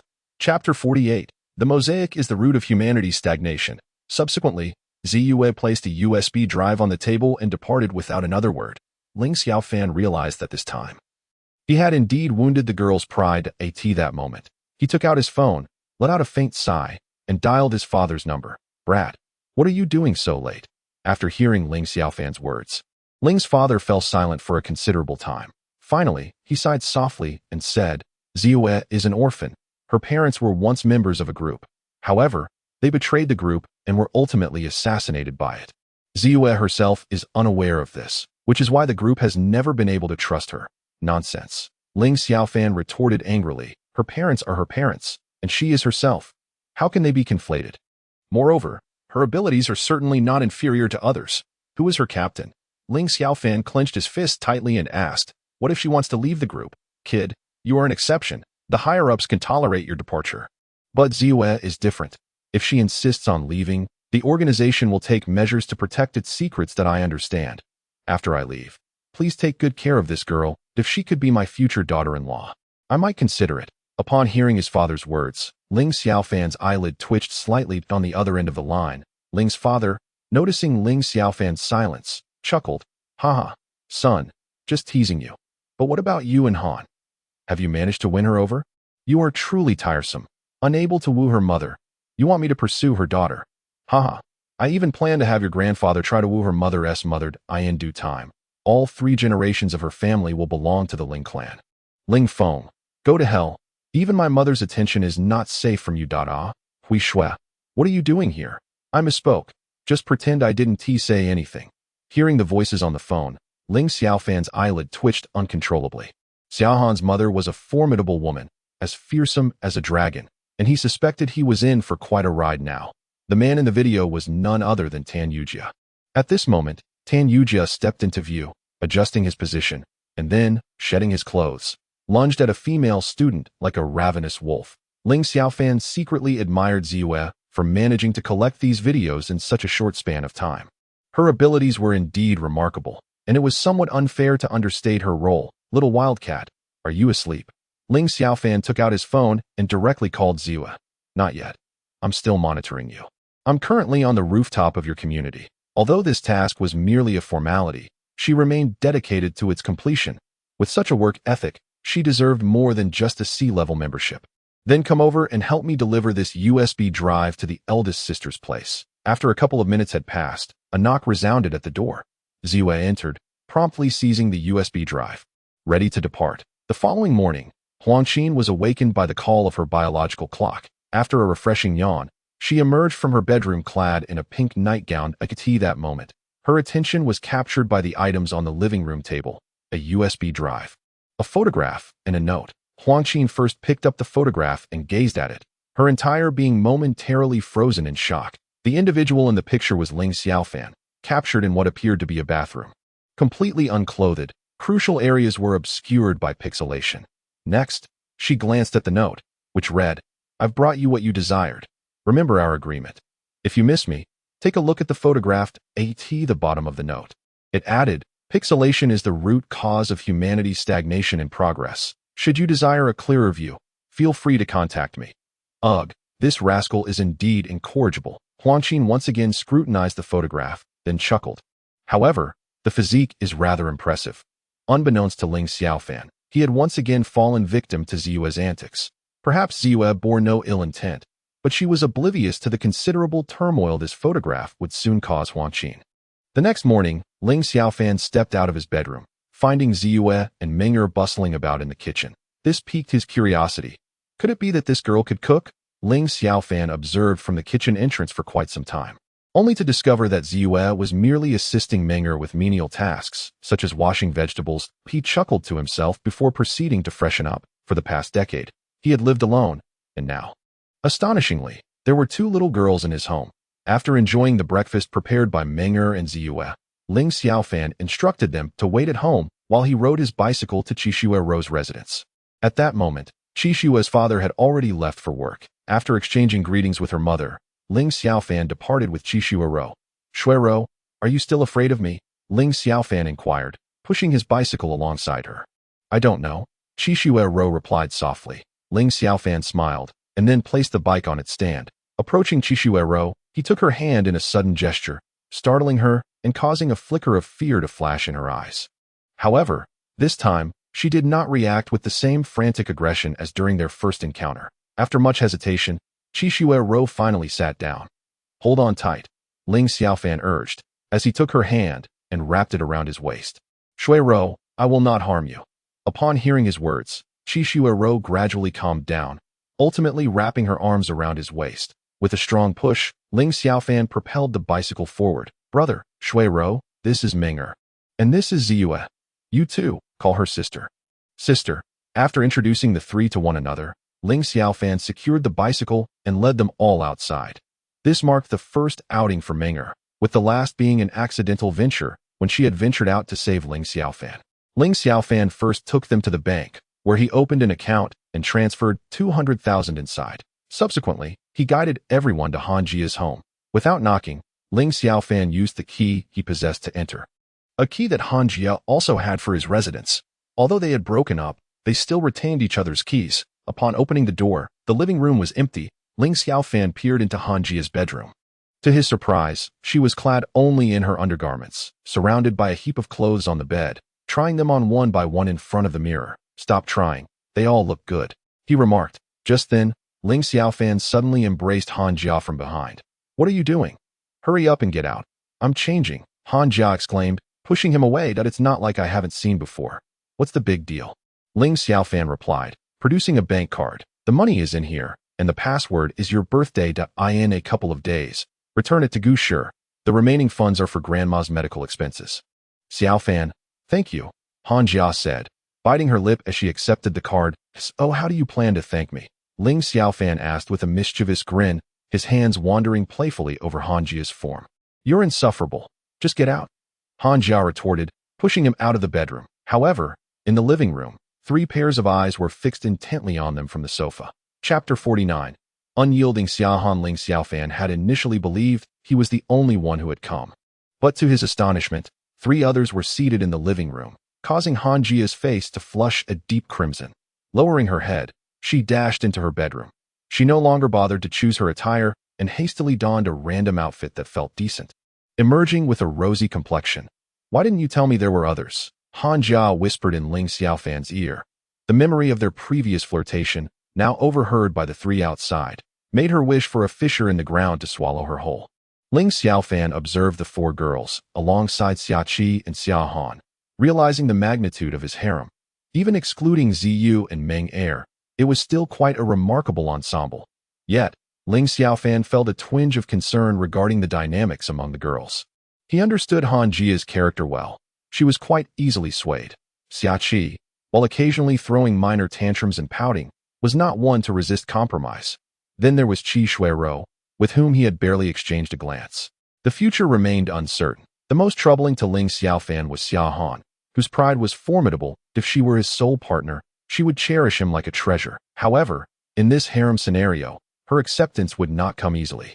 If provoked, she could very well eliminate the other girls, leading to dire consequences. Given Xiaohan's nature, such an outcome was entirely plausible. The boat will naturally find its way when it reaches the bridge, Ling Xiaofan thought.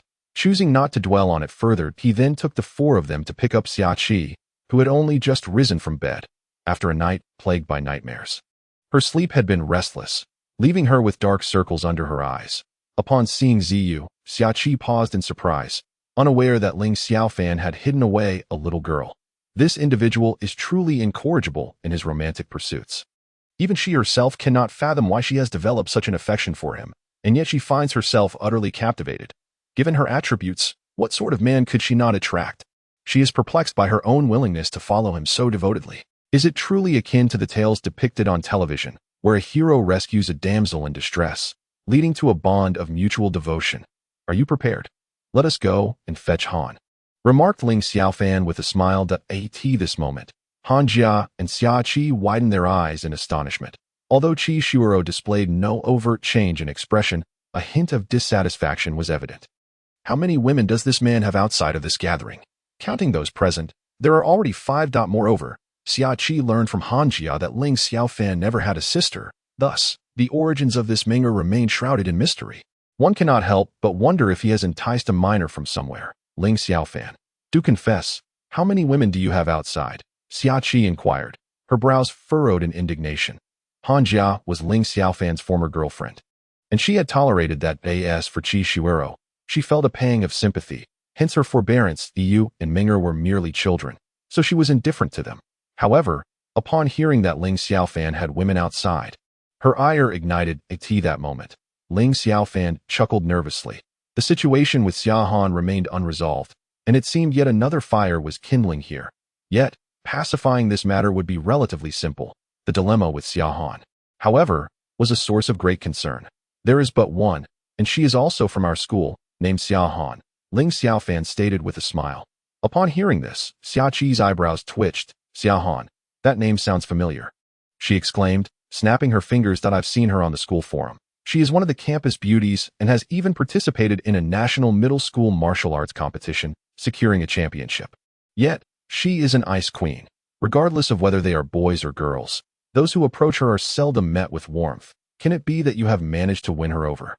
Should I perhaps regard you with newfound respect? Xia Qi's tone was laced with sarcasm directed at Ling Xiaofan. Ling Xiaofan scratched his head and chuckled. I have known Han for over a decade. We might as well be childhood sweethearts. A crushing blow, a monumental revelation. Clearly, she is Ling Xiaofan's first love, which means only she and Qi Shuoro have known him for any length of time. Yet, Qi Shuoro possesses a natural charm that evokes sympathy, and in that moment, an inexplicable sense of crisis surged within Xia Qi. If they are indeed childhood sweethearts, then there is little to be done.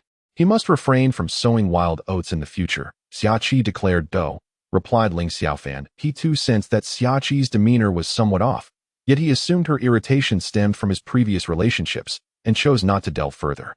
According to Ziyu, Xia Han moved to Tianyuan City last year. However, this world is neither too small nor too large. The two have lived in the same city for a year without so much as crossing paths. Moreover, their schools are in close proximity. The only plausible explanation is that Xia Han is intentionally avoiding Ling Xiaofan, skillfully evading every opportunity for their paths to intersect. Thus, up until now, Ling Xiaofan remains unaware of Xia Han's residence. Arriving at Xia Han's doorstep, Ling Xiaofan pressed the doorbell. Shortly thereafter, Xia Han opened the door. At this moment, she was clad in a purple nightgown, and Ling Xiaofan knew that this was her most cherished color. Observing the beaming Ling Xiaofan, he glanced at the group of girls behind him. A flicker of anger flashed in Xia Han's eyes, and then with a resounding bang, she slammed the door shut. As the cold wind swept past, Ling Xiaofan maintained his smile, yet he felt as if he had turned to stone. This girl had shown him a complete lack of respect, refusing to let him in before his entire harem. This girl needed to be taught a lesson. Just because she wielded a little whip did not mean she could assume the role of a queen. It seemed that she was not particularly welcome. Xia Qi remarked with a hint of schadenfreude. It appeared that Xia Han was quite resistant, which pleased Xia Qi. After all, it meant one less rival for Ling Xiaofan's affections. Han Jia and Qi Shuoro had rather timid personalities, and thus Xia Qi did not regard them as threats. Rather, it was this childhood friend, the Ice Beauty, whom Xia Qi had designated as her #1 adversary. However, it seemed her worries were unfounded. With her abilities, she would undoubtedly have Ling Xiaofan firmly in her grasp. Han, could you please open the door? Ling Xiaofan called out while pressing the doorbell. This girl was utterly disrespectful. Something had to be done. At that moment, Ziyu covered her mouth and giggled. Brother Xiaofan, that lock shouldn't pose any challenge for you. Just pry it open. Nonsense. I am a respectable person. How could I pry open a girl's lock? Ling Xiaofan responded. The trio of Xia Qi and her friends were still watching. What would they think if he resorted to such measures? He must have pried open numerous locks of girls with such skill. Let me kick it open, Meng declared, stepping forward, ready to kick the door. Given Meng strength, the door would not stand a chance against her. Dear lady, please don't. Ling Xiaofan quickly grabbed Meng, exclaiming, if you dare kick the door, she might resort to violence. Ziyu shook her head helplessly and then produced a hairpin from her hair. Fine, let me play the villain, she said, approaching the door and inserting the hairpin into the keyhole. In less than half a minute, a click echoed, and the door swung open. "Let us go," Ling Xiaofan told the girls, leading the way inside. "Xiaofan, do we really have to go in? Isn't this a bit rude?" Han Jia voiced her concern, aware that they were intruding uninvited and had effectively picked the lock. "Don't worry. Han's temper is just like that. She's merely sulking. It's nothing serious." Ling Xiaofan reassured her, taking her hand as they entered. After a moment of hesitation, the other girls followed suit, realizing that lingering at someone's doorstep was hardly a pleasant sight. Upon entering, they found themselves in a luxurious and spacious living room, which, at that moment, was devoid of any occupants. Ling Xiaofan did not regard himself as a guest. Rather, he invited everyone to take a seat on the sofa. He then rushed to the kitchen, rummaging through the refrigerator to find a few cans of beverages, treating the space as if it were his own domain. "Wait for me here. I'll go upstairs to take a look," Ling Xiaofan instructed the group before heading up the stairs. The second floor housed 4 bedrooms, one of which had its doors slightly ajar. Ling Xiaofan leaned closer and peered through the crack of the door. Indeed, Xiaohan was inside, her back turned to the entrance, lost in a daze before the computer screen. Ling Xiaofan gently pushed the door open, making scarcely a sound. However, Xiaohan was no ordinary person. She immediately turned her head. Upon seeing Ling Xiaofan, a flicker of anger and surprise crossed her eyes, and she hastily turned away, frantically attempting to close the window open on her computer. But Ling Xiaofan, quick-witted and swift, promptly intervened. The window Xiaohan had opened displayed a photo album, and as Ling Xiaofan gazed at the pictures within, a profound silence enveloped him. These were photographs of their childhood, a time when the two shared an unbreakable bond, blissfully innocent. Yet now, Xiaohan regarded Ling Xiaofan as her sworn enemy. "Do not presume that just because you are part of a group, you can intrude upon my private space. Please leave," Xiaohan stated, her expression devoid of emotion as she turned off the monitor. "Han, can't we have a proper conversation? What is there to discuss? I have long since provided you with the answer. It's either me or them." Xiaohan's stance was resolute, leaving no room for negotiation. Indeed, persuading Xiaohan to yield was no simple feat. "I have said all I needed to say. You may leave now," Xiaohan declared, rising to her feet. Intent on pushing Ling Xiaofan out, "Can't you learn to coexist peacefully with everyone?" At Ling Xiaofan's words, Xiaohan scoffed coldly and forcefully shoved him aside. "You have become more shameless than you were in your youth. Fine, you may gather a horde of women, but I can equally seek out a multitude of men. Or do you think I lack the capability to find them? Any man who dares to covet you, I shall incapacitate without hesitation," Ling Xiaofan retorted, his expression impassive. "If you dare to harm my men, I will not hesitate to kill your women." Xiaohan shot back defiantly, locking eyes with Ling Xiaofan. At this moment, Ling Xiaofan found himself at a loss, fully aware that Xiaohan was entirely capable of executing her threats. "Han, if that is the case, let us become siblings." "Siblings?" Xiaohan's brow furrowed slightly, curiosity glimmering in her gaze as she regarded Ling Xiaofan. She knew that he was accustomed to being domineering and was notoriously stubborn. It seemed improbable that he would so easily relinquish his stance. In Xiaohan's memories, Ling Xiaofan could persistently argue for an entire day and night to convince her. Ling Xiaofan nodded solemnly, saying, "It is likely that my father and your mother have become involved. If they were to form a new family, we would naturally become siblings." "How could that be? My mother despises your father," Xiaohan replied, her emotions slightly agitated. "There is nothing impossible. The reason your mother harbors animosity towards my father is that he chose my mother back in the day. But times have changed. Both your father and my mother are no longer here as members of the same team. It is only natural for old feelings to rekindle. Do you dare assert that your mother has no feelings for my father? Do you dare claim that you do not harbor feelings for me?" Ling Xiaofan said, once again embracing Xiaohan. After a prolonged silence, Xiaohan finally sighed softly. "I do not concern myself with their affairs. Ling Xiaofan, I have never denied that I have feelings for you. Indeed, I do hold affection for you. Yet your actions have left me feeling rather disheartened. Perhaps it is for the best as it stands." "Dear brother," Ling Xiaofan was momentarily taken aback, a fleeting glimmer of melancholy surfacing in his eyes. Among the current cohort of young ladies, Ling Xiaofan and Xiaohan could be regarded as the earliest acquaintances. In those days, they resided together, childhood friends united in innocence, sharing everything from bathing to slumber. Even their elders believed that, barring unforeseen circumstances, the two would eventually come together. However, at present, their relationship had become so estranged. Ling Xiaofan released Xiaohan and nodded gently, saying, "I understand. From now on, you shall be my sister. Now, go change your clothes. We shall head to the amusement park shortly. After today, I shall no longer pursue you, and I will treat you as a sister." With that, Ling Xiaofan turned and exited Xiaohan's room. "Xiaofan, how did it go?" Han Jia inquired upon seeing Ling Xiaofan emerge. "Xiaohan is changing.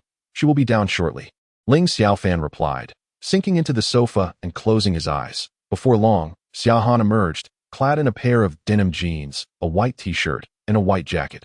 "Let us go, brother," she called out coldly as she approached Ling Xiaofan.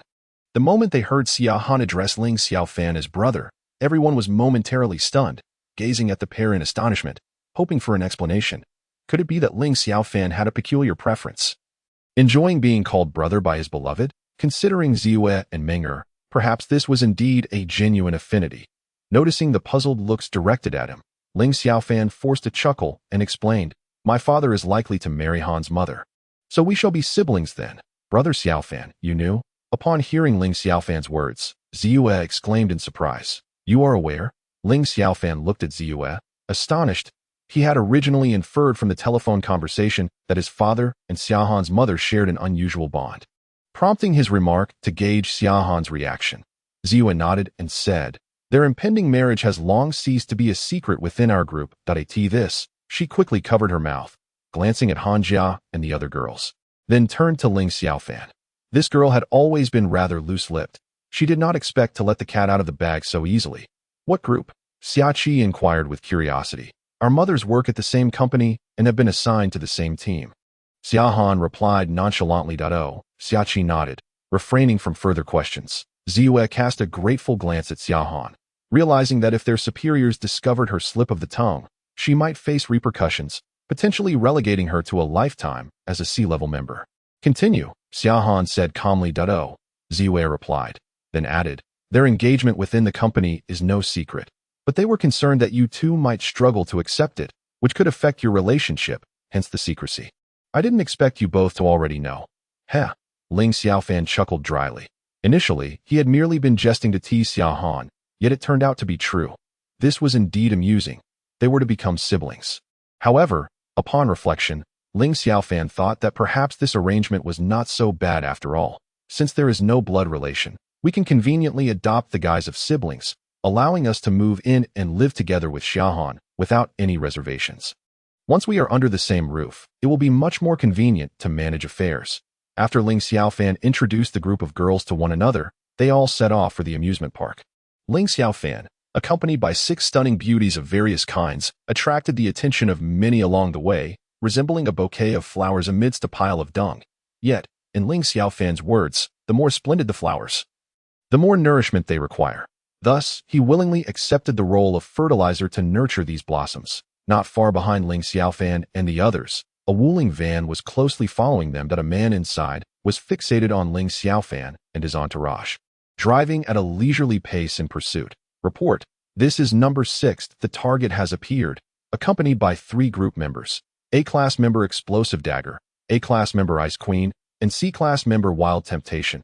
Awaiting instructions." The man in the vehicle retrieved his phone and pressed the replay button.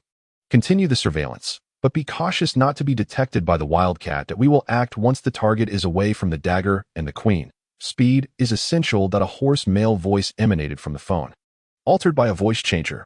"Understood." Number 6 ended the call and continued to trail behind the group. Ling Xiaofan feigned ignorance of the situation, handing tickets to the other girls. When he reached Xiaohan, he quietly said, "Be careful.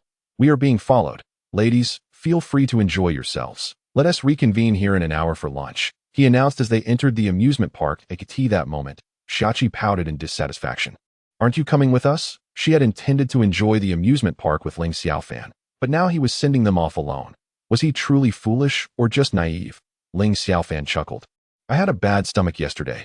I'll head to the restroom first. You all go ahead, and I'll catch up with you shortly." At this point, Ling Xiaofan had no choice but to deceive Xiaoqi.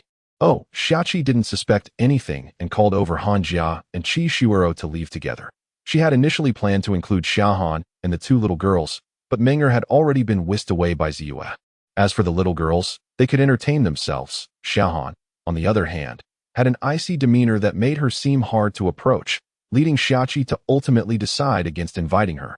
After the group departed, Ling Xiaofan and Xiaohan naturally gravitated towards each other and settled on a stone bench on the lawn. They nestled closely, resembling intimate lovers. Do you understand the purpose of our meeting? Xiaohan leaned her head on Ling Xiaofan's shoulder and asked softly. Ling Xiaofan smiled. Han, we truly are a match made in heaven. You must realize that these are extraordinary times. This charade is merely to avoid drawing suspicion from others. Let us get to the matter at hand. Xiaohan's expression shifted slightly, a glimmer of anger flashing in her eyes. Ling Xiaofan often failed to gauge the gravity of situations. Those capable of instilling caution in Ziyue were hardly ordinary stalkers.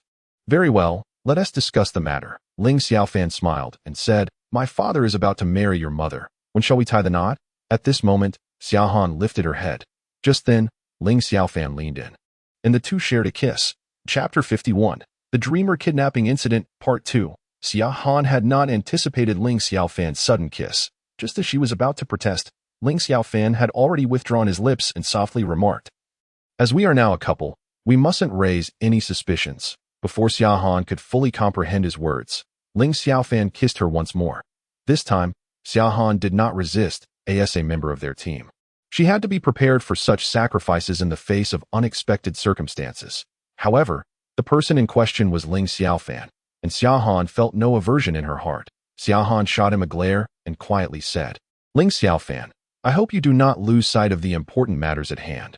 The one who can make Ziyue wary is no ordinary individual. Ling Xiaofan chuckled and replied, Of course I am aware. But I do not yet know the target's intentions, which is why I suggested we separate. Once we disperse, they should take action. Let us hope so, Xiaohan said in a subdued tone. At that moment, Number 6 casually strolled past Ling Xiaofan and Xiaohan. Observing the two of them sweetly embracing one another, a smirk of cold amusement crept across Number 6's lips. Subsequently, he retreated to a secluded area and dialed a number. Report, this is Number 6. Knife and the Queen have left the target. Currently, only the Wildcat is beside the target. Please advise. Confirm that Knife and the Queen are unaware. The two are currently a couple in the throes of passion. Having sent everyone else away to indulge in their affection, Number 6 replied with a laugh. Good, proceed immediately. Understood. Number 6 hung up the phone and dialed another number. This is Number 6. Commence operations swiftly. At that moment, as Ziyue and Ming'er stood in line for the roller coaster, two burly men approached. One of the men squeezed between Ziyue and Ming'er, forcibly separating them. What are you doing? Ziyue sensed something amiss and turned to face the man. Little girl, what do you think you're doing? The man's eyes flashed with derision as he forcefully shoved Ziyue to the ground. Witnesses gasped, voicing their disapproval of a grown man bullying a child. However, when they met the fierce glint in the man's eyes, silence ensued. After all, it was wiser to avoid trouble that did not concern them. Damn it, Ziyue exclaimed, rising and rubbing her backside as a member of the reconnaissance team. Her combat skills were not particularly strong. Faced with the man's imposing physique, she felt disheartened. Pouting, she huffed and resumed her place in line. Meanwhile, the man chuckled softly, subtly moving forward.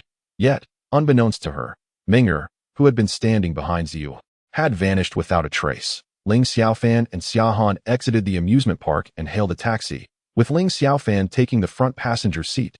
He instructed the driver, follow that van ahead. The taxi driver hesitated for a moment before expressing his concern. There won't be any danger, will there? Not at all. We are merely a group of friends out for a day of fun. The other car is full, so we appreciate your assistance. Ling Xiaofan chuckled lightly. The van was adorned with dark window tints, rendering it impossible to discern the number of occupants within it that moment. The driver harbored no suspicions, as such scenarios were quite commonplace. With a firm press on the accelerator, he followed suit. Ziyue hesitated for an extended period, tears welling up in her eyes. The thought of Ling Xiaofan's furious demeanor ignited a primal urge to flee within her.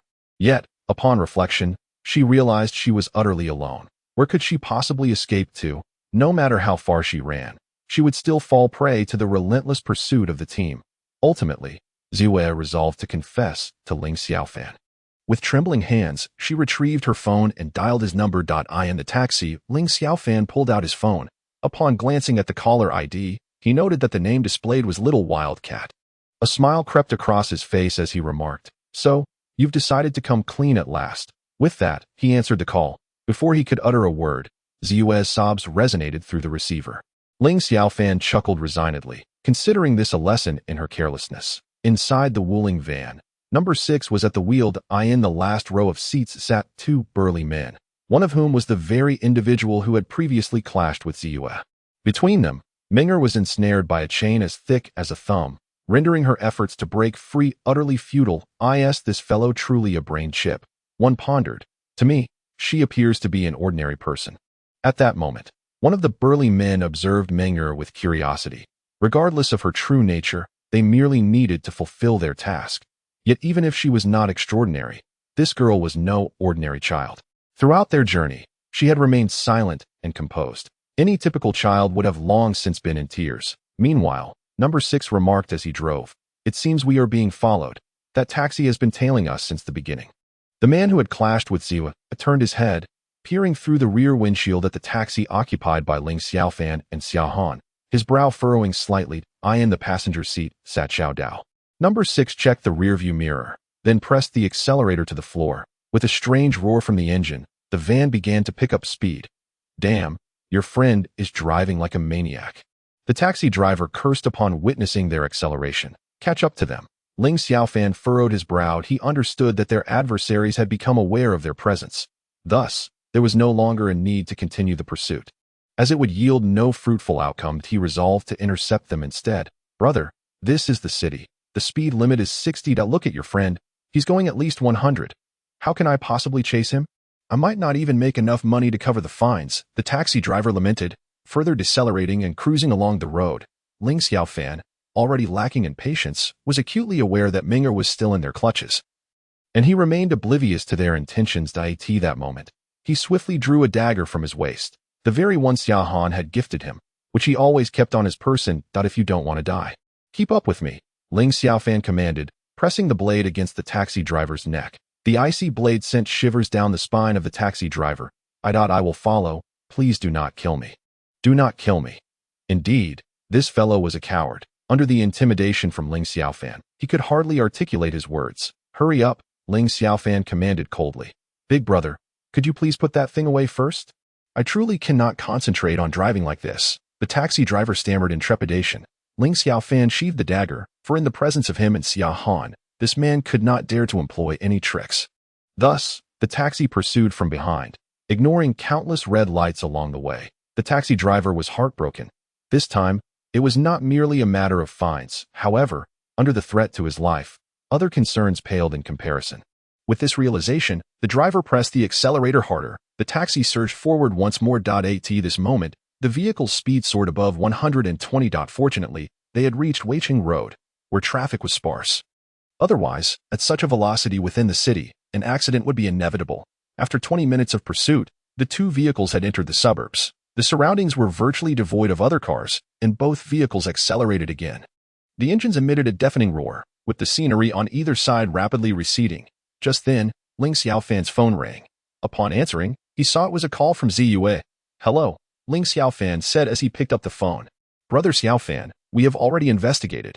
That van was reported stolen this morning, and the owner has filed a complaint. It seems the other party was well prepared. It is impossible to pursue from here." Upon hearing this, a tremor ran through Ling Xiaofan's heart. Knowing Ming'er's whereabouts meant he was aware that she had gone to the amusement park today. His eyes narrowed slightly, drawing the conclusion that there was a traitor among them.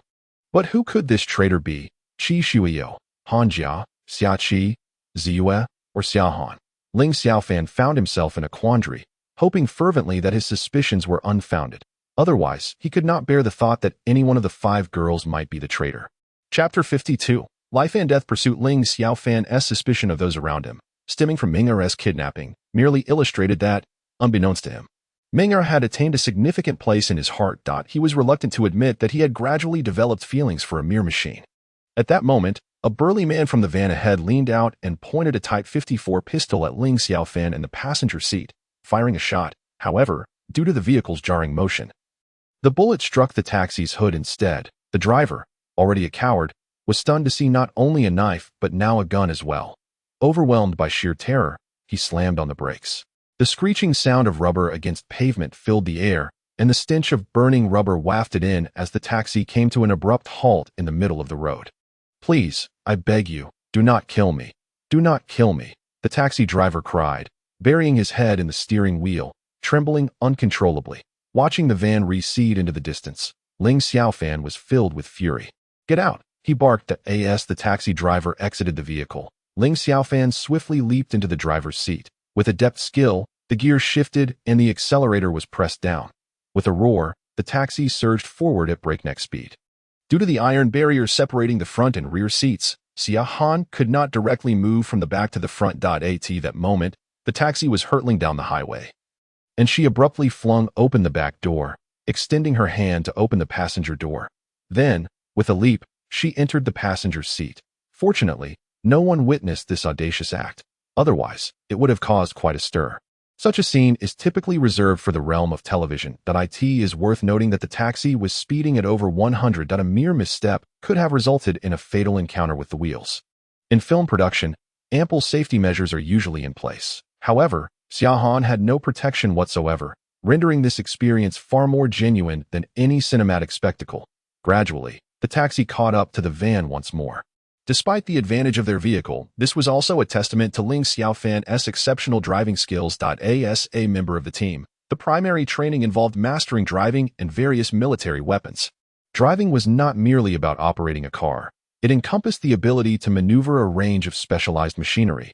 Ordinary vehicles were merely the most basic aspect of their training. At that moment, two burly men in the van leaned out from either side, brandishing handguns and unleashing a barrage of bullets towards the taxi. The bullets ricocheted around the taxi, igniting sparks in a particularly startling moment.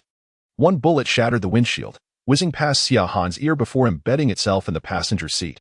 Ling Xiaofan's eyes narrowed, akin to a predator fixating on its prey, as he scrutinized the van ahead. In his other hand, he gripped a dagger, searching for the opportune moment to strike. "Han, do you have a dagger?" Ling Xiaofan inquired casually. "I don't carry a dagger for no reason.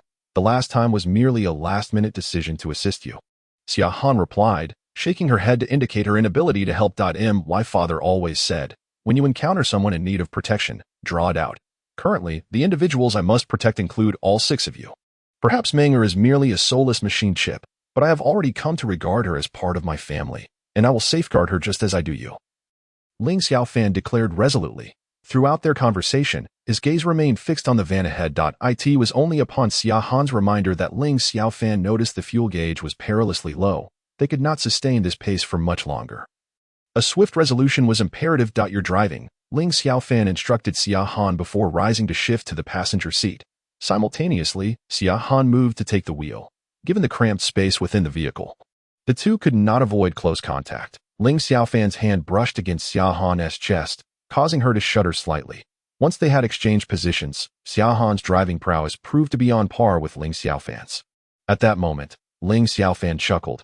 The little girl from back then has certainly grown up well, quite resilient indeed. With a sudden screech, Xiaohan slammed on the brakes, catching Ling Xiaofan off guard. His head nearly collided with the windshield. A wry smile crept across Xiaohan's lips as she pressed the accelerator, propelling the taxi forward at an exhilarating speed once more. "Did you truly wish to murder your own husband?" "I, Ling Xiaofan, did not perish at the hands of my enemies, but rather met my end at the hands of my own wife. That would indeed be quite the spectacle. In a single moment, I could attain everlasting fame." As Ling Xiaofan spoke, he toyed with the dagger in his hand. "I have wanted to kill you for quite some time, and I am certainly not your wife. Did you not speak of me? We are siblings. When the waters are clear, there are no fish. When a person is despicable, there are no rivals.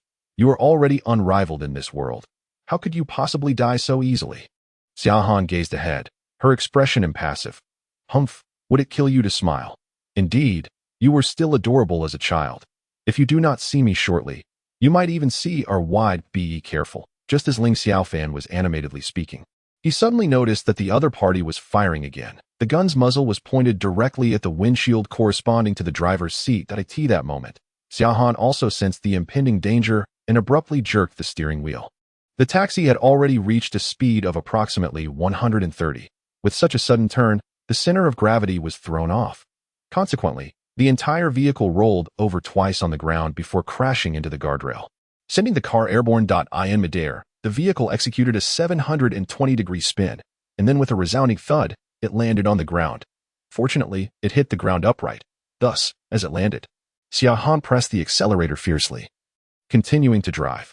However, the taxi was now unrecognizable, its body severely deformed, and even the hood had vanished without a trace. "Han, are you all right?" "Wait until we stabilize," Ling Xiaofan hurriedly inquired about Xiaohan, although he himself bore several abrasions. Yet, he paid no heed to his injuries, focusing instead on her condition. Xiaohan shook her head slightly, her lips pressed together in silence. Seeing her expression, Ling Xiaofan realized she must have sustained injuries. Given the circumstances, the car had rolled twice on the ground and twice in the air, compounded by the impact against the guardrail. It was nearly impossible for anyone inside to emerge unscathed. Ling Xiaofan then noticed that Xiaohan's right wrist had become swollen and red, blood trickling down her arm. Moreover, there was a distinct bruise on her forehead. Her condition appeared to be far more severe than his own. "Han, I am sorry for involving you in this. I will call for reinforcements from headquarters. Please pull over. As Ling Xiaofan spoke, he took out his phone. No. Enduring the excruciating pain in her arm, Xiaohan forcefully slapped the phone from his hand. "I will resolve this matter personally," she insisted. After saying this, she not only did not stop but accelerated further. "Han, I cannot bear to see you hurt any longer. Please stop, and leave the rest to me." The blood from Xiaohan had already stained her entire arm crimson. Ling Xiaofan witnessed this, and it pained his heart deeply. His bond with Xiaohan was not forged in a day. Among all the women, their connection was the strongest. "I refuse. This is our first collaboration." Xiaohan fixed her gaze ahead, speaking calmly. At that moment, Ling Xiaofan felt a tremor in his heart, his hand involuntarily reaching towards Xiaohan's cheek. "Your face remains as it always was, rosy and delightful to the touch." Upon saying this, Ling Xiaofan's expression subtly shifted. He directly swung open the door of the passenger seat, and then leaned halfway out. "Those who harm my woman must meet their demise," Ling Xiaofan declared, forcefully flicking his thumb. The dagger concealed in his palm sprang to life, spinning rapidly and emitting a sharp whistling sound. He then struck the base of the dagger with considerable force, and with a swift whoosh, the blade hurtled towards the burly man who had previously aimed at Xiaohan. Chapter 53. Just as if I had deceived your feelings, a resounding thud echoed as the dagger penetrated the interior of the van, ultimately piercing through the roof and becoming lodged within. At this moment, another burly man was momentarily taken aback, before unleashing a furious roar, seizing the fallen handgun of his deceased comrade. He brandished both weapons and unleashed a barrage of erratic gunfire towards the taxi behind them. Number 3, calm down. Number 4 sacrificed himself for the organization. His death was honorable. If we fail in our mission, we too will meet a grim fate, observing the man nearing the brink of madness. Number 6 hastily implored him to desist. "I will kill them and avenge my brother." Number 3 was beyond listening at that moment, but suddenly, the gun in his hand clicked empty. He had run out of ammunition. As he patted himself down, he found no usable bullets left, only empty shells. "Damn it." Number 3 furiously hurled the handgun away and abruptly leaped into the passenger seat. He then thrust his left foot down onto the brake pedal with tremendous force. "Have you lost your mind? Remove your foot." Number 6 exclaimed in terror, attempting to push Number 3 away, but it was too late. The van jolted a few times before it abruptly stalled. Number 3 let out a furious roar and leapt from the vehicle, charging towards the taxi. At that moment, vengeance for his brother consumed his thoughts. He gave no consideration to the reckless nature of his actions, akin to a mantis attempting to stop a chariot. "Has he gone mad?" Ling Xiaofan murmured as he observed the burly man sprinting towards the taxi. Yet, upon seeing the oncoming threat, Xiaohan's eyes narrowed. Rather than halting, he slammed his foot on the accelerator. From the earlier encounter, it was evident that there was at least one driver remaining among them. Thus, it sufficed to leave one alive. Retaining too many could lead to complications. With a resounding crash, Number 3 was hurled several meters away, and the taxi rolled over him. Lying in a pool of blood, his eyes bulged as he convulsed a few times before succumbing to death. Only then did Xiaohan slam on the brakes, bringing the vehicle to a halt. The moment the car stopped, Ling Xiaofan leapt into the passenger seat and dashed to the front of the van, flinging open the door of the driver's seat. Number 6 was still frantically attempting to start the engine, but despair washed over him as the vehicle refused to ignite. "Get out!" Ling Xiaofan seized Number 6 by the hair and yanked him down. Then, with force, he stomped down on Number 6's knees. The sound of 2 sharp cracks resonated, and number 6 let out a wail akin to that of a slaughtered pig. At this point, he had lost all ability to flee. Ling Xiaofan rifled through his belongings, uncovering only a mobile phone amidst his possessions. Jumping into the vehicle, Ling Xiaofan discovered Meng'er securely bound by iron chains in the back seat. That it seemed the adversaries were aware of Meng'er's strength, hence their decision to restrain her with chains. "Brother," Meng'er called out at that moment. Ling Xiaofan immediately rushed over and embraced Meng'er tightly. "From now on, you mustn't call me brother anymore. Instead, refer to me as husband." Husband. In the year 20XX, within a headquarters report, the intelligent brain number 1 has exhibited emotions, albeit only for a fleeting moment. A young woman respectfully reported to an elderly man. The old man's brow furrowed deeply, and he murmured, "Ling Xiaofan, how many miracles must you create before you are satisfied?" However, endowing the intelligent brain with emotions is not a favorable development. In doing so, you are merely orchestrating its demise. He then instructed the young woman, "Continue monitoring intelligent brain number 1 and report any new developments immediately." At that moment, Ling Xiaofan sought to free Meng'er from her chains, but they were bound too tightly. She was secured with 2 formidable locks. Ling Xiaofan swiftly drew a dagger from atop the vehicle and approached number 6, placing the blade against his neck. "Where is the key?" Number 6 glanced at Ling Xiaofan, but remained silent. His expression one of defiance, as if to say, "I will not speak. Do what you will. I ask you for the key." Ling Xiaofan grasped number 6's hair, forcing his head upward. Just then, a trickle of black blood oozed from the corner of no. 6's mouth. Ling Xiaofan gently pressed his finger against number 6's nostril. He had ceased to breathe. "Damn it." Ling Xiaofan kicked number 6's lifeless body twice in frustration. At that moment, Xiaohan approached, gazing at number 6's corpse. Her brow knit in concern. "What kind of organization is this, that failure leads to suicide by poison?" Ling Xiaofan clenched his fists and replied, "I do not know, but their target must be Meng'er." A chip from the intelligent brain, 50 years into the future, could yield unexpected outcomes when employed with the right words. It is indeed quite tempting. But, Ling Xiaofan continued, looking at Meng'er, "She is not a mere tool. She is my family. When I designated her, her identity was that of my wife. Whoever dares to lay a hand upon her, I will not let them go unpunished." Xiaohan sighed softly. "You truly are a beast.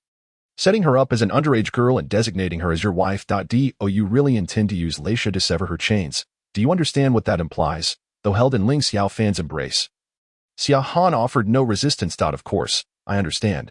But there is no better or faster method at present. It is unfortunate that these fellows have run out of bullets. Otherwise, using a gun would have sufficed." "Very well, we shall head to the hospital. Meng'er, stay close." As he spoke, Ling Xiaofan carried Xiaohan toward a taxi. "Wait a moment, that vehicle has run out of fuel. It is unlikely to go far before breaking down." Xiaohan remarked, "This fan seems unable to ignite either. Let me tend to your wounds first." At that moment, Ling Xiaofan set Xiaohan down, but just then, the wailing of sirens grew louder, approaching swiftly. Ling Xiaofan grimaced. "These individuals are nothing but a waste of state resources, always appearing only after the situation has been resolved." Subsequently, 3 police cars encircled Ling Xiaofan and 2 others, from which emerged a total of 10 officers. Among them was one familiar face to Ling Xiaofan, Huang Wei. Ling Xiaofan felt an inexplicable connection to this woman, as if their fates were intertwined. Whenever he found himself in trouble, she was invariably present. "Don't move, police." At that moment, a group of officers brandished their sidearms, aiming them at the trio. Liangsu was also among them. Upon recognizing Ling Xiaofan, a faint smirk crossed his lips. Capturing Ling Xiaofan and relaying the news to Wang Yaozhong would undoubtedly earn him a generous reward. Should he assist Wang Yaozhong in eliminating Ling Xiaofan, he could afford to exchange his current vehicle for something far more respectable, rather than continuing to drive that humble cherry QQ. Meanwhile, several officers kept a watchful eye on Ling Xiaofan and his companions, while Huang Wei accompanied a few officers to inspect the situation surrounding the van. She was the first to lean in, slowly withdrawing her head. A moment later, her complexion ashen, she immediately crouched down and began to heave. For the head of the 4th victim had been blown apart by Ling Xiaofan, leaving only the body behind. As they approached the opposite side of the van, the glass door was smeared with a grotesque mixture of and blood. At this juncture, an older officer assessed the scene and patted Huang Wei on the shoulder, saying, "Little Huang, you'll get used to it after a couple of heaves." As a criminal investigator, one must encounter such sights. Wei Wei, you arrived just in time. Just then, Ling Xiaofan called out to Huang Wei with a smile. Xia Han's eyelid twitched. Indeed, Ling Xiaofan was a scoundrel. He seemed to have ties with any attractive woman.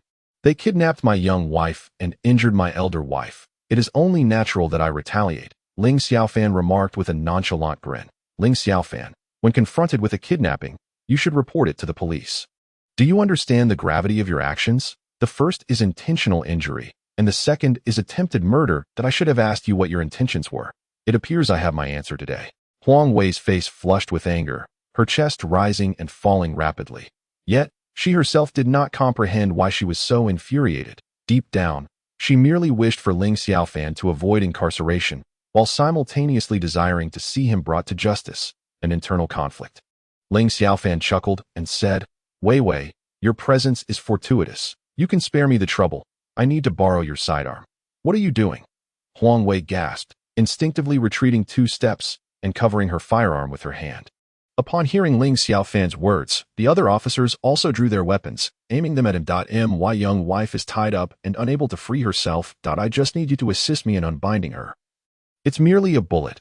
No need to be so stingy. Ling Xiaofan smiled. Young wife? Huang Wei was taken aback, glancing at Meng'er, then turned to Ling Xiaofan with a sharp retort. You deceived me. Did you not claim she was your sister? At that moment, Huang Wei was incensed, yet she remained oblivious to the true reason behind her anger. Ling Xiaofan pouted. Wei Wei, no need to be so agitated. Others might think we have an illicit relationship. As if I have deceived your affections. Chapter 54.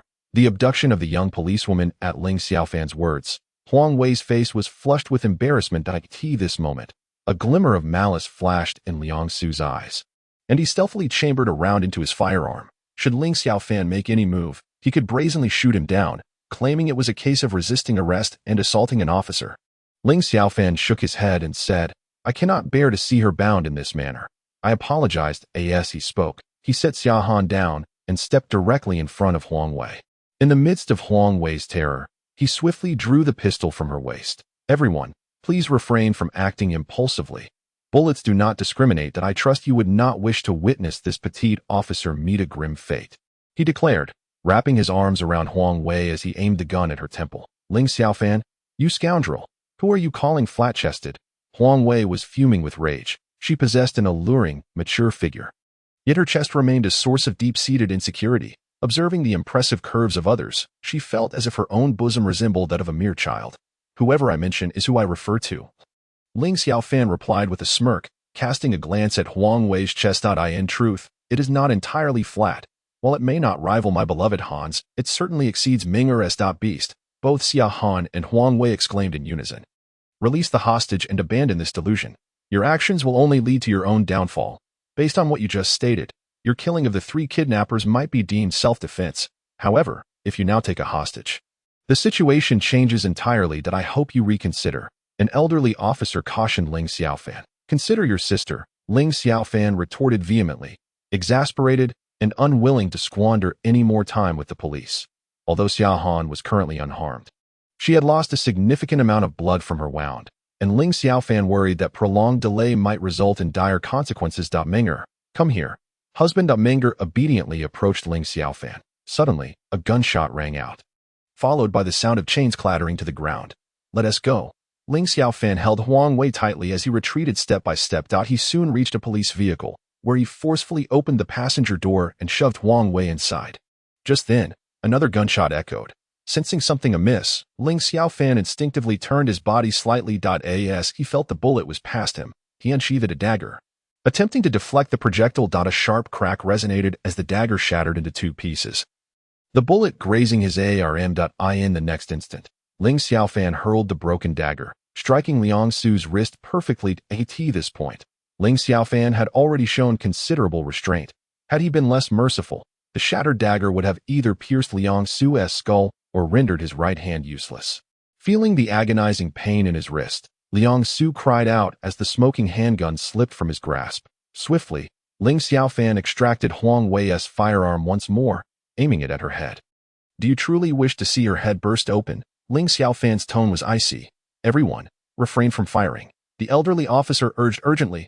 Huang Wei was not just any officer. She was the daughter of the criminal investigation team leader. and her grandfather had retired as a senior member of the same team. The Huang family had served in law enforcement for 3 generations. Now this girl is entrusted to him, and it is imperative that she faces no harm whatsoever. However, he remains oblivious to the fact that, regardless of the circumstances, Ling Xiaofan would never resort to shooting Huang Wei. If it were to come to that, Ling Xiaofan could only consider herself unfortunate. Ming Han, get in the car, Ling Xiaofan declared, squeezing into the passenger seat. She then instructed Huang Wei, drive us there. Huang Wei shot a glare at Ling Xiaofan before moving to the driver's seat at that moment. Ming and Xia Han also entered the vehicle, shutting the door behind them. Huang Wei ignited the engine and turned to Ling Xiaofan, inquiring, "Where to? Are you really that dense?" Ling Xiaofan retorted, playfully tapping Huang Wei on the head. "Can't you see Han is injured? To the hospital." With a huff, Huang Wei shifted gears and pressed the accelerator, sharply turning the steering wheel. The police car made a swift U-turn, heading towards the city. "What if they had fired at us just now? Are you genuinely contemplating my demise?"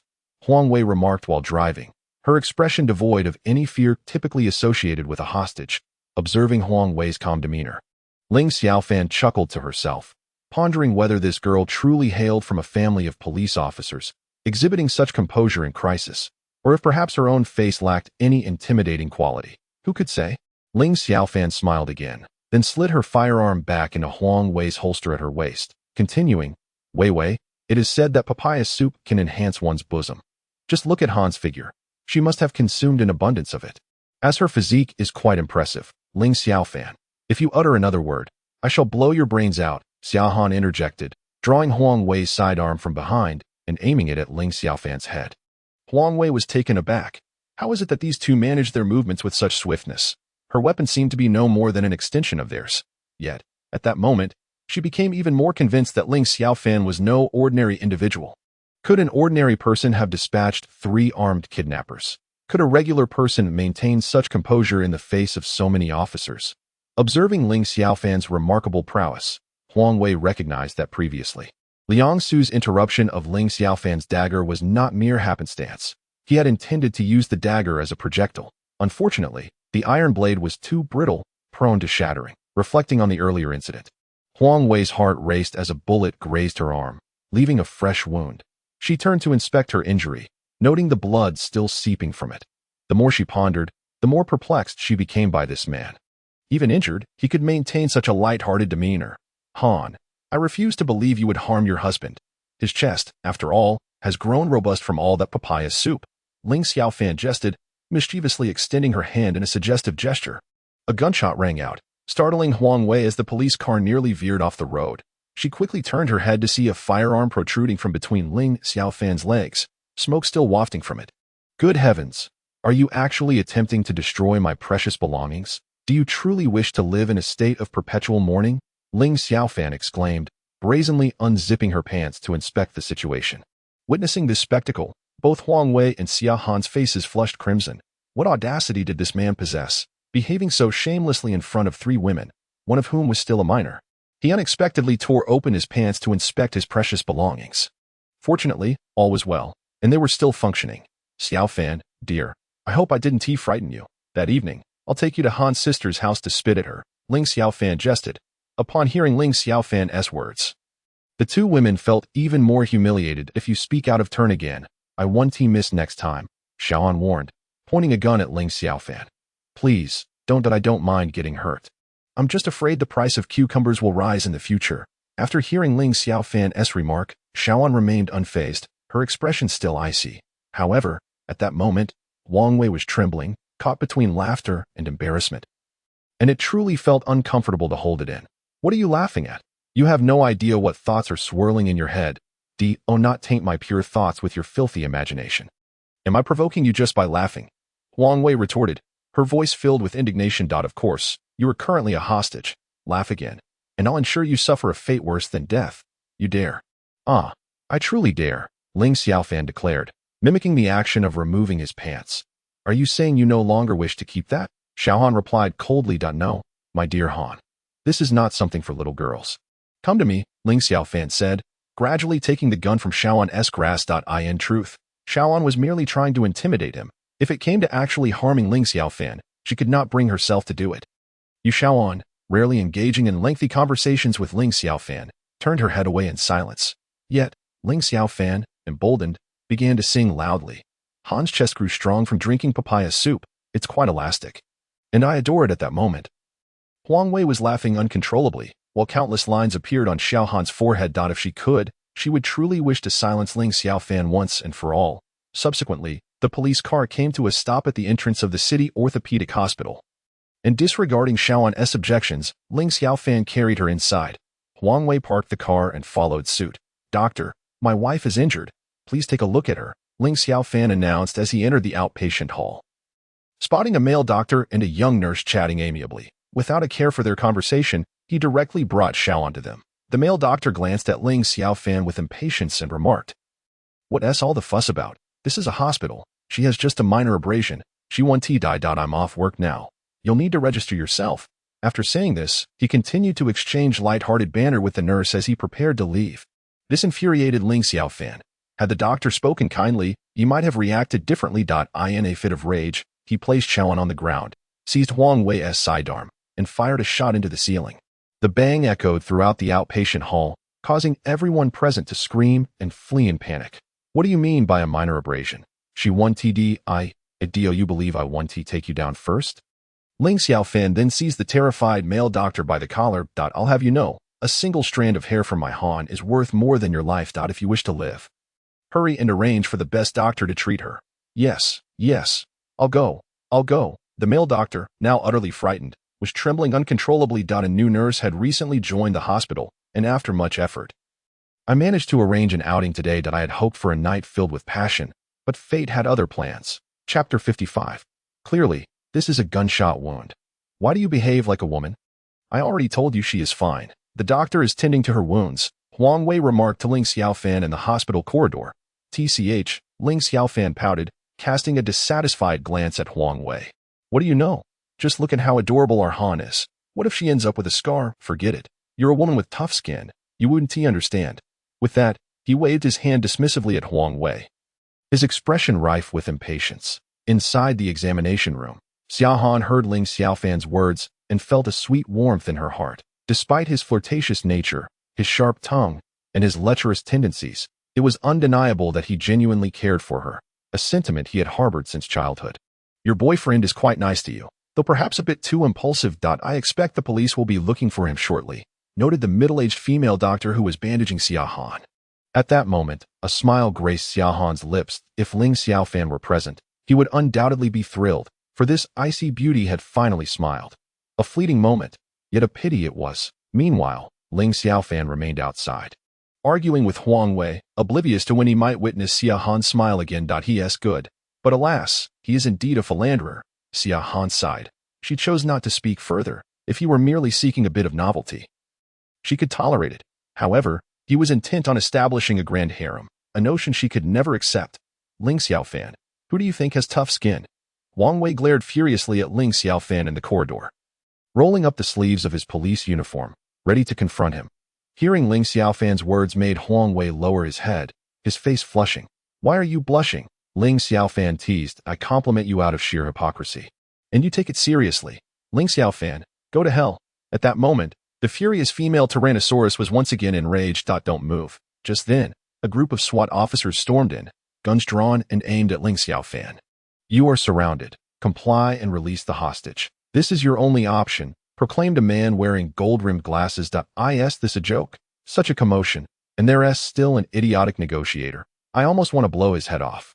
Ling Xiaofan chuckled. "Stand down." At that moment, the SWAT team surprisingly withdrew, ebbing away from the hospital like a receding tide. Ling Xiaofan glanced at the building across the street. Even the sniper had retreated. "That was quick. Saves me the trouble of running," he remarked with a smile. Meanwhile, Huang Wei stared blankly at Ling Xiaofan, realizing that achieving such a feat was not merely a matter of wealth and power. He had first killed 3 of the opposing side and was now holding a police officer hostage. How could those above him allow such a situation to unfold? The SWAT team had mobilized yet did nothing but retreat. "Who exactly is this man? Ling Xiaofan, who are you really?" Huang Wei inquired, his demeanor significantly calmer now. Ling Xiaofan chuckled softly and remarked, "It seems you are indeed unfortunate. Having been abandoned. It appears you are destined to be my hostage for life." "Ha ha." Now, tell me, who exactly are you? Huang Wei was now filled with curiosity about Ling Xiaofan's identity. If she did not uncover it today, sleep would elude her. Do you wish to know? Ling Xiaofan asked with a mischievous smile. Huang Wei nodded, gazing at Ling Xiaofan with eager anticipation. His identity was simply too intriguing. Even if he were the offspring of a high-ranking official, it was implausible that he would remain unaddressed after taking a police officer hostage. If you become my woman, I shall reveal it to you, Ling Xiaofan said with shameless mirth. Beast, murmured Xiaohan, having overheard the exchange between Ling Xiaofan and Huang Wei from the consultation room. Her teeth clenched in frustration. All right, you tell me first. Huang Wei replied. Do you take me for a fool? What if you refuse to acknowledge it later?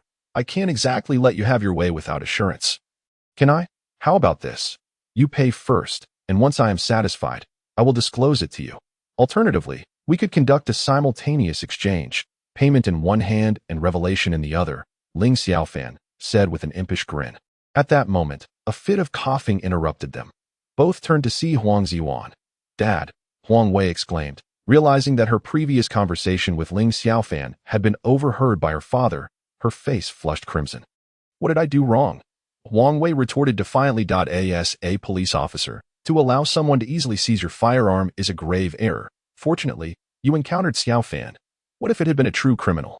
Writing a self-reflection is the least of your worries, Huang Ziyuan admonished. Huang Wei found herself at a loss for words, glaring at Ling Xiaofan, blaming him for the predicament.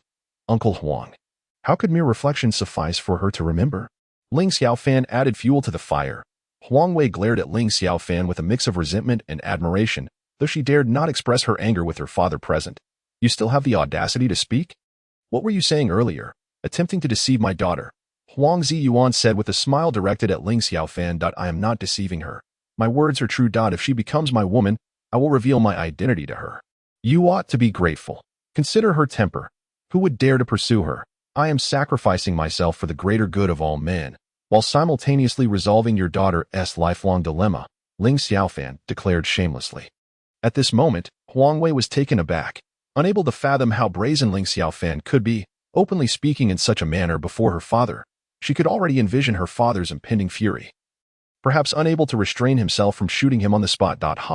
As Huang Wei watched her father's retreating figure, she would, however, if one fails to properly attend to her husband, she may have to endure the sting of a small whip. You can go to hell. Huang Wei was nearly driven to the brink of shock from anger. Xiaofan, dear brother Xiaofan, I heard from Ziyue that you and Xia were hit by a car. Are you all right?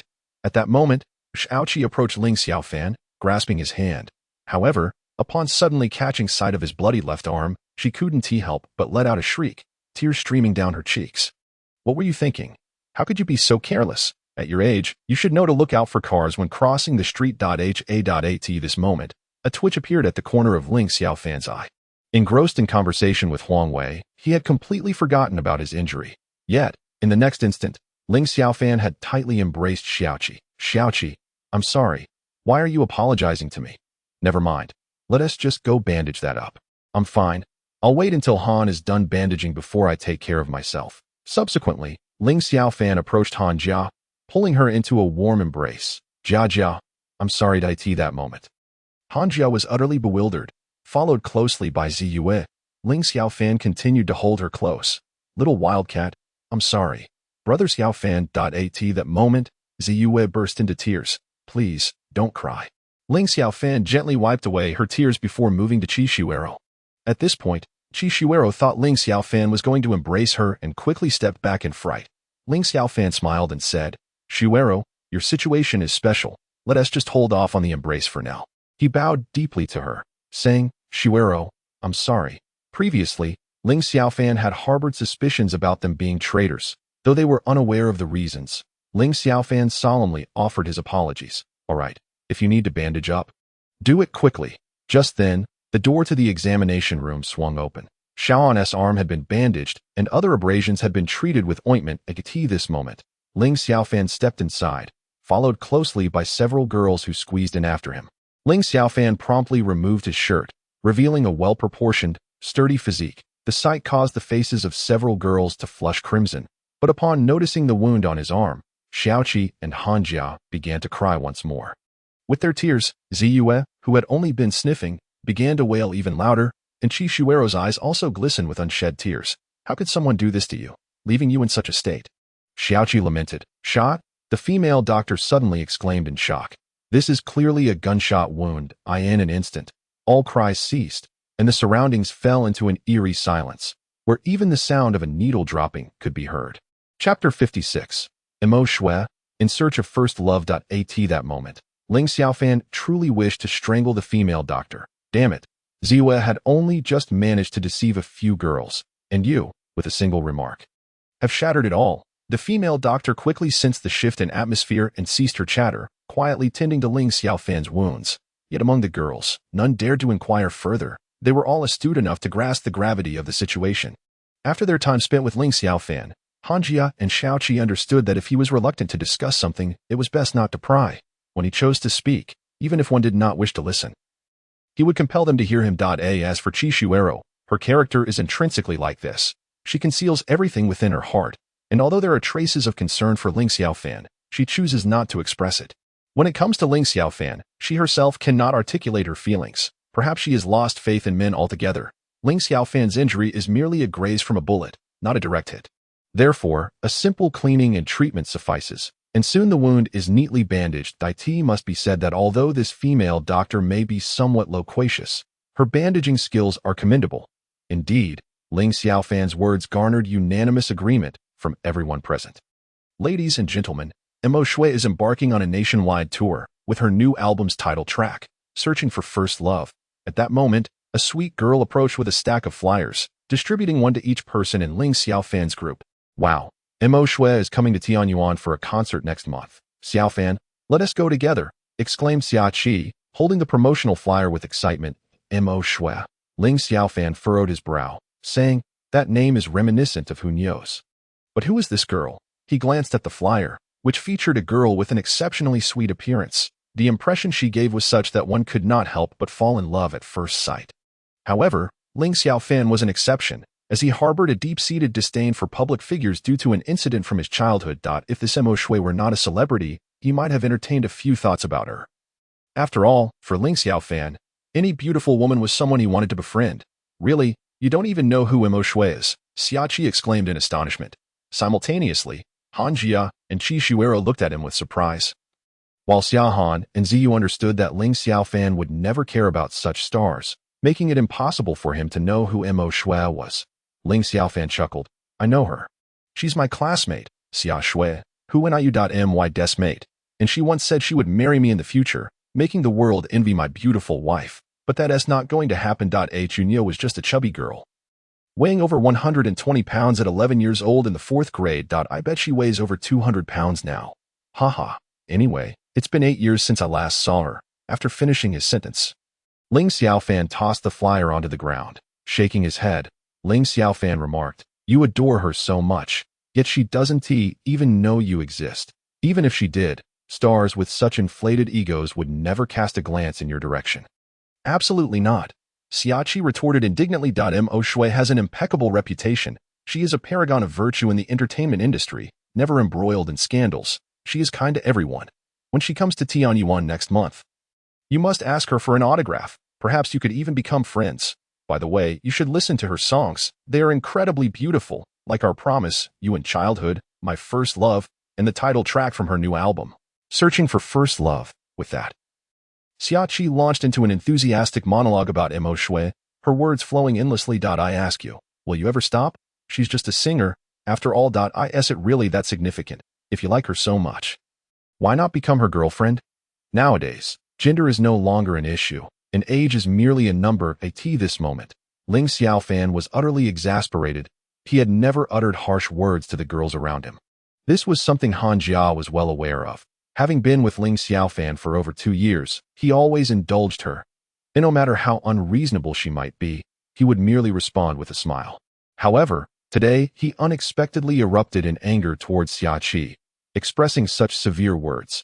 Even Han Jia was taken aback, pondering what could have caused this change in him. Meanwhile, Xiaoqi stood there in complete bewilderment, staring blankly at Ling Xiaofan. At that moment, she could not comprehend why he was so furious. In her perspective, she had done nothing wrong, as it was indeed the truth. Perhaps in her eyes, among the youth today. There was no one who did not admire Mo Shui. Yet, Ling Xiaofan was an exception, not because he disliked Mo Shui, but rather because he detested those hypocritical and arrogant public figures. Why are you being so fierce? My father has never been this harsh with me. Is it wrong to like you? Does that give you the right to treat me like this? Xiaoqi exclaimed, tears streaming down her face. She then struck Ling Xiaofan's chest twice with her fist before turning on her heel and running away. At that moment, Ling Xiaofan hesitated, realizing his words had been overly harsh, even if he did not share her sentiments. He should not dismiss her passions. He sighed deeply and hurried after her. What is wrong with Xiaofan? Han Jia asked, equally bewildered. Xia Han sighed slightly and recounted. Once, there were two girls who were twin sisters. In our childhood, the three of us were inseparable companions with Ling Xiaofan. However, one day, the elder twin tragically met with a car accident. At that time, a celebrity was holding a concert, and to ensure the star's safety, the entire street was cordoned off. The twin sister lost too much blood and urgently required hospital treatment. Yet, the authorities refused to allow passage, and in the end, her father had no choice but to carry her on a detour to the hospital. Unfortunately, they missed the critical window for intervention, and a vibrant life was extinguished just like that. Since then, Ling Xiaofan has harbored a deep-seated hatred for such public figures. Upon hearing Xia Han's explanation, both Han Jia and Qi Shuero fell silent. Although Xia Han's account was somewhat vague, they could sense the anger and helplessness Ling Xiaofan had experienced back then. After all, he had been too young at that time. Had it been now, those arrogant individuals would have faced dire consequences. At this moment, Ziyu pouted and murmured, Meng what exactly is your relationship with Xiaofan? Why do you call him brother one moment and husband the next? Where is your home, and where are your family? Han Jia inquired. While she did not share Xia Han's sentiments, the increasing number of women around Ling Xiaofan left her feeling somewhat uneasy. I am married to my husband. His home is my home, and my family is my husband, Meng replied. Turning to Han Jia, at that moment, Han Jia's eyelid twitched slightly, realizing that extracting any more information from this girl would be futile. She decided to let fate take its course, hoping that in the future, the number of women around Ling Xiaofan would not exceed the capacity of a large round table. Otherwise, they would have to split into two tables for meals. Xiao Qi, Ling Xiaofan called out as he caught up to Xia Qi, grasping her hand. Let go of me. I hate you. No one has ever been this fierce with me in my life. At this moment, Xia Qi struggled twice and wept, saying, Let go of me. I never wish to see you again. What did you mean by those words earlier? Do you find me bothersome and wish to break up with me? Very well. I shall grant you your wish. Xia Qi was clearly in a fit of anger, her words flowing without the filter of reason. It is likely that once her temper cooled, she would deeply regret her outburst. Xiao Qi, please stop this, Ling Xiaofan implored, grasping Xia Qi's hand. Am I causing a scene? Or have I made a fuss? Do you think I am merely being unreasonable? Fine, if that is your belief. I will leave. With that, Xia Qi forcefully shook off Ling Xiaofan's hand and turned to walk away. Ling Xiaofan understood that she was too enraged to listen to reason. Nothing he said would make a difference at this moment. Xiao Qi, Ling Xiaofan called out softly before suddenly crouching down, clutching his injury. He pressed his fingers firmly against the wound, causing it to reopen, blood staining the bandage crimson. Ling Xiaofan realized that this was the only tactic he had to keep Xia Qi from leaving. He would wait for her anger to subside before discussing matters further. However, he was also gambling on the hope that Xia Qi truly cared for him. He was confident that his chances of success were over 90%. If, by misfortune, the less than 10% chance materialized and Xia Qi remained unmoved by his condition, then perhaps their relationship had indeed reached an impasse. Chapter 57. Quiz with Prizes and Truth. Xia Qi regretted her words after just a few steps. She thought to herself that if Ling Xiaofan were to chase after her, she would relent. Yet, after walking a few paces, he did not pursue her. A sense of panic began to swell within her. Could he truly be serious about wanting to end things? Gradually, she slowed her steps, hoping Ling Xiaofan would notice and come to her aid. However, after waiting a moment, he still did not approach, and her anxiety deepened. How could he be so obtuse? I've made my intentions so clear. Is it truly so difficult for him to offer me an olive branch? Xia Qi murmured under her breath. In frustration, she decided to halt her progress completely, standing still in place. If he could not perceive her signals now, she would genuinely question his emotional intelligence. Xiaofan. What is wrong? Upon witnessing his state, Xia Qi rushed over and crouched in front of him. Seeing the bandage thoroughly soaked in blood, She began to cry once more. I'm so sorry. I didn't mean for this to happen. Are you in pain? Ling Xiaofan sighed softly, acknowledging the old adage that women are made of water, as tears seemed to flow so easily from them. Yet, he felt a flicker of satisfaction. At least his ruse was proving effective. However, he began to wonder if he had gone too far, as it felt as though the bleeding would not cease. Xiaoqi, please don't cry, he said, extending a hand to wipe away her tears. Boo-hoo. It's all my fault. It hurts, doesn't it? Xiaoqi continued to weep. Passers-by cast curious glances at the couple, but public quarrels among lovers were commonplace. No one paid them much mind, merely viewing it as a moment of novelty. If you truly wish to break up with me, then it will indeed hurt. But if you kiss me now, I assure you, everything will be fine, Ling Xiaofan said with a smile. As if it were that simple. Although she spoke otherwise, Xiaoqi swiftly pecked Ling Xiaofan's lips and then softly inquired, how do you feel now? She was aware that this was merely Ling Xiaofan's attempt to comfort her, yet she couldn't help but ask. Ling Xiaofan elongated his tone, first wiping away Xiaoqi's tears, and then quickly kissing her lips again, saying, for now, it doesn't hurt, but I can't guarantee when it will. Thus, you must always be by my side, ready to kiss me whenever it hurts. Xiaoqi nodded, her heart sweeter than honey at that moment. She then took Ling Xiaofan's hand and stood up, stating, all right, let us go to the hospital for a new bandage. No, we must go. Ling Xiaofan pondered for a moment and then remarked, if I go, does that mean tonight? Ling Xiaofan said this with a mischievous smile. Seeing his grin, Xiaoqi was aware that he certainly harbored no good intentions. Her face turned crimson, and she tugged Ling Xiaofan towards the hospital. We'll discuss it after your injury heals. I'm fine. It's just a hand injury, not like Xiaofan got hurt. Ling Xiaofan chuckled. You lecher, even injured and still not behaving. However, she added, but tonight really won't work. I have my period. Lowering her head, her face flushed. That surely it won't come at such a convenient time. At this moment, Ling Xiaofan quietly slipped away and locked the door. You brought this upon yourself. However, just as Ling Xiaofan approached Xiaohan from behind, intending to launch a surprise attack, he gasped in shock. Because at that moment, Ling Xiaofan saw Xiaohan skillfully opening the hidden folder on his computer and directly deleting everything. This was his collection amassed over the years, encompassing everything from Europe, America, Japan, and beyond, now all wiped away with a mere click from Xiaohan's delicate hand. Beast, Xiaohan stood up, casting a detached glance at Ling Xiaofan before preparing to leave. Yet, Ling Xiaofan was quick to act, seizing her from behind. These items were for satisfying my physiological needs, and you dared to delete them. It seems this pent-up frustration can only be released upon you. Upon finishing his words, Ling Xiaofan scooped up Xiaohan and placed her onto the bed, then positioned himself atop her. However, at that moment, he hesitated to proceed further, fully aware that if Xiaohan did not consent, she was capable of anything in retaliation. You have so many women.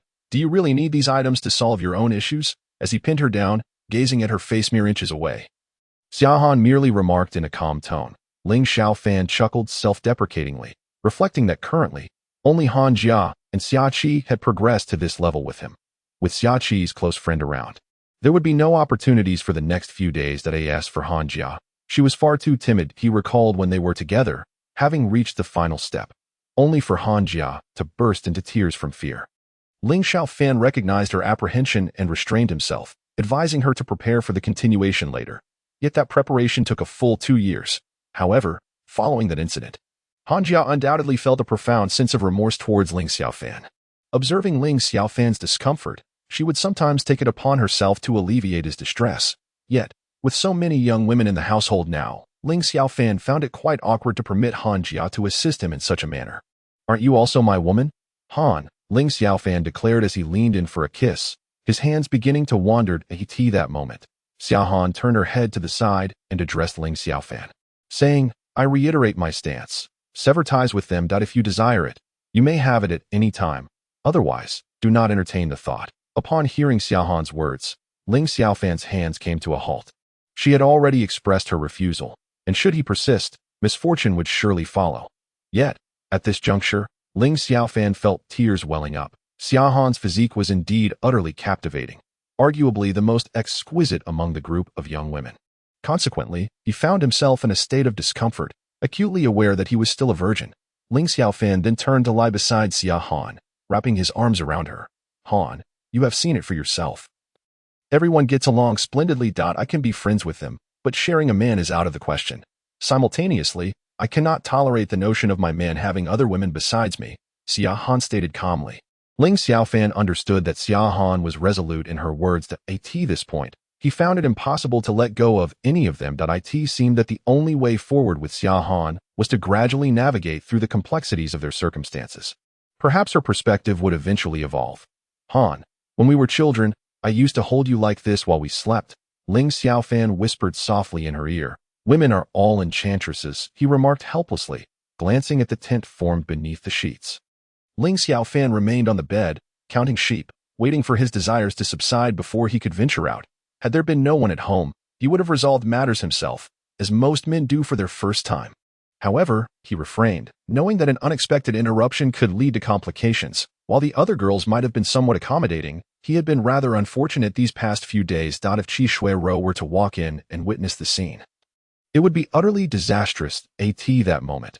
Only Ming Er, Ziyu, Xiaqi, and Ling Xiaofan remained in the house. Ziyu and Ming Er had watched television for a while before retreating to their dormitory. Thus, in the living room, it was just Ling Xiaofan and Xiaqi. Surely not, Ling Xiaofan thought. On the verge of tears, this enchantress was undoubtedly doing it on purpose, fully aware of his discomfort and yet tempting him. To make matters worse, she was currently on her period, and Ling Xiaofan dared not jest about such matters. Chapter 58. Mi and Hunyo. Reward. Upon hearing this, Ling Xiaofan's eyes sparkled with intrigue. What kind of reward? He inquired, mischievously reaching out to caress Xiaqi. As woman, it was only fitting to touch her rather than allow someone else to do so. How annoying, even injured and still so unrestrained. Xiaqi retorted, slapping Ling Xiaofan's hand away. Yet, in the next moment, she willingly nestled into Ling Xiaofan's embrace. How does one interpret such behavior? Rejecting his touch yet eagerly seeking his embrace. Tell me, who did you give your first time to? Xiaqi teased, her gaze fixed playfully on Ling Xiaofan. Today, at Ziyue's place, Xiaqi learned that although Ling Xiaofan had been in a relationship with Han Jia for 2 years, both of them were still innocent. At this moment, her inquiry was merely a means to witness Ling Xiaofan's flustered expression. Perhaps in this era, virginity is a rare treasure, while male virginity is undoubtedly a source of embarrassment. How absurd. Why would this enchantress ask such a question? Was she contemplating a confession of devotion? However, her close friend had arrived recently, so perhaps she dared to act. Ling Xiaofan pondered. Noticing Xiaqi's mischievous smile, he felt that her intentions were far from innocent. Seeing Ling Xiaofan's silence, Xiaqi assumed he was simply too embarrassed to respond. Thus, she chuckled. What's the matter?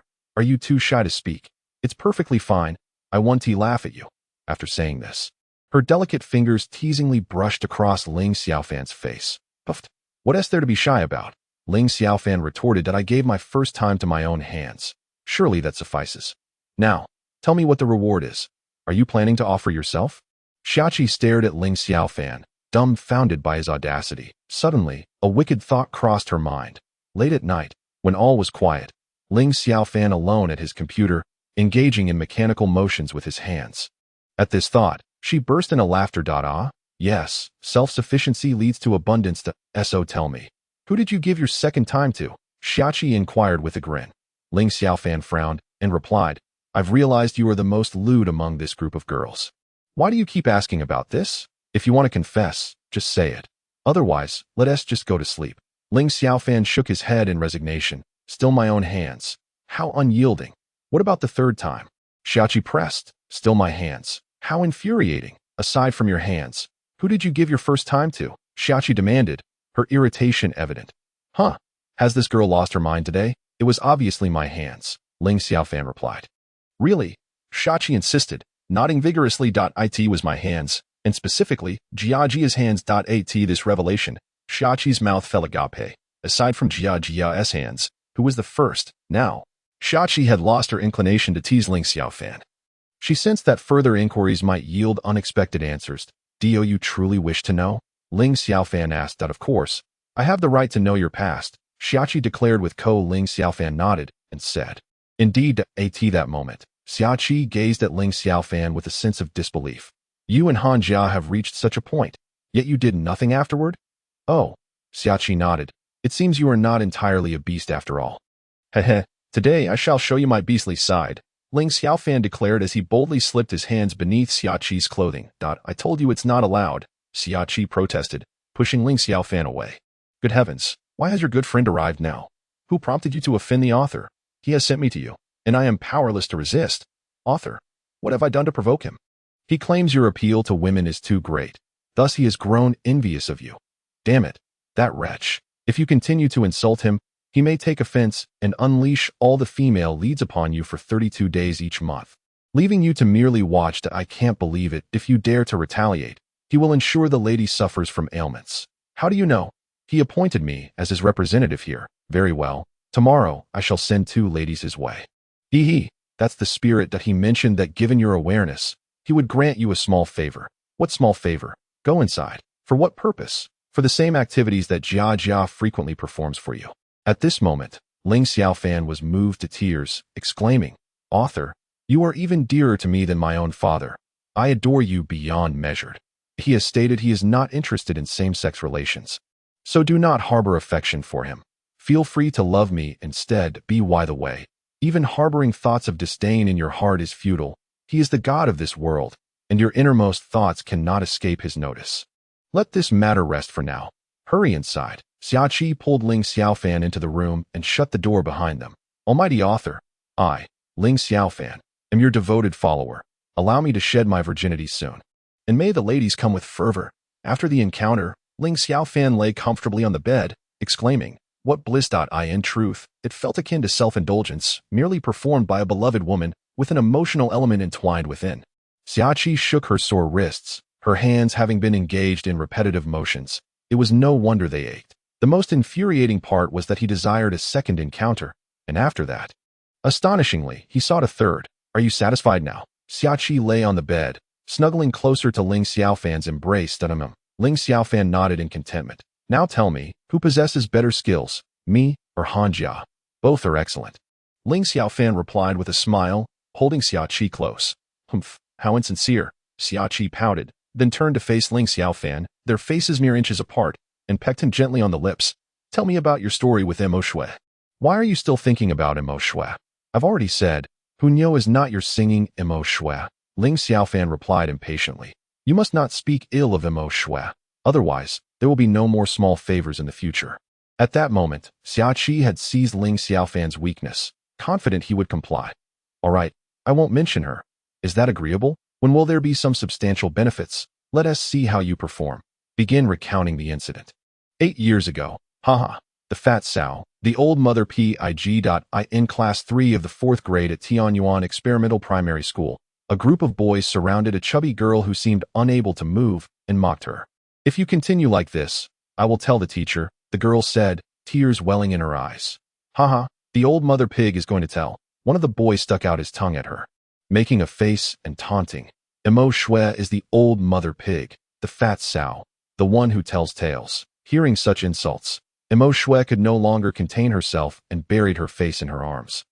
Weeping. In truth, Mo Shui had been quite slender before, but after a serious illness, her appetite had increased dramatically. In just 2 to 3 years, her weight had nearly doubled. Now, at 11 years old, she weighed over 120 pounds, struggling even to walk a few steps without becoming breathless.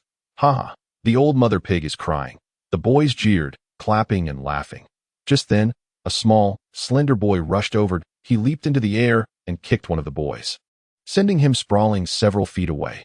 Ling Xiaofan is here. Let us go. Upon seeing the boy, the others quickly dispersed, leaving only the one who had been kicked, now lying on the ground and sobbing. Clearly, they had been intimidated by past encounters. Stop crying. I don't like to see girls cry. These guys are utterly boring. I merely went to the restroom, and they had to come and bully you. Chubby girl, if they bother you again, don't be afraid. Fight back. If you can't win, just crush them. Ling Xiaofan, smiling, took his seat. Ling Xiaofan, don't call me chubby girl.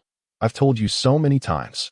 Mo Shui looked up, her eyes still glistening with tears. All right, I understand. I'm sorry. It's a habit. From now on, I'll call you Tiger Girl instead, a term of endearment. Ling Xiaofan chuckled. Mo Shui nodded, a faint smile breaking through her tears. The next day, as Ling Xiaofan entered the classroom, he found Mo Shui once again hunched over her desk, crying. A group of boys was snickering in the corner.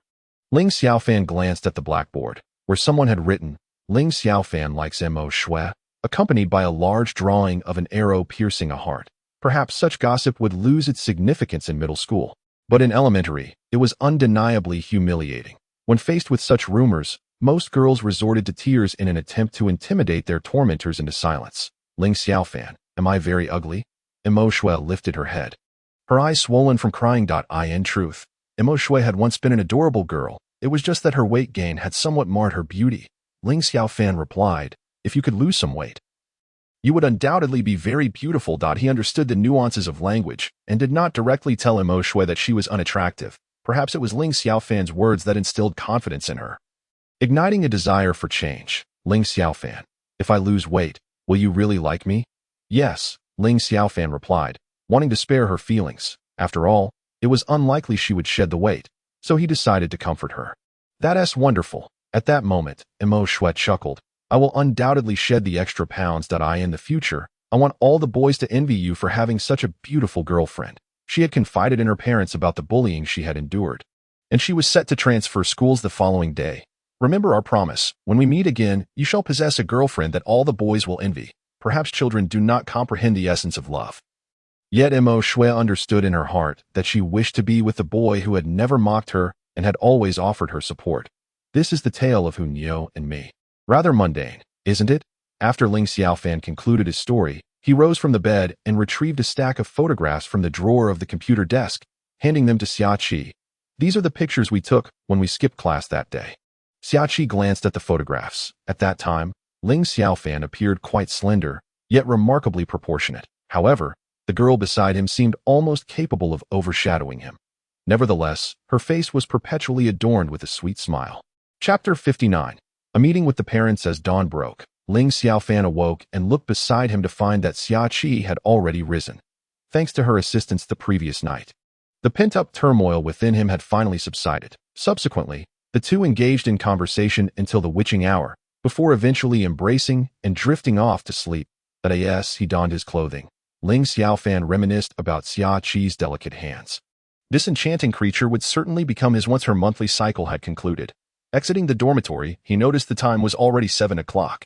Ling Xiaofan stifled a yawn and casually switched on the television, which was currently airing the morning news, reporting that the leader of a notorious gang in the city had been apprehended.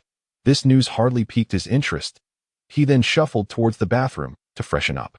However, upon reaching the kitchen doorway, he spotted Xiaoqi bustling about within. Seeing her prepare breakfast for him brought a smile to his face. Not everyone is afforded the opportunity to be served by such a young lady of privilege. Ling Xiaofan couldn't help but marvel at the perks reserved for the protagonist. Yet, he wondered about her culinary skills. She appeared quite adept, and perhaps she could indeed become a virtuous wife and mother in the future. My dear, breakfast is ready. Come, let me feed you. My dear, I'm all cleaned up and waiting for you in bed. Ling Xiaofan wiped the corner of his mouth, ensuring no drool had escaped in his fantasies. The first two statements were inconsequential, yet it was the last one that held the most allure. Alas, the mischievous thoughts returned. He glanced down at the makeshift tent he had pitched and shook his head in resignation before heading to the bathroom to wash up. After completing his morning routine, Ling Xiaofan emerged, having deliberately shaved for the occasion of meeting his future father-in-law. Naturally, he wanted to present himself well. That moment, Xiaoqi was placing the food on the dining table in the living room. Upon seeing Ling Xiaofan, she affectionately called out, Xiaofan, come and eat. She then darted to knock on Meng'er and Ziyue's door, announcing, Meng'er, Ziyue, come out for breakfast. Oh, came the response from within, and shortly thereafter, the two girls emerged wearing adorable bear pajamas. When Ling Xiaofan had purchased them for Meng'er, he had simply chosen two at random. Now that Ziyue had arrived, it was perfect, as each girl had a matching set. However, it must be said that the two uniquely charming little girls clad in bear pajamas truly form a stunning scene in the early morning light. Meng'er casually fabricated a lie about skipping breakfast, and then Ziyue nestled beside Ling Xiaofan, rubbing against him as she asked, Brother Xiaofan, was last night comfortable? The little brat was speaking nonsense, and Ling Xiaofan felt a wave of tension. Ziyue, with a mischievous grin, urged, Xiaoqi, hurry up, even faster. Ling Xiaofan offered an awkward smile, pondering whether he had truly been so lewd the previous night. Meanwhile, Xiaoqi's face was flushed with embarrassment. This rascal knew full well that the walls of this house were not soundproof, yet still shouted so loudly he decided he would no longer assist her. It was far too humiliating. "Little brat, serve me breakfast," he said. Giving Ziwe a playful tap on the head, he began to eat first. Noting that this girl had risen early just to prepare soy milk, as he took a sip, his expression instantly froze. Just as he was about to stop Ziwe, it was too late. She had already gulped it down. Ugh! Ziwe was on the verge of spitting it out, but upon seeing Ling Xiaofan's murderous glare, she forced herself to swallow. That moment, she nearly burst into tears. What on earth was this soy milk? The raw taste was bad enough, but it was also unbearably salty. While she could endure the saltiness, surely one must strain the soy pulp cleanly. This is my first attempt. I have no idea if it turned out well. However, I followed Aunt Chin's method precisely. What do you think? Xiaoqi looked at them with eager anticipation. Not bad. Ling Xiaofan replied with a smile that he then discreetly pinched Ziwe's bottom, and the little wildcat pouted. Nodding, it shouldn't be fatal, right? With a resounding smack, Ling Xiaofan playfully slapped Ziwe's head. What nonsense was this unfortunate child spouting? Such a delectable treat. Where else could one find something so delightful? He then raised the bowl and drank his portion in one go. Watching Ling Xiaofan, Ziwe felt an overwhelming urge to cheer. Brother Xiaofan is magnificent. Really? Seeing Xiaoqi's excitement, as she picked up Ling Xiaofan's empty bowl, she declared, "I'll fetch you another bowl," before Ling Xiaofan could respond. She dashed into the kitchen. "Brother Xiaofan, take care. On your anniversary, I will offer you a bowl of soy milk made by Sister Xiaoqi herself." Ziwe regarded Ling Xiaofan with a sympathetic expression. "You silly girl. What nonsense are you saying? You must drink some too. If you don't finish it, I'll make you regret it. No. I'll report you for child abuse. Xiaofan, here you go." Just as Ling Xiaofan was about to scold Ziwe, Xiaoqi emerged carrying a brimming bowl of soy milk. That moment, Ling Xiaofan felt an overwhelming urge to weep. "Xiaoqi, what have I done to offend you? Please, spare me this torment. Otherwise, I may end up like Ziwe said. Next year on this day will be my memorial." What else with that expression? Seeing Ling Xiaofan's face, which looked worse than crying, Xiaoqi expressed her discontent. "Xiaoqi, what did you put in this? It's so delicious." Ling Xiaofan inquired. "Did I it?" Xiaoqi blinked her eyes, and then sat down beside Ling Xiaofan. "It's nothing much. Yesterday, I heard Han Jiao mention that you enjoy sweet treats, so I added a little extra sugar. As expected. You like it? The sugar in the red jar on the cutting board?" Ling Xiaofan inquired. Is there a problem?" Xiaoqi asked. At that moment, the corners of Ling Xiaofan's eyes twitched repeatedly. Indeed, allowing this young lady to cook was not a wise decision. Goodness, that was salt. Have you ever seen sugar that looks like that? You couldn't even taste it before adding, or was it intentional? Oh, I see. Ling Xiaofan chuckled. He then picked up his bowl and, without further ado, drank the soybean milk. Ziwe, watching from the side, was taken aback. This manner of drinking surely couldn't be safe. Brother, truly, to avoid hurting her feelings, you would go this far. Ziwe then also lifted her bowl and began to sip slowly. Although it was somewhat salty, the residue of the soybean curd was not fully strained, and there was still a raw bean flavor, but that it shouldn't be fatal, right? Observing Ling Xiaofan finish his drink once more, Xiaoqi felt a sweet sensation in her heart. "Come and have some youtiao," she said, handing a piece to Ling Xiaofan. "Did you make this?" he asked. "How could I? I bought this outside. Oh, that puts me at ease. Otherwise, I might have met my end today." Xiaoqi then took the empty bowl and walked to the kitchen. Shortly after, she returned with half a bowl of soybean milk. "Xiaofan, there is half a bowl left. Do you want it? If not, I'll drink it. I do," Ling Xiaofan replied, snatching the soybean milk from her hands and gulping it down. Is it really that delicious? Then I'll make it for you every day." Upon hearing Xiaoqi say this, Ling Xiaofan nearly fell to the ground, while Ziwe almost spat out the soybean milk she had just consumed. She cast a sympathetic glance at Ling Xiaofan and shook her head helplessly. Then, she too finished her bowl of soybean milk in one go, feeling utterly ashamed in comparison to the sacrifices made by her brother. "Don't make it any more. I'll make it for you," Ling Xiaofan said, taking Xiaoqi's hand. "Such beautiful hands should not be used for work. What else would they be for? To provide me with little perks. Go away. I'll wash the dishes." After finishing, Xiaoqi insisted, perhaps flattered by Ling Xiaofan's compliments. This girl truly seemed to be in high spirits. Ling Xiaofan did not stop her. If she was willing to do it, so be it.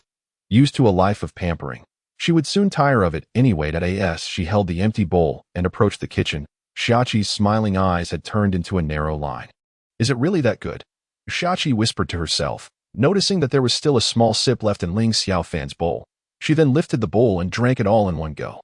Brother Xiaofan, how do you feel? Any feelings of palpitations, shortness of breath, or frequent urges to urinate? At this moment, Ziyue quietly inquired of Ling Xiaofan, that you're the one with frequent urges. I feel a bit thirsty. Even though I just drank a lot. He rubbed his bloated belly, pondering how much salt she had actually added. As Ziyue was about to say something, she noticed that Xiaoqi emerged from inside with her head bowed. Hastily closing her mouth and gently nudging Ling Xiaofan, giving him a meaningful glance. At that moment, Ling Xiaofan turned to look, and he found the girl's expression quite dejected. Had she suffered some kind of setback? Subsequently, Xiaoqi sat down beside Ling Xiaofan, remaining silent. Xiaoqi, what's wrong? Are you feeling unwell? Ling Xiaofan inquired with concern. Just a moment ago, she had been bursting with excitement. How could she suddenly be in such a state? Xiaofan, Xiaoqi called softly, then leaned into Ling Xiaofan's embrace, her lips meeting his. You little brat, don't look, Ziyue exclaimed, quickly covering Minger's eyes while she herself watched with delight. How audacious, thinking herself an adult.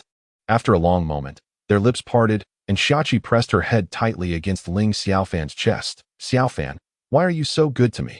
If you keep this up, I'll never be able to leave you. Why would you want to leave? I would miss you too much. If you go, my little benefits would vanish, Ling Xiaofan replied with a smile. That can't you be a bit more serious? Looking at Ling Xiaofan, Xiaoqi, who was on the verge of tears, suddenly burst into laughter. What's so unserious about it? I believe there is nothing more serious in this world than this. Xiaoqi, how about we go inside and have a few more rounds? Pfft, no way, my hands are exhausted. Ziyue shook her head, finding these two far too open-minded. Did they not realize there were two minors present? Minger was one thing, but were they not corrupting this innocent underage girl? With a slight sigh, feigning maturity, she took Minger inside. This space should be left for the young couple, lest they tarnish her purity. At 8 o'clock, Ling Xiaofan and Xiaoqi stepped out, heading to the bus station. For today was the day Ling Xiaofan would meet the parents. Ziyue stealthily followed behind them. Though it was merely a facade of fulfilling her duty, she intended to see it through diligently. Chapter 60. A cut from Playing with Knives. Tianyuan City and Linhua City were neighboring cities, and a bus ride would take less than an hour. If driving, one could arrive in just half an hour. I'm so tired. I want to be waking up early to make you breakfast again. I must sleep until I wake up naturally. Xiaoqi yawned at that moment. To surprised Ling Xiaofan. She had risen at 5 in the morning to prepare breakfast. And indeed, she had delivered quite the shock. Ling Xiaofan chuckled, amused by the girl. She had previously claimed she would make him breakfast every day, yet she couldn't even manage to last a single day. However, this was just as well. If she were to cook daily, who knows when she might inadvertently poison him? She might confuse salt for sugar, and one day she could even mistake arsenic for salt. Yes, you must never cook again. Ling Xiaofan nodded seriously. Seeing his expression, Xiaoqi became displeased, pouting as she playfully hit his chest a couple of times. Idio, you dislike me. Not at all. I'm just worried that working will roughen my hands and spoil the feel of my little benefits. Since last night, Ling Xiaofan had been preoccupied with thoughts of Xiaoqi's little benefits. You insufferable lecher. You must refrain from such remarks in the future. Otherwise, there will be no opportunities left. Xiaoqi has never engaged in such behavior. She possesses a sense of modesty typical of young women, unlike Ling Xiaofan, who is utterly shameless. The mere thought of what transpired last night for Ling Xiaofan causes Xiaoqi's face to flush with heat. Ling Xiaofan, with a mischievous grin, inquires, when shall I receive my grand reward? Go away, retorts Xiaoqi. Ling Xiaofan nods and replies, very well, I shall perish in pursuit of tickets. With that, Ling Xiaofan playfully smacks Xiaoqi's dairy, commenting on its delightful firmness before darting off to queue for tickets amidst laughter. How infuriating, this insatiable lecher. Xiaoqi, enraged, stomps her feet in frustration, lamenting her poor judgment in befriending him, now ensnared in a predicament akin to a lamb in a tiger's den. With no escape in sight, today is Sunday, and the throngs of people are considerable. Upon arriving at the ticket counter, a long queue is already formed. Alas, despite being a young lady of privilege, she insists on taking the crowded bus rather than driving her Ferrari. Ling Xiaofan murmurs a complaint under his breath as he finds himself at the end of the line, counting at least 20 individuals ahead of him. Sighing, he resigns himself to the wait. Reminding himself of the virtues of patience. At that moment, a delicate young woman approaches and stands behind Ling Xiaofan. Her lustrous black hair cascades down her shoulders, and her enchanting, doe-like eyes are captivating, complemented by a faint blush adorning her round cheeks. Yet, what enthralls Ling Xiaofan most is not her exquisite visage, but rather the prominent curves that adorn her chest. Inwardly, he muses wickedly, wondering if she feels fatigued and if he might assist her. Initially, he had thought his own endowments ample, yet here was a stunning example of youthful beauty and ample bosom. Although he contemplated teasing her, he noticed Xiaoqi observing him. Their gazes locked, and Xiaoqi offered him a sweet smile. Ling Xiaofan sighed softly, recalling the previous night's small indulgence, deciding to quell his lascivious thoughts. This young lady, a scion of wealth, not only endures the indignity of being with him but also tolerates his close ties with other women. He must refrain from any flirtation in her presence, opting instead to indulge in such antics discreetly. Little does Xiaoqi know of Ling Xiaofan's inner musings. Had she been aware, she might foresee a future where he must fend for himself. As for Hanjia, she is currently occupied with caring for her grandmother. And since they no longer attend the same school, there is little time for her to spend with Ling Xiaofan. Thus, it seems that his future happiness rests firmly in Xiaoqi's hands. All remains as it should. Ling Xiaofan continues to stand patiently in line. With only a handful of people ahead of him, he stifles a yawn, having conversed with Xiaoqi late into the night, leaving him slightly sleep-deprived. Just then, he feels a gentle brushing against him. Initially suspecting a thief, he turns to investigate. To his astonishment, it is none other than the youthful beauty behind him. Could it be that this seemingly innocent girl harbors a more mischievous nature? With that thought, Ling Xiaofan's interest begins to wane. He is fond of beautiful women, as perhaps any normal man would be. However, Ling Xiaofan does not fancy just any kind of beauty. His threshold is that a woman's character must be impeccable. He certainly would not take a second glance at those of dubious repute, regardless of their allure.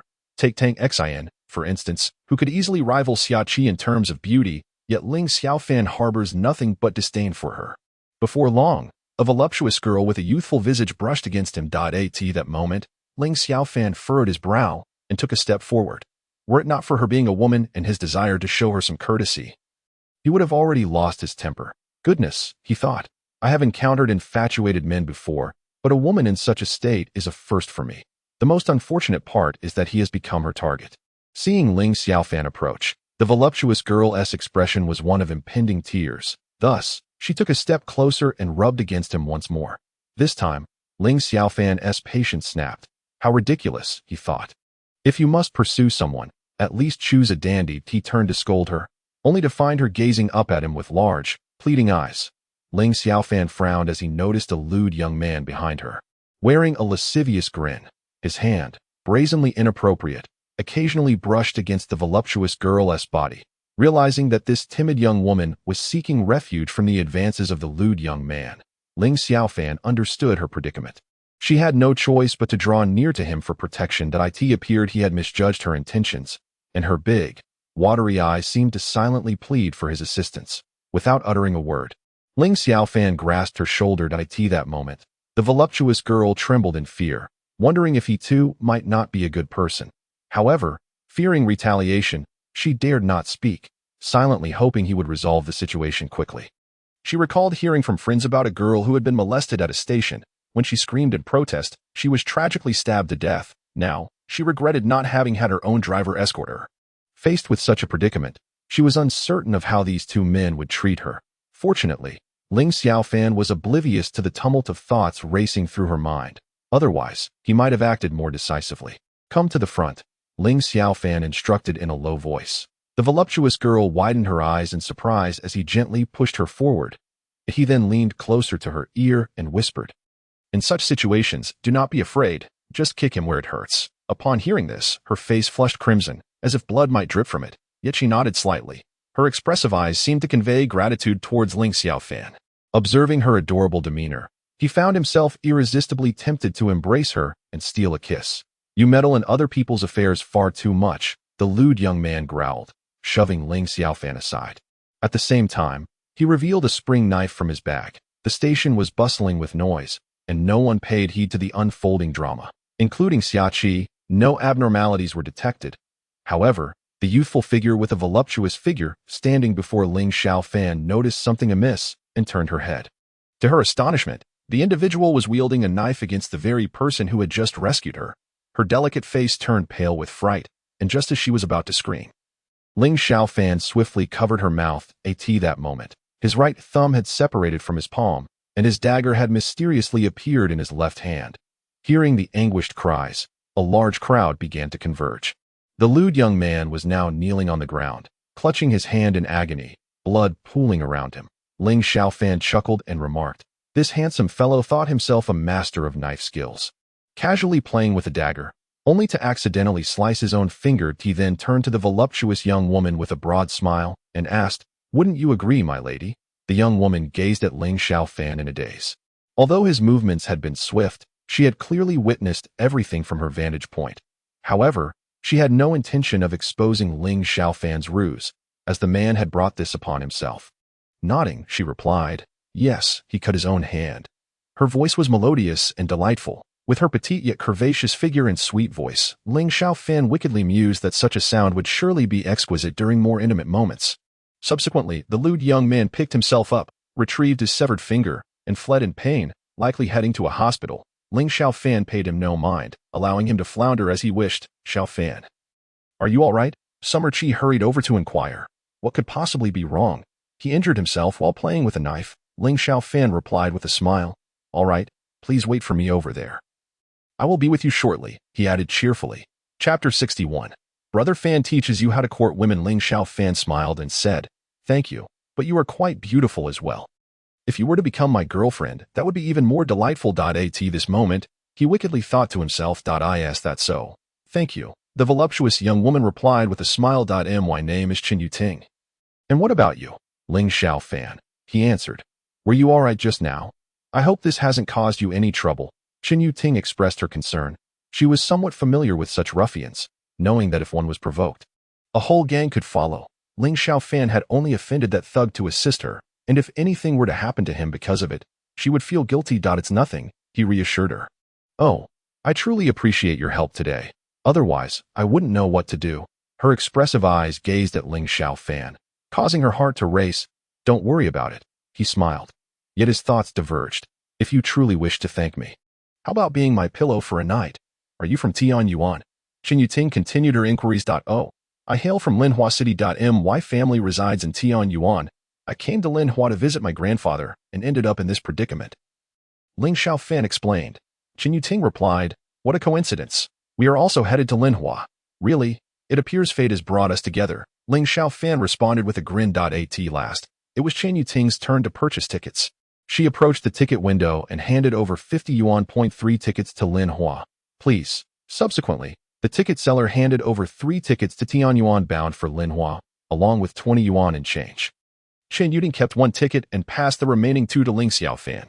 How could he possibly accept such generosity? Ling Xiaofan hesitated to take the tickets. The amount was not significant, merely 20 yuan. However, he was inherently averse to using a girl's money, feeling it akin to living off someone else's kindness. Yet, their relationship had reached a certain level of familiarity, so he ultimately dismissed his reservations. Still, having just met Chen Yuting today, he felt it would be inappropriate to accept her tickets, especially as they might not have the chance to meet again in the future that you've already purchased them. "It would be a waste if you don't take them," Chen Yuting insisted, firmly placing the tickets into Ling Xiaofan's hands. "Then allow me to give you the money," he offered, reaching for his wallet. "No need for that. If you feel uncomfortable, just treat me to a meal next time. After all, we both reside in Tianyuan." Chen Yuting replied with a smile. "All right, I shall take you out for a meal when the opportunity arises." Ling Xiaofan responded with a grin. Although he said so, he was uncertain when such an opportunity might present itself. Despite both living in Tianyuan, encounters were not easily arranged. In fact, Ling Xiaofan had lived there for a decade and had never once crossed paths with this youthful beauty with an alluring figure. "Hey, beautiful," a young man called out from a distance, whistling and casting flirtatious glances at Xiaoqi. Yet, she remained unperturbed, arms crossed over her chest, not sparing him even a glance. Undeterred, the young man continued to call out, "Hey, how about leaving a number? QQID would work too. I could take you out for a meal sometime." Unlike the previous lecherous fellow, this young man dared only to stand a few meters away from Xiaoqi. Persistently whistling, regardless of his efforts, Xiaoqi did not even roll her eyes in his direction. The greatest tragedy in life is when you attempt to engage a girl in conversation, only for her to ignore you entirely. At least if she gave you a disdainful glance, it would signify that she acknowledged your presence. perhaps even committing you to memory. With a few more encounters, she might even regard you with flirtatious eyes. But when she doesn't glance your way at all, it's clear that you have no chance to that moment. Ling Xiaofan approached Chen Yuding, and upon noticing the young man, he couldn't help but furrow his brow. Xiaoqi was not as sharp-tongued as Ziyue. Had Ziyue encountered such a scenario, she would have effortlessly reduced the shameless young man to tears. Ling Xiaofan then donned a friendly smile as he approached, patting the young man's shoulder and saying, "Friend, that's not how you win a girl's heart at this rate. You'll never have any luck with women." The young man turned to look at Ling Xiaofan, who wore a broad smile devoid of hostility. This eased the young man's worries, as he had feared that Ling Xiaofan was the beautiful girl's boyfriend come to confront him. Yet, in truth, he was indeed here for that very reason. "So what should I do?" the young man inquired. Ling Xiaofan pondered for a moment and replied, "Bring me 100 yuan as tuition, and I shall teach you the art of wooing women." He extended his hand toward the young man. "Are you out of your mind? Why don't you just rob someone?" the young man exclaimed, quickly clutching his pocket. Ling Xiaofan shook his head in exasperation, saying, "You fool, what's more important, 100 yuan or a girl? You must still be a virgin, right?" He looked at the young man with a mix of pity and amusement. "Alas, I remain a virgin. In this day and age, many individuals take pride in feigning innocence, compelling me to adopt the guise of one with ample experience." Upon hearing this, the young man's face flushed with embarrassment. In contemporary society, declaring oneself a virgin is often regarded as an embarrassment. I have a friend who works in a hotel. At the age of 22, he claims to be a virgin, yet no one believes him. Conversely, when he asserts that he is not, no one casts doubt upon his words. Such is the reality of our times. I would offer you 100 yuan. Can you truly assist me in winning her over? The young man gazed at Xiaoqi, swallowing hard that he glanced at her once more, again swallowing nervously. After a moment of determination, he rummaged through his pockets and ultimately produced 80 yuan. My friend, I can only spare 70, as I must keep 10 for my transportation. Alas, with no money, you dare to pursue women, your chances are slim. Ling Xiaofan silently shook his head, then seized a 50 yuan note. "Today, I am in a generous mood. I shall give you a 50% discount. You may keep 10 yuan for the ride, and the remaining 20 can be used to secure a room at a roadside and once you win her heart." "Thank you, brother, thank you." The young man eagerly nodded, stuffing 30 yuan into his pocket. "Brother, when shall we commence?" "Right now." Ling Xiaofan tucked the 50 yuan into his pocket, inwardly cursing the fool. With such demeanor, he dares to pursue women. It serves him right to face misfortune for daring to covet my dear Xiaoqi. Ling Xiaofan then patted the young man on the shoulder and said, "Observe closely. The essence of wooing women lies within these actions. I shall demonstrate only once. How much you learn depends on your own insight." "Indeed, indeed." The young man nodded fervently. A faint smile graced Ling Xiaofan's lips as he approached Xiaoqi from behind. Gently, he tapped her shoulder and said, "Hello, beautiful." At that moment, Xiaoqi grew somewhat impatient, turning to him and replying, "Are you bothersome? I have a boyfriend." However, upon realizing it was Ling Xiaofan, she momentarily froze, and just as she was about to explain, Ling Xiaofan cupped her face and pressed a heavy kiss upon her lips. "Will you be my girlfriend?" After parting their lips, Ling Xiaofan gazed at Xiaoqi with deep affection. Xiaoqi's cheeks flushed. Although they had always regarded each other as boyfriend and girlfriend, Ling Xiaofan had never formally confessed his feelings. Just yesterday, at Ling Xiaofan's home, she had insisted that Han Jia recount the story of Ling Xiaofan's confession, leaving her envious that he had never declared his feelings to her. Yet today, he had finally confessed, albeit not in the manner she had envisioned. Yet her heart felt sweetly elated. The young woman's face turned crimson as she lowered her head and gently nodded. "Mm." Ling Xiaofan smiled, then leaned down to kiss her lips once more. He then turned to the young man, who was utterly astonished. "Goodness, have I encountered a love guru? Just moments ago, that girl claimed to have a boyfriend. Yet here my master has swept her off her feet. Though a flower may belong to another, with the right approach, no wall remains unscalable. Today, I have truly witnessed a sage. Master, I revere you." Such were the thoughts racing through the young man's mind. At the same time, Chen Yuding was utterly astounded by the scene before her. Could it be that someone could be deceived out of 50 yuan so effortlessly? Truly, it would be a grave misallocation of talent if this fellow did not pursue a career in fraud. "Let us be on our way." Subsequently, Ling Xiaofan took hold of Xiaoqi's hand, and together they proceeded to the ticket-checking window. How infuriating. Had I known it would unfold this way, I would have made my move sooner. To think such a remarkable girl was merely used as a teaching example is simply lamentable, the young man muttered softly to himself. But the next moment, his eyes lit up at a graceful figure. Even from behind, was captivating. "Hello, beautiful," the young man approached, mimicking Ling Xiaofan's actions, and gently tapped the girl's shoulder. He then took a deep breath, inhaling deeply once more. "What's the matter?" the girl responded, her face not yet fully turned before the young man cupped her face in his hands. At that moment, he closed his eyes and kissed her abruptly. After a lengthy moment, their lips parted. "Will you be my girlfriend?" "Sure," she replied, her voice sweet and bashful, utterly enchanting. "I'm sorry, I mistook you for someone else." It was then that the young man finally discerned her true appearance. While her silhouette was undeniably alluring, her face was far from commendable. When she smiled, a greenish piece of vegetable clung to her front teeth. The thought of having kissed such a mouth filled him with a sudden urge to retch. "What do you mean? A kiss? And you simply dismiss it with a mistaken identity. My boyfriend, today you will fulfill your obligations. Whether you like it or not. Let us head to a room. We'll split the costs equally." With that, the girl firmly dragged the young man away. Ling Xiaofan watched the young man with a pitying gaze. Yet he could not help but congratulate him. As a disciple, he had managed to shed his virginity even before his master had. The tides of the Yangtze River pushed the waves forward. Xiaoqi appeared utterly bewildered, while Chen Yuding was doubled over in laughter. In a roadside in Tianyuan City, the young man's cries echoed throughout the skies of the city. Chapter 62.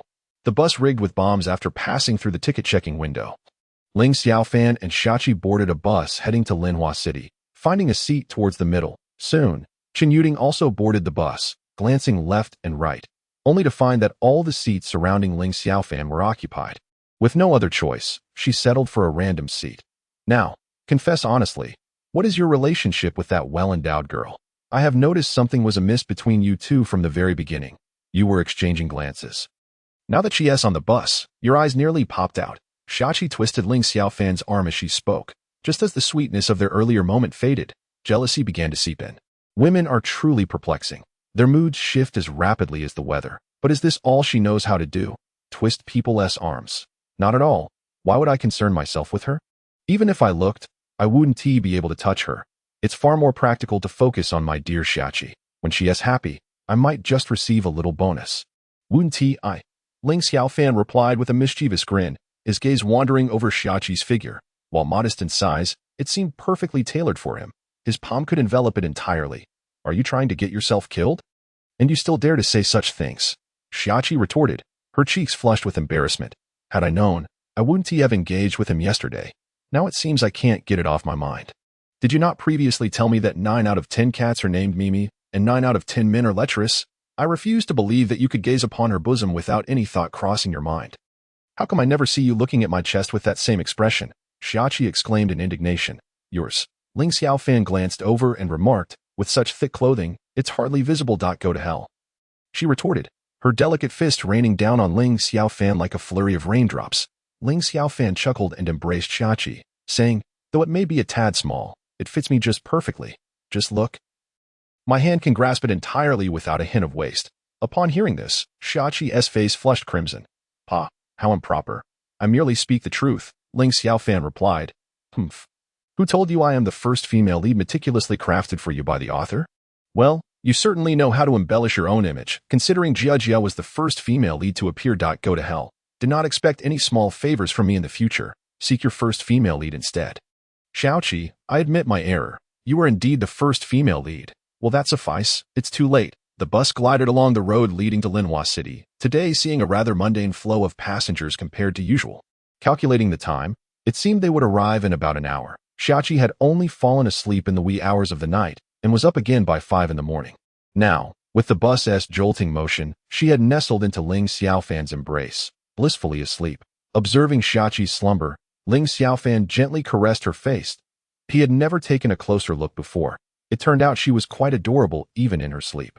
Inside the bus, a diverse array of individuals occupied the seats. Next to Ling Xiaofan, a fashionable woman was meticulously applying her makeup. She sharpened her eyebrow pencil with a small knife, expertly drawing her brows in front of a mirror. Ling Xiaofan felt a twitch in his eye.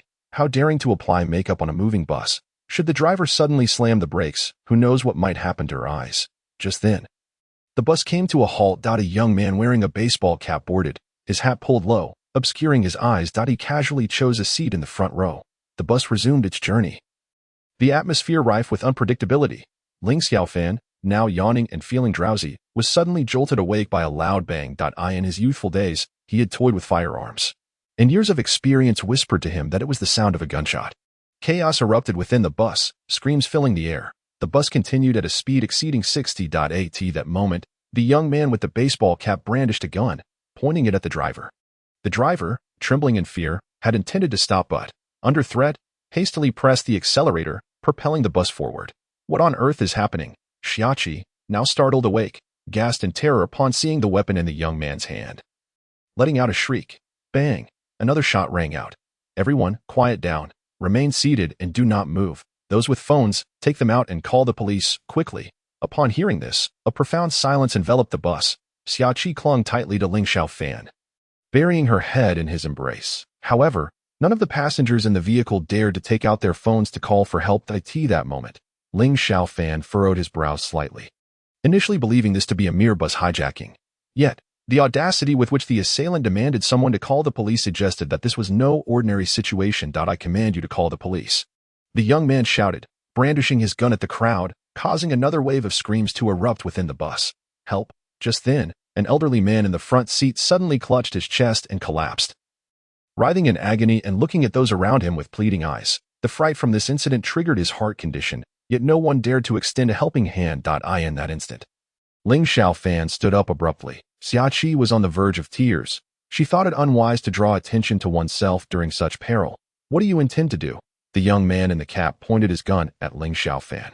No, Xiaofan, Xiaoqi cried out, overwhelmed with fear, unable to bear the thought of Ling Xiaofan perishing before her eyes. Just last night, they had been enjoying each other's company, and today they were meant to meet their parents, only to find themselves in this dire situation. Did you not urge us to call the police? Allow me to assist you, but first, let me assess this gentleman's condition, Ling Xiaofan said calmly.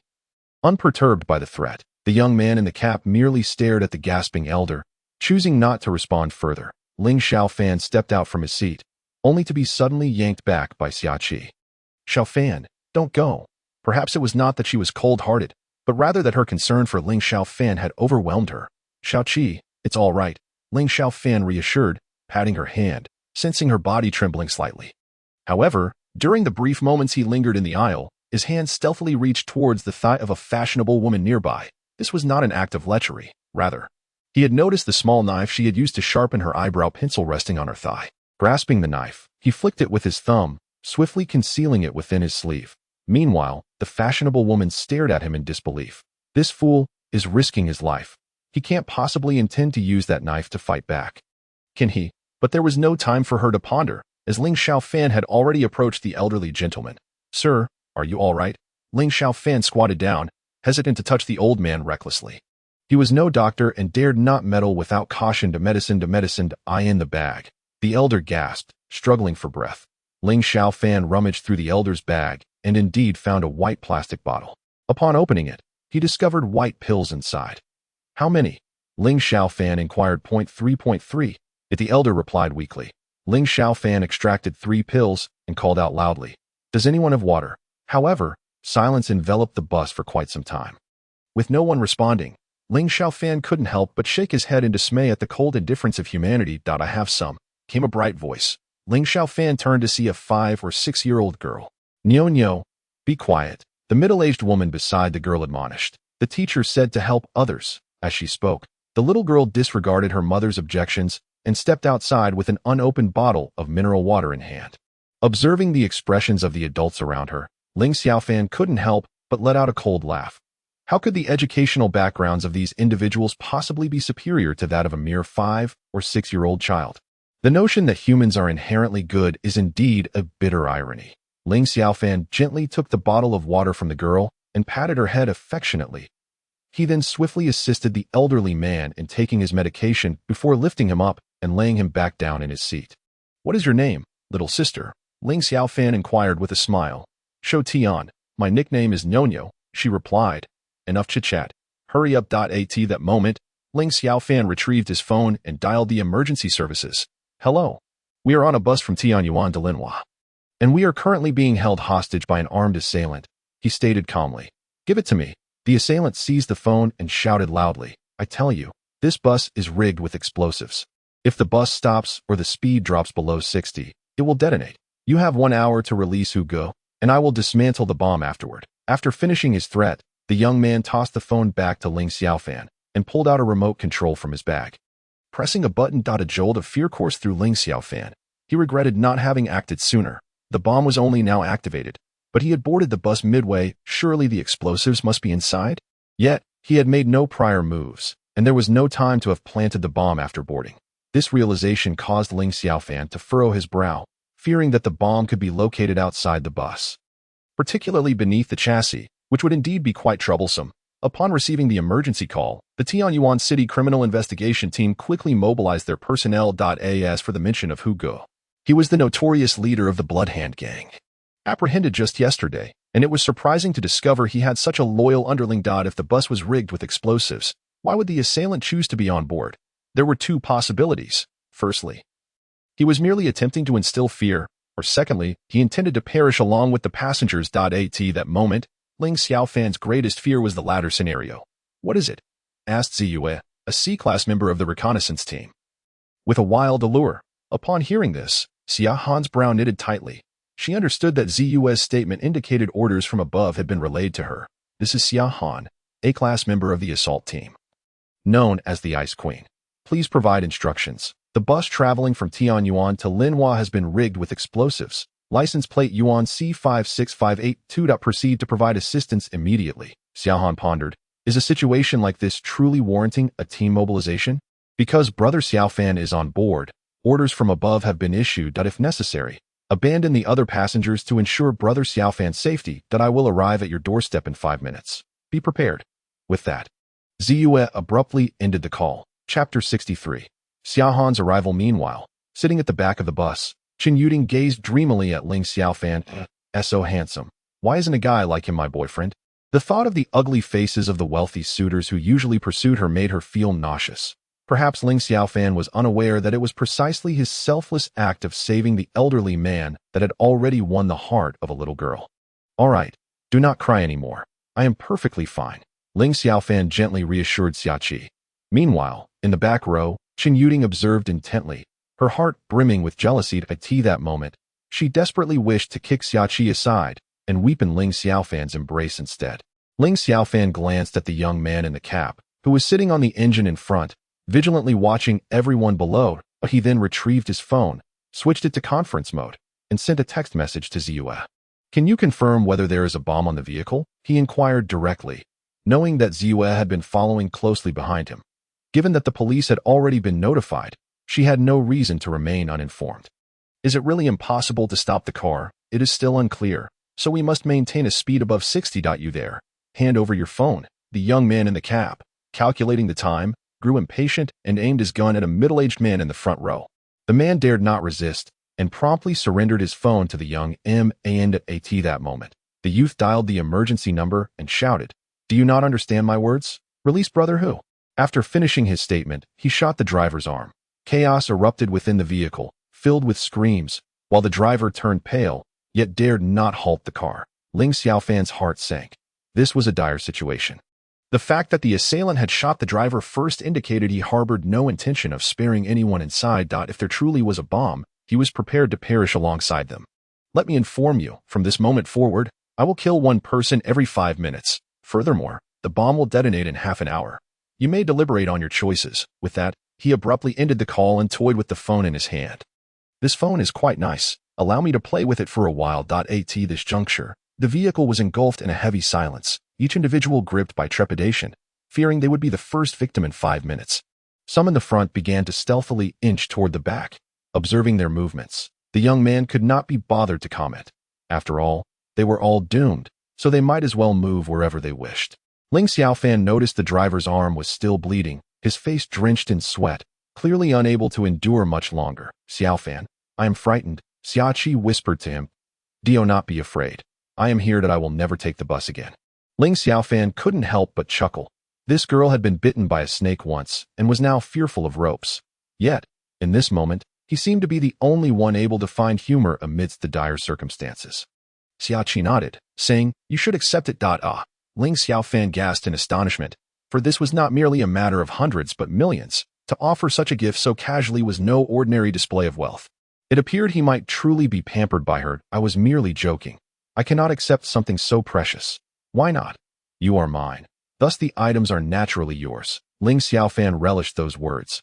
Were it not for the current predicament, he would have swept Xiaoqi into his arms and cherished her thoroughly. However, he cared little for the possession of material wealth as long as she was his. The atmosphere in the vehicle was already exceedingly quiet, and their conversation reached every ear within this moment. Everyone was astonished, their eyes fixed on the two individuals, not because of the content of their conversation. Goodness, how could they engage in such casual chatter under these circumstances? Are they even human? The young man in the cap paid them no mind, indifferent to their murmurs. Regardless, they would all meet their demise within half an hour. Oh no, now only 25 minutes remained. The young man dialed the emergency number once more. 5 minutes had already elapsed. According to protocol, he was required to take a life. After speaking, he ended the call. His gaze swept across the interior of the vehicle. Apart from Ling Xiaofan, who sat upright in his seat, the others were huddled together, and Xiaoqi was curled up in Ling Xiaofan's embrace. Thus, aside from the elderly man in the front row, only Ling Xiaofan's head was visible. At that moment, the gun was aimed at Ling Xiaofan, who felt a slight twitch in his brow. The small knife hidden in his sleeve had slipped into his hand. "Mom, I'm scared," suddenly cried Zhou Tian, her voice breaking. Without warning, she bolted from her seat. No. A middle-aged woman reached out to grab Zhou Tian, but it was too late. The gun was already trained on her. And a sinister smile crept onto the young man's face beneath the cap as his fingers slowly tightened on the trigger. Simultaneously, Ling Xiaofan made his move. The knife flew through the air, piercing the young man's wrist. With a cry of agony, the gun slipped from his grasp. Seizing the opportunity, Ling Xiaofan lunged forward, pinning the young man to the ground.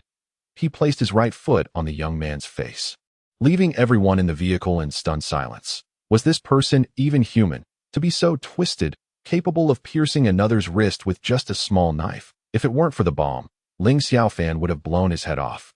"Where is the bomb?" Ling Xiaofan demanded sharply. The young man suddenly laughed. "You truly are a remarkable little knife, but you will never be able to contend with the boss." As he spoke, black blood trickled from the corners of his mouth, and Ling Xiaofan's heart sank. This was the same organization that had kidnapped Meng Er. Like those who had seized Meng Er, he too had resorted to suicide by poison. In that moment, Ling Xiaofan understood. This group was targeting him. What kind of organization was this, filled with such fanatical individuals? And who was the boss he mentioned? With the young man in the cap now deceased, there was no chance of extracting any further information. Ling Xiaofan approached the driver. "You go take a rest. I'll handle the driving. Are you capable?" "No problem." The driver nodded, clutching his injured arm. Before rising, Ling Xiaofan quickly took his place, pressing down on the accelerator. Meanwhile, the driver lay back, his face paled. He had done his utmost to ensure everyone's safety, holding on until now. "Does anyone know how to bandage a wound?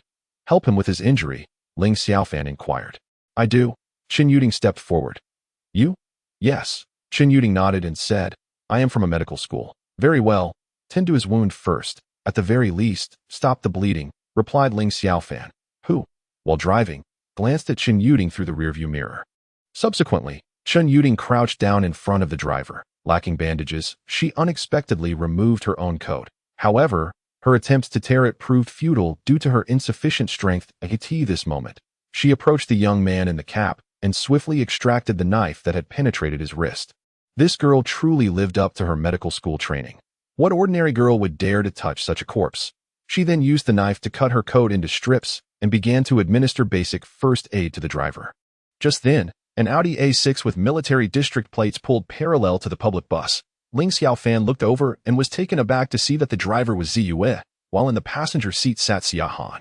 At that moment, Ziyue slightly reduced speed and maneuvered the Audi A6 to the middle of the bus. Xiaohan then opened the passenger door and, amidst the gasps of onlookers, leaped onto the bus. Gripping the window tightly. In the astonishment of the crowd, Xiaohan climbed through the window into the bus. The spectators, unable to flee, were further stunned that she still sought to join them. However, the most astonished of all was Xiaoqi. What roles did Xiaohan and Ling Xiaofan play? Why were both so skilled? And why was Xia Han daring to wade into such murky waters? Was it for Ling Xiaofan's sake? What was the situation? Xia Han disregarded the astonished crowd and bypassed the corpse of the cap-wearing youth, as well as the driver and Shun Yuding who were tending to his wounds, until she stood before Ling Xiaofan. This is not good. If that guy's words are true, the bomb will explode in about 20 minutes. We can't afford to stop now. The situation is quite troublesome, Ling Xiaofan stated. Xia Han's brow furrowed slightly as she looked at the corpse of the young man in the cap and said, "I'll go take a look." With that, Xia Han leaped out of the window, eliciting another round of gasps from the crowd. Was this girl out of her mind, jumping up there just to commit suicide by jumping from the vehicle? Yet, in the next moment, she hooked her ankle around the window, hanging upside down, her head merely 20 centimeters from the ground. A slight misstep could result in a catastrophic outcome. Chapter 64. Mingers called the scenery beneath them blurred by in a rush. Yet Xia Han exhibited no feared that moment. She scrutinized the underside of the vehicle, finding no bomb. With a determined leap, she grasped the window and re-entered the cabin. She then approached another window and employed the same method to inspect the chassis. The onlookers were filled with dread. If she were to slip, not only would she face death, but it could be a most gruesome demise at such a speed. A fall could mean her head striking the ground, potentially resulting in severe injury or worse. It would indeed be a tragic loss if such a beautiful girl were to perish in such an unsightly manner. After inspecting several windows in the same manner, Xia Han finally discovered a rectangular box, tightly bound beneath the vehicle's chassis with a leather strap. The timer on it read 18 minutes and 52 seconds to this moment. Xia Han extended his hand, but his stature was diminished and his reach was insufficient. Subsequently, Xia Han entered the vehicle and approached Ling Xiaofan, stating, "Indeed, there is a bomb, and it will detonate in 18 minutes. I cannot reach it." Upon hearing that a bomb truly existed and that it was set to explode in a mere 18 minutes, the occupants of the car began to exhibit signs of distress, their eyes betraying a sense of despair. That instant, the man who had previously had his phone snatched let out a desperate cry and leapt from the window. As he landed, he was tragically caught beneath the wheels of an approaching truck. Instantly, a gruesome trail of blood was dragged across the road, stretching several meters, witnessing the harrowing demise of the middle-aged man. Those who had contemplated jumping from the vehicle abandoned such thoughts. To remain inside for a few more minutes seemed far more favorable than the alternative at this juncture. Ling Xiaofan slightly shook his head, pondering what was causing this individual to act so rashly. There were still 18 minutes remaining. Even if one intended to jump, it would still be feasible to do so at the last minute. What type of bomb is this? Are we able to stop or slow down? Ling Xiaofan inquired. Xia Han shook his head and replied, "I have never encountered such a bomb before, but since there truly is one beneath the vehicle, it is possible that this individual is not merely being alarmist, so it is prudent to avoid stopping recklessly. You drive. I will take a look," Ling Xiaofan stated, pressing the accelerator to increase their speed before standing up. Xia Han hastily took the driver's seat and placed his foot on the gas pedal. Ling Xiaofan then adopted the same position as Xia Han, dangling his legs out of the window to peer beneath the vehicle. However, upon witnessing this scene, Xiaoqi began to weep once more, urging Ling Xiaofan to return inside. Previously, when Xia Han had been in a similar situation, she had remained silent. Xia Han furrowed his brow, glancing at Xiaoqi through the rearview mirror, and remarked, "A woman like you, who only adds to the chaos, would do best to sit still in your seat to avoid distracting him." Ling Xiaofan was significantly taller than Xia Han, so as he leaned out, his head was only a mere 10 centimeters from the ground, his hair nearly brushing against it. That moment, Ling Xiaofan caught sight of the so-called bomb, which he had never seen before. However, if it were indeed true that the operation and speed of the vehicle could control its detonation, then this bomb was remarkably advanced. He mused to himself. Could it possibly be a product of the Ministry of Science and Technology? With a slight chuckle, he dismissed the thought. Such technology could hardly be found in this location. "Xiaoqi," Ling Xiaofan suddenly shouted, startled. Xiaoqi, who had been lost in thought on her seat, trembled at the sound of Ling Xiaofan's voice and hurried over. "Xiaofan, I'm here," she replied. "Toss me your phone. Mine is in my bag, and I cannot reach it in this position," Ling Xiaofan instructed. Xiaoqi quickly retrieved her phone and leaned out of the opposite window, asking, "Should I throw it over?" "Yes, throw it." "All right," Xiaoqi responded, then tossed the phone toward him. Ling Xiaofan caught it deftly. "What are you doing? Are you out of your mind?" At that moment, a voice suddenly shouted at Ling Xiaofan. Turning his head, He noticed a police car approaching. The astonishment of all present. It was none other than Huang Wei. Wei Wei is concerned about your husband too, Ling Xiaofan remarked with a smile. Pa, hurry inside and refrain from any foolish actions. Leave it to the police, and we shall rescue you all, Huang Wei shouted with urgency. Witnessing Ling Xiaofan's demeanor, one might have thought he was about to leap from the vehicle. Ling Xiaofan chuckled softly, remaining silent as he switched his phone to camera mode, capturing an image of the bomb. Turning his head, he smiled at Huang Wei, saying, Wei Wei, considering your evident concern for your husband, I shall proceed inside. I will save your husband, and there will be a reward awaiting you. With that, he tossed his phone into the vehicle and, with a swift motion, grasped the window, entering the compartment. Huang Wei stood in stunned silence, watching Ling Xiaofan perform such a daring feat, an act few could accomplish as for himself. Having graduated from the police academy, he knew he could never manage such a stunt. Xiaofan, please refrain from undertaking such perilous actions, he pleaded that moment. Xiaoqi clung tightly to Ling Xiaofan, as if fearing that should she loosen her grip, he would vanish. All right, be good, and there will be a reward for you shortly.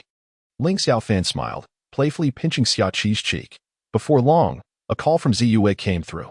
Brother Xiaofan, that is KA2, a product developed by the Ministry of Science and Technology 6 months ago. What he said is indeed true. KA2 can utilize the vehicle's speed to regulate its detonation. The Ministry of Science and Technology? Ling Xiaofan furrowed his brows in concern. Why would an object from the ministry appear within that clandestine organization? A group had already been exiled a month prior, and while it was restricted to certain military units, it was not impossible for it to leak out. I understand. Is there a way to disarm it?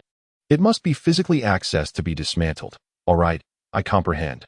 Ling Xiaofan then ended the call, gently caressing Xiaoqi's face before moving to Xiaohan's side, whispering the information Ziyue had relayed. Xiaohan's expression mirrored the gravity of the situation.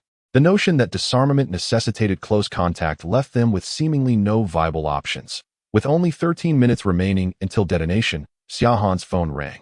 Upon checking the caller ID, he answered without uttering a word. Merely holding the phone to his ear, he listened. His expression shifted, and he passed the phone to Ling Xiaofan. Xiao Dao, a middle-aged man's voice came through. You and the queen must retreat immediately. The wildcat will provide cover. Disarming the bomb is impossible at this juncture. Abandon those in the vehicle and evacuate. Brother Xiaofan. At that moment, Ziyue drove up in an Audi A6, given Ling Xiaofan and Xiaohan's capabilities. Leaping onto the A6 would be a trivial task. However, for the others in the vehicle, it was an unattainable feat. Furthermore, one Audi A6 could not possibly rescue all those present, leading to their merciless abandonment. What jest is this? There are over 20 individuals inside. You cannot simply abandon them. Ling Xiaofan retorted coldly. Xiao Dao, this is an order. You and the queen must withdraw immediately. I don't give a damn about your orders. Are you even human? At this moment, Ling Xiaofan, in a fit of rage, hurled the phone to the ground, shattering it into countless pieces. This was the first instance of such a loss of control for him. Even in previous moments of anger, he had never reacted in such a manner. Summer Han cast a glance at Ling Xiaofan, remarking, You certainly have a knack for breaking things, without a thought as to whose phone you are destroying. This is an iPhone 4. After all, aren't you leaving? Summer Han asked coldly, while driving. Ling Xiaofan then glanced at Xiaoqi, Qin Yuding, and Zhou Tian, who was sobbing in her mother's embrace. He let out a soft sigh and said, They have given up on them, but I cannot. You may leave. I will take the wheel. Though their conversation was hushed, Qin Yuding, who was tending to the driver in front, heard every word clearly. Am I really leaving? Summer Han responded nonchalantly. Go ahead. Ling Xiaofan replied, settling into the seat to take over the driving. However, Summer Han maintained her grip on the steering wheel, pressing the accelerator. Suddenly, she felt disinclined to leave. Such exhilarating events were not encountered every day.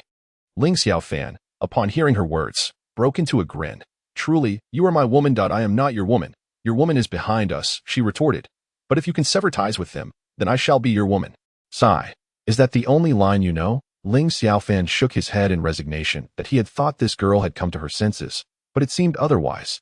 Just then, his phone rang. He stood up to check and saw no incoming call displayed. Was it Mengyo? Hello, husband. Please send someone to pick me up. Prepare a sniper rifle for me, and you all hurry to Tianyuan City as fast as you can move. Mengyo's voice crackled through the line, but before Ling Xiaofan could inquire further, the call was abruptly disconnected. Chapter 65. Ming'er, goddess of sniping, a sniper rifle. Surely she doesn't intend to shoot the bomb down directly? The target isn't particularly large, and it's moving at high speed. This requires more than just skill to accomplish. Without precise calculations, it's nearly impossible. However, Ling Xiaofan pondered that Ming'er was, after all, an intelligent brain chip. She was essentially a computer herself. Thus, if she dared to make such a statement, she must have confidence in her abilities. Without wasting another moment, Ling Xiaofan promptly called Ziyue, instructing her to pick up Ming'er and prepare a sniper rifle. After hanging up, Ziyue cast a worried glance at Ling Xiaofan on the bus before flooring the accelerator. With a roar, the Audi A6 sped away. "Let me take the wheel. You should comfort the people in the car and assure them not to panic," Ling Xiaofan told Summer Han, taking over her duties. "Do I look like someone who can comfort others?" Summer Han stood up, her expression icy. Ling Xiaofan chuckled. It seemed her demeanor was indeed ill-suited for soothing others. She might grow impatient and resort to violence after only a few words. "I merely thought it would be more effective with a beautiful woman," he quipped. "Why don't you come and comfort me instead?" With that, he flashed his signature mischievous grin. The beast, even in its dying moments, remains unrepentant. Xia Han uttered this with a fierce tone that to die beneath the peony is to be a ghost of elegance. "Should I perish upon your bed in the future, that would not be a misfortune." After saying this, Ling Xiaofan paid no heed to the impending fury of Xia Han and called out to Qin Yuding, who was behind them. Qin Yuding. What is it? Qin Yuding, who had been engrossed in the exchange between Ling Xiaofan and Xia Han, pondering their relationship and even the dynamics among the three of them, was suddenly taken aback when she heard her name called. Qin Yuding responded and moved to the center of the vehicle. Raising her voice, "Everyone, please remain calm. The police have devised a rescue plan. Now, we merely need to wait quietly, and all shall be well." Ling Xiaofan glanced at Qin Yuding through the rearview mirror, then turned to Xia Han with a grin. "What do you think? Do you feel like you found a rival?" "Rival?" Xia Han was taken aback, but upon seeing the mischievous grin on Ling Xiaofan's face, she understood that this scoundrel was not to be taken seriously. "You beast," Xia Han retorted sharply. Yet, she dared not act against Ling Xiaofan at that moment. After all, he was driving, with dozens of lives in his hands, and that was no trifling matter. Ling Xiaofan chuckled softly and chose to remain silent thereafter. The bus sped along, the velocity exceeding 100. Suddenly, Ling Xiaofan's phone rang once more. "Darling, take the car over the Dongxiao. I'm already up here." With that, the call was abruptly disconnected. This girl possesses no sense of romance.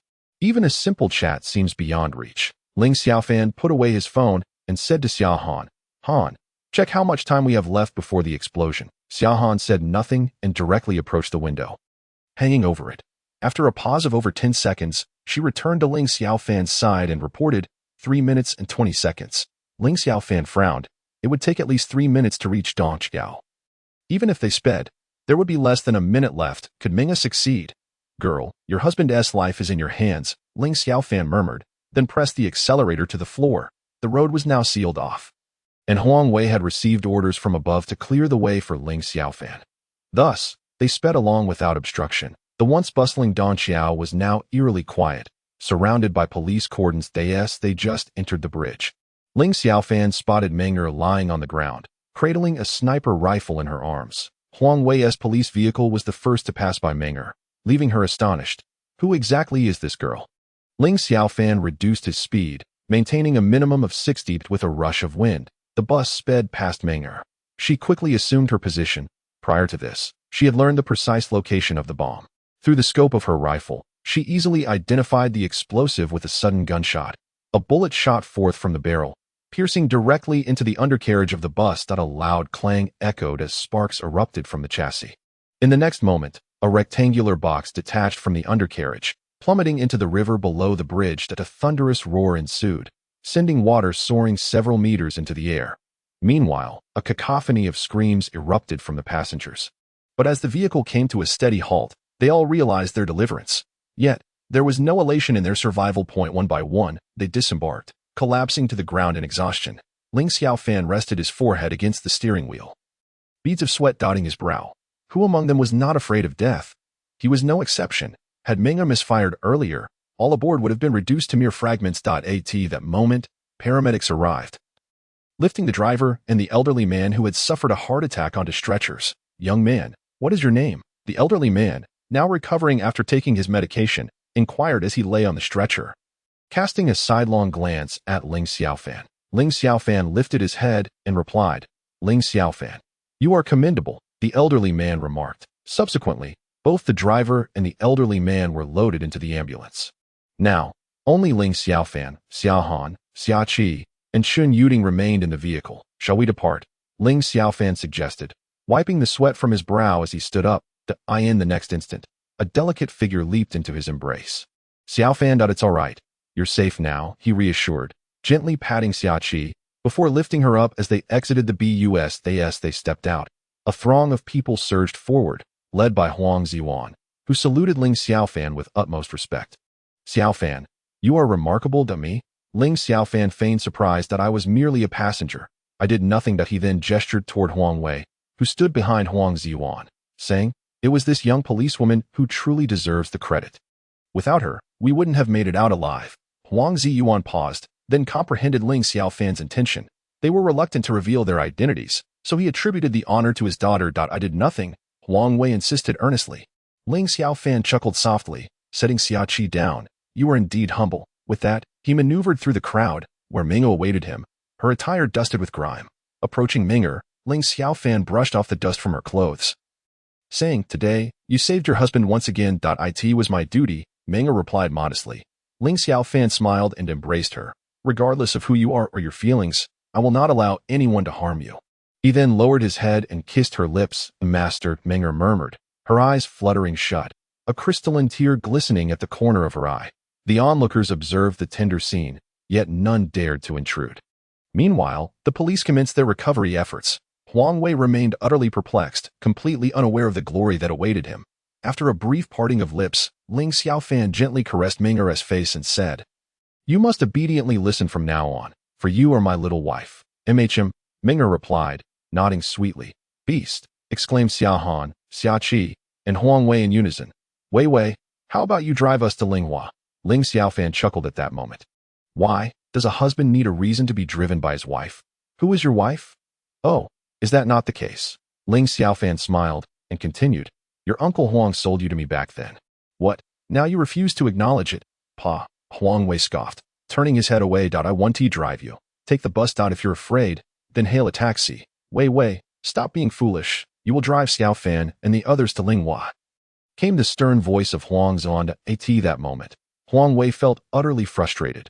Glancing at Ling Xiaofan's mocking grin, he wished he could shoot him on the spot. His loud proclamation had likely been overheard by his colleagues. Tomorrow, it seemed, the entire criminal police team would know. How infuriating. "Humph, if you dare, come aboard," Huang Wei declared defiantly, then climbed into the police car, starting the engine and provocatively staring at Ling Xiaofan. "Let us go," Ling Xiaofan said as he pulled Xiaoqi in beside him. Subsequently, noticing Chen Yuding gazing at him with eager eyes, Ling Xiaofan sighed softly. "Chen Yuding, come along. We're all headed to Linghua anyway. Is that really all right?" "No worries," Ling Xiaofan replied with a smile. Meanwhile, Xiaoqi tightly gripped Ling Xiaofan's arm. "I want to say a word about you flirting with this policewoman, but now you're not even sparing this voluptuous one.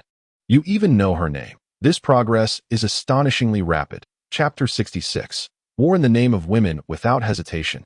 Chen Yuding climbed into the car from the opposite door and took a seat beside Ling Xiaofan. This likely ignited a smoldering jealousy in Xiaoqi. The instinctual jealousy of women is innate. Although she knew her beauty was non-inferior, the sight of Chen Yuding's ample bosom instantly drained Xiaoqi's confidence. It is said that men are attracted to women with generous curves, and this was evident from Ling Xiaofan's lingering gaze on Chen Yuding's chest. Sitting next to him, Chen Yuding deliberately arched her back, showcasing her assets, which she considered her capital. The outer garment she had worn to bandage the driver's wounds was now replaced by a thin t-shirt. Ling Xiaofan couldn't help but swallow hard at the sight of her prominent curves, imagining how delightful it would be to rest upon them for a night. With this thought, he felt a stirring response, leaving him quite embarrassed as he hunched over, placing his hands on his thighs to conceal the unwelcome tent. Chen Yuding, after all, hailed from a medical background. The female students of nursing schools were not as naive as ordinary girls. While she usually upheld a pristine reputation, she had certainly heard tales from her classmates. She understood that Ling Xiaofan's current demeanor was merely an attempt to mask his awkwardness below. It appears that one's allure over him is quite substantial. Previously, I regarded my ample bosom as a source of embarrassment. However, it seems that, in truth, it is indeed a point of pride. Steady yourself to AT this moment, Huang Wei exclaimed in frustration, then abruptly pressed the accelerator. As a result, he released the clutch too hastily, causing the car to lurch forward before stalling entirely. Wei, can you actually drive? Ling Xiaofan inquired with concern. This girl, in her current discontent, I hope nothing untoward occurs. You really talk too much. Just sit tight, he retorted before attempting to restart the engine once more.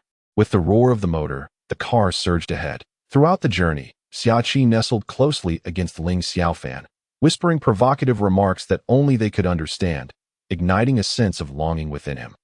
At that moment, he had no inclination to regard Qin Yuding, only desiring to undress Xiaoqi and lavish her with affection.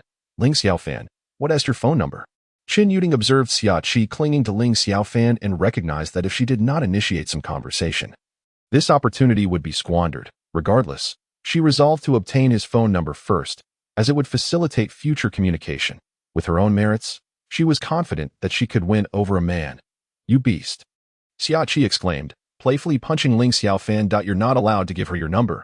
Sensing a competitive edge with Qin Yuding, she felt a twinge of urgency, regardless of how petty it may seem. She resolved not to let Ling Xiaofan maintain any connection with this woman. Otherwise, unforeseen complications might arise. At that moment, Ling Xiaofan smiled apologetically at Qin Yuding, saying, I'm naturally prone to bronchitis. My family doesn't allow me to give out my number. Although he was tempted to forge connections with beautiful women, he understood the importance of prioritizing his true girlfriend, Xiaoqi. Thus, he would only engage in playful banter with someone like Qin Yuding. At critical moments, one must consider Xiaoqi's feelings. Moreover, even if Xiaoqi were to consent, Ling Xiaofan would still only tease the other party. Though he had his lustful inclinations, an inherent trait of man, he was not driven solely by base desires. Not every woman warranted his attention in that regard. Upon hearing Ling Xiaofan's words, a flicker of regret crossed Qin Yuding's eyes, while Xiaoqi felt a surge of delight, akin to a victorious rooster, proudly gazing at Qin Yuding. Truly, he is a man I have chosen, albeit a bit lecherous. His desires are only directed towards me. With other women, he merely engages in jest. You performed admirably. There will be a little reward tonight. Xiaoqi whispered softly into Ling Xiaofan's ear. Upon hearing this, Ling Xiaofan was filled with immense joy. Thankfully, he had refrained from divulging his phone number earlier, for in his heart, the significance of this little reward far surpassed that of merely establishing a connection with a beautiful woman. Given this rare encounter, it was only prudent to exchange contact information. However, Qin Yuding remained undeterred. Her bosom was indeed her weapon, and today, she had suffered a setback.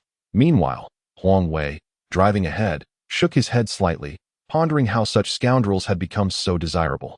He could not discern what made Ling Xiaofan so remarkable, lecherous, aggressive, and incessantly prattling nonsense. In short, he was simply contemptible.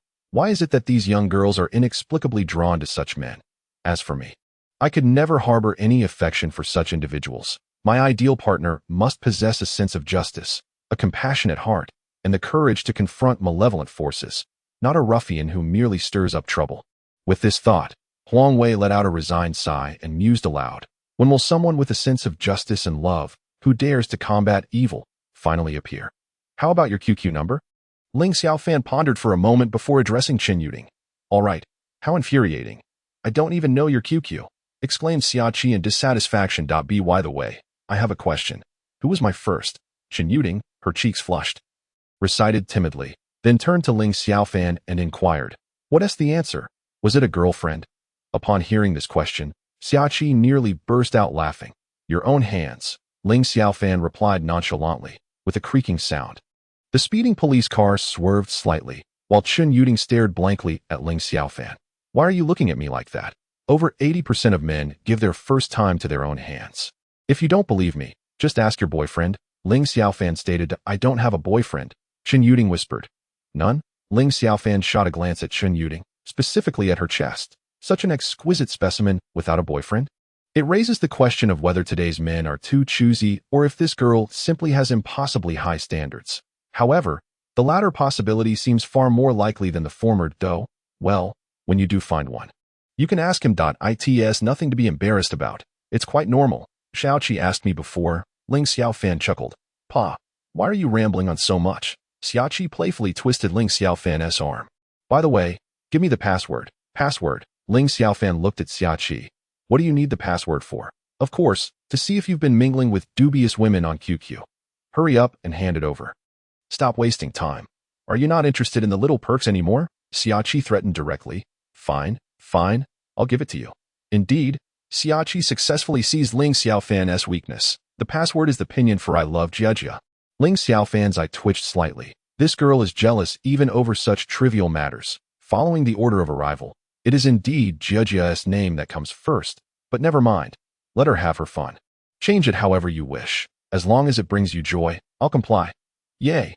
Excuse me for interrupting your conversation, but what exactly is this little perk you keep mentioning? Chen Yuding inquired timidly. Why are you asking so many questions about a couple's affairs? Xiaoqi replied dismissively. Forget I asked. Subsequently, the car fell into a tranquil silence, with Xiaoqi blissfully nestled in Ling Xiaofan's embrace, while Chen Yuding watched the pair with envious eyes. Yet, she thought to herself, one day, I will displace you. The one held in his arms will be me. As the police car sped along, they arrived at Linghua in a mere 20 minutes, just as the trio was about to disembark. Ling Xiaofan's phone rang. Upon checking the screen, he found it was a call from Monkey. He is also aware that these brothers would not hesitate to call him for any matter of significance. Hey, Monkey, what is going on? Fangu, please hurry up. Bo Gu has been attacked and is now in the hospital. Upon hearing this, Ling Xiaofan immediately sat up straight, his brow furrowing with concern. Who dares to lay a hand on my brother? What is the situation with Xiaobo? Bogu is fine. It's merely superficial injuries. Although we don't know who did it, it must be connected to that fellow pursuing Mei Mei. Hurry over. We cannot make decisions without you. Understood. I am currently at Linhua and will arrive in 20 minutes. With that, Ling Xiaofan abruptly hung up the phone. Xiaoqi, at this moment, cast an apologetic glance at Xiaoqi. She had overheard the conversation. It's all right. Xiaoqi replied, stepping out of the car, followed by Chen Yuding. Watching the police car gradually recede, Xiaoqi pouted in disappointment. Today was supposed to be their Sunday together. The earlier incident had already ruined their plans, and now this too seemed to have gone awry. From this moment onward, I declare war on you in the name of womanhood. Just then, Chen Yuding approached Xiaoqi with her head held high. Chapter 67. Absolutely grandfather and grandson today. Qi Dahai had the rare opportunity to take a day off, possibly having only taken a few days off in the past 365 days. The family was gathered at home for lunch, with the television broadcasting the midday news. There really have been quite a few incidents lately, Qi Dahai remarked, glancing at the screen. However, when he saw Ling Xiaofan helping Xiaoqi out of the car, he was momentarily taken aback. How is he also on the screen? Shui Rou, who is the girl he is holding? Having experienced life himself, Qi Dahai immediately discerned his daughter's unusual demeanor. Tell me, what is her relationship with him? She is his girlfriend, Qi Shuoro replied quietly. Upon hearing this, Qi Dahai slammed his palm on the table. What an outrageous situation. He has a girlfriend yet still pursues my daughter. Does he intend for my daughter to become his mistress? I initially thought he was a decent young man, but it turns out he engages in such behavior behind his girlfriend's back. His girlfriend is aware, Qi Shuoro stated. Aware? Qi Dahai was taken aback. She knows that Ling Xiaofan is pursuing you. How could she possibly agree? Qi Shuoro nodded, adding, in fact, he has other girlfriends as well. This revelation, Qi Dahai trembled with fury. What does he take my daughter for? Having other girlfriends? Does that mean she doesn't even qualify as a second mistress? Shui Rou, from now on, you are not to associate with him. Oh, Qi Shuoro nodded in acknowledgement. Just then, two coughs broke the tension. Although they were in their own home, it was prudent to exercise discretion in conversation. I am your father, so it matters not, but it would not be good for the servants to overhear. However, I am astonished by how quickly you two have developed your relationship. Dad. Upon seeing Xia Zhenghua and realizing that he had overheard their previous conversation, her face flushed crimson. She had always maintained the image of a pure and obedient daughter in her father's eyes. And now that image lay utterly shattered. However, it is indeed the case that prior to encountering Ling Xiaofan, Xiaoqi had hardly interacted with boys at all. Haha.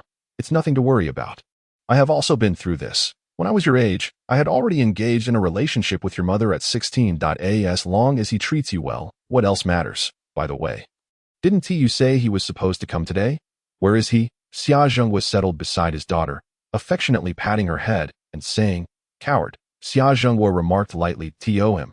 It seemed that Ling Xiaofan had simply faltered at the last moment. Having deceived his own daughter, did he not dare to come and explain himself? He certainly was not a coward. At this moment, Xiaoqi retorted angrily. He truly had something to attend to, and furthermore, he saved me again today. What happened?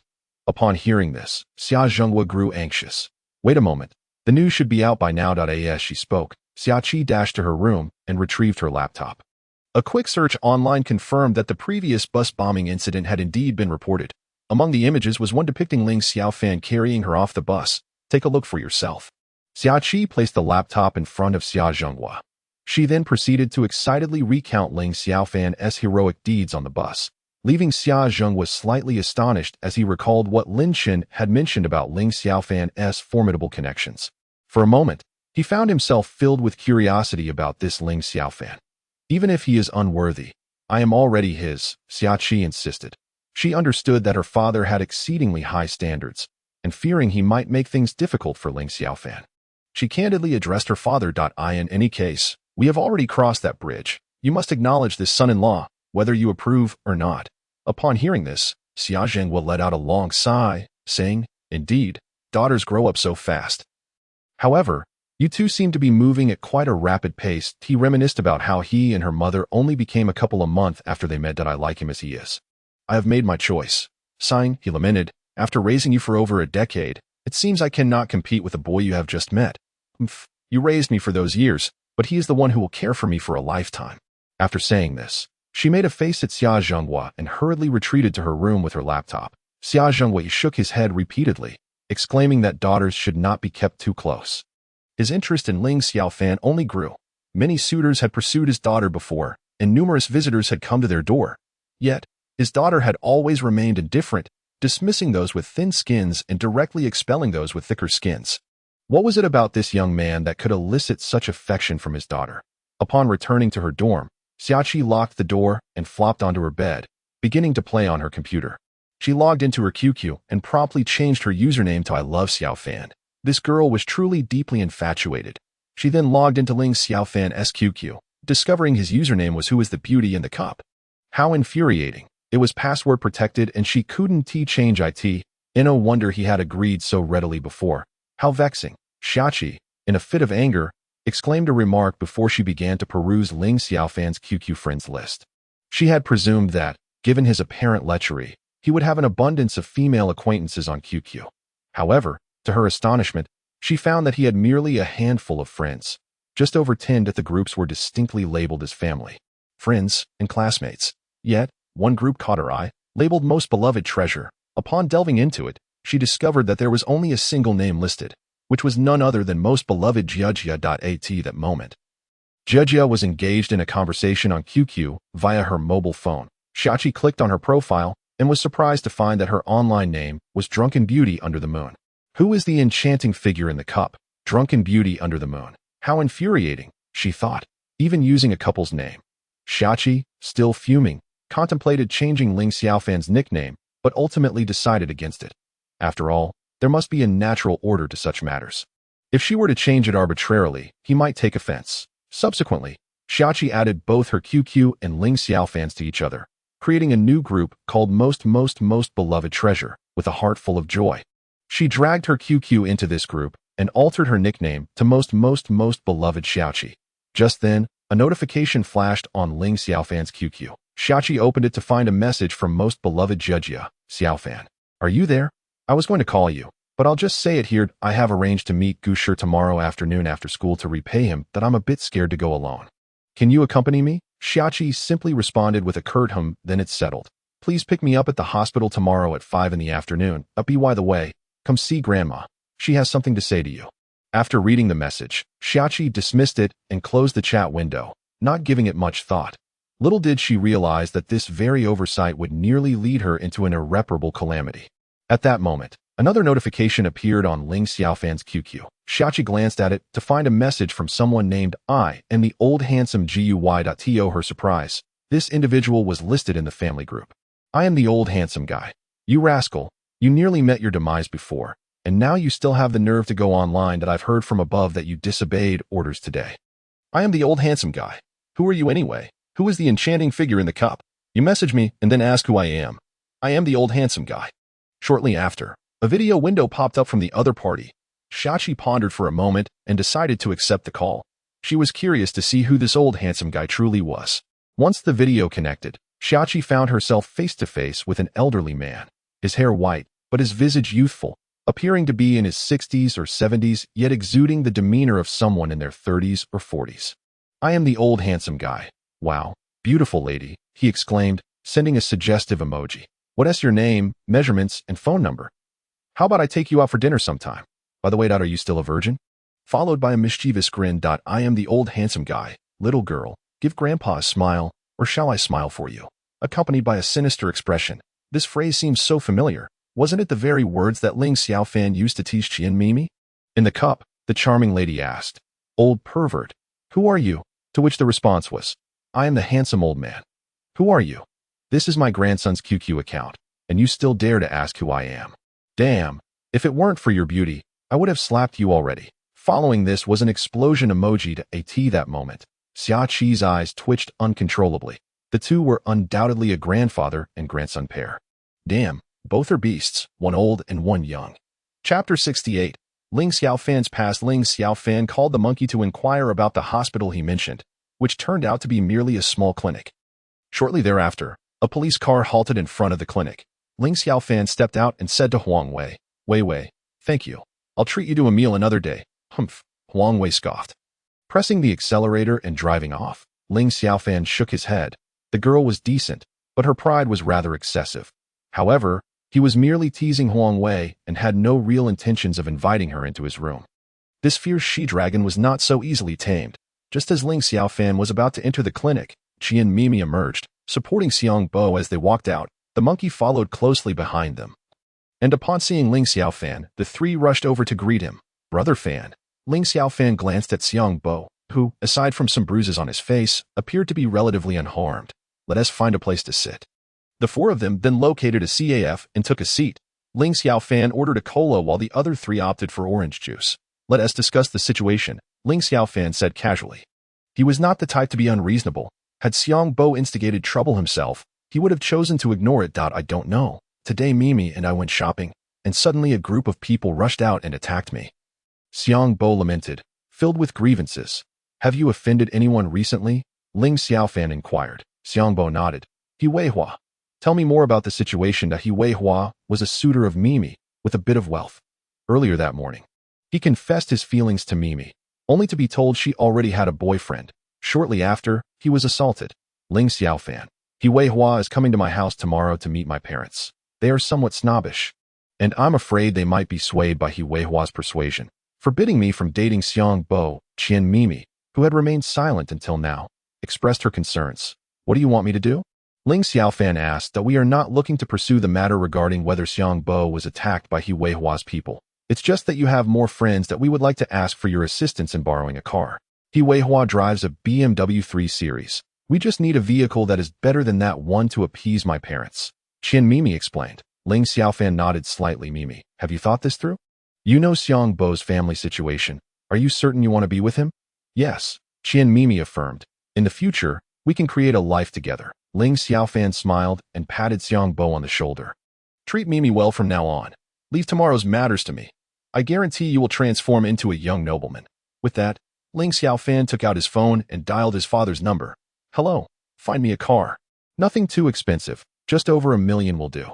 Upon hearing Ling Xiaofan's unexpected declaration, the other three individuals stared at him in utter disbelief. Such a casual remark seemed rather audacious. You rascal, doesn't your Xiaoqi drive a Ferrari? Ling Xiaofan's eyes twitched slightly. It appeared that he truly had no secrets left. This little wildcat, Ziyue, had reported even this trivial detail. That particular matter was too conspicuous. It would be wiser to maintain a lower profile. Go to Lin's corporation and seek out Lin Shun. Have him find you a vehicle. I shall call him immediately. You can head there directly. Understood, Ling Xiaofan replied, ending the call before addressing the three. You three remain here. I shall fetch the car and return shortly. With that, he exited the bar, making his way toward Lin's corporation. At that moment, Xiaoqi sat frozen before her computer screen, stunned to discover that this was indeed Ling Xiaofan's grandfather. Previously, she had scolded him as an old lecher and a pervert. Now, however, she felt utterly doomed. Grandfather, I had no idea it was you. I apologize. Please don't be angry. I am Xiaofan's girlfriend, she said, her expression one of sheer desperation. Xia Qi's heart raced. If she invoked the displeasure of his family, it would spell disaster. What if, upon entering the Ling household, they conspired against her? I am the old handsome guy, he exclaimed, his astonishment evident. What? This scoundrel has found such a beautiful wife without my knowledge, granddaughter-in-law. He continued, disregard those previous remarks. I in truth, grandfather is quite honorable. He would never dare to tease his granddaughter law. Oh, keep this from that little rascal. Otherwise, he may challenge me to a duel. I understand. Grandfather, please don't take my earlier insults to heart, she reassured him. That is of no concern. By the way, have you and Xiaofan taken that step? When may I hold my great-grandchild? He inquired, a mischievous glint in his eye. Xia Qi's face flushed at the question. Not yet. What? This rascal is going to drive me mad. No matter what, I must hold my great-grandchild next year. The two of you must figure it out. All right, let me share a secret. That boy isn't fond of women who are overly compliant.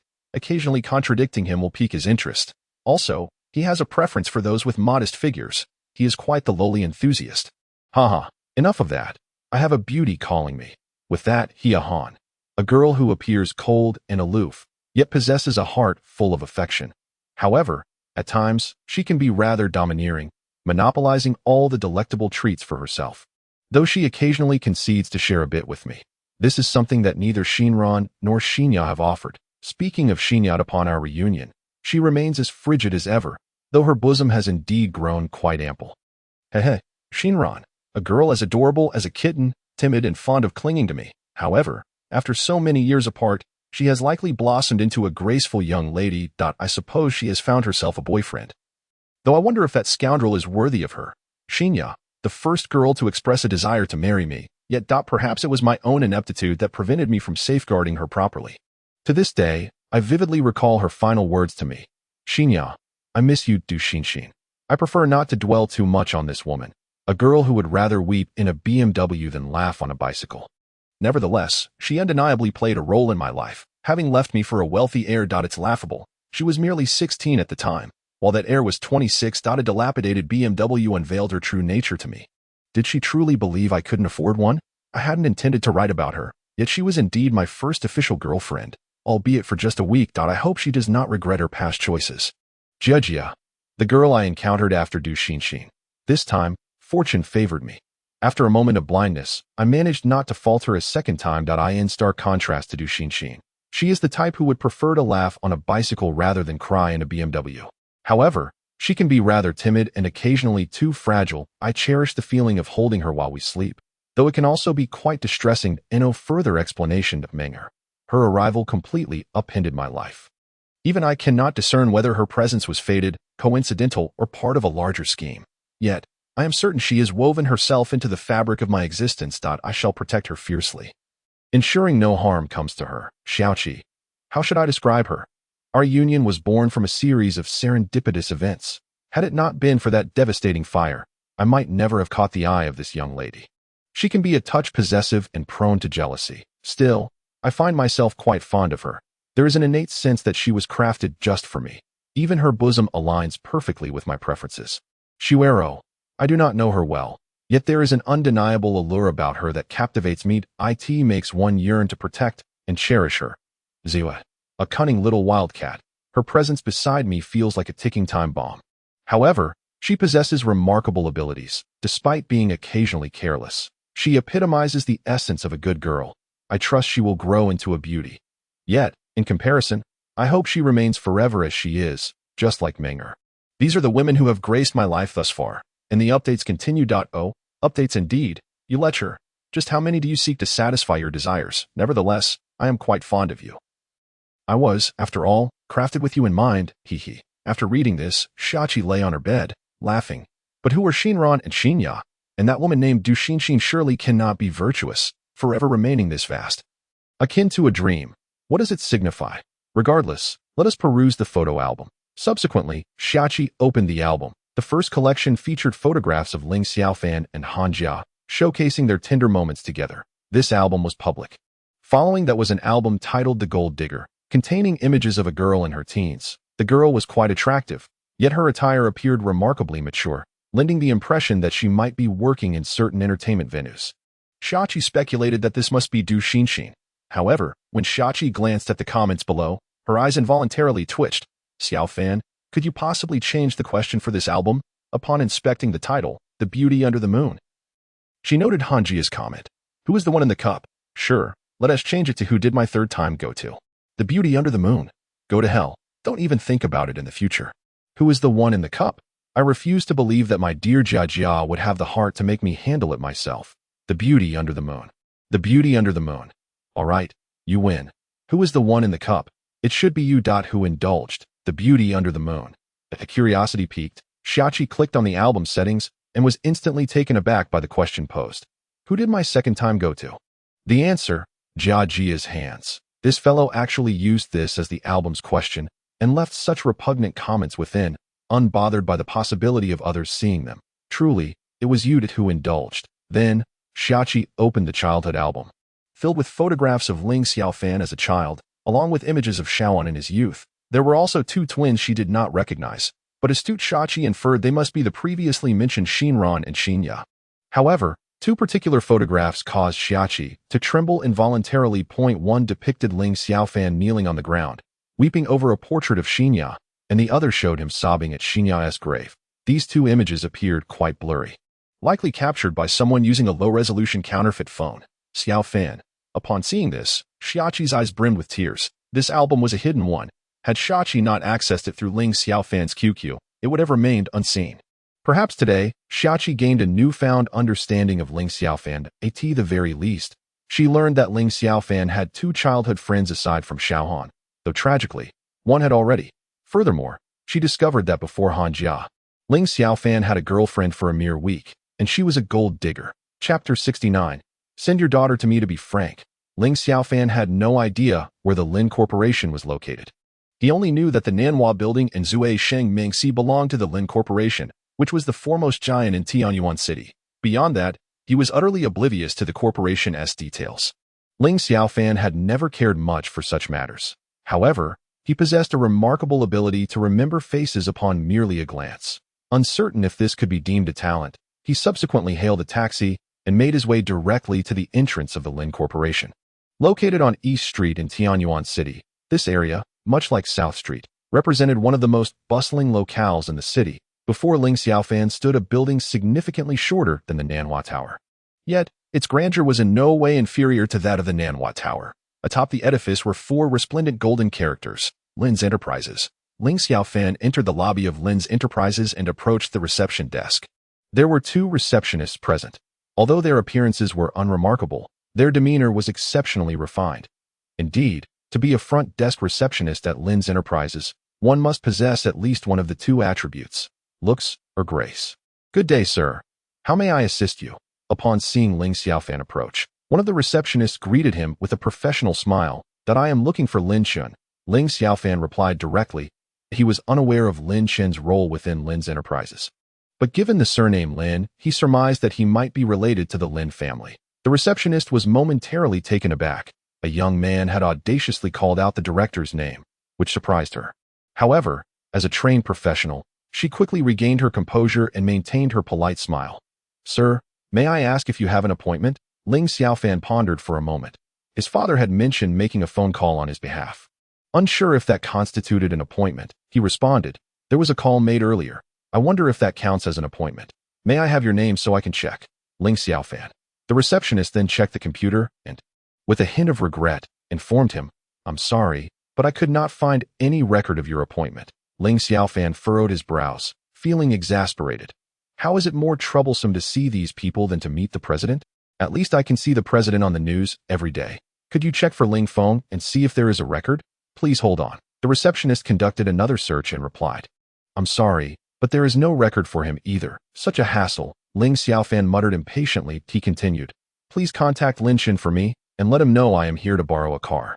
At this moment, the receptionist's eye twitched slightly. She thought to herself, who does he think he is, coming to borrow a car from the general manager? Though she held on to her smile, she replied, I'm sorry. We cannot facilitate contact without an appointment. Then tell me which floor he is on. I'll go up myself that I'm afraid without an appointment. You would be stopped by security, even if you went. That's nothing. A few mere security guards won't hinder me. Just tell me where he is, Ling Xiaofan said dismissively, feeling as though he were trying to gain an audience with royalty. Sir, if you continue this way, I will have to call security that if you truly wish to see General Manager Lin, please make an appointment. The receptionist's smile faded as she spoke. Appointment, my foot. What's so special about it? Ling Xiaofan's frustration escalated. He thought that if the car was not available, he could just ask Xiaoqi to bring her Ferrari. That I refuse to believe that a mere dog like he Wei Hua can block my way. Just as Ling Xiaofan was preparing to leave, a young woman clad in professional attire hurriedly approached. Secretary Wang. Both receptionists greeted her with utmost respect. Secretary Wang shot a glance at the two women, disregarding them entirely, and directly inquired of Ling Xiaofan. Are you Ling Xiaofan? I am, Ling Xiaofan replied with a calm demeanor. Come with me. President Lin has been waiting for you for quite some time. He was concerned that you might get lost, hence my presence.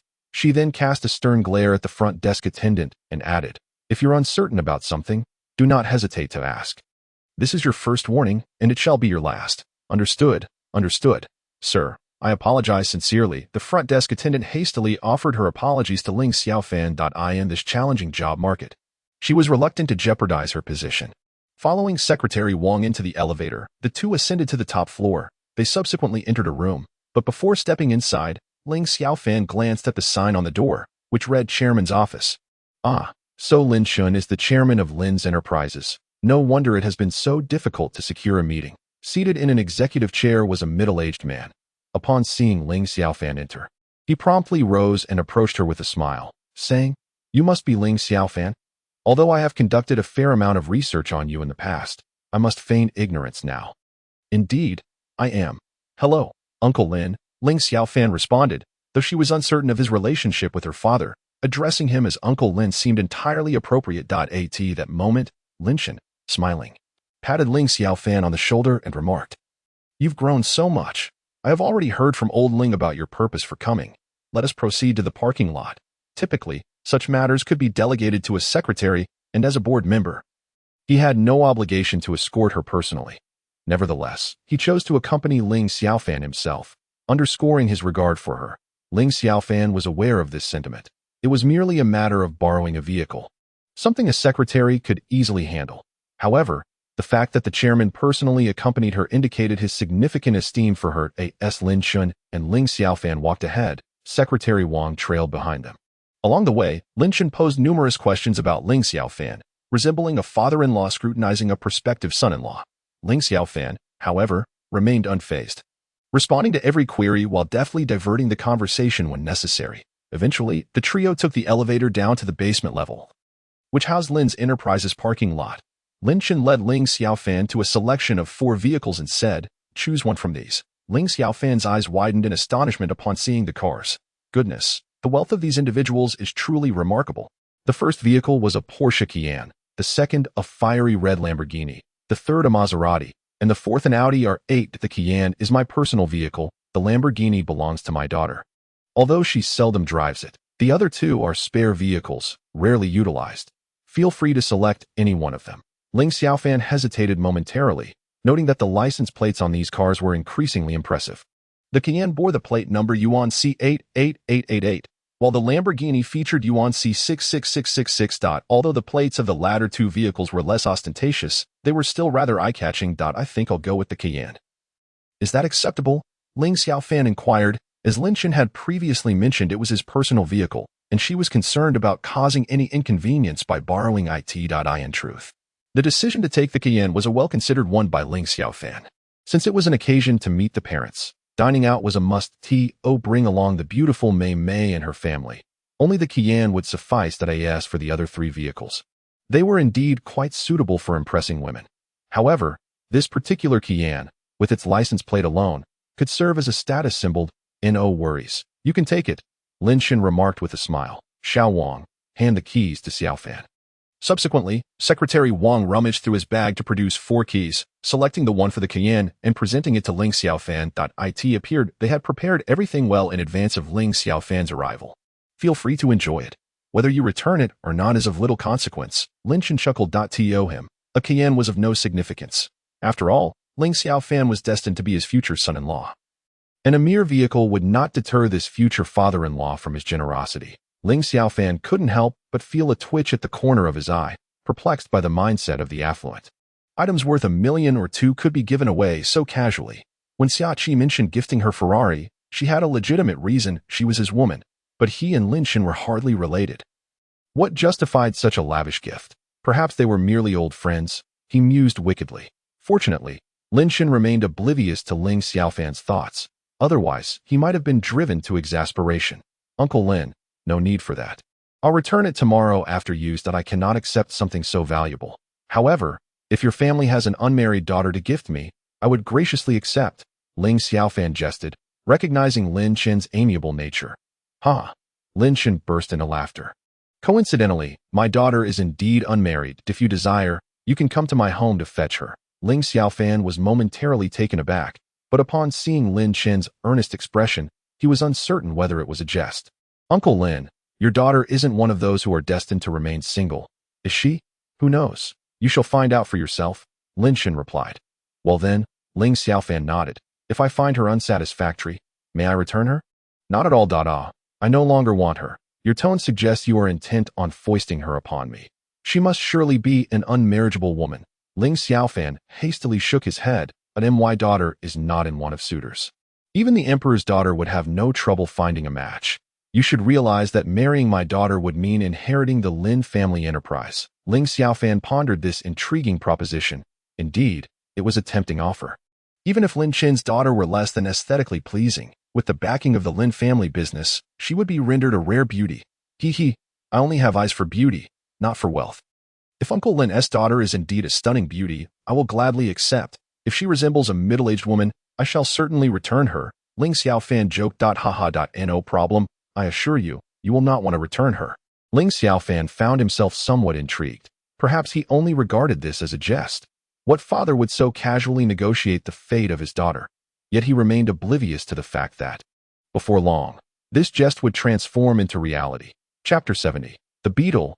Is the shell really that tough? Fanggu. Could this possibly be a Qian? When Ling Xiaofan drove the car to the entrance of the water bar, the three of them quickly gathered around this moment. The monkey, trembling slightly, touched the car door and inquired of Ling Xiaofan. It seems so. Ling Xiaofan replied with a smile. Wow, that license plate is even more impressive. All eights, Fanggu. I truly admire you to the core. You even managed to borrow such an extraordinary vehicle. May I sit in it? I have never had the chance to ride in such a car in my lifetime. At this point, the monkey looked at Ling Xiaofan with pleading eyes. Women in cars are an eternal topic for men. Feel free to indulge yourselves. After saying this, Ling Xiaofan tossed the keys to Xiangbo. I will come to retrieve the car the day after tomorrow, he declared as he prepared to leave. He and Xiaoqi had no proper Sunday planned, intending to visit Xia Han's home to pick up Meng Er and check on the condition of that ice beauty's injury. Fan Ji this moment, Xiangbo, somewhat embarrassed, admitted, I do not possess a driver's license, and although I have previously driven my father's second-hand van for hauling goods, I truly cannot drive this car, nor do I dare to. Ling Xiaofan slapped his forehead and pondered for a moment before stating, in that case, from this moment forth, I shall be your driver and bodyguard, and until this farce concludes. You are not to refer to me as Fanggu. Simply call me Xiao Fan or Xiao Ling, and you may not directly address Mei Mei by her name. It must be as if you are addressing a servant. That seems inappropriate. Xiangbo and Qin Mei Mei exchanged glances. Not only had Ling Xiaofan borrowed them such a magnificent vehicle, but he also expected to be treated like a servant. The three of them hurriedly shuffled their feet on the ground. Fearing that the dirt on their soles would soil the car, the monkey excitedly took his seat in the passenger side, while Xiangbo pulled Qin Mei Mei into the back seat. Subsequently, Ling Xiaofan drove them to the most bustling commercial district on South Street, where he found an underground parking facility to secure the vehicle. Xiao Fan. Just as Xiangbo was about to call him Fanggu, he caught a fierce glare from Ling Xiaofan and quickly corrected himself. Xiao Fan, what are we doing here? Upon entering a Gucci store, although Xiangbo was unaware of the brand's significance, the prices displayed were enough to leave him daunted. Of course, we are here to buy you some clothes. Stand tall and proud. Ling Xiaofan spoke. He gave Xiangbo a light pat on the back. Bring forth your noble young master demeanor. Fanggu, please don't jest. The outfits within this store likely cost more than my family's monthly income. Let us leave. As Xiangbo spoke, he attempted to exit, only to be pulled back by Ling Xiaofan. No calling me Fan Gu. Today, I am footing the bill. Ling Xiaofan then waved to a shop assistant. Go fetch her an outfit. Sir, please follow me. The assistant responded, now approaching. Initially, upon seeing a group of students dressed in inexpensive attire, she had been disinclined to attend to them, but upon hearing the request, she sauntered over. In foreign lands, even a beggar wandering through such high-end boutiques would be greeted with smiles. In our country, however, snobbery seems to have become a common phenomenon. To speak candidly, the service attitude of the other party, Ling Xiaofan, is quite detestable. However, he refrains from saying much. Individuals of such a sycophantic nature are destined to remain mere sales clerks, never achieving anything of significance. Subsequently, Xiangbo timidly emerged from the fitting room, feeling as though he had never donned such expensive attire, fearful of soiling it. Ling Xiaofan observed him and remarked, hold your head high. We are here to spend money, not to steal. Xiangbo replied, straightening his posture. Mimi's cheeks flushed as she gently nodded and said, mediocre, really. If only he could possess your poise, it would be perfect. Regardless of the occasion, he always engages in conversation effortlessly. Ling Xiaofan chuckled. Praising other men in front of your own is not a commendable act, and it would make me blush. Pa, Mimi laughed. With your thick skin, you can blush. Moreover, praising you in his presence would surely win his admiration. She then turned to Xiangbo and asked, isn't that right, Xiaobo? Indeed, if Mimi were to compliment anyone else, I would certainly feel jealous. However, there is nothing to say when it comes to praising Fan Gu. Xiangbo laughed. Exactly. We all hold Fan Gu in the highest regard. The monkey chimed in eagerly. All right, you lot, stop buttering me up, he said. Turning to the salesgirl, I'll take this set. Please, charge it to my card. As he produced his bank card, the salesgirl's smile blossomed, more radiant than a flower, upon realizing he was indeed making a purchase. After paying at the register, Xiangbo emerged in his newly changed attire. The salesgirl promptly took the clothes from Xiangbo's hands and wrapped them up. Fan Gu, I will repay you for this money later, he said as they exited the GUCC store. Let's call it a day, but remember not to call me Fan Gu tomorrow. Consider this money as my wedding gift to you and Mimi. On your wedding day, I will not contribute a single penny. In fact, I plan to bring a large entourage just to enjoy a free meal. Ling Xiaofan laughed. Hee hee, Xiangbo chuckled, scratching his head. Mimi and I have plenty of time before we marry. But what about you, Fan Gu? When will you tie the knot? Me? Ling Xiaofan pondered for a moment. This indeed posed a troublesome question.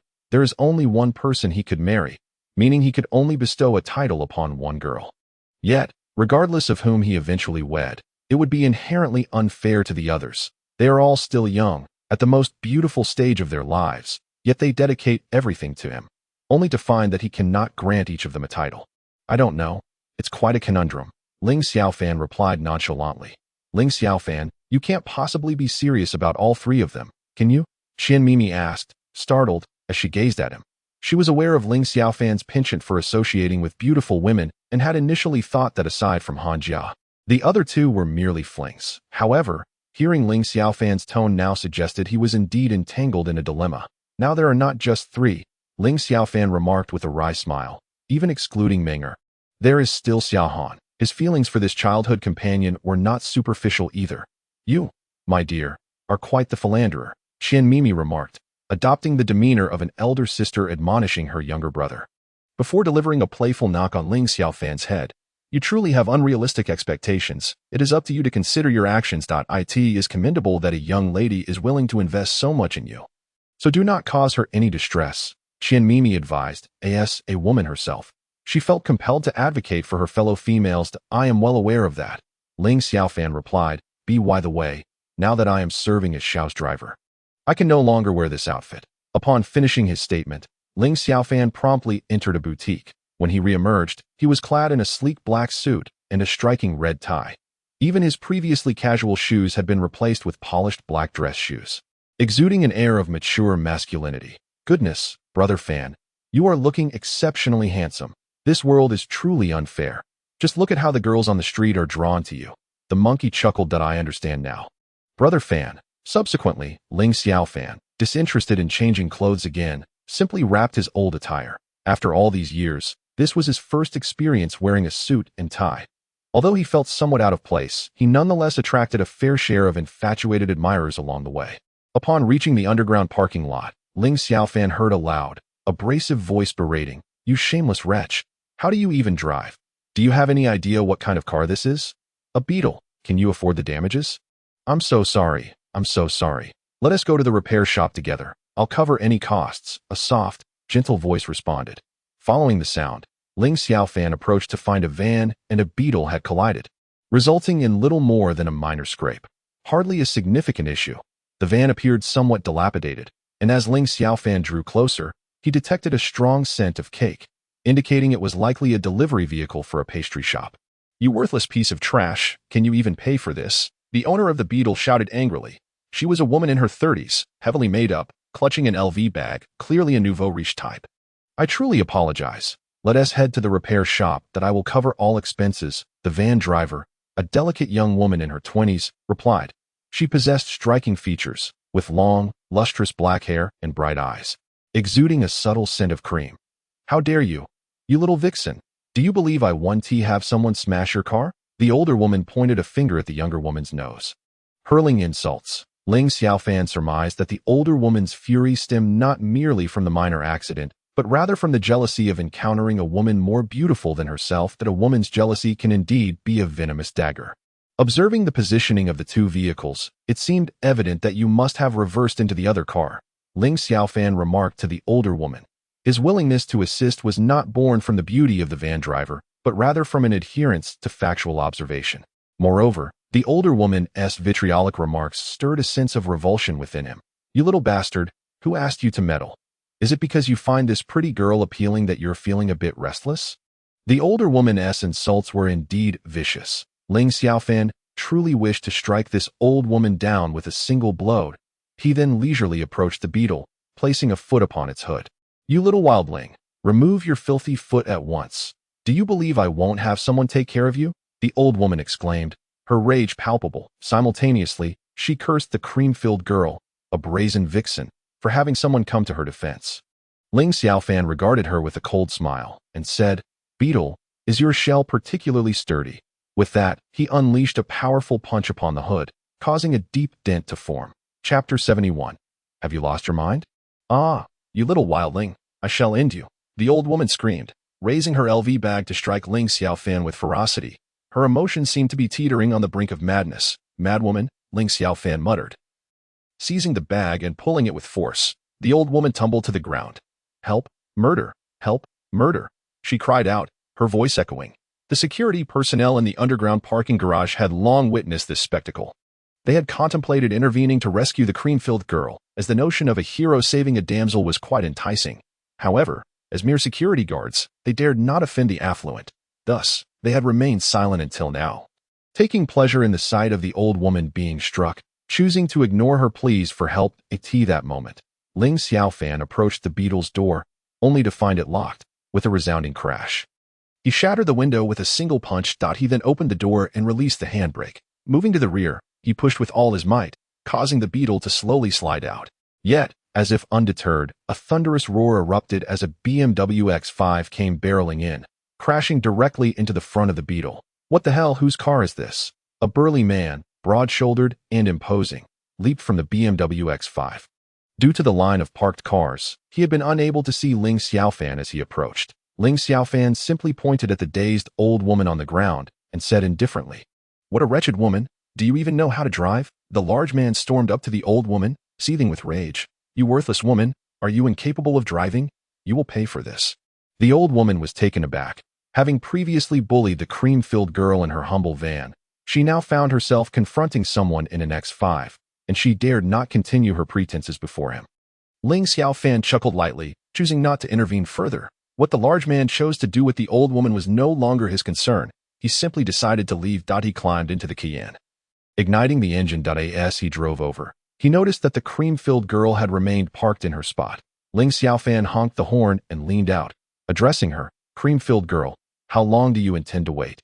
If you wish to stay, you may, but could you kindly move your car?" "Cream-filled girl." The cream-filled girl paused, lifting her hand to smell herself. Perhaps accustomed to it, she had not realized how strong the scent of cream was on her. In an instant, her face flushed crimson, akin to the embarrassment of being pointed out for possessing body odor. I apologize. I shall take my leave now, the creamy sister remarked, hastily making her way to the vehicle. She was not foolish. If she lingered any longer, who knew how this elderly woman might contrive to make her uncomfortable? Once the imposing man departed, she watched the van drive away. Ling Xiaofan followed suit. However, just as he exited the parking lot, he discovered that the van had halted outside, with the creamy sister standing by the vehicle, beckoning to him. "What is it?" Ling Xiaofan inquired. Coming to a stop before her and rolling down the window. "Did I appreciate your kindness earlier? I own a pastry shop. Years in this profession have left me with a lingering scent of cream. And if that aroma has caused you any discomfort, I sincerely apologize," the creamy sister said, bowing slightly to him. That moment, Ling Xiaofan appeared to her as the scion of a wealthy family, possessing an exceedingly unpleasant disposition. Aware of her embarrassment, he had the audacity to bring it to light for amusement. Ling Xiaofan was not oblivious. He understood how the creamy sister perceived him. In his heart, however, he felt it was unjust. He simply found her fragrance delightful. Being a lover of sweets, he affectionately referred to her as the creamy sister, without any intention of mockery. "Please don't mistake my words. I harbor no intention of ridiculing or belittling you. I genuinely enjoy sweets, and merely find your scent enchanting. A girl with a cream-like fragrance. One could almost be tempted to devour her." Ling Xiaofan chuckled.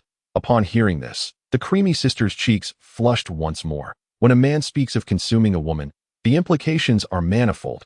Uncertain of Ling Xiaofan's meaning behind his words, she pondered where such a dining experience might take place. At the dining table, or perhaps on the bed. Noticing her crimson visage, Ling Xiaofan recognized the ambiguity in his statement and laughed. "Do not misunderstand. This devouring is not what you think. I understand. I recently relocated here from another city. I opened a pastry shop on South Street, named In the Heart. I hope you can come by and support me," the creamy sister replied. Ling Xiaofan smiled. "I shall certainly visit when time permits. Farewell for now." "Yes, goodbye," she responded. "Sister, it is not as you have suggested," the creamy sister added, then blushed fiercely as the van slowly pulled away.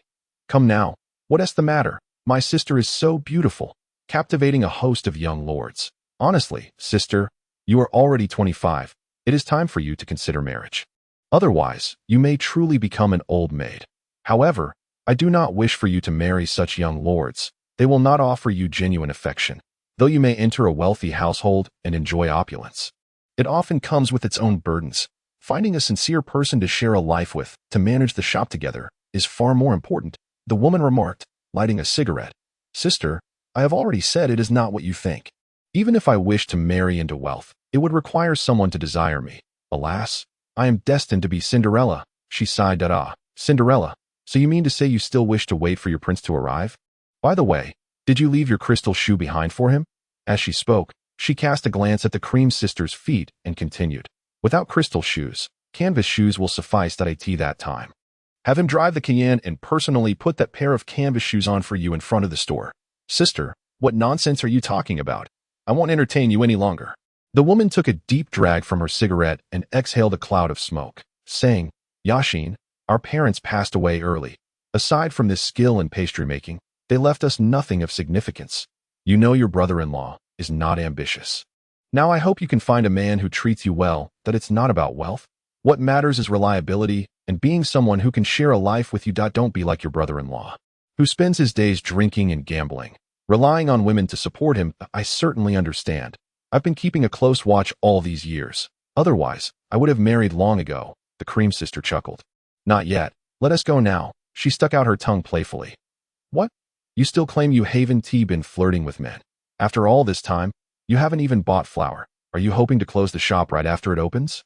"Not at all. Just settling in." "Slow down, you reckless girl." Before long, the door opened a crack, and then Ming'er peeked her little head out.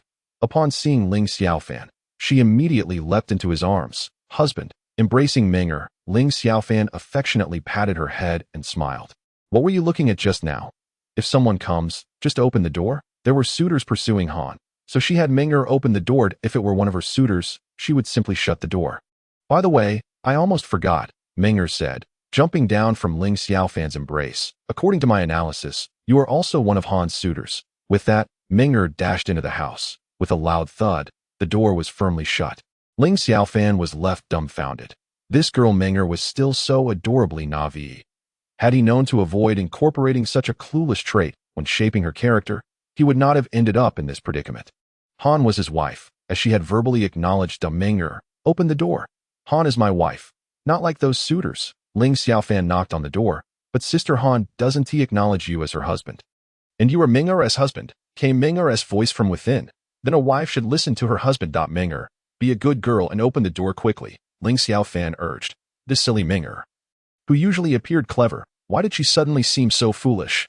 Her demeanor was increasingly resembling that of someone with genuine emotions, rather than a soulless machine. Yes, it seems that way. The door opened once more. And Meng'er leapt into Ling Xiaofan's embrace again. Husband.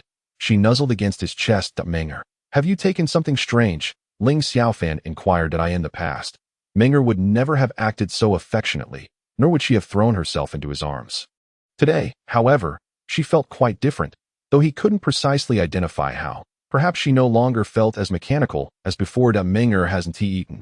Meng'er misses her husband. At this moment, Meng'er had her feet nestled against Ling Xiaofan's waist. Her arms wrapped around his neck as she planted a kiss upon his cheek. All right, Meng'er dear, quickly come down. Ling Xiaofan gently pinched her cheek and said, "Oh." Meng'er replied, then leaped down. Subsequently, Ling Xiaofan entered the room, followed closely by Meng'er, who shut the door behind her. Han was sprawled on the sofa, engrossed in the television. Upon noticing him, Ling Xiaofan called out. At that moment, Han glanced toward Ling Xiaofan, a twitch appearing at the corner of his eye. Ling Xiaofan, have you lost your mind? Chapter 72. The sweet circle belonging to the two of them. Wang Xiaoning was engrossed in his computer in his dormitory when he witnessed the morning news featuring Ling Xiaofan carrying Xiaoqi off a bus. In a fit of rage, he lifted his monitor and smashed it to the ground. Who are you? What do you want? Wang Xiaoning exclaimed, startled, as he instinctively took 2 steps back. He was baffled as to when this person had entered his room, and the household staff had failed to notice their presence. The stranger's peculiar attire, coupled with the dagger in their hand, sent a chill down Wang Xiaoning's spine. Don't concern yourself with my identity. Knowing too much won't benefit you. I merely wish to ask you. Do you desire for Ling Xiaofan to vanish from your sight forever? Do you yearn for that woman named Xiaoqi to fall into your embrace? The masked figure inquired, their expression concealed. At that moment, Wang Xiaoning clenched his fists tightly. Ling Xiaofan's very existence was a torment to him. He had always harbored feelings for Xiaoqi as well. Although he was unaware of this person's origins, their tone suggested a shared enmity with Ling Xiaofan. If they were indeed enemies of his enemy, then perhaps they could be allies. I want to. Wang Xiaoning gritted his teeth, declaring resolutely. Haha. The masked figure suddenly burst into laughter, replying, excellent. Then let us collaborate joyfully. They then leaned in to whisper something into Wang Xiaoning's ear, and a sinister smile crept across his face. Ling Xiaofan took a seat on the sofa, positioning himself in front of Han, his gaze greedily scanning her figure. Such a physique, combined with her current reclining posture, undeniably stirred the most primal desires within a man. What do you mean by losing my mind? Ling Xiaofan chuckled, dressed in a suit and tie. Do you not consider that a sign of madness? Han replied, her eyes fixed on the television, her tone indifferent. Oh, Ling Xiaofan raised his hand, surveying himself. Isn't this handsome? Han shot a glance at him, scoffing. If you were handsome, then the streets would be teeming with handsome men. Where do you find the audacity to call yourself a man? Stop right there. You are not my woman. Then perhaps I should become your man right now and engage in a fierce battle on the sofa. Ling Xiaofan teased with a mischievous grin.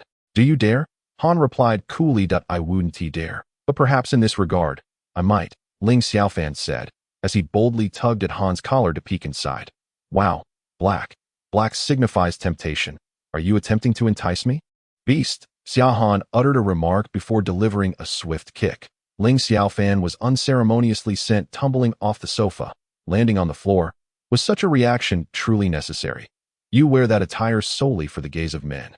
Do you not? Am I not allowed to indulge in a mere visual feast? Rubbing his rear, Ling Xiaofan clambered back onto the sofa, muttering, I wonder who insisted I watch back then, sneaking into my bed in the dead of night. Ling Xiaofan was momentarily taken aback, perplexed by Xia Han's sudden outburst of anger. What troubles you? Did I err in some way? He genuinely could not fathom what had provoked this icy beauty. At that moment, Xia Han coldly remarked, Ling Xiaofan, you fail to recognize your own faults. It appears I have overestimated you. A year's time, seems to have been in vain. Depart now, and go amuse those Na'vi young girls of yours." With that, she kicked at him once more. However, this time, Ling Xiaofan was prepared, seizing her foot in his grasp. "Menger, let us go." He then stood up, calling out to Menger before making his exit. "You scoundrel," after Ling Xiaofan had left. Xia Han seized the remote control from the sofa and hurled it violently across the room. A stream of tears cascaded down her cheeks. "Scoundrel, scoundrel, you have no idea what it is I truly desire." Once in the Qian, Ling Xiaofan did not drive away but instead stared blankly at Xia Han's residence. "Menger, you possess skills in personality analysis, do you not? Pray, help me decipher Han. What is it that she truly wants?"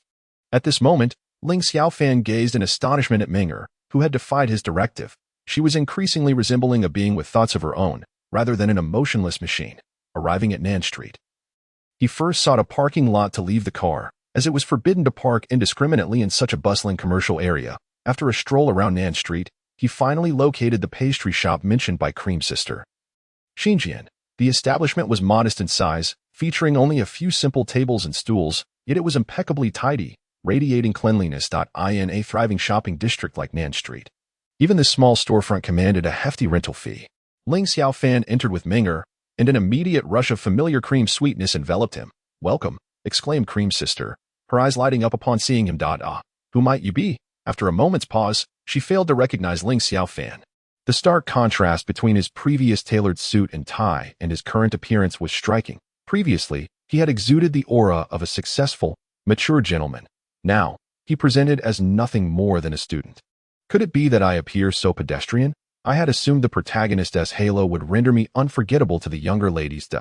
"It's you." Cream Sister finally recognized Ling Xiaofan. Astonished, "I had no idea you were so young." "You think I'm young?" he replied. "Indeed, when I saw you in that suit and tie, I presumed you were in your 20s, yet now, it appears you are merely a little brother, still a student?" Cream Sister laughed. Her amusement evident. Ling Xiaofan was rendered speechless, realizing that he was merely a child at heart. He had always believed himself to be quite mature, but this revelation struck a blow to his confidence. "My apologies, let us pretend I did not say that." At this moment, Creamy Sister hastily interjected, having noticed that Ling Xiaofan's expression was somewhat off. Women delight in being told they are youthful, while men, in contrast, yearn for the acknowledgement of their maturity. By the way, did you come here for pastries?" Creamy Sister inquired eagerly. "Are there any donuts?" Ling Xiaofan asked. "I'm sorry, we don't have those." Creamy Sister expressed her regret. "Can you make them?" "I can place a custom order, no matter the cost. I beg you. I am in dire need of donuts right now." Ling Xiaofan implored. "I can make them." "How many do you need?" Creamy Sister asked. "Not too many, just a small bag will suffice." "Then please take a seat. It will be ready shortly."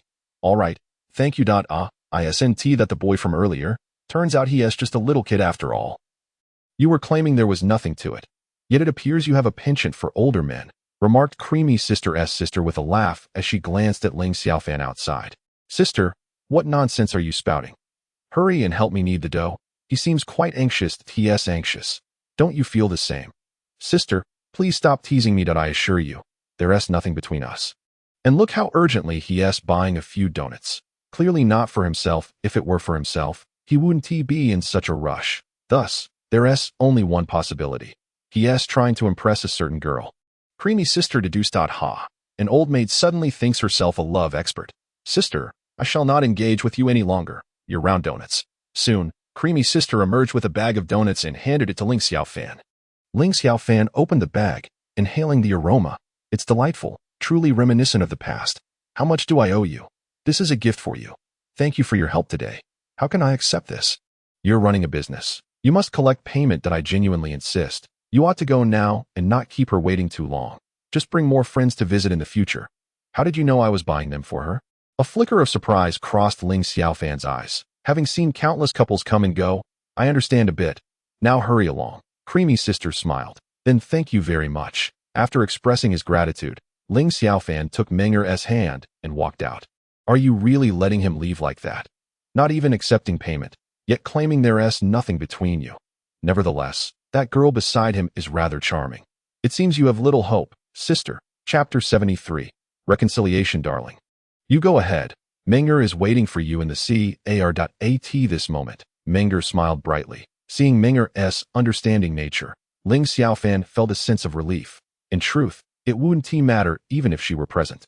After all, they would all be living together in the future, so there was nothing to feel awkward about.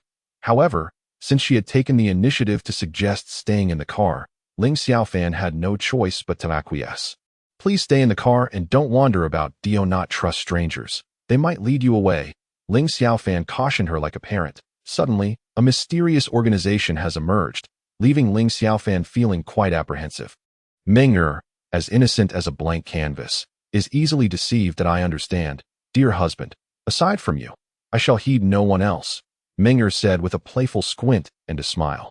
Indeed, such a good girl, Ling Xiaofan remarked, gently patting Meng'er on the head before making his way to Xia Han's front door with a donut in hand. He knocked lightly, but received no response. Furrowing his brow slightly, he pressed the doorbell again. Yet there was still no answer. Ling Xiaofan was well aware of Xia Han's temperament. When she was upset, she would ignore anyone, shutting herself off from the world. Thus, he quickened the rhythm of his knocking. I do not wish to see anyone today. If you have matters to discuss, please send a text on my phone. I will check it when I am in a better mood. If it were Ling Xiaofan, he would say, stay as far away as possible. Just then, Xia Han's voice floated from within. He inserted a hairpin into the keyhole, gently twisting it until the door clicked open. Ling Xiaofan stepped inside, closing the door softly behind him. At that moment, Xia Han lay on the sofa, her eyes slightly reddened, traces of tears lingering on her cheeks. Have you been crying? Ling Xiaofan inquired as he took a seat before her. What do you want? Just leave. I do not wish to see you. Xia Han glared fiercely at him. I've come because I've thought it through, he replied, presenting the donut before her. Do not be disheartened. If you harbor any resentment towards me, take it out on this donut and bite down hard. With that, he took a donut from the box and brought it to her lips. You scoundrel! Xia Han exclaimed angrily before biting down with force. That moment, only half of the donut remained. One half was for her, and the other half was for the scoundrel who had provoked her ire. Without hesitation, Ling Xiaofan popped the remaining half into his own mouth. In the past, whenever he made Xia Han cry, he would comfort her in this manner. Scoundrel! Xia Han sat up abruptly, biting down on Ling Xiaofan's shoulder and refusing to let go. Tears streaming down her face once more. It wasn't until the faint taste of blood filled her mouth that she finally released him. Does it hurt? She asked, gazing at Ling Xiaofan. Yes, he replied, nearly on the verge of tears. You ask if it hurts. You've drawn blood. He couldn't fathom how she could be so cruel to bite down so hard. If she were to press any harder, he would surely lose a piece of himself. Nevertheless, he reached out to cup Xia Han's face, wiping away her tears. Remember the pain. Consider this your one and final opportunity. Han, have you truly forgiven me? Ling Xiaofan asked, his eyes bright with hope. I suppose so. She conceded. Oh yes, he exclaimed as he embraced her tightly. Come, it has been ages since we bathed together. Let us go take a bath. Just like before, I shall help you scrub your chest. Humph, we are merely restoring our previous relationship. You beast, you deceived me into believing that it was beneficial for my development, Xia Han shot back, glaring at Ling Xiaofan. The memories of being misled by this rogue, having him touch her all over, made her exceedingly irate. I was not mistaken. I did say that it was good for your growth. You yourself have consented to allow me to caress your chest and buttocks. Just look at how well your bosom has developed and how perky your dairy is. All of this is my achievement, and now I am entitled to relish in it, declared Ling Xiaofan with righteous fervor. Humph, do not indulge in fantasies. I reiterate my long-standing assertion. If you desire something, sever ties with them, retorted Xia Han, harshly swatting away Ling Xiaofan's lecherous hand that had found its way to her chest. But weren't we reconciled? Why must you behave in such a manner? Reconciliation has occurred, yet our relationship has merely reverted to that of childhood. However, I equally cannot share a man with a multitude of girls, thus our current bond remains that of close friends. Therefore, should you harbor any carnal desires, do not seek to unleash them upon me. Begone, Xia Han declared, extricating herself from Ling Xiaofan's embrace, not forgetting to deliver a swift kick to Ling Xiaofan afterward. Yet, reflecting on Xia Han's earlier words, Ling Xiaofan pondered, did I truly exhibit such beastly behavior back then? Did I actually deceive girls into allowing me to fondle their chests? However, we were merely 7 or 8 years old at the time. Our chests were alike. Was it not the same as fondling oneself? Had I known back then, I would have preserved that opportunity for myself and indulged now. Next month marks the quadrennial martial arts tournament, coinciding perfectly with Xinya's Memorial Day. By the way, Do you truly intend to withdraw from the first group? Xiaohan inquired. With a slight sigh, Xiaohan unexpectedly embraced Ling Xiaofan. The two gazed into each other's eyes, their noses nearly touching. Over the years, I have lost count of how many death notices for my mother I have received. Currently, I am merely an A-level member, generally not assigned to high-difficulty tasks. Otherwise, I wonder if I would still be here. Yet, I am not like you. The Ling family has been part of the first group for generations. Our status within the first group is esteemed. And should you choose to withdraw, they would not impose any repercussions upon you. However, my situation is different. If I were to withdraw, to safeguard my secrets, even if they do not eliminate me, they would find a way to erase my memories. Han, should you wish to exit, I will certainly assist you. I will not allow anyone to harm even a single hair on your head, even if it means opposing the entire first group. Ling Xiaofan vowed. Xiaohan gently shook her head, stating, no need. I have grown accustomed to my current life. If I were to suddenly lead a mundane existence, I would truly find it difficult to adjust. Sometimes, the greater one's abilities, the heavier the burdens they bear. You did not participate in the previous 2 martial arts tournaments, and by that time, you would have withdrawn from the first group, rendering you ineligible to enter. In truth, if you truly participated, you might even help the Assault Division redeem itself. In the past 2 tournaments I attended, the Assault Division suffered dismal defeats against the Ability Division and the Technology Division. Fortunately, the Reconnaissance Division was there to cushion the blow. Otherwise, the Assault Division would have undoubtedly been the weakest department. Is the Technology Division truly that formidable? Aren't their members merely intellectually advanced but physically inept? Ling Xiaofan inquired with curiosity. You are mistaken. The combat prowess of the Technology Division is only surpassed by that of the Ability Division. Their inventions are exceedingly formidable, and battling against them is almost entirely suppressive. The individuals from the Ability Division are even more monstrous. During the last tournament, I encountered one who could control ice. The moment the match commenced, I was instantly encased in ice. So you truly became the Ice Queen. Ling Xiaofan laughed. I am not jesting with you. Very well then, I shall take a brief repose, as I am feeling rather fatigued. Should you choose to depart, there is no need to rouse me. If you remain, kindly prepare dinner for me later. After speaking, Xiaohan turned to the side and closed her eyes. If I prepare dinner, may I stay the night here? Ling Xiaofan inquired with a mischievous smile. Certainly. There are numerous guest rooms here. You may tidy one for yourself. However, breakfast must be ready by 7:30 tomorrow morning. Xiaohan replied with a hint of indifference. But I wish to sleep beside you. Just like before, do not indulge in such unrealistic dreams. Come to me with such sentiments after you have severed ties with them, she retorted. Please do not disturb me. I am weary. Very well. I shall tidy the guest room myself. With that, Ling Xiaofan stood up. She first went outside to bring Ming'er in, as it would be unkind to leave her outside for the night. Subsequently, she called Huang Qin to inform her that she would be taking a leave of absence tomorrow.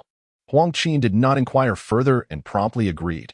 Indeed, maintaining a good rapport with the head of the group proves advantageous. Requesting leave is so convenient. Chapter 74. The displeasure of Qi's father, a fiery red Ferrari F430, sped along the highway from Linhua to Tianyuan, capturing the attention of many along the way. Some individuals even chased after it in their vehicles to take photographs, but soon found themselves left far behind. At that moment, Ling Xiaofan's phone rang.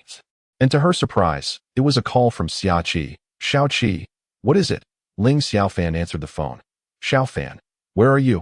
I'm currently at your doorstep. By the way, there is a unit available for rent in your complex. And I have already settled on a price that I need you to help me move tomorrow. I'm out at the moment. I have matters to attend to tomorrow and cannot assist you with the move. How about I take leave the day after tomorrow to help instead? All right then. Where are you now? I miss you. I am. Ling Xiaofan glanced at Xiaohan, whose frosty demeanor was directed at her. She could not bring herself to fabricate a lie, as it would hurt Xiaohan. I am at Han's place. There was a moment of silence on the line before Xiaoqi responded. Very well then. I shall not disturb you further. Goodbye. With that, she hung up the phone. Ling Xiaofan put her phone away, shaking her head in exasperation. This girl was even jealous over such matters. However, upon reflection, it was only natural. She should have been accompanying Xiaoqi today, yet she had come to Han's place instead. Oh well, my dear, I shall spend the day with you, she declared, as she mischievously wrapped her arms around Xiaohan. Get off me. I have no need for your company. Do not be so heartless. How about granting me a small favor? Ling Xiaofan replied with a cheeky grin. What small favor? Ling Xiaofan then whispered a few words into Xiaohan's ear. You beast, get away from me, Xia Han exclaimed, promptly delivering a few kicks in response. The following morning, Ling Xiaofan awoke from her slumber and stepped out of her room. From this moment forth, this room would serve as her unique chamber within Xia Han's home. She then ventured to a nearby supermarket to purchase toiletries, that using Xia Han's would not pose any issue. However, it is rather inappropriate to use someone else's toothbrush. In truth, Ling Xiaofan is indifferent to such matters. But he fears the inevitable physical punishment that would befall him should Xia Han discover this transgression. Upon returning to Xia Han's residence, he took the opportunity to retrieve his suit from the car. Following that, he indulged in a delightful hot shower and donned his suit. For today, he would serve as both the chauffeur and bodyguard for Xiang Bi that moment. Xia Han emerged from her bedroom clad in pajamas, yawning, and cast a glance at Ling Xiaofan, remarking, "Have you not yet removed the knife from your mind?" With that, she leisurely made her way into the bathroom, as taking a hot shower every morning had become a unique habit of hers. "Ling Xiaofan, you beast, do not hang your underwear in my bathroom," came Xia Han's furious voice from within the bathroom. Having just bathed, he had forgotten to put it away. After all, they were like an old married couple. Why bother with such trivialities? Ling Xiaofan chuckled at that thought. "Where did you even get that underwear to change? Surely you are not leaving it in neutral. I just went out to buy some toiletries and happened to pick up a few pairs to keep here. I will be staying often, after all, for convenience's sake," Ling Xiaofan replied with a smile. "You beast, do you intend to settle down here?" "Not quite. It is already mine now. You are mine, so your belongings shall also be mine." "Beast." When Xia Han emerged from the bathroom, having finished her shower, Ling Xiaofan had already prepared breakfast. He was taken aback to see her clad only in a towel, her alluring figure exquisitely accentuated. For a moment, he found himself parched, as she strolled leisurely towards her room, undoubtedly tempting him. However, Ling Xiaofan dared not approach Xia Han as casually as he did with Xia Qi and Han Jia. This girl held a significant aversion to such familiarity, and the two had only just begun to mend their previously strained relationship. Patience was essential. One could not rush into devouring hot tofu. Subsequently, Ling Xiaofan poured himself a glass of cold water from the dispenser, adding 2 ice cubes from the refrigerator. He downed the entire glass in one go, the ice clinking in his mouth. After breakfast, Xia Han headed straight to school. Initially, Ling Xiaofan intended to accompany her, but she declined. Given Xia Han's disposition, it was indeed unsurprising. She preferred to avoid drawing attention. If Ling Xiaofan were to drive her there in a Cayenne, rumors of the ice beauty being kept would likely circulate throughout the school in no time. Ling Xiaofan did not drive directly to Qishuero's home. Instead, he found an empty space nearby to park. He wished to avoid bringing any negative implications to Qi's family, such as the notion that their daughter was being kept. Moreover, the car did not belong to Ling Xiaofan, although Lin Shen had mentioned gifting it to him. He felt uneasy using someone else's property. Despite not being behind the wheel, Ling Xiaofan's well-tailored suit still attracted the gaze of many. Upon arriving at Qishuero's doorstep, he was no longer as reserved as during his previous visits. Gently knocking on the door, before long, the door swung open, and to Ling Xiaofan's astonishment, it was Qi Dehai who answered. Typically, when he came to pick up Qishuero, Qi Dehai had already left for work. As the day unfolded, it became apparent that the clock was nearing 8 o'clock, yet he was still at home. "Good morning, Uncle Qi," Ling Xiaofan greeted Qi Dehai with a smile, upon noticing Ling Xiaofan's attire. Qi Dehai was momentarily taken aback. One must admit, the young man looked quite presentable in a suit and tie. "What brings you here?" Contrary to Ling Xiaofan's expectations of a warm invitation, Qi Dehai merely uttered coldly, his gaze betraying a hint of annoyance. Ling Xiaofan was slightly bewildered. He could not fathom what had displeased Qi Dehai. He had not gone to work today. Was he perhaps waiting specifically for him? This thought ignited a sense of foreboding within him. "Uncle Qi, I am here to pick up Shuiro for school," Ling Xiaofan stated. Do not address her so affectionately as Shuiro. "What is your relationship with my daughter? On what grounds do you believe you can fetch her? Get lost. I will not allow you to entangle yourself with her any further. If my daughter chooses to live her life this way, so be it. I can support her for a lifetime. I will not permit someone like you to lay a finger on her. Depart immediately, or I shall not be so courteous," Qi Dehai declared, slamming the door with a resounding thud, dismissing Ling Xiaofan entirely. "Dehai, the child is still young and prone to mistakes, unable to discern right from wrong. You ought to speak to him calmly instead of erupting in such fury. I actually believe he treats Shuiro quite well," came the voice of Fan Qing from within. "Humph, what do you mean by mistakes? What does he take my daughter for? I, Qi Dehai, may be impoverished, But my aspirations remain lofty. I will not allow my daughter to descend into the depths of becoming someone's mistress or worse. Shuiro, hurry and eat. Once you finish, you must go to school. Remember, do not associate with this young man again. If I find out otherwise, I shall break your legs. Qi Dahai's furious voice echoed through the room. Upon hearing this, Ling Xiaofan began to grasp the situation. It appeared that Qi Dahai was already aware of his relationship with Shuiro. How many fathers would willingly accept the notion of their daughter becoming someone's mistress? Although Ling Xiaofan had never contemplated such a thing regarding Qi Shuiro. And despite the inherent imbalance in their circumstances, he would never allow any woman by his side to feel wronged. Yet, could he express this to Qi Dahai? That seemed implausible. He feared he would be chased away with a broom. Now, Ling Xiaofan found himself in a quandary. After finally mending his relationship with Xiahan, yet another issue arose. Compared to this, the situation with Qi Shuiro seemed far more complicated. Perhaps a few well-chosen words could soften her heart. But Qi Dahai was another matter entirely. This promised to be troublesome. Upon returning to the car, Ling Xiaofan did not leave. Instead, he parked along the route Qi Shuiro would take to school.